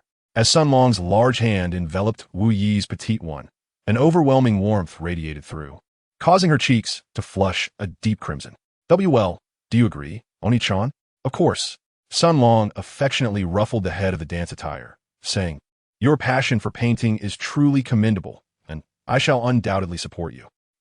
Henceforth, you shall be my junior at Duke." Sun Long continued, expressing his concerns. "Moreover, I have always worried that once I enter the NBA, I would lack the time to care for you. Now that you have become a student at Duke and are with Alex, I feel reassured." Pouting her lips and tidying up her disheveled hair that had been tousled by Sun Long, Kato playfully remarked, "But I want Oni-chan to give me a gift." The following morning, a Hummer pulled up in front of Sun Long's home, from which Alex and his father, Henry, emerged. Sun Long and Wu-Yi approached to greet him. "Greetings, it is a pleasure to see you once more, Henry. Do come in and make yourself comfortable." Henry raised his fist, as hefty as a sandbag, and playfully struck Sun Long. "Hello there, young man. You look well. You appear far more robust than last year. I have heard you are participating in the NBA draft. How is it going? Surely a first-round selection is within your grasp?" Sun Long awkwardly rubbed his hands together, saying, It's all right. Henry laughed heartily, exclaiming, "Do your best, young man. I am about to leave, flying to Italy for a year or two." "Italy? Sun Long gazed in astonishment at Alex. Are you going to? Observing Sun Long's anxious demeanor, Alex was filled with delight. I have no intention of going. I wish to remain here to keep you company. Henry shrugged helplessly. See, Dad cannot compete with a boyfriend. He turned and boarded the car. I entrust Alex to you. Lad, you must treat her well, for I shall be watching your every move. After escorting Henry to the airport, Sun Long instructed Alex to drive to the nearest Chinatown to purchase a traditional Chinese sachet that Kato might specifically requested. The exquisite craftsmanship, vibrant colors, and delightful fragrance captivated Alex as well. Sun Long gifted each of them one. After indulging in a couple of days of tenderness, Sun Long received an invitation for a tryout with the Spurs and flew to San Antonio alongside old Roberson, this time in business class, much to Roberson's satisfaction. Under the guidance of Coach Popovich, the Spurs are renowned for their discipline, teamwork, and textbook-like tactics, with the triumvirate of Duncan, Parker, and Ginobili leading the charge. The Spurs have remained an indomitable force for over a decade, establishing themselves as a true powerhouse. Furthermore, in last year's finals, super rookies Kawhi Leonard, Danny Green, and Patty Mills emerged explosively, decisively defeating the Heat, who boasted LeBron James and Dwayne Wade, with a resounding 4-1 victory to secure the franchise's fifth championship title. Sun Long harbors profound respect for the San Antonio Spurs, with his NBA draft ceiling epitomized by the recently crowned Finals MVP, Kawhi Leonard, while his floor remains an enigma. It appears that, in the eyes of American basketball analysts, Chinese guards continue to be deemed unreliable, as they seem to perceive Sun Long as a player devoid of limitations. Historically, the Spurs have often found themselves drafting in the lower echelons. And although this year's lottery has yet to commence, it is certain that their first and second round picks will once again be among the last. General Manager R.C. Buford possesses a discerning eye, excelling at unearthing hidden gems, and is notably dedicated to the development of rookies. Aside from the 1997 first overall pick Tim Duncan and Kawhi Leonard, selected 15th overall in 2011, acquired through a trade with the Pacers. The Spurs roster is primarily composed of late first-round or second-round talents, such as Tony Parker, the 28th pick in 2001, Manu Ginobili, the 28th pick in 2002, Tiago Splitter, the 28th pick in 2010, Corey Joseph, the 29th pick in 2011, and Kyle Anderson, the 30th pick in 2014. For Sun Long, securing a late second-round opportunity would be a significant achievement, and if he can deliver an impressive performance during the tryouts that compels the Spurs to willingly invest a first-round pick, it would be the pinnacle of success. Under the guidance of the Spurs tryout team, Sun Long underwent meticulous and professional assessments. Both R.C. Buford and Greg Popovich offered high praise for Sun Long. However, he remains acutely aware that such accolades are often mere platitudes, leaving the true sentiments of the team's management shrouded in mystery. Upon returning from the Spurs, Sun Long discovered that his draft stock had risen considerably, now positioned at 48th overall in the latest Draft Express rankings, likely a testament to his outstanding physical performance. Later that evening, while perusing domestic news, Sun Long was astonished to find that a video interview featuring him broadcasted by CCTV5 had garnered over 10 million views in just 2 or 3 days, rapidly going viral. Major media outlets were fervently promoting the news of his participation in the NBA draft, and keywords associated with Sun Long dominated the trending lists across various platforms, including Sina Weibo, Baidu, and Tencent, even inundating social media feeds with a deluge of promotional content. Furthermore, a multitude of film and television stars publicly expressed their support for Sun Long through video recordings and social media posts, including iconic figures such as Gul Nazar, Liu Yifei, Zhao Liying, Huang Xiaoming, and Deng Chao, as well as esteemed actors and renowned directors like Chen Daoming, Zhang Guoli, and Feng Xiaojing. Sun Long was utterly astonished. Such a luxurious fan club and the prime placement on various prominent websites could only be afforded by the daughter of the Hawaii boss. Chapter 14. Cheers together. The surprises were far from over. Lu Tingting summoned Sun Long to a Sky restaurant in Los Angeles with a simple phone call. Beside Lu Tingting sat a figure resembling Snow White, her complexion as pristine as snow, clad in a delicate yellow dress devoid of any adornments, exuding a refreshing simplicity. Lu Tingting immediately sprang up to introduce them. The Snow White figure extended her delicate hand towards Sun Long. "Hello, Mr. Sunday. I am Wang Lingxi, Tingting's cousin. I greatly appreciate your assistance in helping Tingting skip her shift last time." As Sun Long grasped her fragile hand, entranced by her soft Jiangnan accent and the faint scent of her femininity, he found himself lost in a reverie.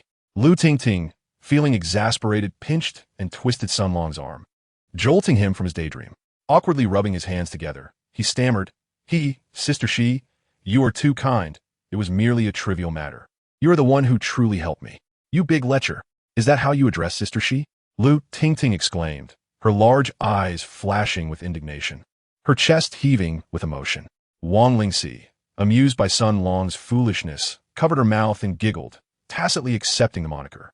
As the guests settled in, they dined and engaged in light conversation. Sun Long discerned that Wang Lingxi was a uniquely captivating woman. Despite being 28, her visage appeared no older than 20. And compared to Lu Tingting, she radiated an ageless charm.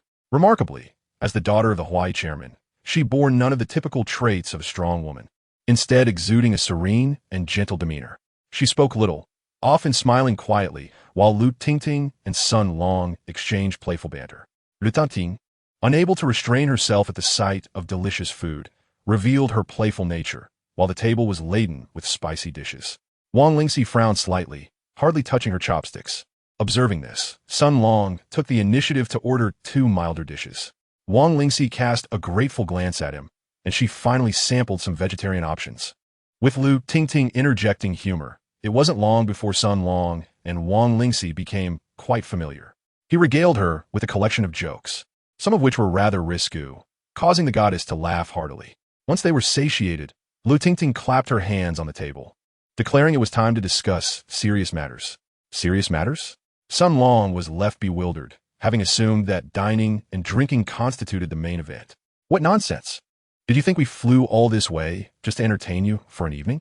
Lu Tingting, slightly flushed from the wine, began to ramble. Wang Lingxi shot her a reproachful glance before continuing, "Along, I am here firstly to express my gratitude on behalf of Tingting, and secondly, I wish to discuss a potential collaboration with you."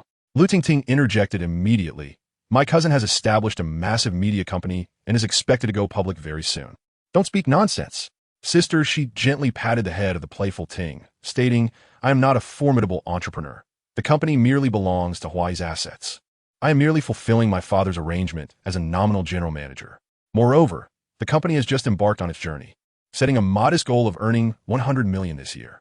Observing the wide, copper-like eyes of Sun Long, Sister, she covered her mouth and chuckled. "I am just teasing you. In fact, my primary purpose for coming here is to discuss a potential deal with you. We, Hawaii brothers, are willing to sign you for 2 years at the price of 5 million, marking our initial foray into the sports market. During these 2 years, we will manage all your commercial activities in China with a profit-sharing arrangement of 28%. Correspondingly, we have also made a small contribution to this talent selection process. In the future, Hawaii will spare no effort in managing your image domestically, ensuring that you earn significantly, achieving both fame and fortune. What do you think?" Sun Long pretended to ponder for a moment. The prospect of 5 million over 2 years was indeed enticing. He mused that once he established his reputation, a price increase would be more than warranted. Moreover, retaining 80% of all commercial activity income, while Hawaii claimed merely 20%, was undeniably a mutually beneficial arrangement.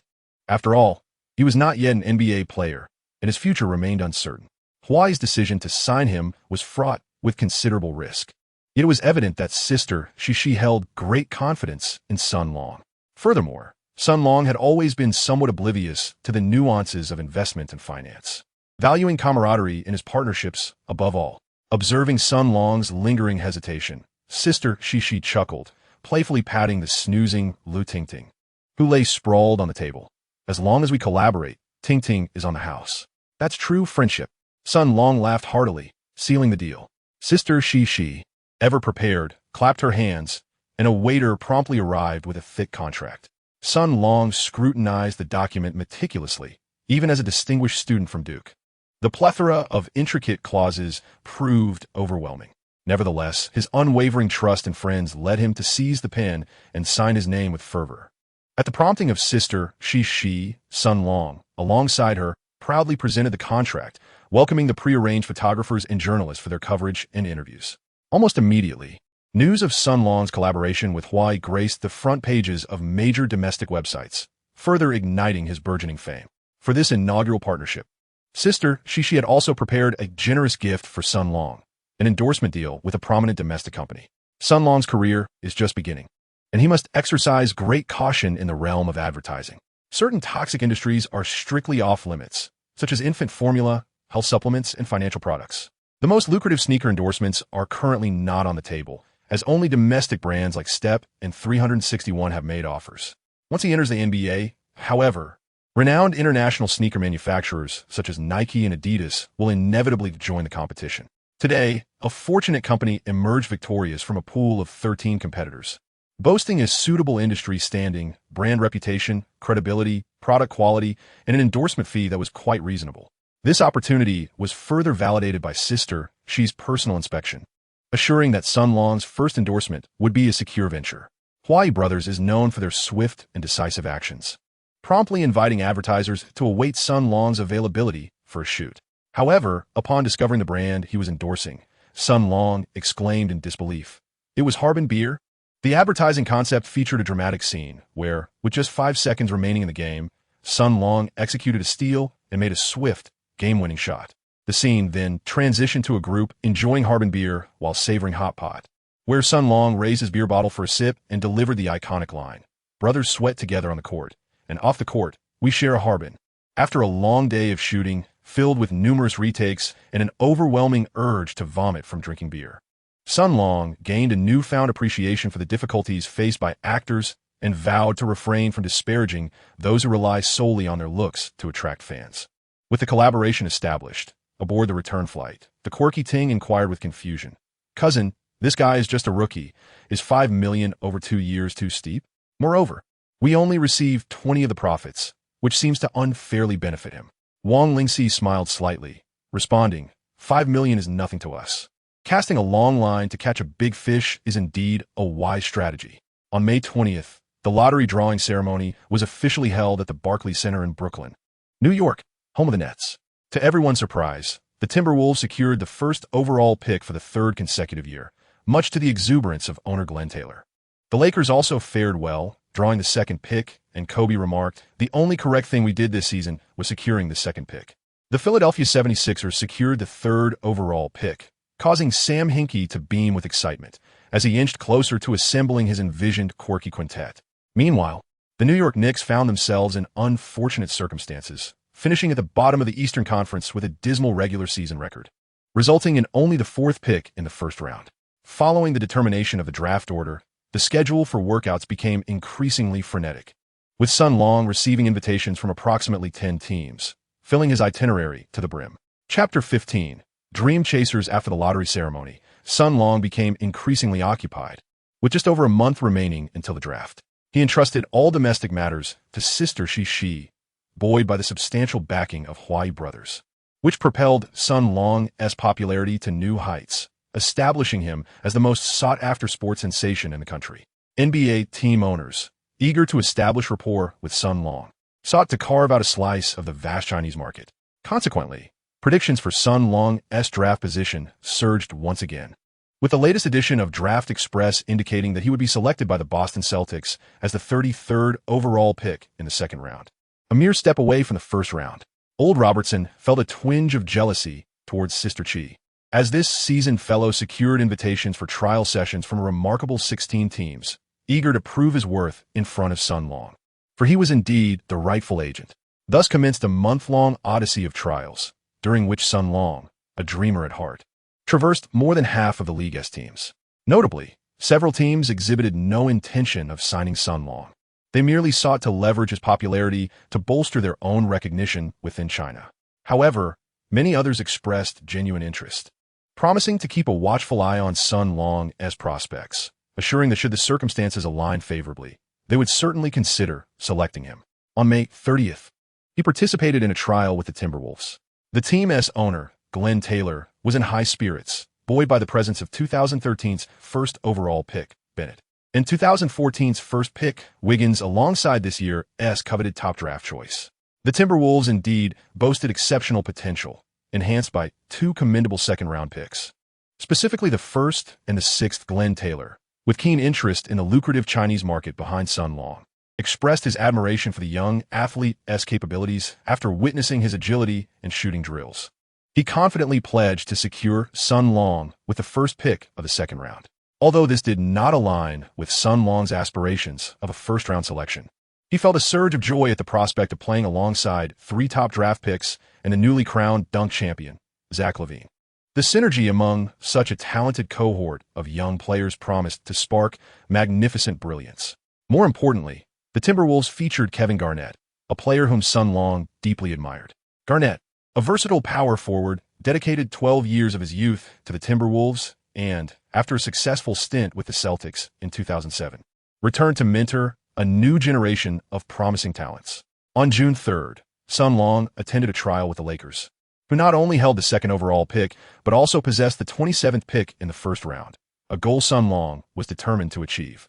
In a competitive 20-minute scrimmage with several late first-round and early second-round prospects, Sun Long's relentless training bore fruit, as he impressively sank 2 of 3 attempts from beyond the arc, accumulating 9 points, 3 rebounds, 3 steals, and 2 blocks. However, the most remarkable player was Larry Nance Jr., a towering white athlete endowed with an extraordinary wingspan and astonishing leaping ability, who scored 18 points, grabbed 9 rebounds, and recorded 4 blocks. Lakers general manager Mitch Kupchak and star player Kobe Bryant were in attendance, even posing for a photograph with Sun Long. Following the Lakers tryout, Sun Long and the veteran Roberson wasted no time and immediately flew to their next destination, Houston. The Rockets possessed the 18th pick in the first round and the 2nd pick in the second round. While the first-round pick seemed challenging to attain, the second-round selection appeared more feasible. Daryl Morey warmly welcomed Sun Long, inviting him to a morning workout at the Toyota Center before summoning the Rocket star, James Harden, along with Dwight Howard and Roberson for a sumptuous lunch. Recently defeated by the Warriors in the Western Conference Finals with a 4-1 score, Harden was in low spirits, keeping his head down and focusing solely on his meal. Meanwhile, Howard, a jovial giant, engaged Sun Long in light-hearted conversation, expressing his enthusiasm for Sun Long potentially joining Houston. Next came the Dallas Mavericks, who held the 21st pick in the first round and the 52nd pick in the second round. For Sun Long, the second-round pick felt too distant, and the 21st pick in the first round seemed unrealistic. Mavericks owner Mark Cuban, a down-to-earth and affable basketball enthusiast, has earned a reputation as one of the league's most generous owners. As the legendary Dirk Nowitzki ages, the Mavericks are in search of their next young core. Historically, the Mavericks have shown a particular fondness for international players, having previously welcomed the likes of Wang Zhizhi and Yi Jianlian. Cuban took a liking to Sun Long, inviting him to a French feast at a revolving restaurant in Dallas, where he playfully posed for a photo with peace signs, later sharing it on his Instagram. Following Dallas, Sun Long and Roberson journeyed to meet with the Memphis Grizzlies, Boston Celtics, Brooklyn Nets, and Golden State Warriors, all of whom held late first-round picks, an ambitious target for Sun Long. However, the Nets had already made it clear they would not select him, while the attitudes of the other teams were lukewarm. On June 18th, Sun Long and Roberson traveled to Miami for a tryout with the Heat. Among the 18 participants, predominantly second-round hopefuls, was familiar face Josh Richardson. Heat president Pat Riley and the team's soul, Dwayne Wade, observed from the sidelines. This year has been challenging for the Heat. LeBron's abrupt departure plunged them into turmoil, and despite Riley's swift acquisition of Luol Deng, they could not fill the void left behind. Additionally, Chris Bosh's season was cut short due to a blood clot, preventing the Heat from reaching the playoffs. Furthermore, the team's recent draft picks were scarce, yet they managed to secure a top 10 protected first-round pick, landing at the 10th position, thus preserving this valuable selection, with the second-round pick also being the 10th. After warm-ups, Coach Spoelstra selected 10 players for a red-white scrimmage, where Richardson and Sun Long found themselves matched against one another. Josh was astonished to discover that, just 2.5 months since their last encounter, Sun Long had made remarkable strides, enhancing his physicality and defensive tenacity, even showcasing improved three-point shooting with a smooth and natural release, achieving commendable accuracy. Riley's attention remained fixed on Sun Long and Richardson, gently stroking his chin as he turned to Wade and inquired, "Dwayne, which of the two do you think is better?" Wade puffed his cheeks, observed for a moment, and replied, "Coach, I see strengths in both."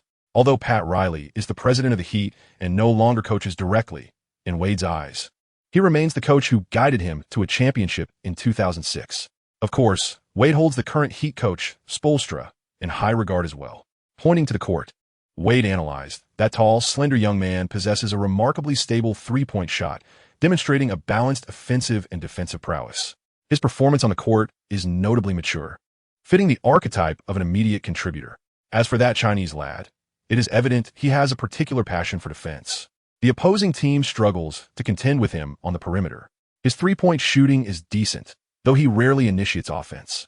There is something oddly familiar about him, as if I am encountering an old teammate, despite this being our first meeting. Chapter 16. A sense of exhaustion. Pat Riley nodded thoughtfully, agreeing with his beloved Prot G. Wade's assessment. He too found Sun Long's playing style strikingly familiar. Wade continued, observing his defense, his positioning, footwork, and hand placements are all exemplary, truly textbook. Furthermore, his rebounding ability is commendable, and his speed in transition is top-notch. Riley lightly pinched his fingers together. Indeed, his defense is quite standard, as expected from a Duke product.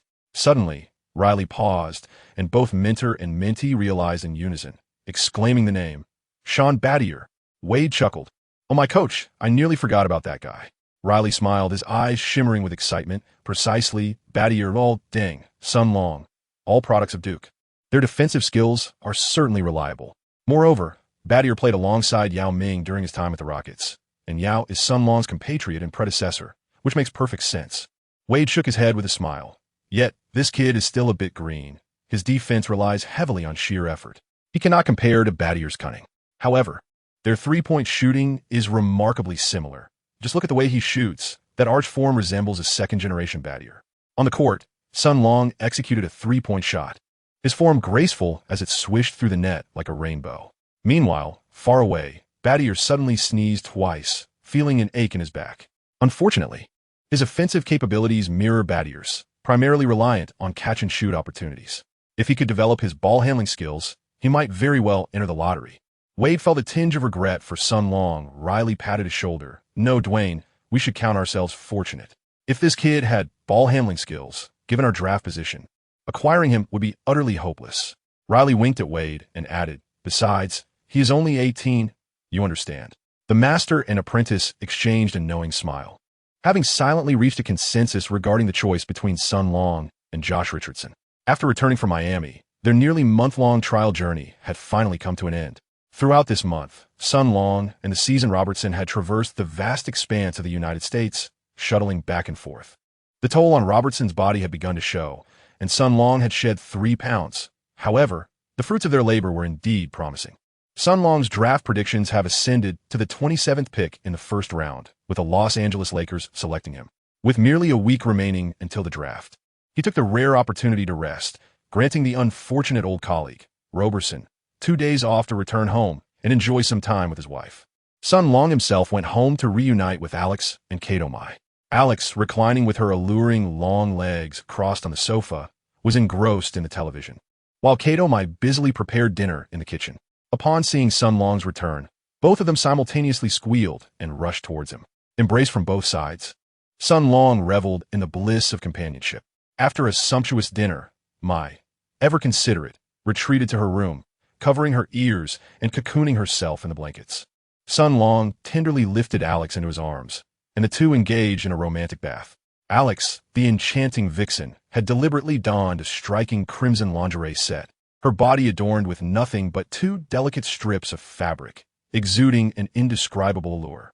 Her flowing red hair, the fiery lingerie, and the scarlet high heels ignited the wild passion within Sun Long. With fervor, he pressed Alex down, claiming her with a passionate kiss upon her flame-kissed lips, while his hands began to explore, igniting sparks of desire across her form. Unable to restrain himself, Sun Long mounted his horse, and the bathroom was suffused with the essence of spring. As the water in the bathtub had evaporated, Sun Long gently carried Alex back to the bedroom, each step eliciting a blissful sigh from Alex. The reunion after a prolonged separation was more exhilarating than a newlywed couple's embrace. Sun Long transformed into a passionate lover, and by the next morning his legs felt weak, as if his very essence had been drained. Alex, too, found it difficult to rise from bed, yet appeared even more radiant. Meanwhile, the unfortunate Kato Mai, deprived of sleep throughout the night, awoke with prominent dark circles under her eyes, casting a resentful glance at Sun Long, contemplating how she might hasten her growth to partake in such revelries. However, amidst the indulgence, Sun Long remained steadfast in his training. The following morning, he made his way to the basketball training facility at Duke University. Coach K was present as well, and the two had not seen each other for quite some time, engaging in warm conversation. From Coach K's discourse, Sun Long learned that Duke's strength and conditioning coach, Powell, had recently tendered his resignation, the reasons for which remained unclear. In haste, Coach K departed to Charlotte to discuss matters with Powell in person. Sun Long was profoundly astonished. He had initially intended to accompany Coach Longtai to assess the situation, but he had already made arrangements to meet senior batter shortly thereafter and had to forego that plan. At this juncture, Sun Long's one-month training contract with Hayde had expired, marking the conclusion of Hayde's responsibilities. The two seldom communicated, with the exception of batter occasionally visiting to evaluate Sun Long's shooting practice. This circumstance underscored the notion that relationships often hold more reliability than monetary considerations. Indeed, Sun Long was fortunate to have encountered batter, a dedicated mentor. After sharing a modest meal with batter and taking a brief respite, they commenced their three-point shooting practice. Batter was not only a teacher, but also took on the role of the ball boy. The two training enthusiasts immersed themselves in rigorous practice, continuing until 4 p.m., at which point batter wiped the sweat from his brow and took his leave. Sun Long was profoundly grateful, contemplating that upon entering the NBA, he must prepare a grand gift for his mentor, Mr. Battier, as a gesture of duty towards his apprenticeship. Just as he was about to depart, old Roberson rushed over, bearing news that was both auspicious and somewhat disheartening. Sam Hinkie, the general manager of the 76ers, had just contacted old Roberson, extending an invitation for Sun Long to undertake another tryout. Aware of the previous unpleasantness between Sun Long and the 76ers, old Roberson refrained from making any decisions on his own and sought Sun Long's opinion directly. As anticipated, Sun Long was not particularly pleased. Allen had already revealed the truth to me, thanks to his and TowelKing's joint recommendation. However, Sam Hinkie's approach felt entirely perfunctory, as if I were of no significance to him. Furthermore, their team has languished in mediocrity for years, offering no glimmer of hope, resembling a vast swamp from which I have no desire to emerge as an NBA player. Understanding Sun Long's sentiments, old Roberson promptly returned the call to Sam Hinkie, expressing gratitude for his acknowledgement, and courteously declined the invitation for a tryout with the 76ers. Sun Long was elated. Yesterday, you disregarded me, but today, I am beyond your reach. After hanging up the phone, Sam Hinkie's face turned crimson with rage. He had never anticipated that a mere bench warmer averaging only 5 points per game would so brazenly defy him. Seizing the moment, Brett Brown, the head coach of the 76ers, took the opportunity to berate Sun Long, labeling him arrogant and proclaiming that the 76ers would never welcome him. No, Sam Hinkie suddenly bellowed. Chapter 17. Farewell party. Brett Brown was taken aback, quickly silencing himself and cautiously scrutinizing Sam Hinkie's expression until he discerned his superior's intent. He dare not speak further. Sam Hinkie's demeanor fluctuated, his eyes darting with contemplation. Suddenly struck by a thought, the anger on his face dissipated, gradually giving way to a smile. Exhaling, Sam Hinkie reclined comfortably in his chair, seemingly regaining the gentlemanly poise of a business elite. Taking a puff from his cigar, he mischievously remarked to Brett Brown, "You are mistaken, Brown. The 76ers will always welcome him." With a nonchalant dismissal of the 76ers' overtures, Sun Long felt a surge of satisfaction. However, he quickly remembered that he had pressing matters to attend to. After bidding farewell to old Roberson, Sun Long hailed a taxi to Charlotte, where the Powell family of four awaited him, and Coach K had yet to depart. Sun Long greeted everyone and then settled onto the sofa in the living room. Sophia immediately affectionately leaped over and sat beside Sun Long, wrapping her arms tightly around his. Powell, beaming with joy, turned to Sun Long and said, "Thank you for coming to see me, Sunday. My decision to resign this time was also influenced by you." Sun Long was taken aback, utterly oblivious to the situation at hand. Powell then revealed the truth. "The crux of the matter lies with my daughter, Sophia. Over the years, I have been a dreadful father, utterly mishandling our father-daughter relationship. I owe Sophia an immense debt of gratitude. However, it is your presence, son, that has enabled her to forgive me. Thank you truly." Powell gazed at Sun Long with heartfelt appreciation before continuing, "As I am now advancing in age, I yearn for more time to spend with my beloved daughter. Thus, upon my resignation, I plan to embark on a journey abroad with my entire family, to England, France, Italy, and even your homeland, China. I aspire to bestow upon Sophia the paternal affection she rightfully deserves." Sun Long glanced at old K, who nodded at him. indicating that Duke had agreed to Powell's resignation. Sun Long rose to embrace Powell, declaring, "I wholeheartedly support your decision, old Bao. You shall undoubtedly be an exceptional father, and Sophia is a wonderful daughter. May your father-daughter bond be forever filled with joy."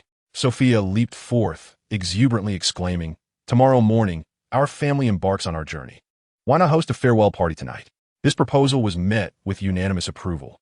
Coach K busily dialed his wife to request a leave of absence, while Sun Long summoned Okafor and Winslow. After a moment's contemplation, he also called for Alex and Kato Mai for a night at Sophia's required Alex's consent.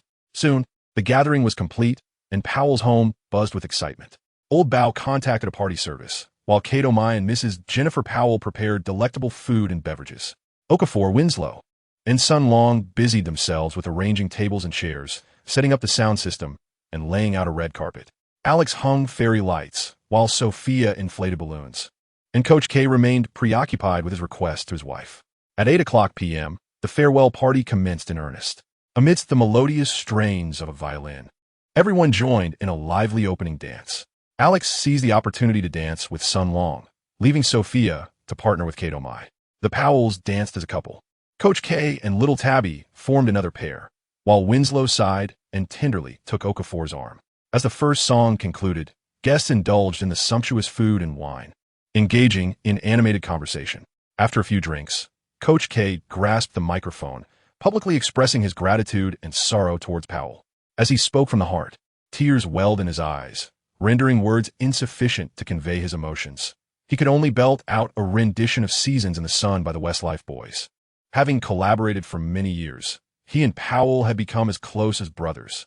Tears glistened in Powell's eyes as the two old friends sang together, stirring deep emotions. Following this, Sophia took the stage to perform Rolling in the Deep, her heartfelt rendition elevating the party atmosphere to a euphoric crescendo. Sun Long seized an opportunity to express his gratitude to Coach Powell. "Thank you, Coach Powell. Without your rigorous training, I would still be an obscure individual and would never have had the chance to participate in the NBA draft." Powell chuckled heartily, patting Sun Long on the back, and praised him profusely. "This is merely my duty. Sunday, keep pushing forward. You are the most diligent and hardworking individual I have ever encountered. I have a premonition that one day you will become a superstar in the NBA. When that day comes, you may thank me then." As the gathering extended into the late hours, Little Tabby had already succumbed to fatigue, resting her head on the table. Seizing the moment while Alex was in the restroom, Sophia stealthily embraced Sun Long, whispering softly in his ear, "Thank you, Sunday. You have given me a happy family and a second chance at life. I love you." With that, she planted a gentle kiss on his cheek. Sun Long felt somewhat uneasy. "Please, Sophia, I am delighted to see you in this manner, but we are merely friends." Sophia pressed the tip of her finger against Sun Long's heart, her breath tantalizingly whispering in his ear, "I do not believe it. I refuse to accept that you are not at all moved by me." Sun Long's cheeks flushed, leaving him momentarily speechless. Sensing the quickening of his heartbeat, Sophia smiled sweetly. "This is sufficient. Perhaps we may indeed only be able to remain ordinary friends in the future, but I am already content. I shall forever cherish your kindness." She bestowed upon Sun Long a tender kiss, then gracefully leaped down and returned to her seat. Just then, Alex reappeared, and a group of young people reveled in their joyful moments. Sun Long momentarily forgot the recent turmoil and the discrimination and humiliation he had endured. All his troubles and pressures were swept away. As the party reached its climax, two old friends along with a lively group of youngsters sang fun. "As we are young," the exhilarating music resonating endlessly. "Tonight, we are young, so let us set the world on fire. We can burn brighter than the sun." Early the next morning, the Powell family officially set off, reluctantly bidding farewell to Powell and Sophia. Sun Long felt a peculiar emptiness within him. Alex and Kato Mai had partied through the night, exhausted and unable to keep their eyes open, leaning against Sun Long's shoulders, snoring softly. This provided Sun Long with some solace. Those who depart deserve blessings, while those who remain must be cherished. On June 26, 2015, the NBA draft took place. As a non-lottery pick, Sun Long did not receive an invitation to the event, yet he accompanied Winslow into the green room. Sun Long did not summon his parents to the scene. He merely made a phone call to inform them. His mother, Li Hongxia, anxiously kept her vigil in front of the television, while his father, Sun Jingdong, displayed a demeanor of composure. A long, Do not overthink it. If you're selected, that is sufficient. Just perform well and bring glory to the Chinese people. Chapter 18. The Draft Gala. The annual Draft Gala has consistently ushered in waves of fresh talent for the NBA. Among the most illustrious in history are the legendary 84 Diamond Generation, led by Jordan and Olajuwon, the 96 Golden Generation, dominated by Kobe and Iverson, and the 03 Platinum Generation, represented by James, Wade, and Anthony. At 7 p.m., the Draft Gala was on the verge of commencing. Winslow busily introduced his family to Sun Long. His father, Ricky Winslow, stood around 6 feet 5 inches tall, selected by the Bulls as the 28th pick in the first round of 1987. However, his NBA career was not particularly illustrious. He is best known for having been a teammate of the great Olajuwon. Uncle Ricky was a cheerful and humorous man, and naturally, he was elated to welcome Sun Long into their home, proud of his son's achievements. Winslow's sister also arrived to support her younger brother. She was a 6-foot-tall female basketball player, embodying the essence of a strikingly beautiful African-American woman, voluptuous and radiant. Upon greeting Sun Long, she warmly wrapped her arms around his waist and cheerfully said, "Hey, handsome, do you have any free time tonight? How about joining me for a night out at the bar?" Sun Long trembled with fear as he responded, "Sister, hello." Witnessing Sun Long's awkward demeanor, Winslow burst into laughter. Her sister was precisely that kind of person, unable to resist teasing a pure-hearted youth like Sun Long, albeit without any ulterior motives. Fortunately, Sun Long had a champion in the form of the formidable Alex, who came to his rescue, followed closely by Kato Mai. In addition, the agents of the two newcomers joined them at the table. Nearby, on the lottery seats, sat Sun Long's Duke teammates, Jahlil Okafor and Jones. Jones's projected draft rank was similar to Sun Long's, as they both entered the spotlight alongside Okafor. The green room was already teeming with people. Aside from the rookie teams participating in the draft, a multitude of media reporters filled the space. As the NBA's premier annual event, Draft Night attracted live coverage from around 50 media outlets, including ESPN, ABC, NBC, and Sports Illustrated. This year, due to Sun Long's presence, there was a notable increase in Chinese media participation. Sun Long's new employer, Huai Brothers, in collaboration with Tencent, is set to broadcast the entire draft event in high-definition live stream. Numerous renowned domestic websites, including Lu TV, Sina, and PPTV, will also provide text-based live updates to fans. Similarly, the official Chinese broadcaster CCTV-5 will present its own live coverage, sending a luxurious 3-person team, led by the esteemed Zhang Weiping, accompanied by cameraman Xiao Chui and intern Lu Tingting, who have traveled all the way to Brooklyn, New York. After a few days apart, Xiao Chui seems to be in a melancholic state, possibly affected by past experience in Chicago's red light district. Lu Tingting, on the other hand, remains unchanged, with an ethereal beauty and a comedic accent reminiscent of Uncle Ben Sean. However, she has consciously adopted a more graceful demeanor in front of the public, transitioning into a goddess mode. At this moment, countless Chinese fans are glued to their televisions or computers, eagerly awaiting to witness the next Chinese player to grace the NBA stage. From Yao Ming to Yi Jianlian, they have been waiting for far too long. Before the draft commenced, Zhang Weiping conducted a brief interview with Sun Long.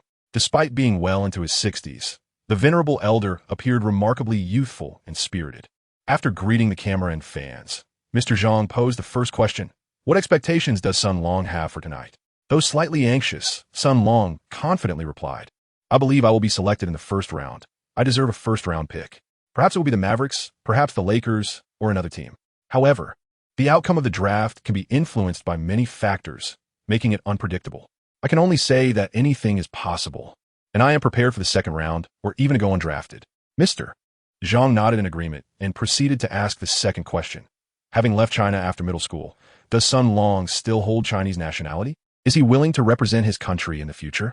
Sun Long had addressed this question in a previous interview with Lu Tingting. Yet many fans continued to question his patriotic sentiments. Thus, Sun Long felt compelled to reaffirm, "I'm Chinese, and I will always be. As for representing China in competitions, if the country needs me, I will undoubtedly accept the call." Well said. Mr. Zhang led the applause for Sun Long's resolute declaration. Hearing Sun Long express his sentiments so directly, Chinese fans finally felt reassured and wholeheartedly supported him. After interviewing Sun Long, Mr. Zhang casually engaged Winslow in conversation. posing a challenging question in fluent English. Who do you believe possesses greater ability, you or Sun Long? The answer to this question is quite evident.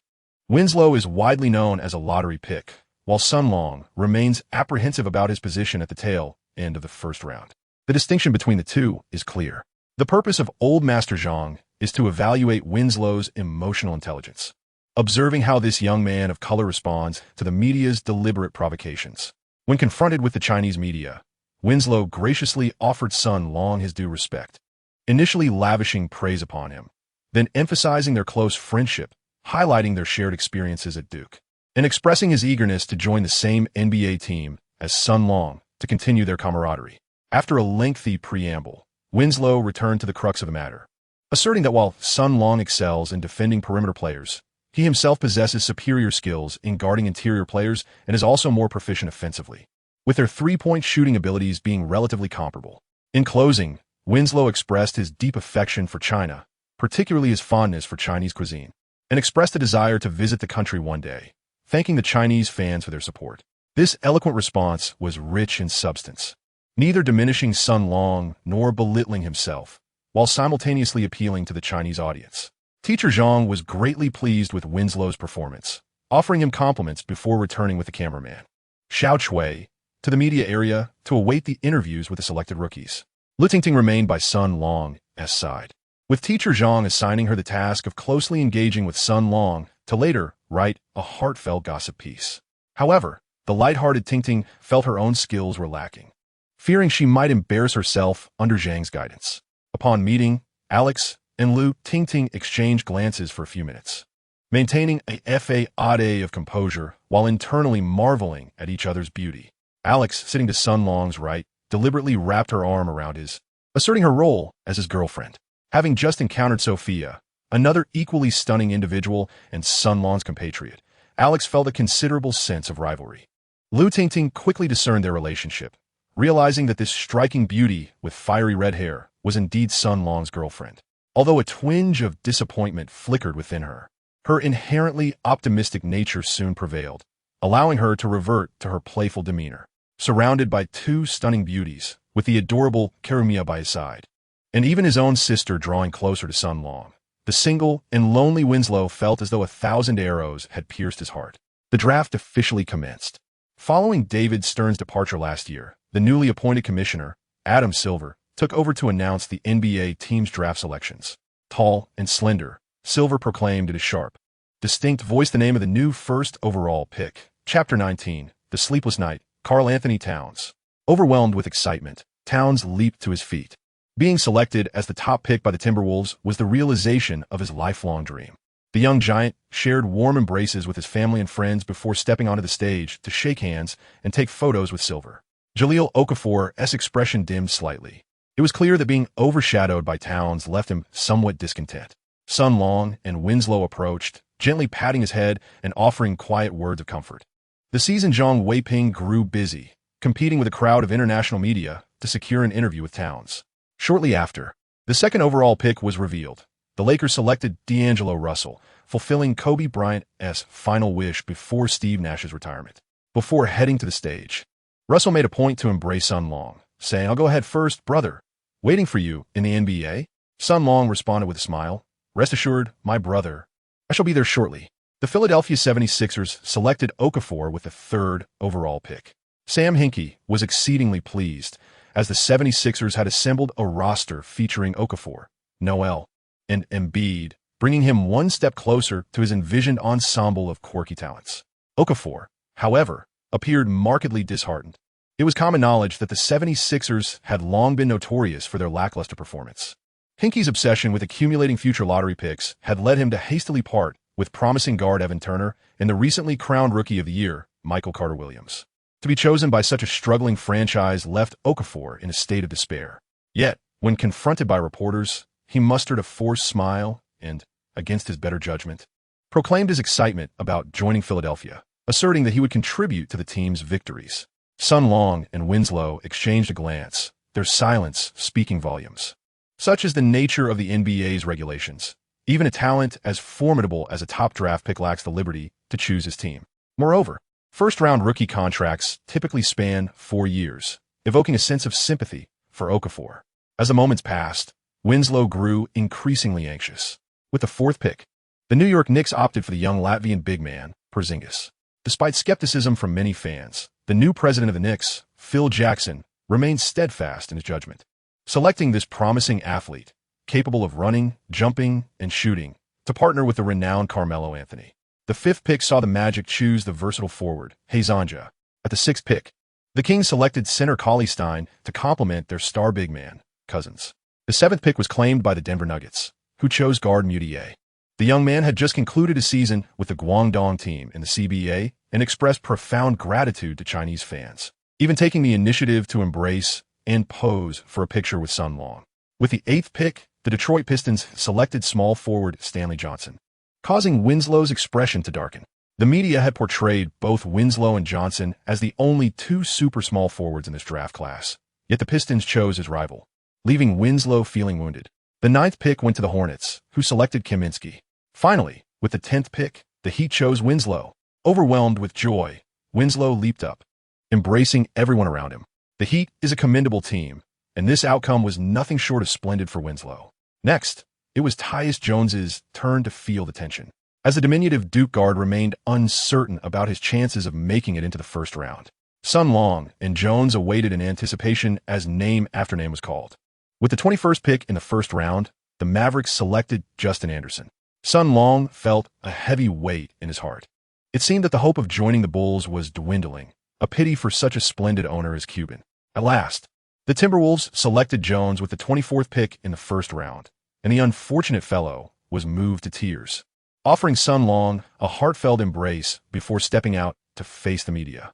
With all three of his Duke teammates gone, Sun Long found himself standing alone in solitude, yet fortunate to have a few steadfast beauties by his side. At the 27th pick, the Lakers chose the younger Larry Nance.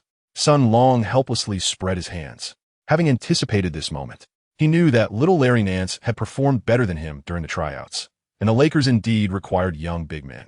With 3 opportunities remaining, Sun Long's heart raced. Would he secure a place in the first round? 28, 29, 30. The first round concluded, and Adam Silver did not call out Sun Long's name. A wave of disappointment swept through the Chinese fans. Was Sun Long not worth a late first-round pick? Sun Long sat in silence, repeatedly reassuring himself that not being selected in the first round was quite normal, as several teams had promised him high picks in the second round. Elder Zhang Weiping intended to come over for a brief interview, but was promptly halted by Lu Tingting, a young woman whose sensitivity was quite remarkable. She wished to shield Sun Long from any disturbances before he was chosen. Soon, the second round of the draft commenced, and the entire green room had been cleared of players, leaving only Sun Long and the reporters. Fortunately, after completing his interview, Winslow swiftly returned to be by his good friend's side, providing Sun Long with some solace. With the first pick of the second round, the Timberwolves selected small forward Osman. Sun Long felt a sudden jolt in his heart. During his trial with the Timberwolves, owner Glenn Taylor had personally promised to select Sun Long with the first pick of the second round. Yet unexpectedly, there seemed to be a change of heart. Sun Long was suddenly engulfed by an inexplicable sense of panic. The second round's second pick belonged to the Rockets, and at that moment, Yao Ming reached out with a phone call, hoping to leverage his connections with Morey on behalf of Sun. Sun Long bit his lower lip resolutely, refusing without a moment's hesitation. He yearned to ascertain his standing in the eyes of the NBA team managers. Soon, the results were announced, and the Rockets opted for Montrezl Harrell. Sun Long clutched his forehead in anguish. It seemed that his dismal average score during the NCAA freshman season had indeed hindered his prospects. The American managers exhibited a profound distrust towards the Chinese guard, dismissing his newly developed three-point shooting ability with disdain. The amiable atmosphere during the trial period was merely a fade, nothing but a performance, a ruse. Sun Long was suffering from a severe headache, while Cato might diligently provided him with a soothing massage. Little did they know, a more unfortunate event awaited them. The Lakers selected Anthony Brown with the 4th pick in the second round. Initially projected as a lottery pick, Brown had fallen to the second round, harboring a deep-seated animosity towards Sun Long due to his previous setbacks. Nevertheless, in the eyes of the team managers, Anthony Brown remained more enticing than Sun Long, despite his consistent defeats against him. With an air of arrogance, Brown swaggered past Sun Long, brazenly flashing him a middle finger. Winslow intervened, forcefully pushing this insufferably proud individual aside. Brown was soon met with a barrage of scorn from Lu Tingting and Alex, leading him to retreat in humiliation. Witnessing such blatant discrimination and insult directed at Sun Long, basketball fans across the ocean in China erupted in outrage. Sun Long trembled with rage, repeatedly whispering to himself, "The humiliation I endure tonight will be etched in my memory. One day, I shall repay it in kind." Chapter 20. A heart-wrenching pain. The promised first-round selection turned out to be a mere illusion, and the assurances of second-round pick were nothing but empty words. The NBA is a realm of commerce where trust is a fleeting concept. The sixth pick of the second round found the Timberwolves still uninterested in Sun Long. After enduring relentless setbacks, his spirits sank to an all-time low. Yet, an unexpected turn of events unfolded. To everyone's astonishment, the Philadelphia 76ers selected Sun Long with the seventh pick of the second round. Staring blankly at the NBA vice president, Tatum, Sun Long was taken aback, unable to believe the news that had just reached his ears. In an instant, Chinese fans erupted in excitement. The seventh pick was indeed commendable, surpassing the position of Sun Yu from years past. At the draft venue, numerous media reporters, including those from CCTV5, surrounded Sun Long, eagerly awaiting his remarks.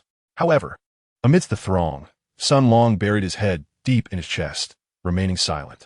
Old Roberson cast a cautious glance at Sun Long and gently urged him to accept the outcome. He understood well the nature of Sun Long's relationship with the 76ers. Yet the result was indisputable. The NBA has a clear rule for drafted players. Once you enter the league, you must join the team that selected you, with no alternatives. Sam Hinkie, perched in the team's draft room, looked down upon Sun Long. "If you are unwilling to join us, I shall nonetheless welcome you." During the first tryout, Sun Long had dealt him a stinging blow. The second tryout saw him coldly rebuffing Hinkie as advances. A man who holds grudges. Sam Hinkie had devised a meticulous plan. Should he secure Sun Long, he would never let go and would refuse to entertain trade discussions with any other team. If Sun Long complied, a reconciliation would ensue, allowing him to comfortably occupy a spot on the bench, where, with a stroke of luck, he might earn some minutes during garbage time. After all, second-round picks receive meager salaries, and the 76ers stood to gain significantly from the vast Chinese market. But if Sun Long remained obstinate, he could be sent to the NBDL to face some hardship, returning only when he softened. It was entirely normal for a second-round pick to be demoted. No one would raise an eyebrow. With a cold smile gracing his lips, Sam Hinkie lit a cigar. Viewing Sun Long merely as a pawn to be manipulated, just another inconspicuous second-round selection. However, even the most cunning can miscalculate, and Sam Hinkie was no exception. Under the watchful eyes of the media, Sun Long suddenly rose, declaring with icy resolve, "I will not join the 76ers. Never." All the reporters stood dumbfounded. This explosive revelation left them momentarily speechless before they collectively turned their gazes toward Sun Long, unable to fathom his defiance. Sam Hinkie trembled in shock, the cigar searing his hand as it tumbled to the ground. Sun Long, with a stoic expression, declared, "I refuse to report to the 76ers. If no team is willing to trade for me, I shall choose to leave the United States in search of opportunities abroad." With this statement, he turned and departed. Tears welled in his eyes. He had envisioned countless scenarios for draft night, yet never anticipated such an outcome. The crowd erupted in astonishment, leaving Professor Zhongli speechless. Old Roberson, in a fit of frustration, pounded his thigh, but the suddenness of the event rendered him powerless. Sam Hinkie was taken aback by Sun Long's resolute stance. If Sun Long insisted on avoiding the NBA, there was little he could do. Furiously crushing his cigar into fragments, Sam Hinkie glared at Sun Long's retreating figure and muttered, "What tough guy you are." Days later, the news of Sun Long's refusal to join the 76ers had spread like wildfire. All Chinese basketball fans were left dumbfounded, unsure of how to react. After waiting 3 long years, they finally saw another Chinese player poised to enter the NBA. Yet he chose to reject the olive branch extended by an NBA team. After days of quiet contemplation, Sun Long did not rush to leave the United States. Instead, he remained at home, waiting, as being traded to another team was currently his only opportunity. However, it was rumored that Sam Hinkie, in a fit of madness, had rejected all calls from team managers regarding any trade proposals involving Sun Long, as both sides remained in an impasse. The formidable backing of Chinese power behind Sun Long began to shift the dynamics. CCTV 5 aired an exclusive 2-hour interview, unveiling the truth behind Sun Long's refusal of the 76ers. Huai brothers collaborated with Tencent to release a series of explosive revelations. During his initial tryout in Philadelphia, Sun Long faced discrimination from the management. After turning down a second tryout, Sam Hinkie harbored resentment. Yao Ming, raising his voice in support, recorded a video backing Sun Long. Veteran journalist Zhang Li of CCTV5 penned a lengthy article, urging fans to support Sun Long. A proud and determined young man, he has rejected a team that belittled, dismissed, and insulted him. He seeks to join a team that values, believes in, and respects him. A team that will not succumb to negativity, but aspires to contend for the championship through his own abilities. What is wrong with that? This young man may be a bit impulsive, a bit proud, and a bit fiery, but what hero is not thus? Chinese basketball needs Sun Long. Chinese fans need Sun Long. The tide began to turn as a vast legion of Chinese fans rallied behind Sun Long, chanting loudly, "If this place does not welcome me, there shall be another that does." Many fans have begun to envision Sun Long joining their CBA team, leading them to victory in the CBA championship. An increasing number of supporters are eager to witness Sun Long face off against Yi Jianlian and engage in a thrilling duel with Marbury. Additionally, numerous fans hope for Sun Long to join a European team to further hone his skills, ultimately taking over Yi's legacy and guiding the Chinese men's basketball team to greater heights. Overcome with emotion from the warmth of his homeland's fans, Sun Long shed tears. While America publicly professes freedom and equality, the discrimination against Chinese individuals is omnipresent. The neglect he experienced during his early training with the 76ers and the disdain on draft night remain etched in his memory. Enraged, the Chinese populace exerted immense pressure on the NBA, prompting Sam Hinkie to seek out a trade for Sun Long's signing rights, initiating negotiations with teams like the Spurs, Mavericks, and Warriors. The harsh winter will eventually give way as the first gentle spring breeze caresses the lake, swiftly melting the ice and snow, heralding the revival of the earth. Among all competitors, the Heat have emerged as frontrunners. Pat Riley has reached an agreement with the 76ers to exchange Shabazz Napier for Sun Long. One sunny afternoon, Sun Long received a call from Pat Riley. After the conversation concluded, the burdens in Sun Long's heart dissipated, and he lifted his head with renewed determination. Pointing forward with his index finger, "Next stop the NBA? See you in Miami." However, the dark path of the draft left an indelible pain in Sun Long's heart, a sorrow that would be difficult to forget throughout his life, transforming this once smiling boy into a true cold-blooded killer. His journey in the NBA was just beginning. Chapter 1. Summer League at 5 in the morning, before the sun had risen, the streets of Miami appeared tranquil and serene. The owner of a breakfast shop, Amundsen, yawned, rubbed his bleary eyes, and commenced his day's work. Suddenly, a tall and slender young man sprinted from afar, his upright posture and resolute gaze captivating. As he dribbled a basketball, creating a refreshing breeze as he dashed past Amundsen. Watching his retreating figure, Amundsen smiled, appreciating the beauty of youth. This young man skillfully maneuvered through the streets, and half an hour later, he charged toward a small hill. Upon reaching the summit, he steadied himself, clutching the basketball firmly in one hand, gazing into the distance. The rising sun peaked over the horizon, casting the first rays of morning light upon the youth. Enveloping him in a golden aura, Sun Long stood atop a modest hill, gazing silently down at Miami, his mind swirling with a myriad of thoughts. The farcical NBA draft saga from a month prior had drawn to a close. Sam Hinkie, compelled by circumstance, sought to trade Sun Long.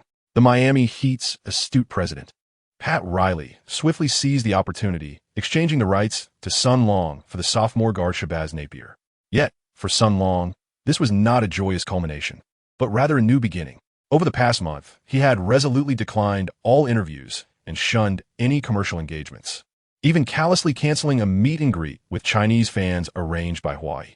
He bid farewell to Alex and Mikado, then journeyed alone to the distant shores of Miami's South Beach. Renting a modest single apartment, he felt an urgent need to prove his worth to the dismissive team managers, aspiring to show them that the sky was merely his starting point. Upon reporting to the Heat, Sun Long commenced his relentless training at the American Airlines Arena. Each day at precisely 5 a.m., he would embark on a 10-kilometer run dribbling a basketball, followed by an accelerated sprint up the hill. By the time the sun rose, he had returned, often stopping to purchase a light breakfast. Under the guidance of the Heat's trainers, his mornings were devoted to enhancing his stamina and strength, while afternoons were reserved for shooting drills, focusing on both stationary and dribble shots. In the evenings, he would push himself further, dedicating an additional 2 hours to practice. After the training facility closed, he would dribble the ball back to his apartment, a journey of roughly 30 minutes. The fruits of his labor became evident during the recently concluded Orlando Summer League, where he averaged 13.5 points, 7 steals, and 8 blocks, contributing to the Heat's championship victory. Following this, he participated in the Las Vegas Summer League, with today marking the final game against the New Orleans Pelicans. The Summer League typically features newly inducted rookies alongside undrafted players eager to prove their mettle, and Sun Long was no exception, harboring a burning desire to validate his worth on the court. Despite the league's relatively modest caliber, numerous media outlets had come to cover the event, with a significant representation from Chinese media. Besides Sun Long, there was another Chinese participant on the court, He Tianju, a small forward from the CBA's Liaoning Flying Leopards, who had recently received an invitation from the Pelicans. This low-key Chinese derby attracted considerable attention from domestic fans, regardless of their performances. Any player vying for a position in the NBA brought pride to their compatriots. The match commenced promptly, with all three of the Heat's newly acquired rookies starting: small forward Just Eyes Winslow, shooting guard Sun Long, and point guard Josh Richardson. Conversely, He Tianju was not included in the starting lineup, with Sun Long facing off against Seth Curry. Seth Curry, a three-point sharpshooter, possessed the fine shooting touch inherited from his father, Del Curry. His brother, Stephen Curry, the core of the Golden State Warriors, had just secured the MVP title for the 2014 to 2015 season, leading his team to triumph over LeBron James Cavaliers to claim his first championship ring. However, Seth fell short in comparison to his brother. At 188 meters, he was somewhat undersized for a shooting guard, struggling defensively and lacking the instincts of a pure point guard, which hindered his success in the NBA. Without needing a reminder from Heat Summer League coach Juwan Howard, Sun Long charged fiercely towards Seth Curry, determined to showcase his defensive prowess and inch closer to securing a formal contract with the Heat. The two locked eyes, foregoing any unnecessary banter, and commenced their duel. Seth Curry stood just beyond the three-point line, ball in hand, surveying the court's dynamics. Sun Long immediately pressed closely against him, fully aware that Seth's lethal weapon was his three-point shooting, while his ability to penetrate was rather mediocre. Thus, he audaciously extended his defense beyond the three-point line, both feet firmly planted on the line, bending slightly at the waist. With his right hand, he waved in front of Seth's eyes, while his left hand flickered like a serpent's tongue, intermittently releasing attempts to probe and disrupt his opponent. Seth resolved to take matters into his own hands. He was eager to prove that he was no less capable than his brother, especially since he had yet to receive any offers from NBA teams. With a shift in his balance, Seth raised both hands, mimicking a jump shot motion. Sun Long remained unfazed, merely lifting his right hand in tandem with the ball. Indeed, this was a feint. Upon realizing that Sun Long was not deceived, Seth Curry furrowed his brow and opted for a shot despite lacking confidence. After all, Sun Long stood a full 10 centimeters taller than him, possessing an extensive wingspan that allowed him to effectively obscure Seth's line of sight without even needing to jump. As Seth began to dribble, he endeavored to create a shooting lane through a change of direction. However, to his astonishment, he discovered that Sun Long's center of gravity was remarkably low. Even after 2 successive crossovers, Sun Long steadfastly matched his movements, leaving Seth with no space to maneuver. The intensity of his opponent's defense only grew more aggressive. Sun Long possesses a remarkably high basketball IQ. He is acutely aware that, under the defensive pressure of taller opponents, shorter shooters attempting to force a shot are often at a disadvantage. Consequently, he remains unfazed by the prospect of being targeted. Instead, he leverages his own height and long reach to actively disrupt his adversaries. In a situation where height and strength are overwhelmingly against him, Seth finds himself cornered.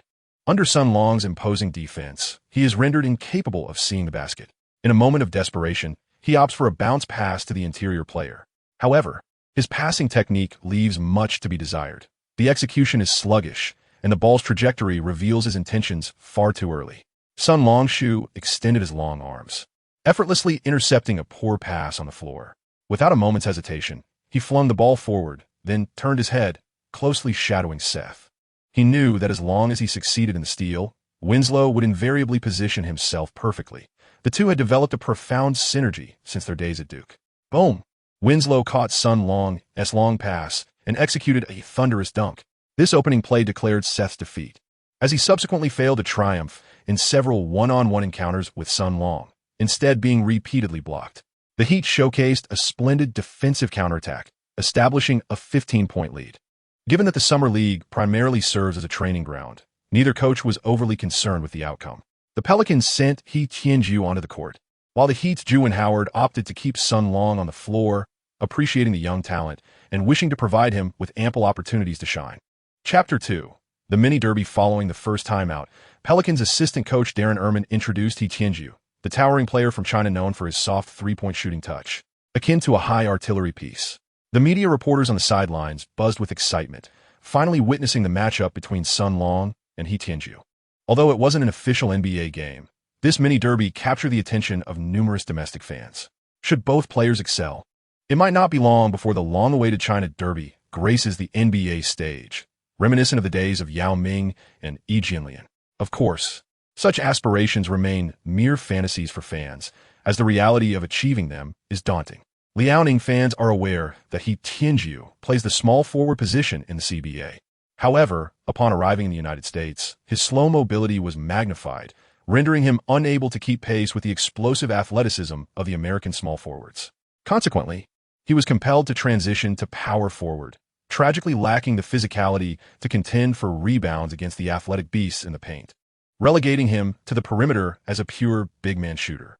Nevertheless, through training with the team and participating in numerous Summer League games, He Tianju has made significant strides, most notably in his shooting release speed, a vital improvement for a three-point shooter. Upon encountering a fellow compatriot on the court for the first time, Sun Long felt a surge of joy. He approached He Tianju to exchange greetings. Their initial meeting was filled with casual chatter, culminating in an embrace. Amidst the excitement, the details of their conversation faded, but the distinct, humorous Northeast accent reminiscent of Doobie Ting lingered in his memory. The cameras at the sidelines clicked rapidly, as reporters had awaited this moment. The simple hug satisfied fans nationwide, rendering the outcome of the game and who performed better or worse comparatively insignificant. As the game resumed, Seth Curry, having faced difficulties, grew wiser and ceased to engage in ball-dominant plays against Sun Long. Instead, he began darting around without the ball, attempting to create space. Sun Long's defensive focus was remarkably intense as he shadowed Seth Curry, following him in an endless loop. Even when the Pelicans set screens, the Heat swiftly rotated their defense through Winslow or Richardson, ensuring that Curry was meticulously guarded, with even the slightest opportunity to shoot being a rarity. However, after a series of screens and cuts by the Pelicans, He Tianju found himself with a chance beyond the arc, with a formidable Heat forward, Jarnell Stokes, contesting him. He Tianju launched a three-pointer that swished through the net.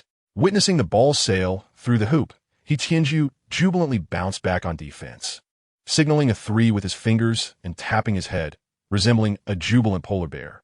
The reporters snapped away in a flurry of clicks. Turning back, a group of young Heat players engaged in a frenetic dance of movement. Winslow effectively contained Curry while Sun Long positioned himself beyond the three-point line, receiving a pass from Josh Richardson, and took the shot. The cameras captured the basketball soaring through the air, tracing a beautiful arc before swish. A perfect net. Answer ball. Sun Long revealed a confident smile. After the guidance of Badier, his three-point shooting had undergone a remarkable transformation. More importantly, he now possessed an unwavering confidence in his shooting abilities. This self-assurance was rooted in relentless practice since early February. He had diligently executed 500 three-point shots every single day without fail, even during the darkest moments following the draft night. When he had nearly abandoned hope of making it to the NBA, he would rise in the dead of night, secretly slipping away from Alex's warm embrace to complete his 500 shots. Habit is habit. It matters not whether the future is bright or bleak, nor whether it is worthwhile or essential. It is irrelevant to ponder the effectiveness or the timing of results. Merely persevering is sufficient. The diligent bird flies first. Hard work can compensate for any lack of natural talent. After shooting 100,000 three-pointers, Sun Long had developed profound muscle memory, his shots executed swiftly and steadily, as if he were molded from the same form. Upon sinking a three-pointer, Sun Long refrained from any celebratory gestures, instead sprinting towards the backcourt to prepare for the next defensive play. Meanwhile, the journalists capturing this exhilarating moment erupted in wild cheers. There is nothing more thrilling than witnessing two Chinese players compete fiercely on an NBA court, even if it is merely a modest summer league. Juwan Howard, affectionately referred to as Uncle Hua, stroked his scruffy beard while reviewing the statistics in his hands. In this year's summer league, as of now, Sun Long had made an astonishing 45 out of 70 attempts from beyond the arc, achieving a staggering shooting percentage of 64.3 of his average of 13. 5 points per game, 9. 5 points were derived from three-pointers, with the remaining 4 points coming from fast breaks following successful steals. What sort of magic has this young man consumed? He certainly did not exhibit such extraordinary precision during his tryout in June. Uncle Hua, with his large hand stroking his scalp, scrutinized Sun Long from left to right. On the court, Sun Long executed another three-pointer, leveraging his height advantage to launch a shot over Saiskuri's head, finding nothing but net. Poor Saiskuri leapt with all his might, barely grazing Sun Long's elbow with his fingertips. After a consecutive scoring spree, Sun Long unleashed his full offensive prowess, while also solidifying his defensive presence. Following several quick passes, He Tianju found himself with an open three-point opportunity at the top of the arc. However, this time, Sun Long was already prepared. As soon as He Tianju received the ball, Sun Long had swiftly closed in. The space for a shot was enveloped by Sun Long's long arms, leaving He Tianju hesitant to jump, lacking confidence in his mediocre dribbling skills, and forced to pass to a teammate. Unfortunately, his ball protection was woefully inadequate, akin to leaving an open net. With a gentle flick of his left hand, Sun Long deftly snatched the ball away. Unopposed, he surged down the court for a fast break, executing a one-handed dunk that ignited the crowd. By the time he landed, Saiskuri had only just reached the three-point line, while He Tianju had relinquished his defense, remaining stationary. This seamless transition from steal to dunk was executed with remarkable speed and precision, prompting Uncle Hua to lead the Heat's bench in cheers for Sun Long. During his NCAA days, Sun Long could hardly perform such a swift and stable display. But thanks to over a month of early morning dribbling runs, his ball handling skills had markedly improved, departing in the early dawn when the world was still shrouded in darkness. The journey was tranquil, but the return was an altogether different tale, filled with bustling traffic and throngs of pedestrians. Amidst the surging tide of office workers, Sun Long navigated the court with the ball, darting left and right like a clumsy fish. Initially, he struggled to maintain control, encountering a series of absurd mishaps, shattering the windshields of 3 cars, wreaking havoc on Amundsen's breakfast cart, and losing his basketball on several occasions, with it disappearing without a trace. He even collided with a stray dog, prompting a frantic chase that spanned 2 streets. However, after a month of persistence, Sun Long had undeniably improved his ball control skills. Chapter 3. Securing the contract with Sun Long's decisive steal and fast break culminating in a spectacular dunk, the Pelicans' counterattack was thoroughly dismantled. From that point forward, the Heat firmly dominated the game, ultimately emerging victorious with a resounding 25-point lead over the Pelicans. Sun Long demonstrated exceptional prowess beyond the three-point line, achieving an impressive 4 successful attempts out of 5, amassing a total of 17 points, along with 4 rebounds, 3 steals, 2 blocks, and 3 assists, earning the title of the most outstanding player of the match. On the Pelicans side, Seth Curry was severely restricted by Sun Long, managing only 2 successful shots out of 8 attempts, resulting in a mere 5 points. He Tianju contributed 3 points and 1 rebound.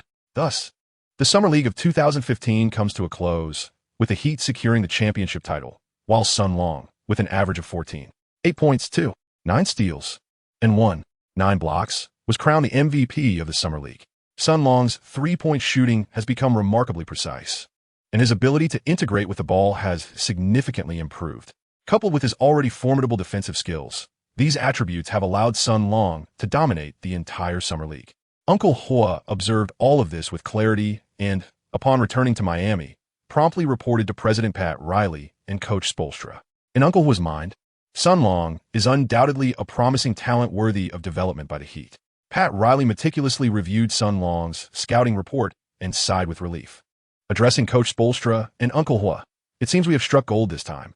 By the end of July, Sun Long and the venerable Roberson arrived at Pat Riley's office, where the Heat offered him a 2-year, $1 million rookie contract, with the second year being a team option.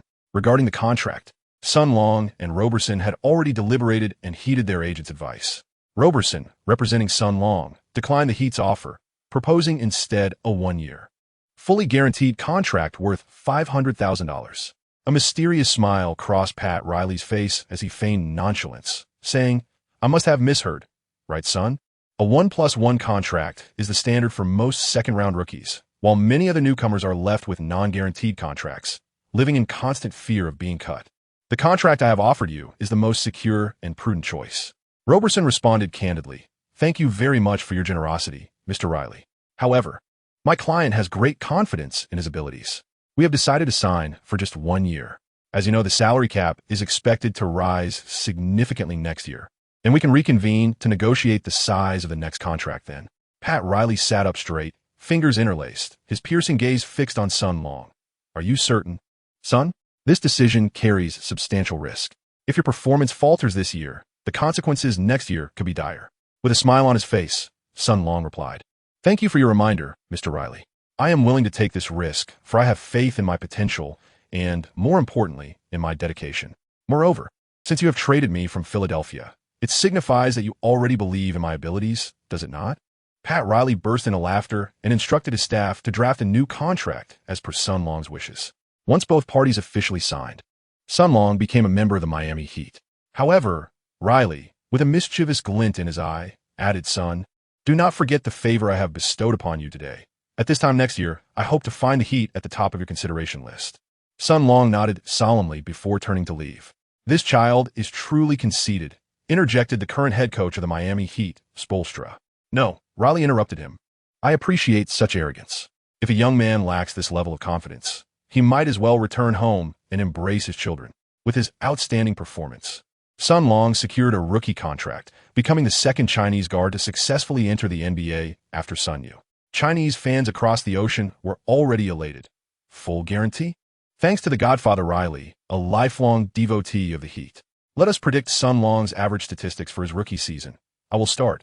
11 points, 1, 2 blocks, and 1 for steals.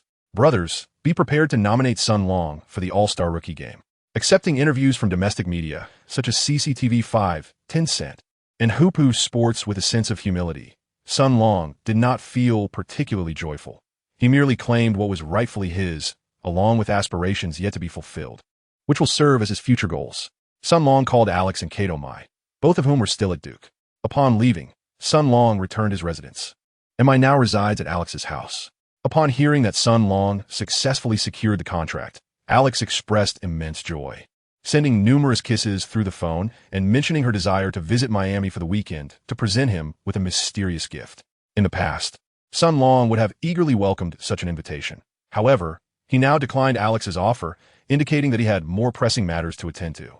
After exchanging a few casual words, Sun Long hung up, leaving Alex understandably disheartened. Yet there was little he could do about it. In early August, the Heat commenced their training camp with Sun Long, Winslow, and Richardson all participating. Under the guidance of the Heat's most professional and systematic training team, each individual received tailored training plans. Winslow primarily focused on enhancing his physical coordination and stability. At just 19 years old, he boasted a robust physique. However, his excessively developed muscle groups rendered his movements somewhat rigid and diminished his agility, adversely affecting his shooting and aerial maneuvers. Winslow's training regimen involved standing on his toes on a balance pad, performing high knee lifts, and subsequently completing ball passes while standing on one leg, which demanded considerable balance and core strength. Josh Richardson intensified his shooting practice, motivated by Sun Long's rapid improvement in three-point shooting and his securing of a guaranteed contract. The young man felt a surge of determination to catch up with Sun Long. Nonetheless, Sun Long's Achilles heel remained his strength in physical confrontations. Consuming the professional nutritional meals provided by the Heat and drinking performance beverages, Sun Long's weight finally surpassed 90 kilograms, a commendable feat for an 18-year-old. The training regimen devised for him by the Miami Heat's trainers included underwater resistance sprints, aquatic cycling, and intense battle rope exercises, all aimed at enhancing lower body strength, explosiveness, and endurance. 3 young rookies rose early and returned late each day, sweating together while offering mutual encouragement, cultivating a profound camaraderie on the training grounds, affectionately referring to one another as brothers, and engaging in delightful conversations. Beyond the Heat's training camp, Sun Long maintained his personal regimen, rising at dawn for dribbling and long-distance runs, sprinting up hills, and returning to sink 500 three-pointers before embarking on his daily life. Time flew by swiftly, and by the end of September, as the training camp concluded, Sun Long finally carved out 2 days to return and spend time with Alex. When Alex and Kato-Mai saw Sun Long, both young women were left in astonishment. Chapter 4. The arrival of the Flash, the Sun Long before them was no longer the tall, slender, fair-skinned, and modest Duke student of yore. Instead, he now bore a slightly tanned visage, robust arms, and a solid physique, emanating an undeniable aura of strength, exuding a primal energy. Kato-Mai gazed at him in disbelief, struggling to accept the reality of his transformation. With an exuberant cry, Alex leaped into Sun Long's embrace, finding him now more to her liking. As she felt the potent masculine energy radiating from him, her breaths grew increasingly rapid, and the long-suppressed desires within her erupted uncontrollably. After spending 2 days at Alex's home, thoroughly satiating the needs of this spirited diva, he also accompanied Kato-Mai back to Duke for a visit. 2 days later, Sun Long returned to Miami as the preseason was about to commence, necessitating his early arrival. At the end of September, the Heat's preseason training officially began. The first day's agenda was straightforward. The newcomers reported in, and all players on the roster gathered to familiarize themselves with one another. Sun Long, Winslow, and Richardson sat closely together in the locker room, their demeanor betraying a hint of anxiety. Though they had visited this sanctuary numerous times before, they had never encountered the core players of the Miami Heat. Today, however, all would make their public debut. It was rumored that there existed a tradition within the NBA wherein veteran players would playfully torment the newly inducted rookies. For instance, Durant was once compelled to bear a child's backpack during his rookie season, earning him the moniker Backpack Durant. There were even tales of more mischievous antics, such as Carlos Boozer filling a rookie's car with popcorn. As the 3 anxious newcomers awaited their fate, the Heat players began to arrive in succession. The dashing white point guard Goran Dragic hailed from Slovenia, boasting a prominent nose and piercing blue eyes. The player darker than Winslow was Luol Deng, whose visage bore the marks of age, and he was also an alumnus of Duke. There was Mario Chalmers, the baby-faced point guard with a penchant for laughter, and the playful center Hassan Whiteside, who had once played in China. Additionally, there was the sophomore rookie, white point guard Tyler Johnson, the left-handed power forward with flowing locks, the melancholic poet Mike Roberts, the tattooed Birdman Anderson with his mohawk, the newly joined powerhouse Amare Stoudemire, the 9-fingered dunk king Gerald Green, and the loyal and steadfast Udonis Haslem. The final arrivals were the duo revered by Chinese fans as the mystical elders, Chris Bosh and the Flash himself, Dwayne Wade. The coaching staff had yet to arrive, and the players formed a circle, engaging in lively chatter, exchanging tales from far and wide. Chris Bosh had been sidelined last season due to a pulmonary embolism, but this resilient warrior had triumphed over his illness. After a grueling off-season of training, he returned to the court full of vigor, earning the admiration and respect of the entire team. The team leader, Wade, suggested that the 3 rookies introduce themselves. Winslow went first, followed by Josh Richardson. Both young men were visibly nervous, stumbling over their words and hastily concluding their introductions. Finally, it was Sun Long's turn, and Wade's gaze remained fixed on him. For reasons unknown, this young Chinese player evoked a complex array of feelings within Wade, even more intense than during the last tryout. Sun Long's three-point shooting bore the hallmark of Badir's tutelage, yet his eyes reminded Wade of Kobe. Having once played alongside Wang Zhizhi and competed against Yao Ming for many years, Wade had a familiarity with Chinese players. However, this young man was world apart from them, exuding confidence and a touch of wildness rather than the expected humility. Wade mused internally, this kid has something intriguing about him. Without flinching, Sun Long met Wade's gaze and boldly declared, "Hey guys, I am Sun Long, a Chinese national hailing from Duke University. I'm capable of playing as both a shooting guard and a small forward, with my strengths lying in defense and three-point shooting. In the upcoming season, I aspire to excel as an outstanding 3D player, and you can trust me wholeheartedly to receive the ball for a three-point shot." A moment of silence was broken as jubilant laughter erupted in the Miami Heat locker room. This group of seasoned players had never encountered such a confident rookie. There were jeers from Chalmers, playful banter from Dragic, whistles from Gerald Green, and stifled laughter from the mischievous Winslow and Josh Richardson. Dwayne Wade chuckled as well, patting Sun Long on the shoulder. He waved his hand to signal for quiet, then declared, "All right, everyone, enough of the jokes. Confidence is a wonderful trait, is it not? Let's warmly welcome this year's 3 new rookies to the Miami family." After a resounding round of applause, Wade inquired if the three had been assigned their lockers. They candidly replied, with Winslow's locker situated on the left, adjacent to Wade's, Richardson's in the middle next to Luol Deng, and Sun Long's on the right, closest to Bosch's locker. The three rookies were evenly distributed among the veterans, each flanked by a seasoned player. Perhaps the Heat's arrangement was purposeful, aimed at fostering a one-on-one mentorship between the veterans and the newcomers. However, Wade, Bosch, and Deng exchanged knowing glances, and Sun Long's heart sank. Trouble was brewing. Indeed, the rookie was destined to face some teasing. Wade asked Winslow to fetch him a drink, while Deng instructed Richardson to bring him ice. Only Bosch appeared to be a good soul. He pulled out his laptop and requested Sun Long's assistance in debugging. Faced with a cascade of intricate code, Sun Long turned pale. The life of a programmer was indeed a challenging one. Soon, the coaching staff arrived as well. After President Pat Riley delivered his address for the new season, head coach Spoelstra offered a brief motivational speech, which could be summarized as an acknowledgement of the joy radiating from the team's veterans.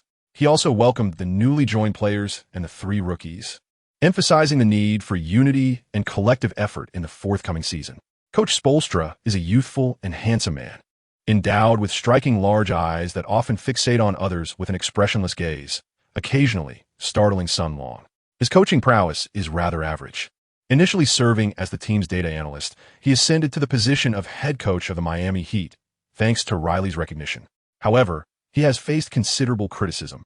During James' four-year tenure with the Heat, Coach Spoelstra encountered a barrage of doubts and insults as fans criticized his rigidity, lack of tactical understanding, inability to call timeouts, and his over-reliance on the two superstars, Wade and Bosch, whose talents were largely overlooked.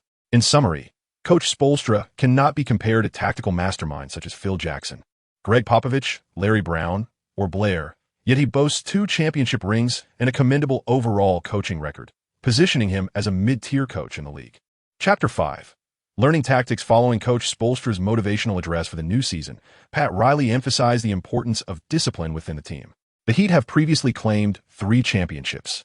Despite a significant decline in strength after James' departure, their championship legacy remains intact. Their unwavering discipline, characterized by adherence to the coach's directives, avoidance of disputes among teammates, and restraint in practice games, is the Heat's hallmark, which rookie players are particularly urged to uphold. As a former traditional coach, Pat Riley places great importance on player management. Coupled with the exemplary leadership of captains Wade, Bosch, and Haslam, the Heat have historically maintained a cohesive and stable environment, free from discord. After the speech, Riley departed, and Coach Spoelstra organized the coaching staff to conduct physical assessments for all players, evaluating their conditioning during the offseason. In this regard, Sun Long faced no challenges, having maintained a rigorous training regimen since draft night, resulting in a physique as robust as steel. Several veterans also exhibited commendable form. Wade and Luol Deng are both highly disciplined athletes, and Bosch, recently recovered from injury, has returned impressively. However, the 2 point guards found themselves in predicaments. Dragic, who had just signed a long-term contract with the Heat, displayed a noticeable decline in performance compared to the previous year, while Mario Chalmers appeared noticeably overweight, his face swollen as if he had consumed mushrooms. Coach Spoelstra was evidently dissatisfied and assigned them additional training tasks. On the second day of training camp, the team focused on conditioning in the morning, followed by Coach Spoelstra elucidating the Heat's fundamental tactics in the afternoon. During the era of the Big Three, the Heat's offensive strategy was not overly complex, with James and Wade as exceptional penetrators. Spoelstra merely needed to create opportunities for them to drive to the basket after setting screens. The Heat of that time boasted sharpshooters like Ray Allen, Battier, Mike Miller, and James Jones, with Bosch also possessing a commendable three-point shooting percentage. The strategy relied on the penetration and distribution by James and Wade, unleashing a barrage of three-point attempts. However, after James' departure last year and Bosch's mid-season injury, Wade was left to bear the burden alone, with Battier retiring, Ray Allen at home, and other sharpshooters dispersing. The previously straightforward strategy centered around superstars became obsolete. After a season of exploration, the Heat now employ 4 primary tactics. 1. The first tactic involves the ball handler, either Dragic or Wade, executing pick and rolls with 2 big men, while the remaining players engage in cross movements. While seemingly simple, this tactic is remarkably intricate. The big men can either roll to the basket or pop out, while the ball handler, after using the screen, must assess the defense and decide whether to drive for a layup, pass to a big man for a mid-range shot near the free throw line, or distribute to an outside shooter. One tactic can spawn 5 or 6 variations, making execution challenging as it demands solid screens, agile movement, and keen observational judgment from the ball handler regarding the flow of the game. Currently, only Wade and Dragic can effectively implement this tactic within the team. Although Mario is a point guard, his passing technique does not rival that of Wade, and he seldom distributes the ball after penetrating, preferring to force layups, which yield poor results. 2. The second tactic is spearheaded by Wade, generally executed on the weak side or with his back to the basket to draw defensive attention. While the other 4 players set consecutive screens on the strong side to create open shots, or Wade may isolate to generate scoring opportunities. 3. The third tactic, a recent addition, involves Dragic receiving a staggered screen from the interior, while perimeter players maneuver without the ball, allowing for a direct attack to the basket or a three-point shot for teammates. 4. The fourth tactic centers around wing players, with Bosh or Deng and a healthy Roberts handling the ball at the high post, distributing to the perimeter, or engaging in high-low plays with the center, resembling a diluted version of the Princeton offense. Sun Long quickly became acquainted with the tactical framework. Through his analysis, he discerned that the pivotal positions within the Heat's offensive system were occupied by Wade and Dragic. Their ability to penetrate and distribute the ball is an indispensable facet of the attack. Following this are the interior players, whose solid screens, incisive movements, and seamless coordination with the ball handler can undoubtedly disrupt the opponent's defense. Lastly, the role of the perimeter players is crucial. Sun Long's responsibilities on the offensive end were both straightforward and explicit: to assist his teammates by setting screens, engage in active off-ball movement, position himself correctly using screens, and most importantly, to sink three-pointers. On the defensive end, the Miami Heat continue to employ the strategies established during the era of the Big Three, emphasizing intense pressure on three-point shots, swift rotations on the perimeter, and frequent instances of double teaming, while maintaining one-on-one matchups in the paint and collectively securing the defensive rebounds. This tactical approach is particularly well-suited for Sun Long, or indeed for any 3-and-D player. After grasping the tactical arrangements, Sun Long feels a profound confidence in his prospects with the Heat. Following several reiterations of the strategy, Coach Spoelstra selected 10 players for an intra-squad scrimmage to enhance their understanding and retention of the tactics. Several newcomers have already chosen their jersey numbers. Inspired by his idol Allen Iverson, Sun Long favored the number 3, yet he understood the folly of claiming it in the presence of Dwayne Wade. Ultimately, he donned the red and white number 8 jersey of the Heat. The scrimmage was divided into red and white teams, not by starters and substitutes, but rather through a mixed arrangement for the purpose of evaluating new talent, with Wade opting not to participate. The white team comprised center Hassan Whiteside, power forward Amare Stoudemire, small forward Luol Deng, shooting guard Gerald Green, and point guard Mario Chalmers.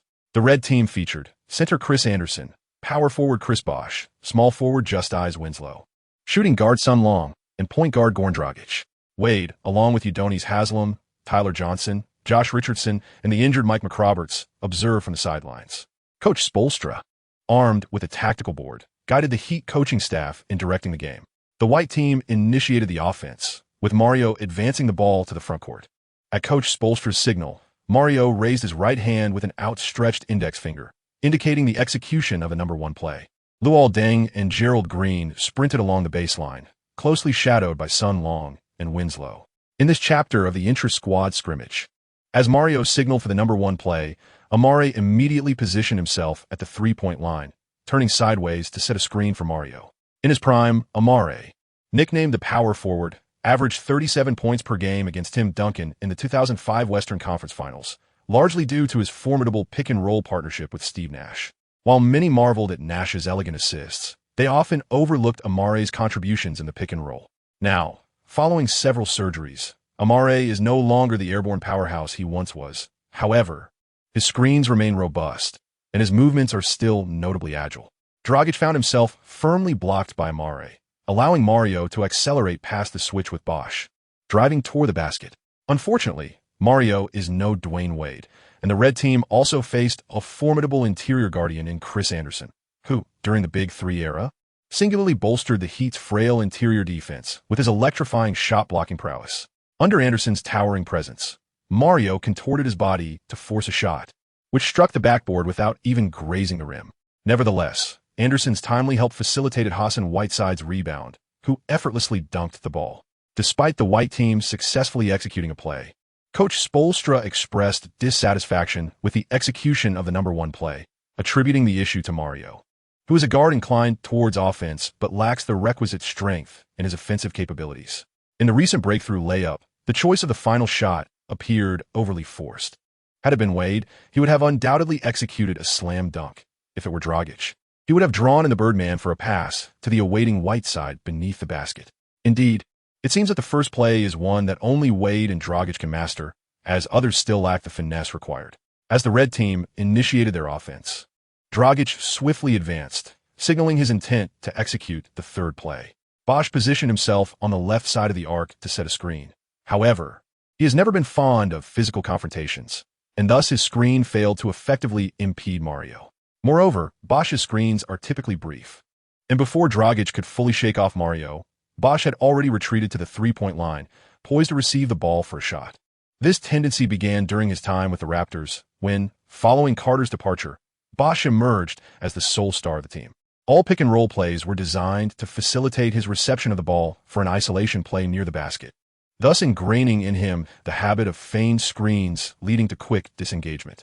However, Stoudemire stayed closely attached, and upon realizing that Bosh had no open opportunity and he himself could not shake off Mario, Dragic opted to maneuver to the right, calling upon the Birdman for another screen. This time, the Birdman delivered a solid screen, using his robust physique to effectively block Mario.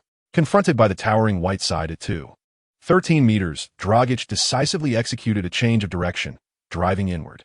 At this moment, the Birdman was pushing Mario, attempting to move toward the basket, while Sun Long dashed in from the left corner, as the Birdman's second solid screen successfully intercepted the pursuing Gerald Green within the restricted area. Sun Long attained his freedom and swiftly dashed to the right corner beyond the three-point line.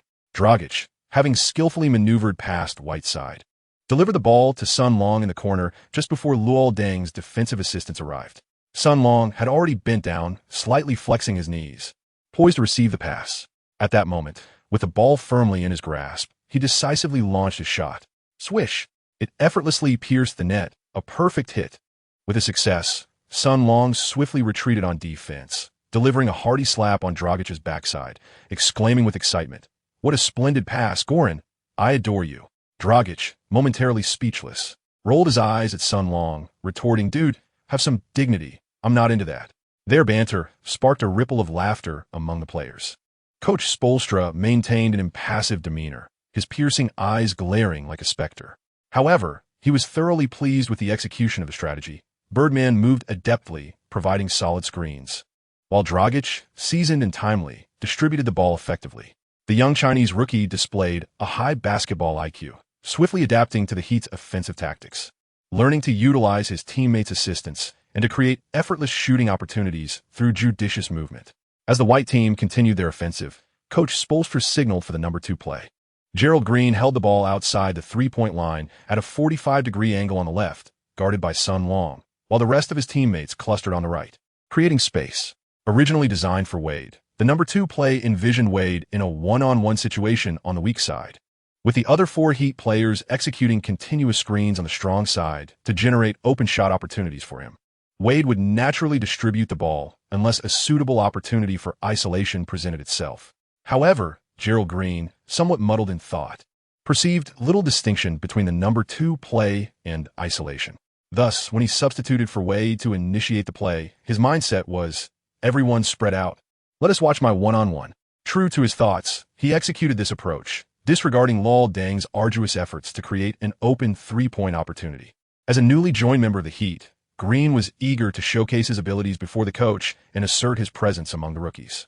Sun Long lowered his center of gravity, having studied the technical characteristics of Gerald Green. Selected by the Boston Celtics as the 15th overall pick in the first round of the 2005 draft, Green has played for various teams, including the Minnesota Timberwolves and the Phoenix Suns. In 2007, he clinched the championship in the All-Star Slam Dunk Contest, standing at 2.03 meters. He possesses remarkable leaping ability and explosive power, coupled with a decent three-point shot, though he often exhibits a somewhat erratic style of play. His ball handling skills are average, and his defensive awareness and technique leave much to be desired, which has prevented his astonishing physical gifts from being fully realized. Players who rely solely on their physicality are relatively easy to defend against. Obstructing their driving lane suffices. Under the close and vigilant defense of Sun Long, Green found himself without ample space to initiate his moves, rendering his speed and explosiveness ineffective. After several thwarted attempts to penetrate, Green lost his patience, took a step back, and attempted a jump shot. However, during his pivot, he was influenced by Sun Long's defense, causing his footwork to falter, and he could only adjust in midair as he leaped. Sun Long leapt into action, utilizing his extraordinary wingspan to obstruct Green's line of sight. With remarkable hang time, Green narrowly evaded the block, releasing the ball just before his toes grazed the ground. It was destined to miss. As Sun Long landed, he swiftly turned to position himself for the rebound. Indeed, his anticipation proved accurate. The ball ricocheted towards him, with the white-clad edge firmly pinned behind him by the avian figure. Sun Long seized the rebound and swiftly passed it to the advancing Dragic.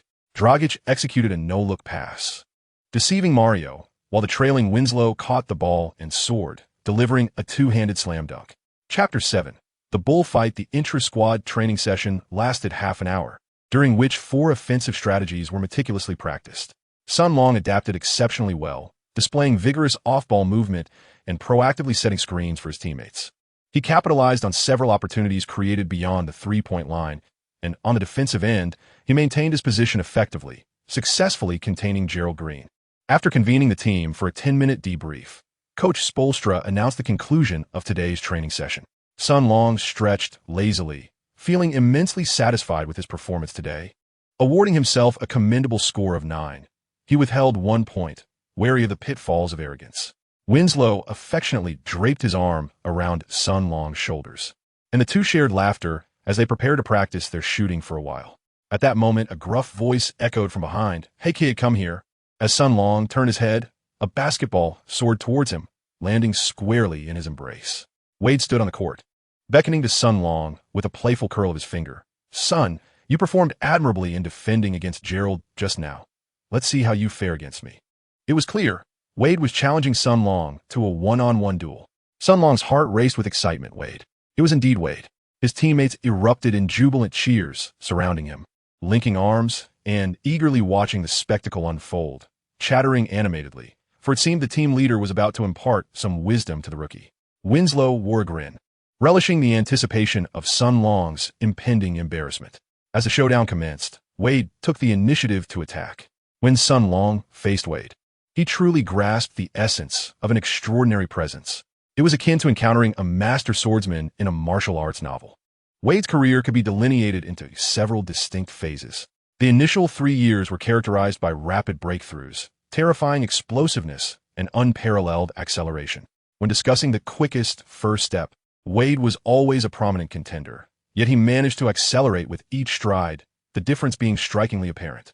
This phase resembled a razor-sharp steel sword, delivering swift and decisive strikes, effortlessly eliminating foes in mere steps. The second phase spanned from the Heat's championship victory in 2006 until a shoulder injury during a game against the Rockets in 2007. Although this period was brief, it was marked by the highest entertainment value.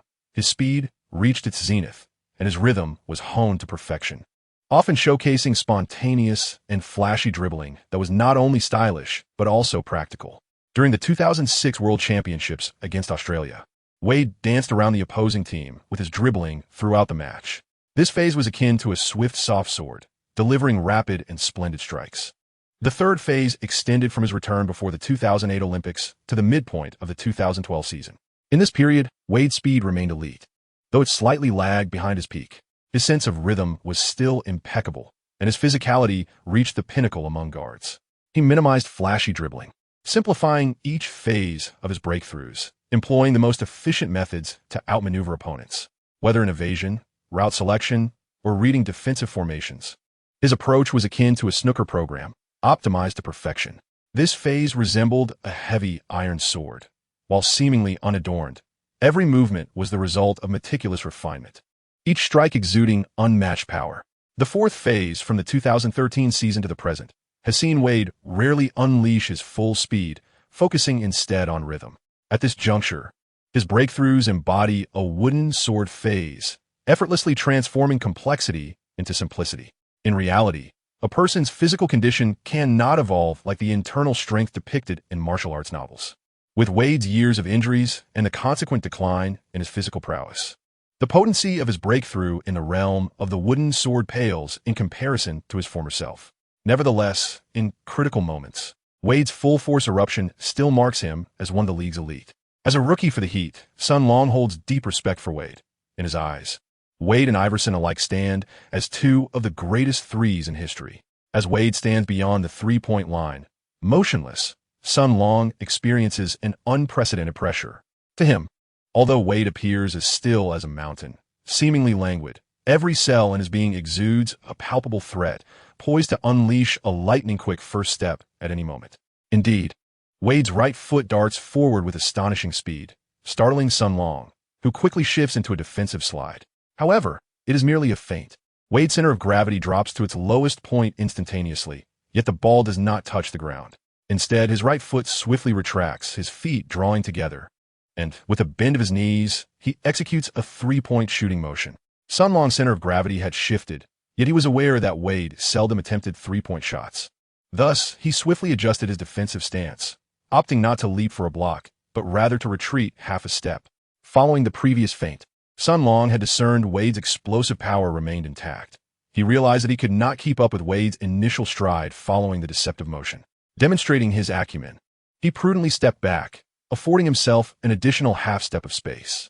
It seemed this young man possessed considerable intelligence as Wade smiled, revealing his intent not to exert his full strength, but merely to assess the efficacy of Sun Long's defense. In an instant, Sun Long felt the overwhelming aura of hostility diminish significantly. Wade stepped beyond the three-point line, initiating a series of rhythmic dribbles, deliberately elevating the ball to entice Sun Long into a reckless attempt at stealing it. Sun Long was not so naive. He retreated slowly while keenly observing Wade's shifting center of gravity. With each step Wade took forward, Sun Long took a corresponding step back, maintaining a consistent half-meter gap.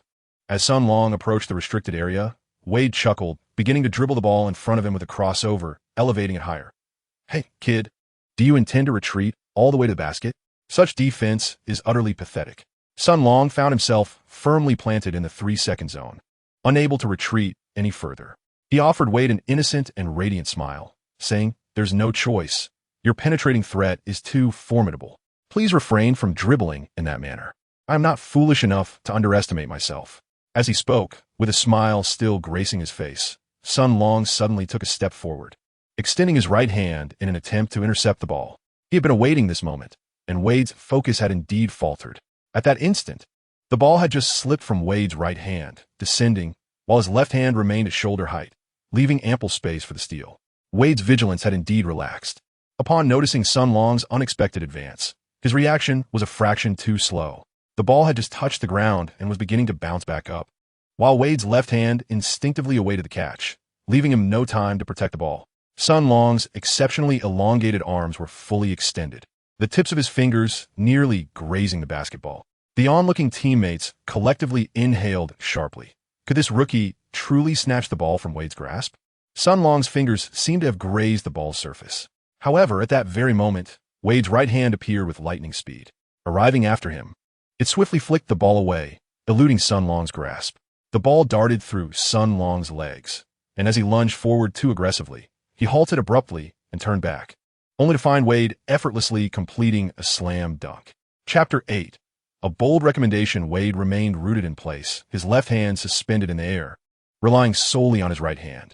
In a split second, he deftly diverted the ball, which passed through Sun Long's legs. After securing the ball, Wade executed the dunk with ease. The surrounding teammates erupted in cheers for Wade, while Gerald Green, having avenged his earlier grievances, whistled in excitement. Sun Long shrugged helplessly. He had meticulously analyzed the situation and believed his interception was nearly guaranteed. However, he was taken aback by Wade's exceptional ball-handling skills, which had reached an extraordinary level. With a deft maneuver, he effortlessly neutralized Sun Long's aggressive attempt. The adage, "the greatest path is the simplest," truly embodies Wade's essence. Wade approached, cheeks puffed out, and with a smile, patted Sun Long on the shoulder, saying, "Young man, your defense is commendable. Keep up the good work." With that, Wade exited the training facility. Sun Long felt a bit disoriented, uncertain whether Wade's praise for his defensive skills was genuine or merely a courteous remark. After 3 days of rigorous training, the NBA preseason commenced on October 5th, typically comprising 8 to 9 games. The preseason serves to refine team strategies and assist players in regaining their form following the lengthy offseason. These matches often lack intensity, with many superstars and seasoned veterans playing merely around 20 minutes, thereby granting newcomers some opportunities to showcase their talents. The 3 rookies were eagerly anticipating their chance to take the court. First-round pick Winslow quickly earned the trust of Coach Spoelstra, becoming the primary substitute for Luol Deng, while Josh Richardson and Sun Long languished on the bench. Richardson's lack of playing time was somewhat understandable given his lower draft position compared to Sun Long. As a tall point guard, he was competing for minutes against Chalmers and Tyler Johnson, resulting in limited opportunities. However, Sun Long's situation was markedly different. The starting shooting guard, Wade, averaged only 20 minutes per game, with the remainder of the time dominated by Gerald Green, leaving no minutes for Sun Long. Coach Spoelstra was known for his stubbornness, favoring a few established veterans and typically refraining from utilizing rookies extensively. This year, Winslow seemed to suffice. Many coaches in the NBA share this trait, such as the renowned Larry Brown, who relegated second overall pick Milicic to the bench with devastating consequences for the young player's confidence, leading to Milicic's complete withdrawal from basketball. Coach Spoelstra clearly favored Gerald Green, who logged the most playing time on the team, despite frequently neglecting defensive assignments and making erratic offensive decisions. Over 9 games, Green recorded only 7 successful three-point attempts out of 30, resulting in a dismal shooting percentage and a low PR. Even so, Coach Spoelstra continued to keep Green on the court for extended periods while neglecting Sun Long entirely. Josh Richardson faced a similar fate, as both second-round picks were utterly overlooked. Although they trained diligently each day, Sun Long harbored a sense of dissatisfaction. As the preseason came to a close, Sun Long once again found himself in the role of a mere towel boy, reminiscent of his initial days at Duke University. 9 games in total, without a single minute of playing time. Sun Long's feelings of discontent grew increasingly intense. Finally, on the afternoon following the last preseason game, unable to contain himself any longer, he disregarded the admonitions of Winslow and Josh Richardson and strode directly into Coach Spoelstra's office, seeking an explanation. Spoelstra, engrossed in organizing his materials, glanced up without lifting his head and remarked, "What brings you here, son? You appear somewhat agitated." Sun Long unabashedly expressed his intentions, indicating that he was fully prepared and eager for an opportunity to take the stage. He is a person of remarkable candor, never one to beat around the bush. Coach Spoelstra remained focused on his task, not looking up. "I understand your feelings, Sunday. However, the backup position at the shooting guard is already filled by Gerald, who has spent a decade in the league and is a seasoned veteran. You would do well to learn from him." Sun Long twitched his lips and spoke more candidly. "Coach Eric, I do not intend to belittle Gerald. He is an exceptional teammate and has shown me considerable care. We share a strong bond. However, I do not believe that Gerald is more suitable than I am to be Dwayne's substitute. My defensive skills are superior, and I have fully mastered all of the Heat's offensive strategies. I will employ more proactive and intelligent movements to draw defenders, and my three-point shooting is more reliable. I will never squander opportunities or make poor shot selections."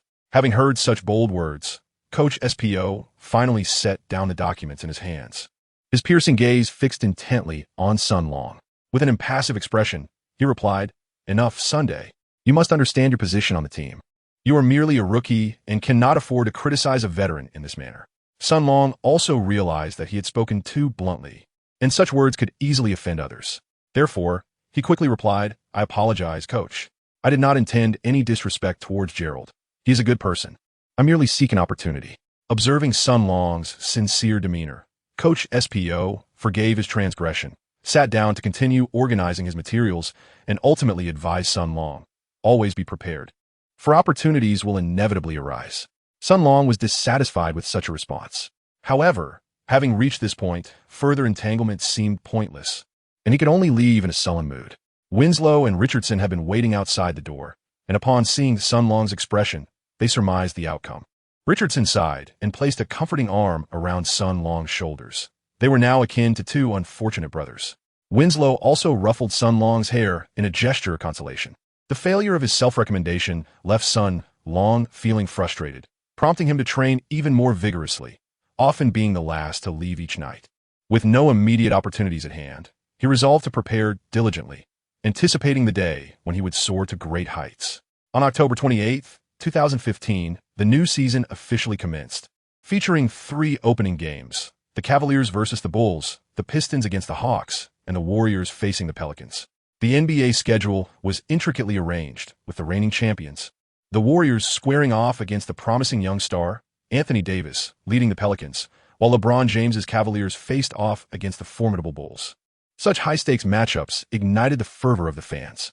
The era of the Big Three in Miami had become a distant memory, now relegated to the annals of history. Ultimately, the Cavaliers, boasting a new Big Three, triumphed over the Bulls, while the Warriors' barrage of three-pointers left the Pelicans drenched in defeat. Both last year's champions secured victories in their season openers, indicating that the competition between the Cavaliers and the Warriors had commenced from the very first game of the regular season. On October 29th, the Heat embarked on their first game of the new season against the Charlotte Hornets. Chapter 9. First battle against the Hornets. On the evening of October 29th, the Heat faced the Charlotte Hornets in their inaugural match of the 2015 to 2016 season.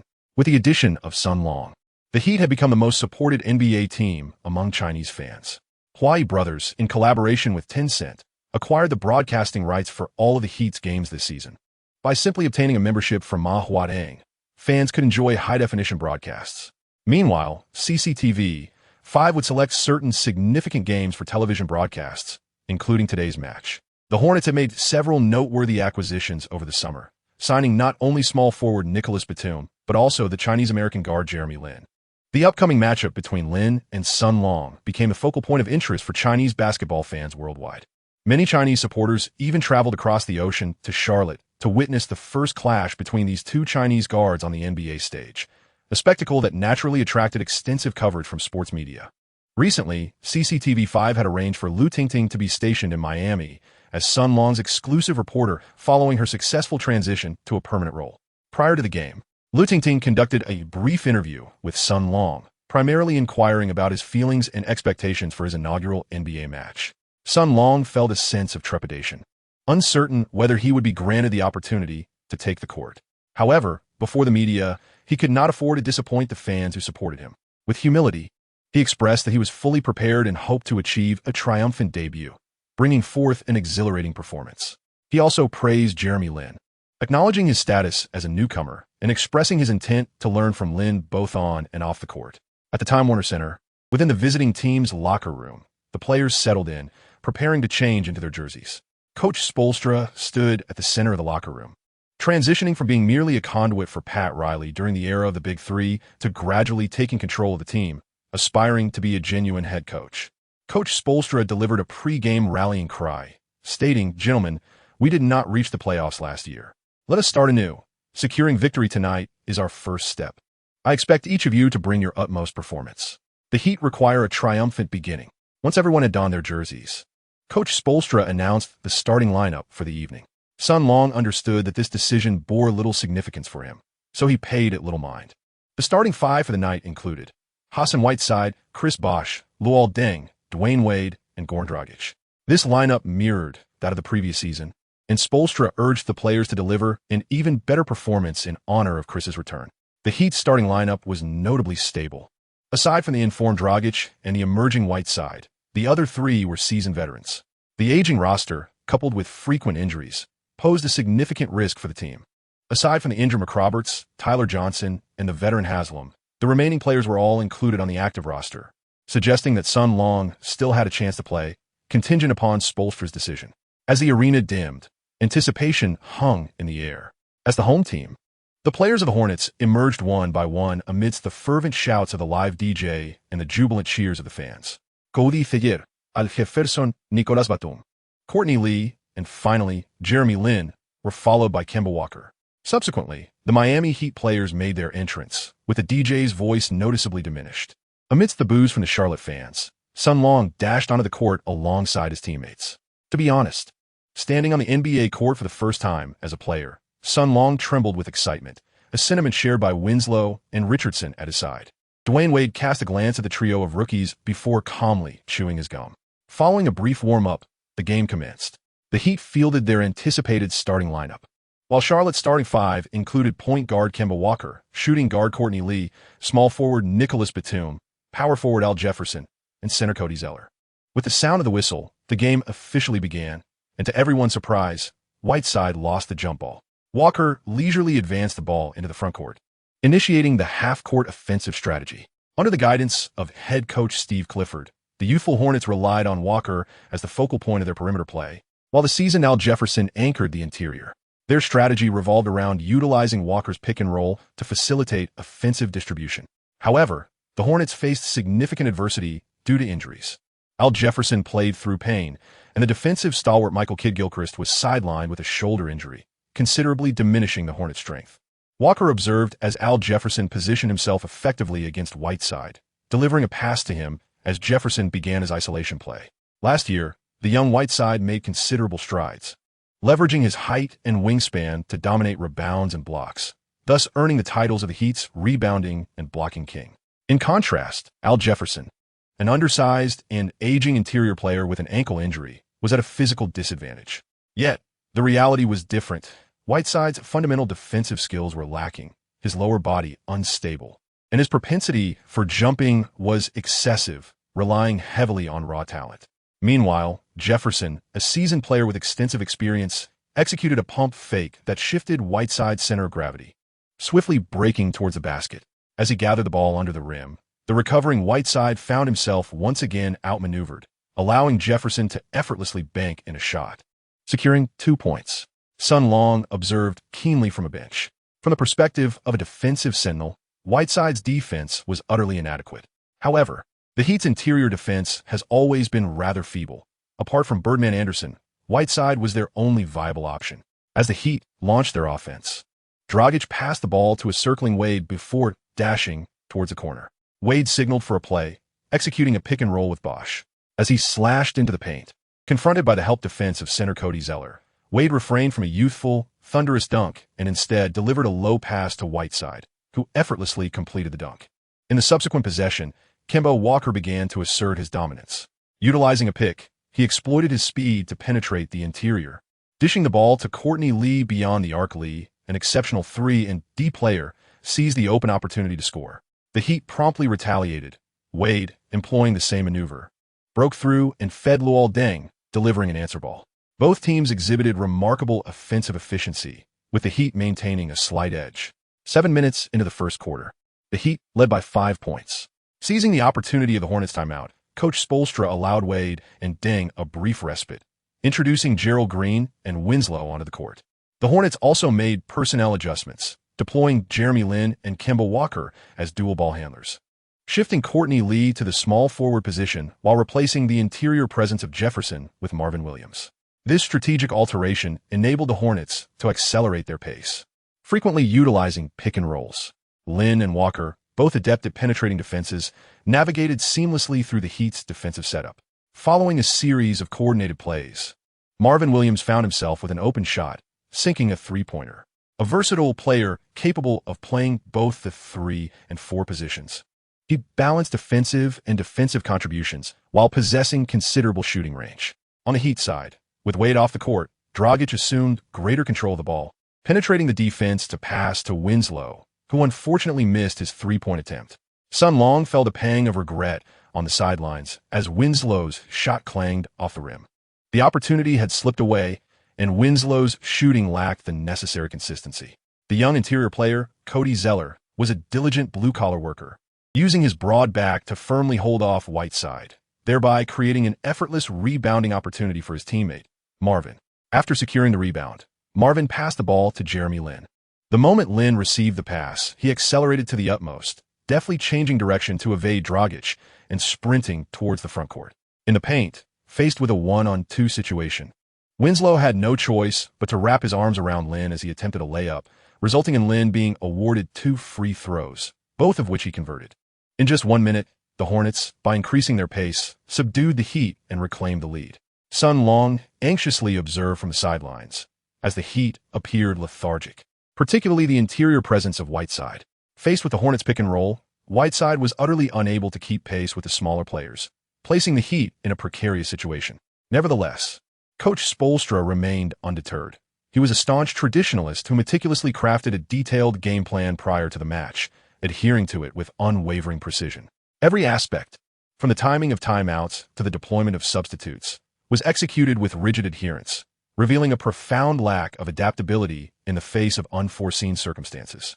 When confronted with unexpected developments, he would become utterly bewildered, opting to play dead until the conclusion of the game, at which point he would engage in analysis.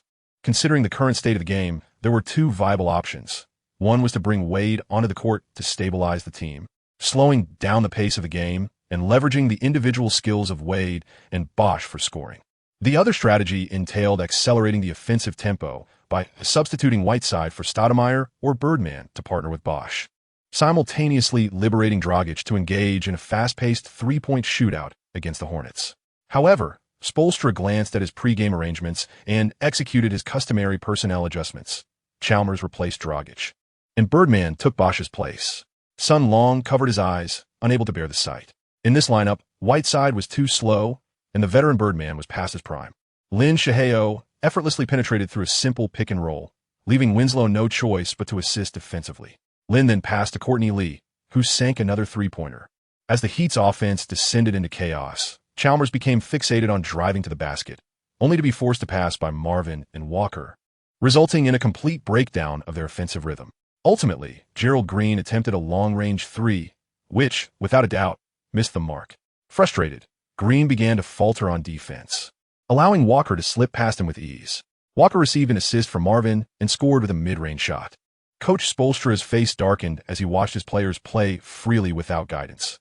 It wasn't until the second quarter began that he glanced at the pregame plan and, realizing the time had come, sent in Wade and Bosch.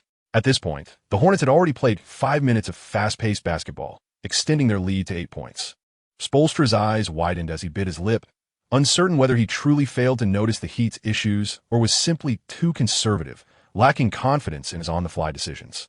Fortunately, the duo of Wade and Bosch proved effective. Wade relentlessly attacked Walker, overpowering him with post moves and jump shots. Walker's slender frame was no match for Wade's strength, while Bosch began to shine as well. The moniker of Prince of Mid-Range was not just empty praise. Despite spending most of the season recuperating, his shooting touch remained sharp. Wade and Bosch ignited a small surge, and with the Heat's inherent strength slightly surpassing that of the Hornets, the teams ended the second quarter tied. As the second half commenced, the Hornets modified their starting lineup, deploying a small ball frontcourt with Al Jefferson and Marvin. Batum took on the small forward position, while Courtney Lee and Walker occupied the perimeter. Evidently, having tasted success with speed, the Hornets upped the tempo. Both undersized big men possessed mid-range shooting skills. Drawing Whiteside out of the paint, Walker repeatedly maneuvered past Dragic, scoring on one layup, assisting Batum for a three-pointer, and drawing a foul from Whiteside to sink both free throws. Coach Spoelstra subbed in Chalmers, as Dragic's defense was insufficient, making him the weakest link among the starters. However, the Hornets were on a roll. Jefferson displayed an array of crafty footwork, leaving the young Whiteside bewildered. After Wade took a breather, Lin Shaheo replaced Walker on the court, and Gerald Green once again diminished the Heat's defensive intensity. His inability to guard against drives, off-ball actions, or pick and rolls could only be described as abysmal. Lin showcased a dazzling performance, repeatedly slicing through the Heat's perimeter defense with his speed, executing various layups against the sluggish Whiteside. With 10 minutes remaining in the fourth quarter, the Heat found themselves trailing by 15 points. In the era of the Big Three, such a deficit would merely signal the beginning of the contest. However, for the current Heat, their scoring ability was lacking, their three-point shooting insufficient, and digging themselves into such a hole was tantamount to seeking defeat. More critically, the Heat's perimeter defense was woefully inadequate, unable to contain the opponent's speed. After exerting considerable effort to score 2 points, the Hornets swiftly responded with a mid-range shot off a pick and roll, maintaining their lead. Wade still required a few more minutes of rest, and finally, Spoelstra, observing Green's glaring defensive lapses, made the decisive call to bring in Sun Long. Yes, at long last, I have awaited your arrival, and I am grateful that I did not relinquish hope. Sun Long has been granted an opportunity, and his excitement knows no bounds. The Chinese fans, who have been eagerly awaiting in front of their televisions, erupt into a chorus of cheers. The local Chinese supporters at the venue enthusiastically applaud, rallying behind Sun Long. However, In the home territory of the Charlotte Hornets, the crowd is less than pleased to witness such a scene. Consequently, the Hornets fans unleash a torrent of taunts towards Sun Long. Is this the kid who refused to report to Philadelphia? He truly is quite arrogant. Fear not. Kemba will teach him some humility. Indeed, being of the same Asian descent, this lad is not even worthy of lacing up our Jeremy's shoes. Sun Long's expression darkened as he recalled the ominous draft night. Come on, you miscreants, widen your eyes and behold the true prowess of your Chinese grandfather. The lineup for the Heat consisted of Dragic, Sun Long, Winslow, Luol Deng, and the Birdman, Anderson. Meanwhile, the Hornets featured Kemba Walker, Courtney Lee, Batum, Kaminsky, and Al Jefferson. Chapter 11. Kemba Walker. The Heat's strategy revolved around a swift and agile play style. It was not that Coach Spoelstra had an epiphany. Rather, Hassan Whiteside had been burdened with 4 fouls courtesy of Al Jefferson, and both Bosh and Wade required respite. In a moment of necessity, Coach Spoelstra had no choice but to send Sun Long onto the court for a brief stint of 3 to 5 minutes. As the timeout concluded, Sun Long found himself directly matched against Kemba Walker. Walker regarded Sun Long's proactive defense with a sense of disdain. After all, he was the Hornet star guard and could scarcely take a nameless rookie seriously, especially one hailing from China. There existed a pervasive belief among many African Americans that individuals of Asian descent lacked the physical attributes necessary for basketball prowess, and Walker was no exception. Even with Jeremy Lin as his new teammate, a subject of his public decorum, Walker harbored a lingering condescension towards Chinese players. As Walker faced Sun Long for his initial shot, he leisurely dribbled beyond the three-point arc, scrutinizing Sun Long's defense in search of a vulnerability. Sun Long appeared as if preparing for a formidable adversary. For Walker was indeed the core of the Hornets, and the first genuine near-star that Sun Long had encountered. Standing at less than 185 centimeters, he possessed remarkable speed and explosive power. However, Walker's three-point shooting lacked stability. Sun Long took a slight step back, extending his long arms to obscure Walker's line of sight. After observing for a few seconds without uncovering any flaws, Walker began to dribble, intending to test Sun Long's defense. With a swift change of direction, he accelerated towards the right side for a breakthrough. There were no unnecessary movements or intricate techniques. Sheer speed sufficed. In today's match, Walker had effortlessly outmaneuvered his opponents, Gerald Green and Dragic, with his straightforward tactic. Yet, as he advanced, Walker suddenly felt as though he had collided with a wall. It was Sun Long. The immense force compelled Walker to involuntarily take a step back, leaving him momentarily bewildered. How could this be? How had that rookie managed to keep up with him? A faint smile curled at the corners of Sun Long's mouth. Beyond his sheer strength, his other attributes were of top-tier caliber, particularly his speed, which stood as his most significant advantage. He could execute a baseline sprint and return in an impressive 94 seconds and under optimal conditions. His 100-meter dash could dip below 3 seconds. Apart from the elite sprinters like Wade, Iverson, Rose, and Wall, he harbored no fear of others' velocity. Furthermore, Sun Long had already maintained a half-step buffer, affording him ample time for a graceful adjustment. Walker, taken aback, resolved to give it another attempt. With a preparatory step, he launched once more, this time unleashing his full potential, pushing his speed to its utmost limit. The wind whistled past his ears, filling him with pride. This was his speed, the very asset that earned him the Bob Cousy Award during his NCAA days.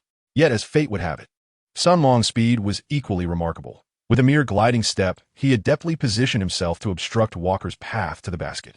Walker was utterly unprepared for the realization that, before Sun Long, his prideful swiftness afforded him no advantage whatsoever. The two collided once more. Although Walker was a diminutive and slender guard, he found himself staggering from the impact, his footing faltering and the ball slipping from his grasp. A golden opportunity. Sun Long's eyes sparkled with intensity as he swiftly stepped forward, extending his long arm to knock the ball away. Before Walker could even react, Sun Long had seized the ball and surged forward with great vigor, realizing it was already too late to pursue him. Amidst the dazed expressions of thousands of fans of the Charlotte home court, Sun Long executed a spectacular solo dunk. Upon landing, he wore a subtle smile, internally addressing the foolish fans. Just wait, this is merely the prelude. The true climax is yet to come. His magnificent performance elicited a tidal wave of applause from the Chinese fans, while Dwayne Wade rose to his feet, clapping for Sun Long, clearly demonstrating his genuine admiration for the young player. Meanwhile, Kemba Walker, having suffered a significant setback, remained silent as he prepared to challenge Sun Long once more from the top of the arc. His heart was a tumult of shame and anger, wishing he could tear Sun Long apart with sheer speed. Taking a step back, Walker began to gather his momentum, and Sun Long's expression grew more serious as he lowered his center of gravity in anticipation. Indeed, Walker's first step was faster than before, akin to a flash of lightning. As a white figure charged straight towards the paint, Sun Long swiftly retreated, intercepting his opponent near the free throw line, silently acknowledging the narrow escape. Had he not been prepared in advance, he would have been left utterly defenseless. Just as their bodies were about to collide, Walker executed a remarkably exaggerated crossover, transferring the ball to his left hand while instantly altering his direction. This was troubling. Sun Long furrowed his brow, realizing that such rapid speed combined with an extreme change of direction rendered this maneuver a near replica of Derrick Rose's signature moves. However, compared to Rose, Walker's speed fell slightly short. Such an extraordinary action could only be performed by Rose at his peak, and it was particularly taxing on the body. While Walker possessed commendable straight-line speed, the challenging maneuver required a brief moment of deceleration, and his subsequent acceleration was noticeably lacking. In that fleeting moment of hesitation, Sun Long, having regained his footing, closed the distance to Walker. Sensing the rush of air behind him, Walker's complexion paled. He could hardly fathom the reality that, despite exerting every ounce of strength, he was being outpaced by a rookie. With no time for doubt, the high-flying Anderson darted in to provide defensive support. Gritting his teeth, Walker launched himself into the air, facing Anderson's challenge head-on. Anderson, now 37, was no longer the agile bird he once was during his prime with the Heat. His jump lacked the necessary height and distance to effectively disrupt Walker's ascent. With an open path before him, Kemba Walker felt a surge of exhilaration and, in a display of audacity, prepared to execute a powerful windmill dunk. The home crowd erupted in excitement, rising to their feet, mouths agape, ready to unleash a cacophony of cheers in anticipation of this thunderous slam. However, a figure surged from behind, seemingly propelled by springs. Bang! Just as the windmill dunk was about to be completed, it abruptly halted mid-air. With utmost precision, Sun Long's left hand executed a flawless interception, delivering a resounding block that sent Walker's audacious windmill attempt crashing to the ground. The arena erupted in astonishment as Walker collapsed, utterly disheartened, feeling the weight of 1,000 blows to his spirit. Sun Long, having completed the magnificent block, gracefully descended while clutching the ball in one hand. This breathtaking moment was impeccably captured by a sideline reporter and swiftly broadcasted, instantly becoming the highlight of the match. 10-cent viewers were left in awe, well aware of Sun Long's reputation as a defensive powerhouse, yet utterly surprised by his remarkable athleticism, having showcased such an extraordinary feat within mere seconds of his entrance. In that very play, Sun Long first adhered to Walker with unparalleled speed, then adeptly shifted his weight to follow the opponent's change of direction, ultimately unleashing an extraordinary leap that sealed the moment. The ferocious block left the Charlotte crowd in collective despair, while Chinese fans were ignited with fervor. Sun Long did not indulge in the joy of the moment. Upon landing, he immediately sought opportunities for retaliation. Positioned under the basket, initiating a fast break was evidently unsuitable. Thus, he promptly located Dragic. With an effortless long pass, Dragic received the ball and swiftly counterattacked, executing a layup with finesse. At that moment, Kemba Walker had just risen, disheveled and stripped of his former pride. Chapter 12. A dunk to establish reputation, a steal, a dunk, a block, and an assist. These are the contributions that Sun Long made in a mere 40 seconds on the court. Was that insufficient? Onward. The match continued as Kemba Walker faced Sun Long for the third time. His speed no longer held any advantage, and relying on skill proved futile against Sun Long. Walker began to hesitate. When an offensive player starts to waver, defeat is already at hand. Sun Long exhibited an increasingly vigorous defensive presence, compelling Walker into a state of disarray, causing his dribbling rhythm to fall apart, ultimately resulting in a hasty jump shot that clanged off the rim. Meanwhile, the interior players were entangled in fierce competition. Al Jefferson, lacking in height, battled with Birdman Anderson for rebounding position. Although Kaminsky boasted height as a rookie, he still fell short in strength compared to Luol Deng, who ultimately secured the rebound.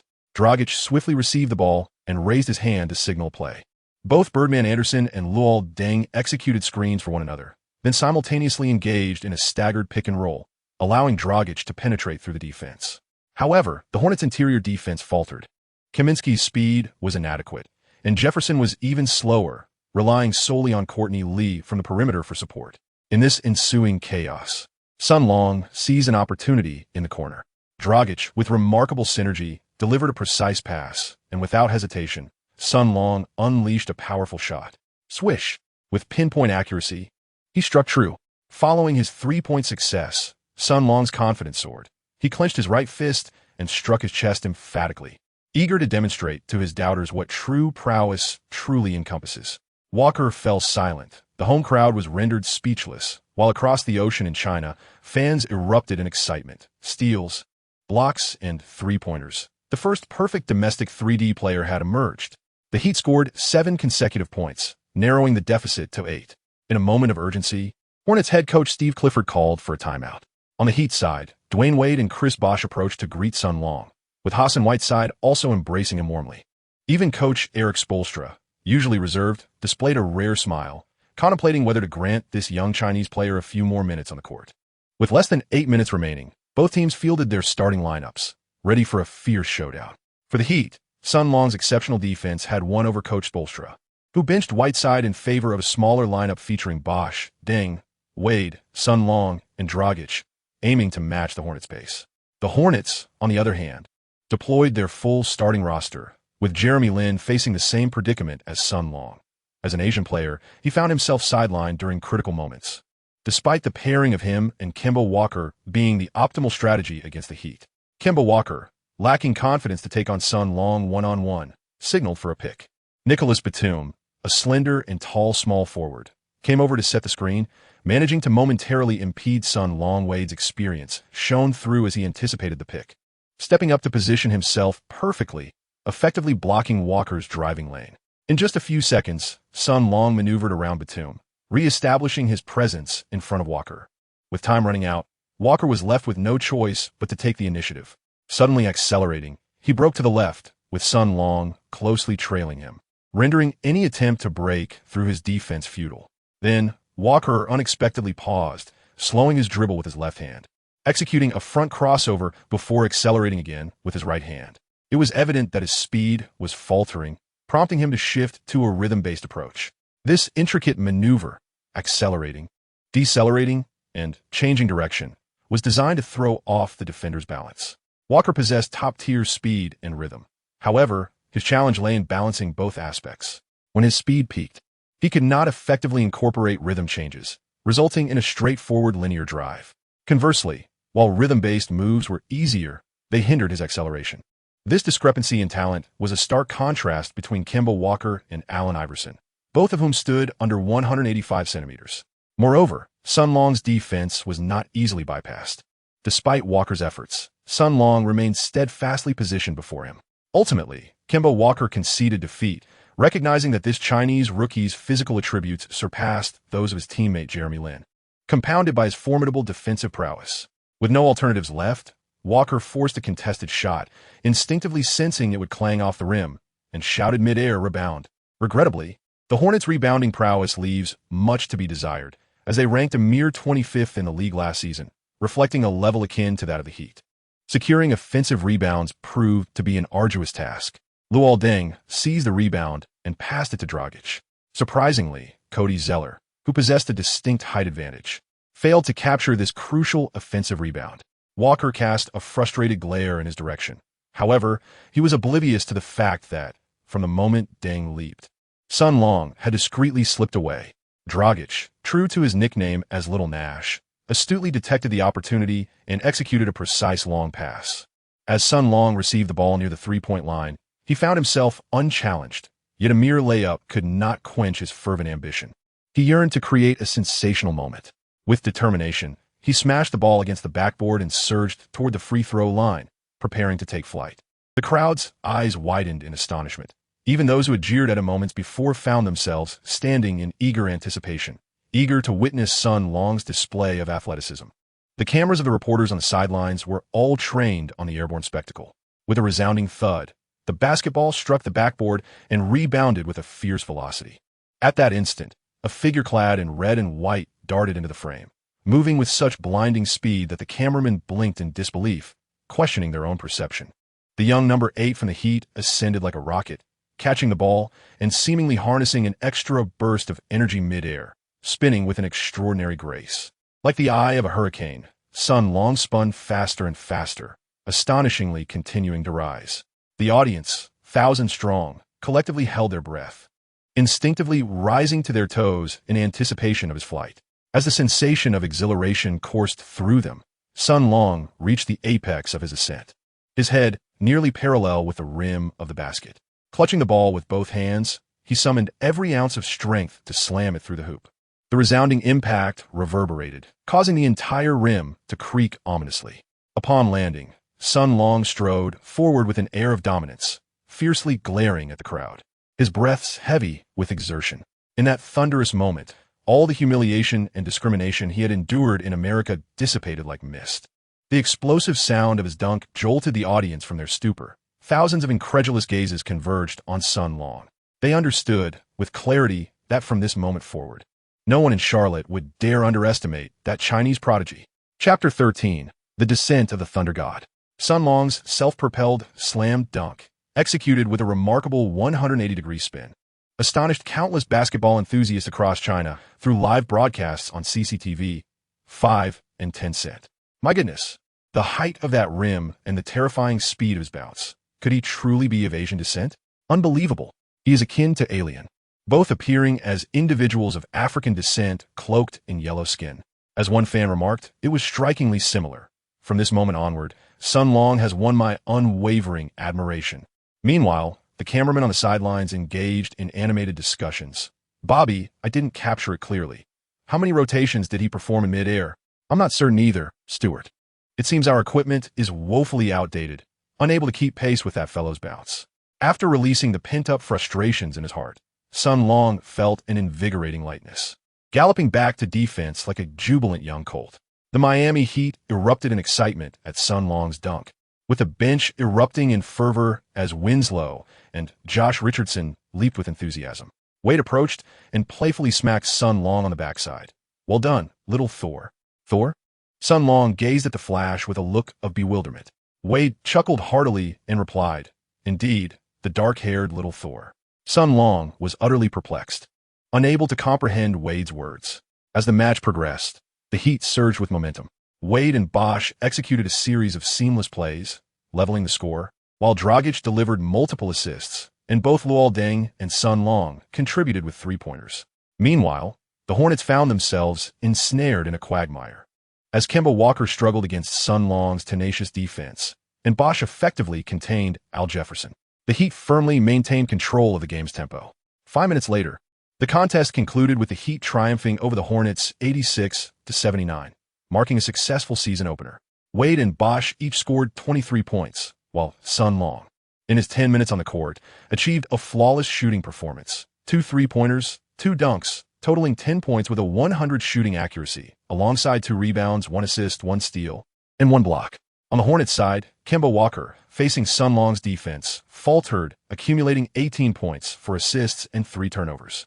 Jeremy Lin, surprisingly sidelined during crucial moments, played only 16 minutes, contributing 8 points and 3 assists. Following the game, CCTV5 reporter Lu Tingting invited Sun Long and Jeremy Lin for an interview, encouraging them to evaluate each other's performances. After exchanging greetings, Lin praised Sun Long's defensive prowess, remarking on his commendable skills honed at Duke, and noted his remarkable three-point accuracy, particularly impressed by the self-assisted dunk that left a lasting impression. Sun Long also praised Jeremy Lin's exceptional ability to penetrate defenses, noting that his sustained acceleration and finishing skills near the basket are the highest caliber. He expressed a desire to face off against Lin more frequently on the NBA stage and to learn from him. At the conclusion of the interview, the two shared an embrace, with Lin providing Sun Long his phone number, inviting him to reach out anytime for a friendly gathering. Sun Long shares a close bond with Jeremy Lin. As the only 2 Asian players in the NBA, they must unite tightly to establish their presence in a league predominantly filled with black athletes. Following a hard-fought victory, Coach Spoelstra was elated and brought Wade and Sun Long to the post-game press conference. Frankly, the American media's understanding of Sun Long is rather limited, considering he was merely a role player at Duke University in the NCAA averaging just over 5 points per game. The debacle during the draft with the Philadelphia 76ers was fleeting and failed to garner genuine interest in Sun Long. Even after his joining the Heat, several media outlets naively speculated that the team was merely eyeing the Chinese market associated with Sun Long. However, his performance today silenced the critics and piqued their curiosity about him. This is typical of Americans, engaging in baseless chatter until one proves their worth through undeniable skill, at which point they humbly concede. As the press conference commenced, the room was illuminated by a flurry of flashing cameras. Reporters eagerly raised their hands to pose questions. A myriad of inquiries predominantly centered around the newcomer, Sun Long. They questioned why he had only taken the court at the last moment and whether such arrangements had been planned prior to the game. They also pondered why the Heat had traded last year's first-round pick, Shabazz Napier, for Sun Long, suggesting that Riley must have recognized his potential long ago. Coach Spoelstra remained amiable in his responses, stating that the Heat had sought to acquire Sun Long since his tryout in Miami, but his draft position had been too low, allowing Philadelphia to seize the opportunity. Regarding the matter of playing time, Spoelstra clarified that he had always intended to include Sun Long in the game, but had yet to find the right moment. Moving forward, Sun Long would indeed be integrated into the Heat's regular rotation. Sun Long discreetly pursed his lips. Coach SPO was clearly not being truthful. Had it not been for Green's lackluster performance today, he would have had no opportunity to play at all. However, that was now in the past. Every coach has their own considerations, and Sun Long could understand SPO's perspective. Moreover, the coach had publicly promised to provide him ample opportunities, thus rendering any previous minor grievances irrelevant. The reporters then turned their attention to Wade, inquiring about his assessment of the rookie's performance. Naturally, Wade offered glowing praise for Sun Long, extolling his virtues and expressing his commitment to mentor him, willing to impart all his skills to aid in Sun Long's development. The endorsement from the elder statesman left Sun Long profoundly moved. The final question came from Andre, a journalist from Sports Illustrated, who asked what Wade had said to Sun Long after his dunk.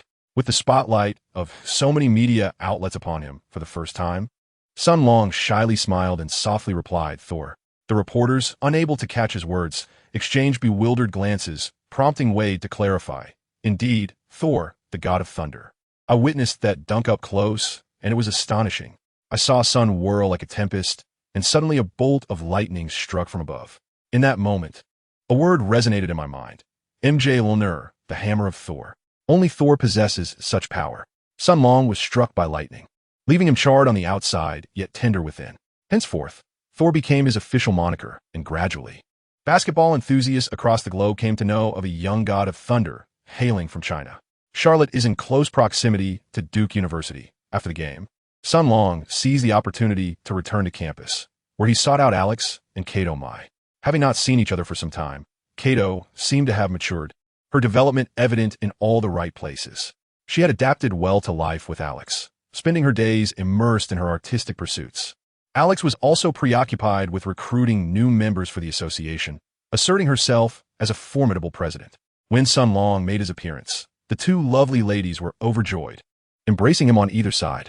After spending a captivating night at Alex's residence, Sun Long bid farewell to the two enchanting women early the next morning and set off for Miami. In the afternoon, the team would undergo training at the American Airlines Center, and the following evening, the Heat would host the Cavaliers in a much-anticipated showdown. Chapter 14. Home game against the Cavaliers. Before the match commenced, Sun Long changed into his jersey in the locker room. This marked his debut in front of the home crowd, and he felt compelled to deliver an impressive performance. Winslow strolled over, bare-chested, and playfully nudged Sun Long, winking mischievously. "Sun, are you not aware? You've become a sensation." Sun Long wore a bewildered expression, utterly perplexed by what he was hearing. "Are you truly unaware? Do you not follow the news?" Sun Long shook his head, remarking that media reporters are as plentiful as dogs, with 9 out of 10 being unscrupulous. Before the match, he preferred to avoid such nonsensical chatter to prevent distractions. "Ha! You've made to the top 5 plays, my friend," Winslow exclaimed as he theatrically produced a mobile phone from behind him and opened a short video.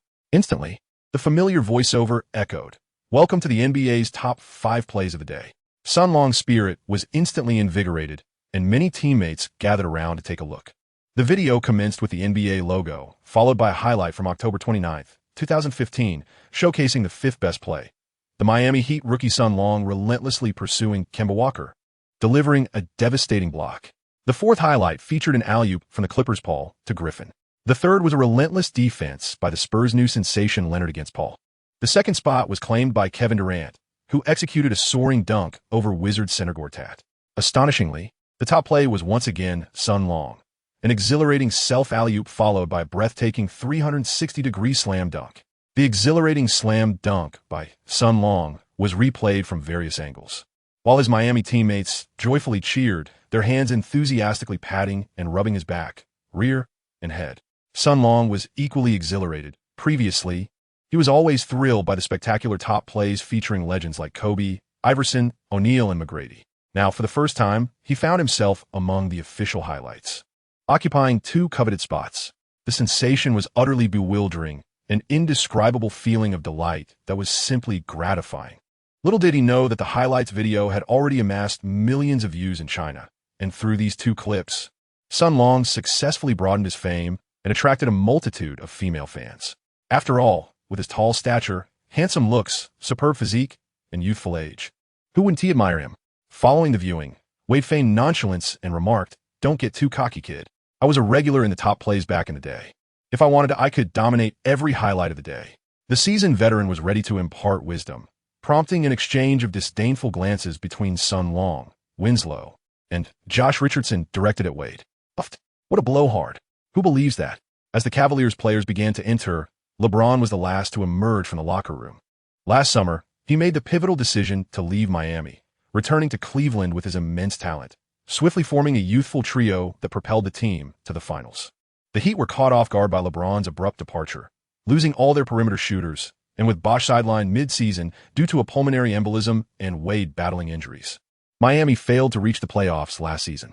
Despite the enduring camaraderie among Wade, Bosh, and LeBron, as well as connections with former teammates like Haslam and Birdman, the Heat fans have not forgiven the so-called traitor. Upon his entrance, LeBron was met with a cacophony of boos from the audience. Unfazed by the hostility, he casually engaged in conversation with his teammates, exhibiting a calm demeanor that Sun Long could certainly learn from. Once the Cavaliers had taken the court, it was time for the Heat players to make their entrance. The venue's DJ cranked up the volume several notches, elongating the names of each player being introduced.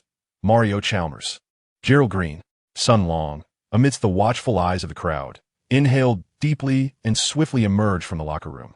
The atmosphere was punctuated by sparse applause. Despite his commendable performance in the previous match, which had earned him a spot among the top 5 plays, the fans of the Heat remained skeptical of this newcomer, having not witnessed his prowess firsthand. As he traversed the player tunnel, Sun Long overheard several fans vocally expressing their discontent. "Hey, look, this is the rookie we acquired this summer. And he's just a Chinese guy? Damn, has Riley lost his mind to trade away Napier for this fellow?"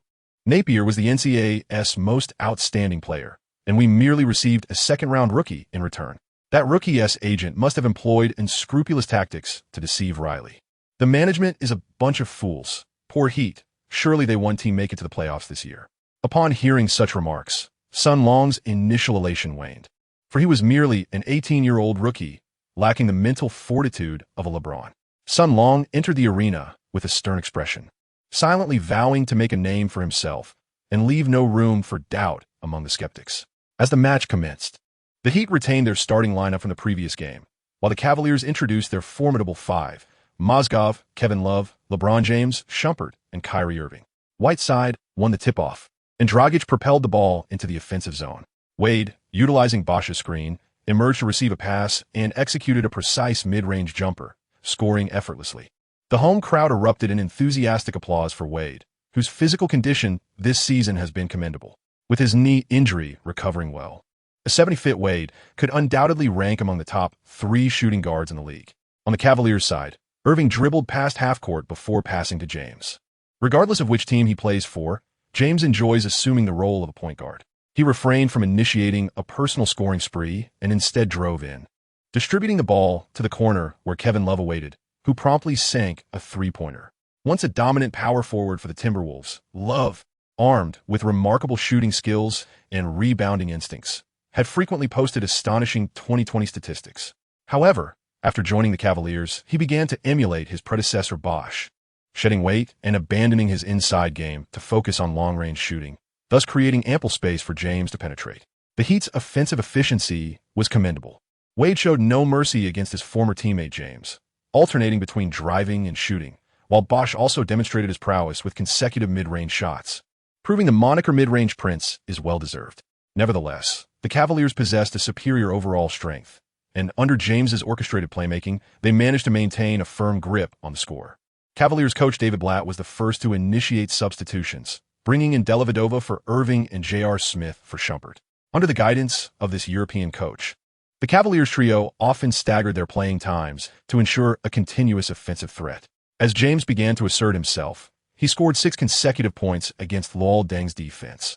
Meanwhile, Whiteside found himself struggling against the equally tall and robust Mozgov, who overpowered him, forcing him out of the paint with little recourse.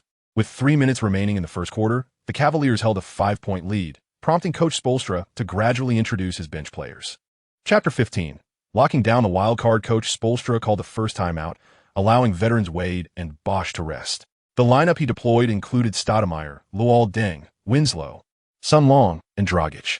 The Cavaliers also made adjustments, with James taking a breather, leaving Dellavedova, J.R. Smith, Richard Jefferson, Tristan Thompson, and Varejao on the court. As Sun Long first set foot on the hallowed floor of the Heat's home arena, Miami fans scrutinized him with hushed whispers, rife with skepticism and disparagement towards the second-round rookie.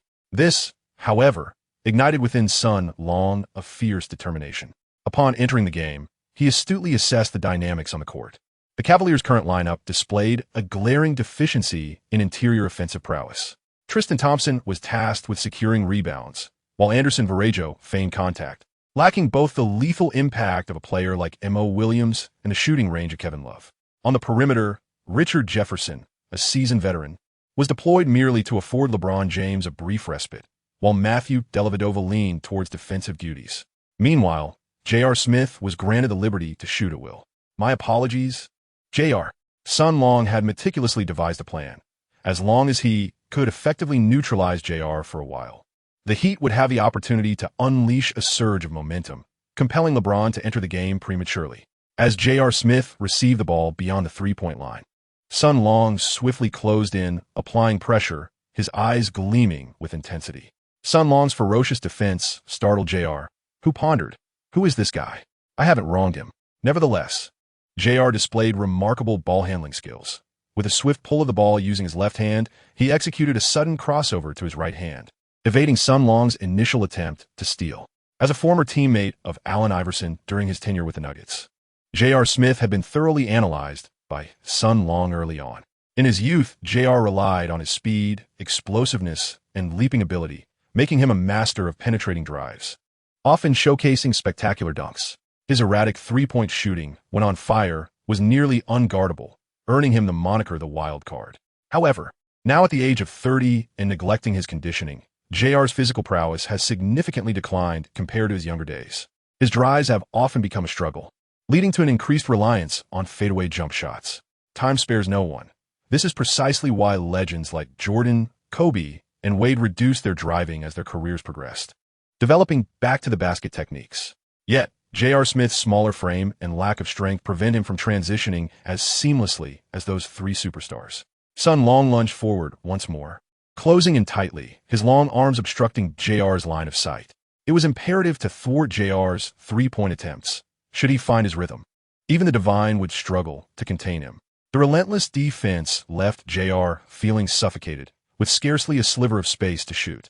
He was compelled to hasten his dribbling, vigilantly wary of Sun Long's potential steals. The basket was obscured from view as J.R. Smith, with his left hand, pulled the ball in, deciding to attempt a drive. However, his explosiveness fell short, and he could not match Sun Long's speed. In a physical contest, J.R. realized he was even at a disadvantage in strength. After a series of directional changes, Sun Long remained steadfastly in front of him. With no other options, J.R. Smith reluctantly opted for a fading jump shot. Under Sun Long's lengthy reach, the mid-range attempt clanged off the rim. In the paint, the seasoned veterans, Amare Stoudemire and Anderson Varejao, vied for the rebound, ultimately with Stoudemire emerging victorious, directing the ball to Goran Dragic. Yet, Varejao seized the moment to showcase his theatrical flair, stumbling dramatically 3 meters away. Fortunately, the referee, a devoted admirer of Varejao, chose to overlook this display. The Heat swiftly transitioned from defense to offense, as Luol Deng utilized his speed to elude Tristan Thompson. Dragic, an exceptional playmaker, executed a bounce pass, allowing Deng to effortlessly complete a dunk. The Cavaliers' offensive options remained limited. Varejao, in the post, feigned an array of moves before tossing the ball to JR. Facing Sun Long once again, JR recognized he was at a disadvantage in isolation and resolved to employ a pick and roll. He gestured towards the paint. "Big man, set a screen for me." However, Tristan ignored him entirely, opting instead to drift to the weak side, serving as LeBron's personal protector, while others were largely ineffective. It was Varejao, ever the attention seeker, who stepped in to assist JR. With a sidelong glance, Sun Long spotted Varejao. Before Varejao could firmly establish his position to set a screen, Sun Long seized the opportunity and maneuvered past him. The pick-and-roll attempt faltered, and J.R. Smith, visibly frustrated, shouted at his teammate for Varejao to try again. Unfortunately, Varejao's screen lacked effectiveness, allowing Sun Long to glide effortlessly past him. J.R. Smith tragically discovered that Sun Long was like an unyielding piece of gum, completely stuck to him, rendering him unable to shake free or evade. With the 24-second shot clock winding down, JR hurriedly attempted a fading three-pointer. However, under Sun Long's interference, his shooting form deteriorated, resulting in yet another missed shot.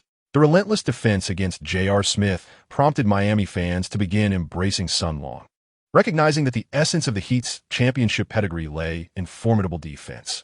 Those who defend fiercely and robustly earn the support of the fans. Dragic secured the rebound and swiftly initiated the offensive play, signaling for the number 3 tactic. The Cavaliers' entirely substitute lineup exhibited a significant decline in defensive capability, and their interior speed was lacking. Dragic capitalized on a screen to force his way to the basket successfully. Turning back, JR faced Sun Long once more. After being thwarted twice by the rookie, JR began to feel the pressure. In a moment of impulsivity, he executed a simple step back, preparing to launch a three-pointer. Such reckless shooting was second nature for JR, who possessed ample confidence. Yet when his three-point shooting veered erratically, even he found himself apprehensive. Regrettably, having passed his prime, he was now up against the youthful vigor of Sun Long, and this particular shot was executed too casually. With a sharp crack, Sun Long leapt high, swatting the ball out of bounds. JR stood frozen in disbelief, astonished by Sun Long's leaping ability, adhering to the customary practice from his days at Duke. Sun Long extended his right-hand post block, arrogantly wagging his finger. The crowd erupted in jubilation, and after witnessing Sun Long's extraordinary physique and ironclad defense, Miami fans showered him with thunderous applause. Gaining the approval of the home crowd, Sun Long felt an exhilarating surge, joyfully waving his finger at the surrounding audience. However, a piercing whistle pierced the air, and the referee gestured towards Sun Long. Technical foul. Sun Long was rendered speechless, crouching down in agony with his head cradled in his hands. He had not anticipated that the NBA would enforce such stringent penalties for finger-wagging. Wade and Bosch expressed their dissent, while Coach Spoelstra animatedly approached the referee, asserting that Sun Long was merely gesturing towards the heavens without any intent to provoke. The audience, equally dissatisfied with the call, unleashed a chorus of boos directed at the officials. Yet, their discontent bore no fruit, as the referee resolutely issued Sun Long a technical foul. Shaking his head in frustration, Sun Long recognized his misstep and rushed over to advise Spoelstra to maintain his composure, lest they incur another technical foul that could lead to his expulsion. The Cavaliers were granted 2 free throws and a possession opportunity. Amidst the fervent atmosphere of the Miami home crowd, Sun Long's block further unnerved J.R. Smith. Chapter 16. A clash with Kyrie Irving. J.R. Smith, having fallen victim to one of Sun Long's formidable blocks, was aflame with anger and vexation, his mindset completely derailed. After converting one of 2 free throws, JR, anxious to redeem himself, charged headlong into the paint with the ball held low. However, he collided directly with Sun Long, who was ably supported by Winslow. In a flash, Sun Long intercepted the ball and passed it to Dragic, who swiftly converted for 2 points, allowing the Heat to take the lead by the end of the first quarter. In the last 3 minutes of the opening period, the unpredictable J.R. Smith, under Sun Long's vigilant defense, attempted 3 shots without success, coupled with 2 turnovers. Although Sun Long did not have the opportunity to shoot, he recorded 1 block, 1 steal, and 1 assist, contributing to a 6-0 run that thoroughly suppressed the Cavaliers' bench. As the second quarter commenced, The formidable Cavaliers remained unimpressed by the Heat's performance. With James continuing to rest and observing J.R. Smith's struggles, Coach David Blatt opted to introduce Kyrie Irving to partner with J.R., aiming to bolster their offensive prowess. On the Heat's side, Bosh replaced the fatigued Luol Deng, while Birdman took the place of Stoudemire, supported by Winslow, Dragic, and Sun Long. Sun Long's outstanding display permitted Wade a longer respite. The game progressed, and Sun Long continued to effectively contain J.R. However, Dragic appeared fatigued and struggled to guard Irving. In a mere 2 minutes, Irving executed a series of drives and shots, racking up 7 points over Dragic. Coach Spoelstra made another adjustment, bringing in Chalmers to shadow J.R. while assigning Sun Long to defend Irving, intentionally testing the extent of Sun Long's defensive capabilities. As they faced each other for the first time, Sun Long's focus was fixed on the somewhat youthful Irving. In turn, was intrigued by Sun Long's ability to stifle J.R. Smith. Eager to gauge Sun Long's defensive prowess, Irving showcased his dazzling ball-handling skills in front of him, executing a myriad of dribbles including behind-the-back and between-the-legs maneuvers, leaving Sun Long momentarily bewildered. To be fair, it was Sun Long's first encounter with someone whose dribbling was so exquisitely refined. The basketball seemed to dance in harmony with Irving's intentions, gliding effortlessly under his command. Fluid and smooth like silk. "Can you contain me, rookie?" Irving swiftly dribbled the ball, his gaze unwaveringly fixed on Sun Long. The basketball seemed to be tugged by an invisible thread, with Irving as the magician deftly manipulating a marionette, his skilled hands dancing gracefully in the air. Sun Long felt a surge of anxiety for the first time, his heart racing with a rapid thump. Since his days at Duke, he had been a formidable perimeter defender, having faced numerous skilled ball handlers, including his teammate Trey Jones and this year's second overall pick, D'Angelo Russell. However, compared to their dribbling, Kyrie Irving's finesse was akin to a live broadcast on CCTV5, described in one word: clumsy. Nevertheless, Sun Long was not one to easily concede defeat. He bravely retorted, "You'll find out if you give it a try." Though his words lacked confidence, they demonstrated his willingness to engage. A subtle smile played on Irving's lips as he shifted his feet, feinting with a series of movements before suddenly taking a large step to the right. Sun Long swiftly followed the movement, and the two players collided sideways. He realized that Irving's athletic prowess was not exceptional. His initial burst of speed could not compare to that of elite penetrators like Wade and Kobe. Moreover, Irving appeared to possess slightly less strength, particularly given his height deficiency of 7 centimeters.